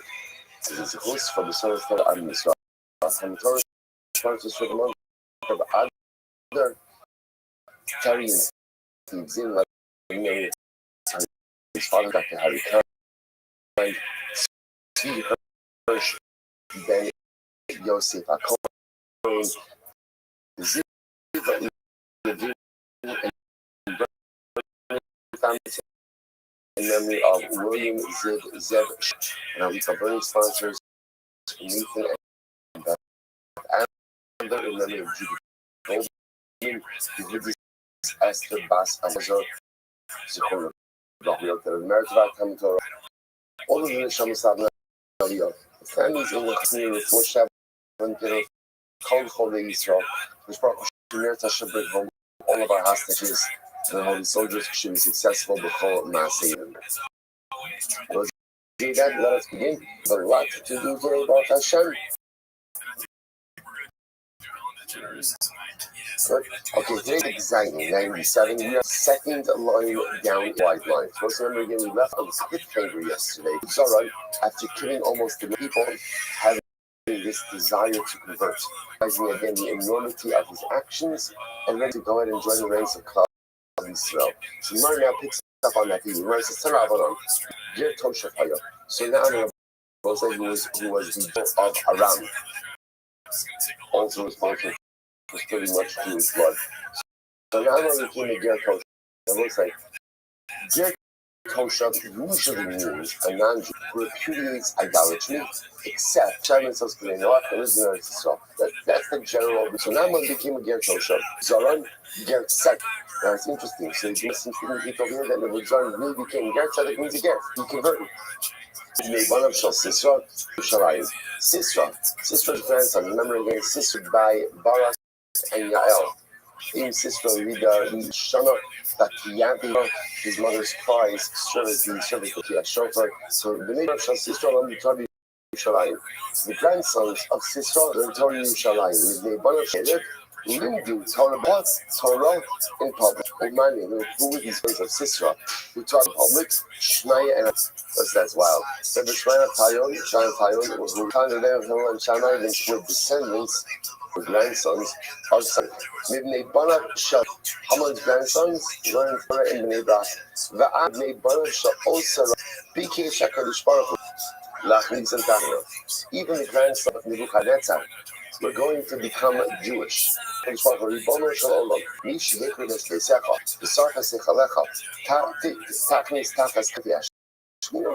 the Malachim said, no, well, what's going on over here? Couldn't like the flesh. Someone destroyed this city. Someone did many terrible things to your children. Such a person like this should merit to have a Shekhinah. How did this is? Well, since seems to be that the Malachim convinced HaKadosh Baruch Hu not to allow Nebuchadnezzar or his descendants joining the ranks of Klal. Hainu Dixir, as Baba wrote it herself, we tried to heal Baba, but it could not be healed. So we'll say this idea that Baba could have been technically by the conversion of Yitzhak's children. But Baba was so broken. Baba was such a big state of disappearance. The Baba did so much to us that they were beyond repair. Incredible. Ula says that refers to something else. I'm sorry, Ula is Nebuchadnezzar. That there was no going back to Nebuchadnezzar. No children of Nebuchadnezzar. No cathartic change for it. Rabbi Shmuel Bar Nachmani Amar Elu Naros Bo. The Tirgamot, the Sinai Son de Babloi. Some say the rivers of Babel. It's the last verse, the second last verse on the right hand side. Elu Naros Bo. Shem Ra'im Lishtos. The waters are very bitter, and there's no way to sweeten those waters. The Gemara says that Sinai said about what Rashi says, the Kalim Morim named Sha'omdim Benaros. And they had bitter date times. Not only are the waters bitter, but also again the date times by the water are also bitter. And I will say it's interesting, by the way. The Gemara says that the one thing you can't heal is Almar is now Badal. This is of the capital of Tillin, Nalos Badal, Shachinu. Beginning at Seal, like Shani Gamachinu at Seal. Nalos Badal, that image is remembering when Klal was being led out from Eretz of socially. So we sat by the rivers and we cried and we remembered. Almost as if the Baruch Shalom says, there are some things in this world that are unforgivable. There are some things for some people or some things that are unredeemable. It's crazy because we believe that everything is redeemable, everything is changeable. No, there's some people that's perpetrated in this world cannot be undone. So the mercy what Nebuchadnezzar did to our people simply beyond redemption, cannot be changed, cannot be uplifted, cannot be incredible.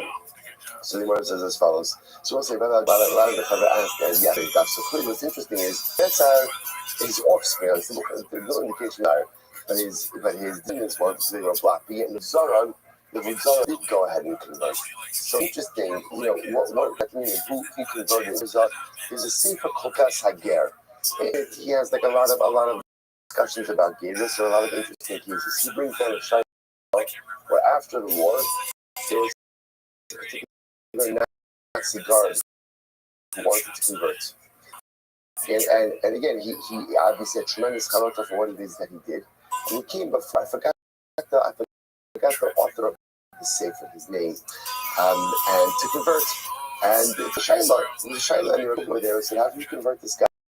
After all, we know what he did, we saw what he did, he experienced it, he had his hands, and they were kind of because like I says, what Russian says is based on halacha yegesha. That's an interesting expression. Halacha yegesha, like cold hard fact, hard halacha, you should be able to convert. The halacha is if somebody becomes about tshuva, right? And they remember, but how can you convert such a person? How could a person be welcomed into Am Yisrael after everything that he could be? How could it be that a person behave in such egregious fashion with such cruel towards Am Yisrael, and then we would welcome him into our ranks. So he Paskin don't convert him. Paskin don't convert him. But it's interesting. You don't often find this in Halakha. It was much more an emotional psak than it was a legal psak. Because a legal psak is you convert it. If the guy's sincere, and Imam Shas Chalak, you can convert him. But he put such a person like that, we welcome him into Chalisah. So it's interesting, by the way, where it says that Nizid Zoran became a ger, right? Who converted him, which based into responsibility for this. It is interesting to know that the Zoran is Ara. He ran away, which seems to indicate that he was else, not part of community, not part of regular Jewish. He went off. What does it mean converted? Does it mean that he went through a formal process? Does it mean that he accepted it for himself? We don't know. Just interesting to point out.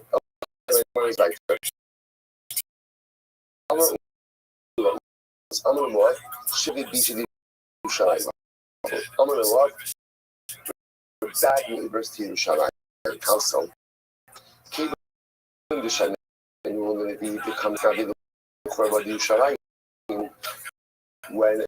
the Amorim heard that the Navi was prophesying about the destruction of Yerushalayim, Shalchu, and they sent word to the professors, which were coming out of years, what prompted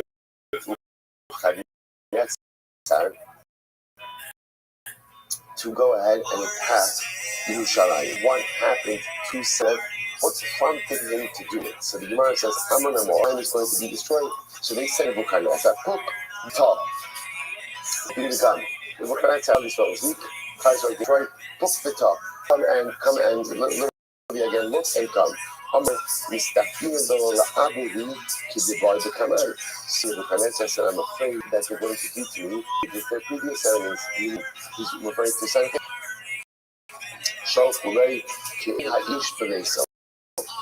The Ish is not home, the In had Mirachok. I'm sorry, Halok Midarachok. So the Gemara said, the Ish Allah Kadosh Baruch had the man at home with Kadosh Baruch left his home.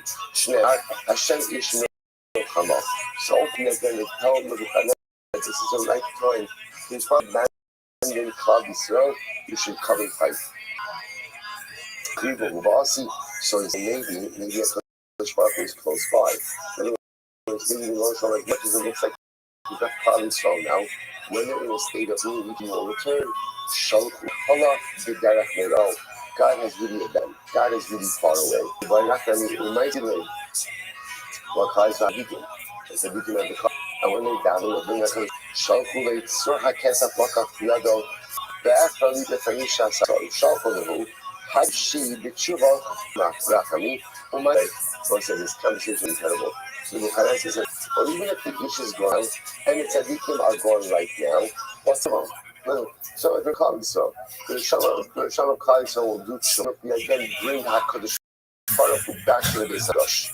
So the Gemara says, Shakolei, Kva Kabbalah, and Zman. So it's actually, I'm going to say it's too late. Kadosh Baruch Hu already decreed, and not only that, he even a time for the destruction of his Mikdash Shneimar, L'yom HaYavo B'Beisel. Ein Keseh Ela Zman Shneimar, B'Keseh Chagim.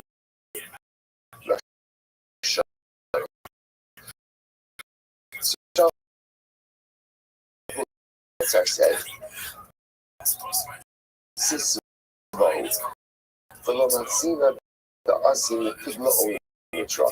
winter time already, fall, winter, and it can't come because this causes the rain. So once you run away, but you clearly see very fascinating series. The Bukhara doesn't want to come. He doesn't want to come. Otherwise, he has just a bad feeling about this, that even if somehow he's successful, the repercussions and ramifications will be overwhelming. So I don't want to come, the weather is very bad. They said to him, don't worry about it.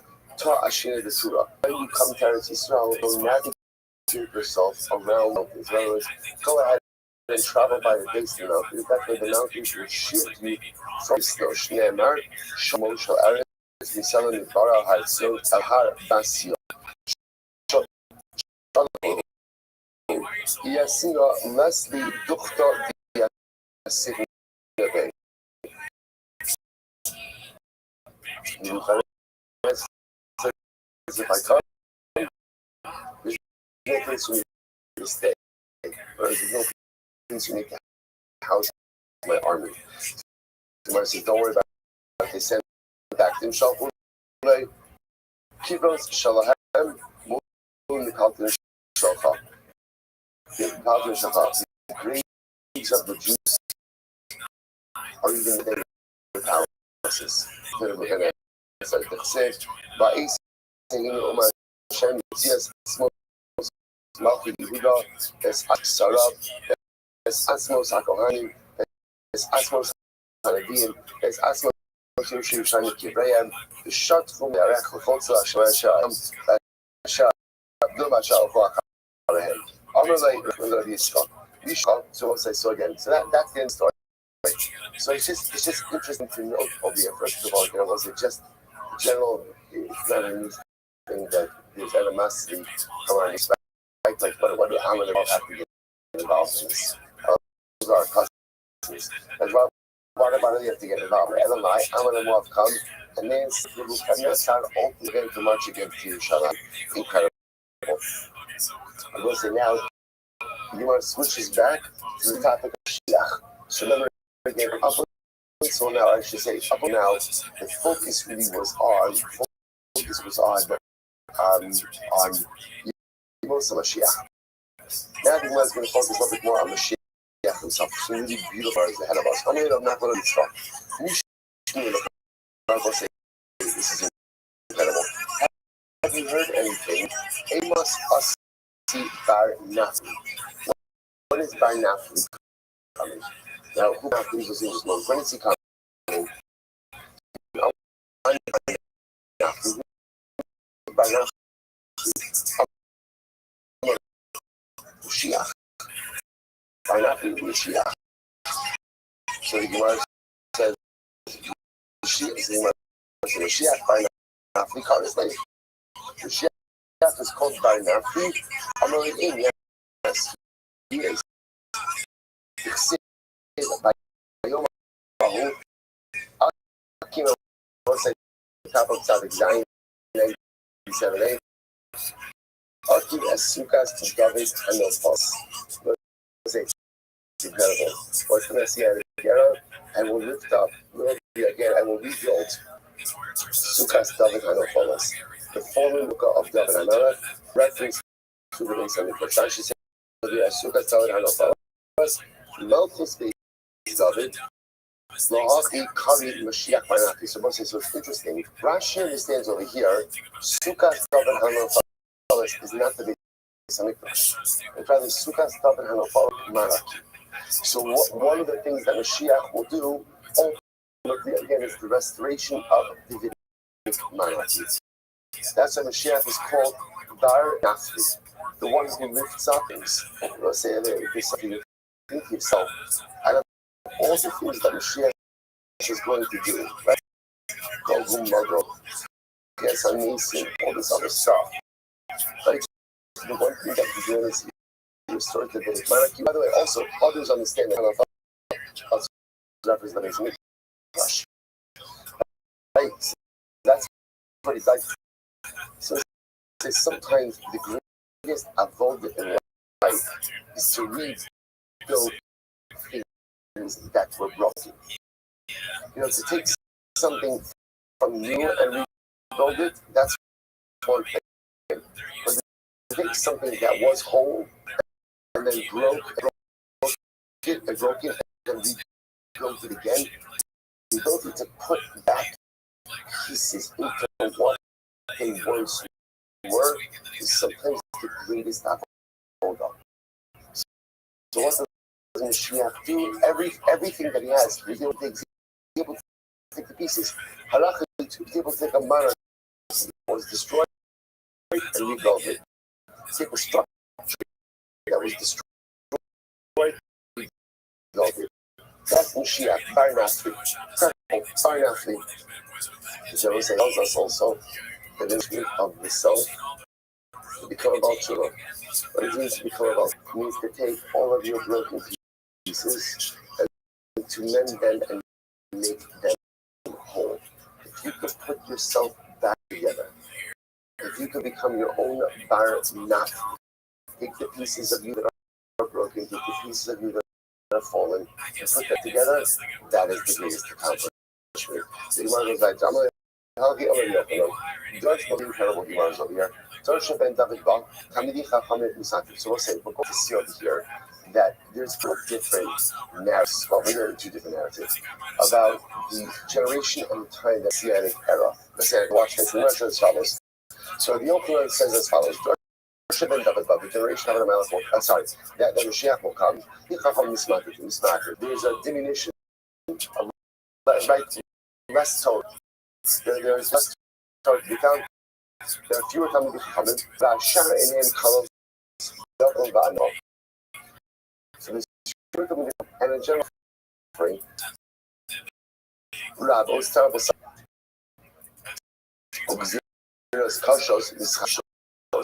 And new terrible decrees every single day. Shavuot the year.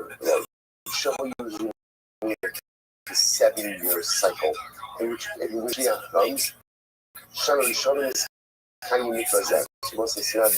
This is the 7-year period before Mashiach comes. In that 7-year period, the following will occur. Number one, Shana Rishonim is Kayim Mikvazeh.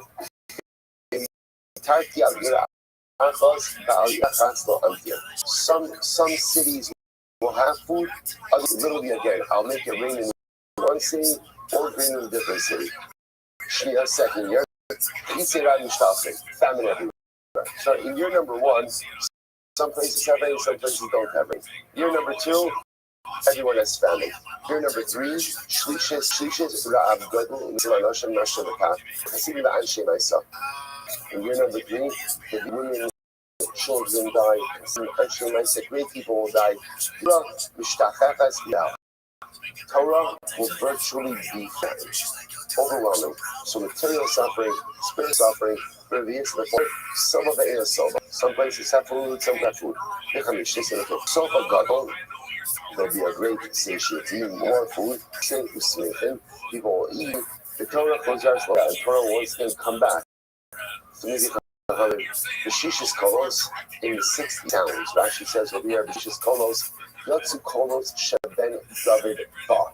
So there'll be murmurings, right? There'll be talking. The Shavias Machalos in the 7th-year war. Gog Magog, the Shavias Ben David. And the Shavias, at the end of that 7 year, meaning that's when Mashiach comes. So it's like, so this is a description of the 7-year cycle precedes Messianic redemption. Rav Yosef says, well, second, Rav Yosef, you just described over here, that 7 years, that's pretty much a 7-year cycle of comes. So in other words, what you just described is Jewish history. And Mashiach has not come. So Abai says, B'shishis could 6. But ultimately, we're murmurings around Mashiach. And in year 7 of wars, that order have happened, but Jordan Hobby. Furthermore, what Abai responds is not just that these events occur in a 7-year cycle, it's that events occur in this order. So has that happened the way Jesus described it? It is David Bach, Sabat, Yeliznos. So it says so. We see over here something very really amazing. To begin to see it, apparently, before the Mashiach comes, there is a general spiritual flow. Now, I'll just put this out. We'll see this more physically later, because there's like two models about Messianic redemption. Because Mashiach comes essentially almost like when things hit rock bottom, and there is no choice but to redeem us, or is redemption something we can earn? Right, and we can even expedite. So just as you go on in the coming years, it says, the generation in which Mashiach is this. And let's say God is the Beis HaNefesh. The Beis HaNefesh will be turned into a place for immortality. That was the pshat. Because there will be no Talmud. Therefore, no one congregates there. When you have large empty space, Medrash Rashi points out, we're generally like outside of the city, you have large spaces unoccupied, a little bit reducing morality. So they'll once again painting a picture of a lack to the north will be destroyed. And ultimately, she says over here, Vagavla Yasha also means is a place where these Rabbul so in the ear. The people who live in the border cities, a lack of general security, move from place to place. And Koninu, the Chachmas, I find any mercy, but the Chachmas and Tisra, the weak of the Vedic coming will become strict, in other words, will decay. The Yirei Chait Gizu, people who fear will be despised. In other words, we'll say, not only will Torah be forgotten, but those who try to be pious will look down upon. Hadar Kipnei Kelef. Literally, again, the face of Jerry showed the face of a dog. Interesting, again, like we saw Balago and yesterday. The MS Nederes, Henry Emar Bati MS Nederes, Sarah Mishtal. So you must my Bati MS Nederes. I mean, the Rab, Milan Shinas, Adorim, so literally again, MS will become like a group that will wander around, right? And those who seek MS will ultimately again become wanderers as well. My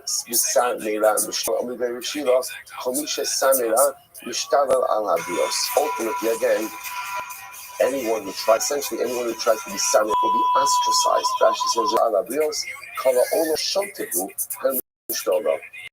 So once they so there'll be an absence of Torah, and even those who try to go ahead and do the right thing will essentially be ostracized in the community. Such a sense of spiritual decline in the greater cloud Yisrael. Rava said as follows.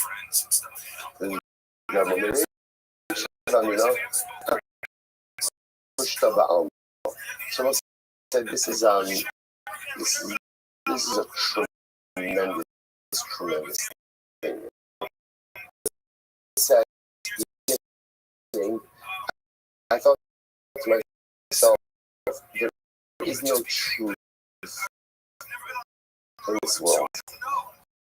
Joe says, she says, Ein Adam Ba'olam Sheyidaber MS Tamid. Listen to this statement. There is no person who always speaks the truth. I remember saying, find a person in this world who always we should know. I'm not saying that. I want to point out, by the way, that statement is not condemnation. It could just be like again. We have instances in halacha where you have to go ahead and change the truth, right? Like the Gemara says, you're allowed to go ahead and sometimes change truth for the sake of preserving. So there's a license for that, right? There's an ability for that. So, Rava says, I don't think there's a person in this world who always tells the truth. So again, some people have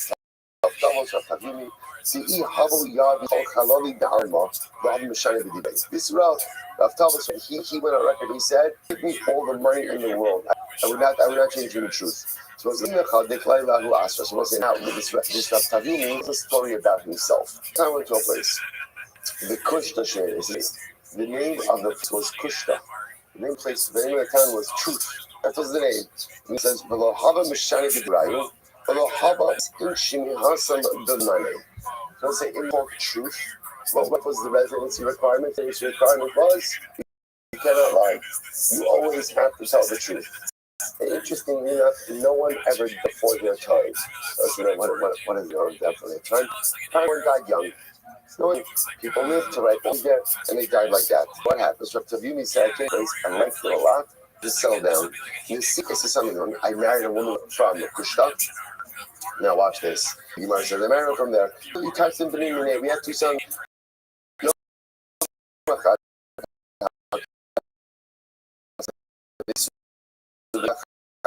So it was one day, my wife was washing her hair. My wife was washing her hair. Outside, shifta tarfa adasha. So the neighbor came along, like her friend came along, knocked on the door, and asked me, "Is your wife home?" Now, Rav Tajuni felt not orach ara amar lo lasahacha. But Tajuni felt it wasn't sneezed the same as wife is washing her hair, but she's taking a bath. It wasn't right. So instead, what he said is, "No, sorry, she's not home. She's not home." So I said, "Right." The two sons passed away. Two sons passed away. Also, she got sort of coming. In my hand, the kind of came up there and said, "What is this? Or this happened in our town? Why did your sons pass away?" Oh no, how can you have a nice son? So I told them this is what happened. So you realize that ended up happening over here. She lied. Now granted, she lied for good reason because he was protecting it.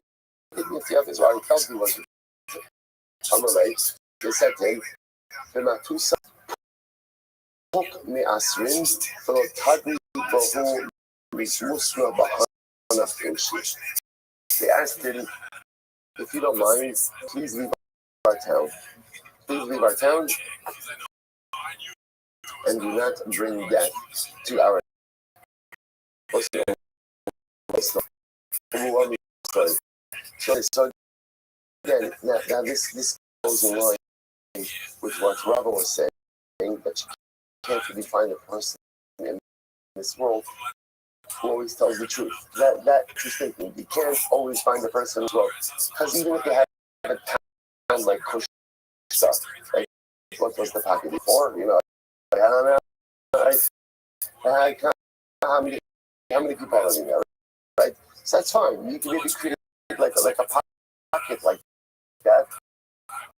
But at the end of the day, that's not the normal way that people live. Because once they some things, life does require us to go ahead and bend the truth a little bit for certain circumstances. Incredible. Tanya, right? George been done. So we say once again, a description of the Messianic generation. The generation of Mashiach comes in. So he mentions, the young will embarrass the old. Because the king Yandu the flame the and the elders will be forced to give respect to the young ones. So he's going to be like this sense of like generational, like this sense of generational disrespect. So the young will disrespect the old. The old will be forced to respect the young. Ubas can be Maduro rebel against your mother. The kind of a daughter against her mother-in-law. The face of generation will be like the face of a dog. The had been misguided, and ultimately, again, the son will not be embarrassed in front of his father. And let's say, by the way, remember this tomorrow? Sora Umora, remember this? Even when Sora, he steals the money from his father, but where does he eat the meat and wine? Where does he eat it? In someone else's rishos. Why? Because there's an inherent embarrassment that a son has in the presence of his father that he's not going to transgress. In general, Mashiach is going to be such a lack of decency that a son doesn't even have any. Sorry, let's say first why I tell you. When Nehemiah says, "Dorsha ben David Bal, Azus Kirbet." Azus means I don't know what Azus is. Brazenness, right? Brazenness will proliferate. Ya'aves, Gaiva, right? So you have these yakar covered. So again, there's a huge arrogance that no one will give honor one to the other. The vine will produce, but wine will be very expensive. And what does that mean? The vine will produce gifts, but the wine will still be expensive. So what's it actually what that means is going to be a lot of wine consumption. In other words, it's an environment, there's plenty of supply, there's also plenty of demand. The entire monarchy. The aim to anyone. It's fascinating to see like a lot of these. Everyone's opinion is right. And even if they're wrong, no one needs the other. Support of this in Ben David Ball, it's happened to call a Malchus Laminos. The Mashiach doesn't come again. So the entire market, the entire government turns to heresy. Amar Rabba Rabba said, what the pasuk? Kulo hafach lavan. So it's interesting. Rabba Claire and Saras. What is Saras? If the entire body turns white, they don't again it's tahar. So when there is this unfortunate change in society, that society as a whole turns heretical. That society as a whole just loses it. Interesting enough, that should be a sign that election is on the way. That is Rabbanon. Ki Yakin Hashanamo, Ki Yireya, Azlas Yadza Office Azava Azov, anything David Ball, sorry, Mashiach comes at Shiyegu Hamusaros. They feel there is a prohibition, ultimately, again, of the Musaros. Now, you see exactly what that means. We just wrote David Akar, at Shema, until again, there is a diminution ultimately again of Talmud. Rashi says over here, Shenachsiki the Israel so there's ultimately Chachamim, but there's ultimately Chachamim. Ultimately again, there's no one to restore Klal Yisrael to the right path. There are most serious people who give over the Jews to the government. So you have all of this together. And once again, you paint a picture of a society that is the least earthly decision. The I should take my truth in a case until there's poverty. Actually, section in a gula. Which is interesting.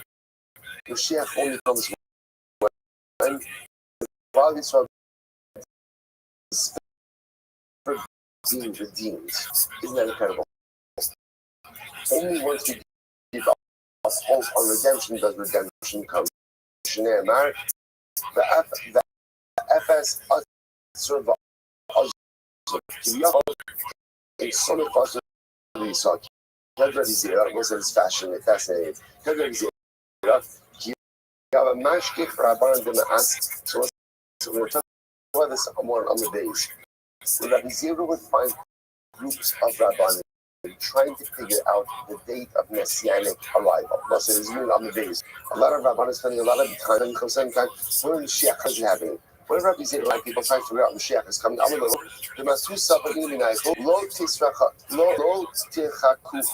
said, please do not leave the arrival of Mashiach. I tried to figure out when Mashiach is coming, or delaying his this fascinating. Why is he saying that? This is incredible Gemara. People buying the Hadas. Three things that come, you stop looking for them. The most says incredible Gemara. Three things. Number one, Elohim, Mashiach, Metzia, Akrov. Three things happen when you're not looking for them. Finding a lost object and a scorpion. So that's worked backwards. That's worked backwards, right? Scorpion and scorpions work actually points out is that they sneak up on you out of nowhere. And they think, okay, Mitzia. So let's say we know this, right? You know, if you go out looking for just lost object, you're not going to find it. But somehow if you're just minding your business, doing your thing, you stumble across stuff. And the last thing is Mashiach. If you don't look for him, he comes. In other words, if you start trying to figure out when he's going to come, they'll go and say, what's the shot with this? And this is so profound. You want things like this. Instead of trying to figure out when he's coming, live the kind of life that will make you come. In other words, sometimes you want to say, well, there's so much time trying to figure out the future events are going to occur instead of recognizing that if we just make ourselves better, then the things we want out of life will naturally occur. Right? We think just about even that much. I spend so much time trying to figure out when is my marriage going to I'm also going to improve. What are my kids? All the things going to improve. Well, instead of about when it's going to turn around. There's something better. Do something to turn it around. Change yourself. Change your life. Work harder. Put in more effort, right? We spend so much time when. Where's about right now to remove the status quo of your life? What can you do right now to bring about the brachos that you so badly want out of life? Stop waiting and start doing. Incredible Gemara. Rav Katina. So it says, interesting. Now that we talk about, by the way, not trying to do when Mashiach is going to come, is going to go into an exhaustive lecture about what Mashiach is going to come. Right, so again, what's it? Because it's super schools of thought. That's what I'm just like what is about messianic redemption, right? Again, is it terrible stuff? Is it good stuff? Schools of maybe trying to figure out when Mashiach is going to come also of thought. So just out the world is 6,000 years old. So I'll say, everybody knows this, but this is where we all speak about it. The world was programmed to act 6. That's the way it works. How will 6,000 years? How are they? And then 1,000 years of destruction. In other words, currently the way that the world is structured to work is the world as we know it. After that, again, there's like a reboot. 1,000 years of desolation. Most remember they had the Gemara. And what happens? That you can during those 1,000 years, never again. What happened? They give them wings and they fly over the water. That's what brought back by Chess and Nixon. They hover for 1,000 years, and then after 1,000 years, another world is created. So Shneimar, the Niskav from Nevada by Rabbi Amar Shrei Challah. Rabbi says, and then for 2,000 years, despite the she can have enough of the mystery on the phone. I'm telling you about the device that's supposed to have shit. Gemara says, Kishim Shashvius. Just like Shemitah, right? Ultimately, there's a Shemitah year once every 7 years. So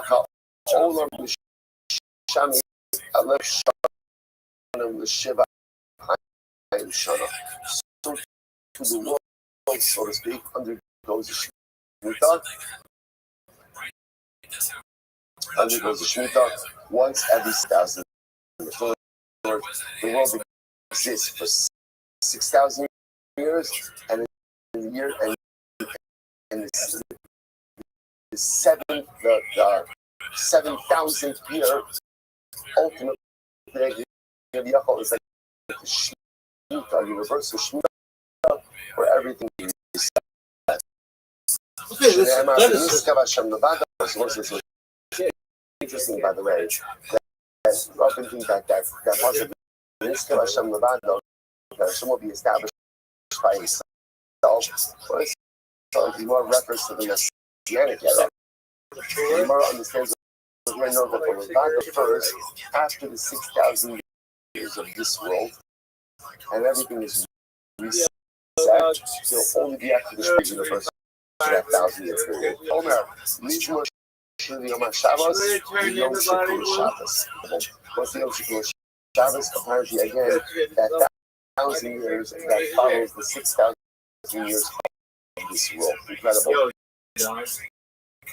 Omer, Yelav Shalom Be'enecha Shom Eslo, Yelav Shalom Be'elio, Sheishes Alachim Hadar Shana Hadar.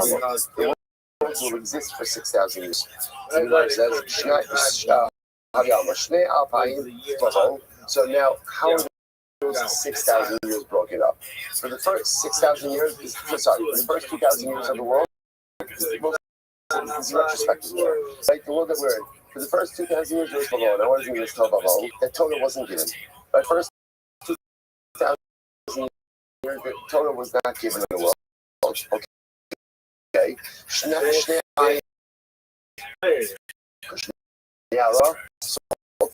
Within the next 2,000 years are the years of Torah. And the last 2,000 of the 6,000 are the most of Mashiach. Again, we see things like that. And that was for us, right there for us. We're in the last 2,000. There was no Mashiach yet. Sadi Zaino, these 97 Obama. Sherabu Yatsamehem Mashiach. So this is our profound statement. But because we messed up, Yatsamehem Mashiach. It's like, when I don't do what's right, when I make decisions, Yatsamehem Mashiach. What comes out of your decisions is what comes out of your lips. So many times in life we find ourselves as times and wonder, how did we get here?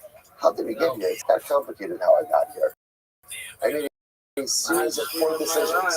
Some of them acutely poor, some of them nuanced, and that's what's got me here. I got to. It's not rocket science. The good news is, the same bank that got me into the spot where I am, hopefully by changing the decision-making process,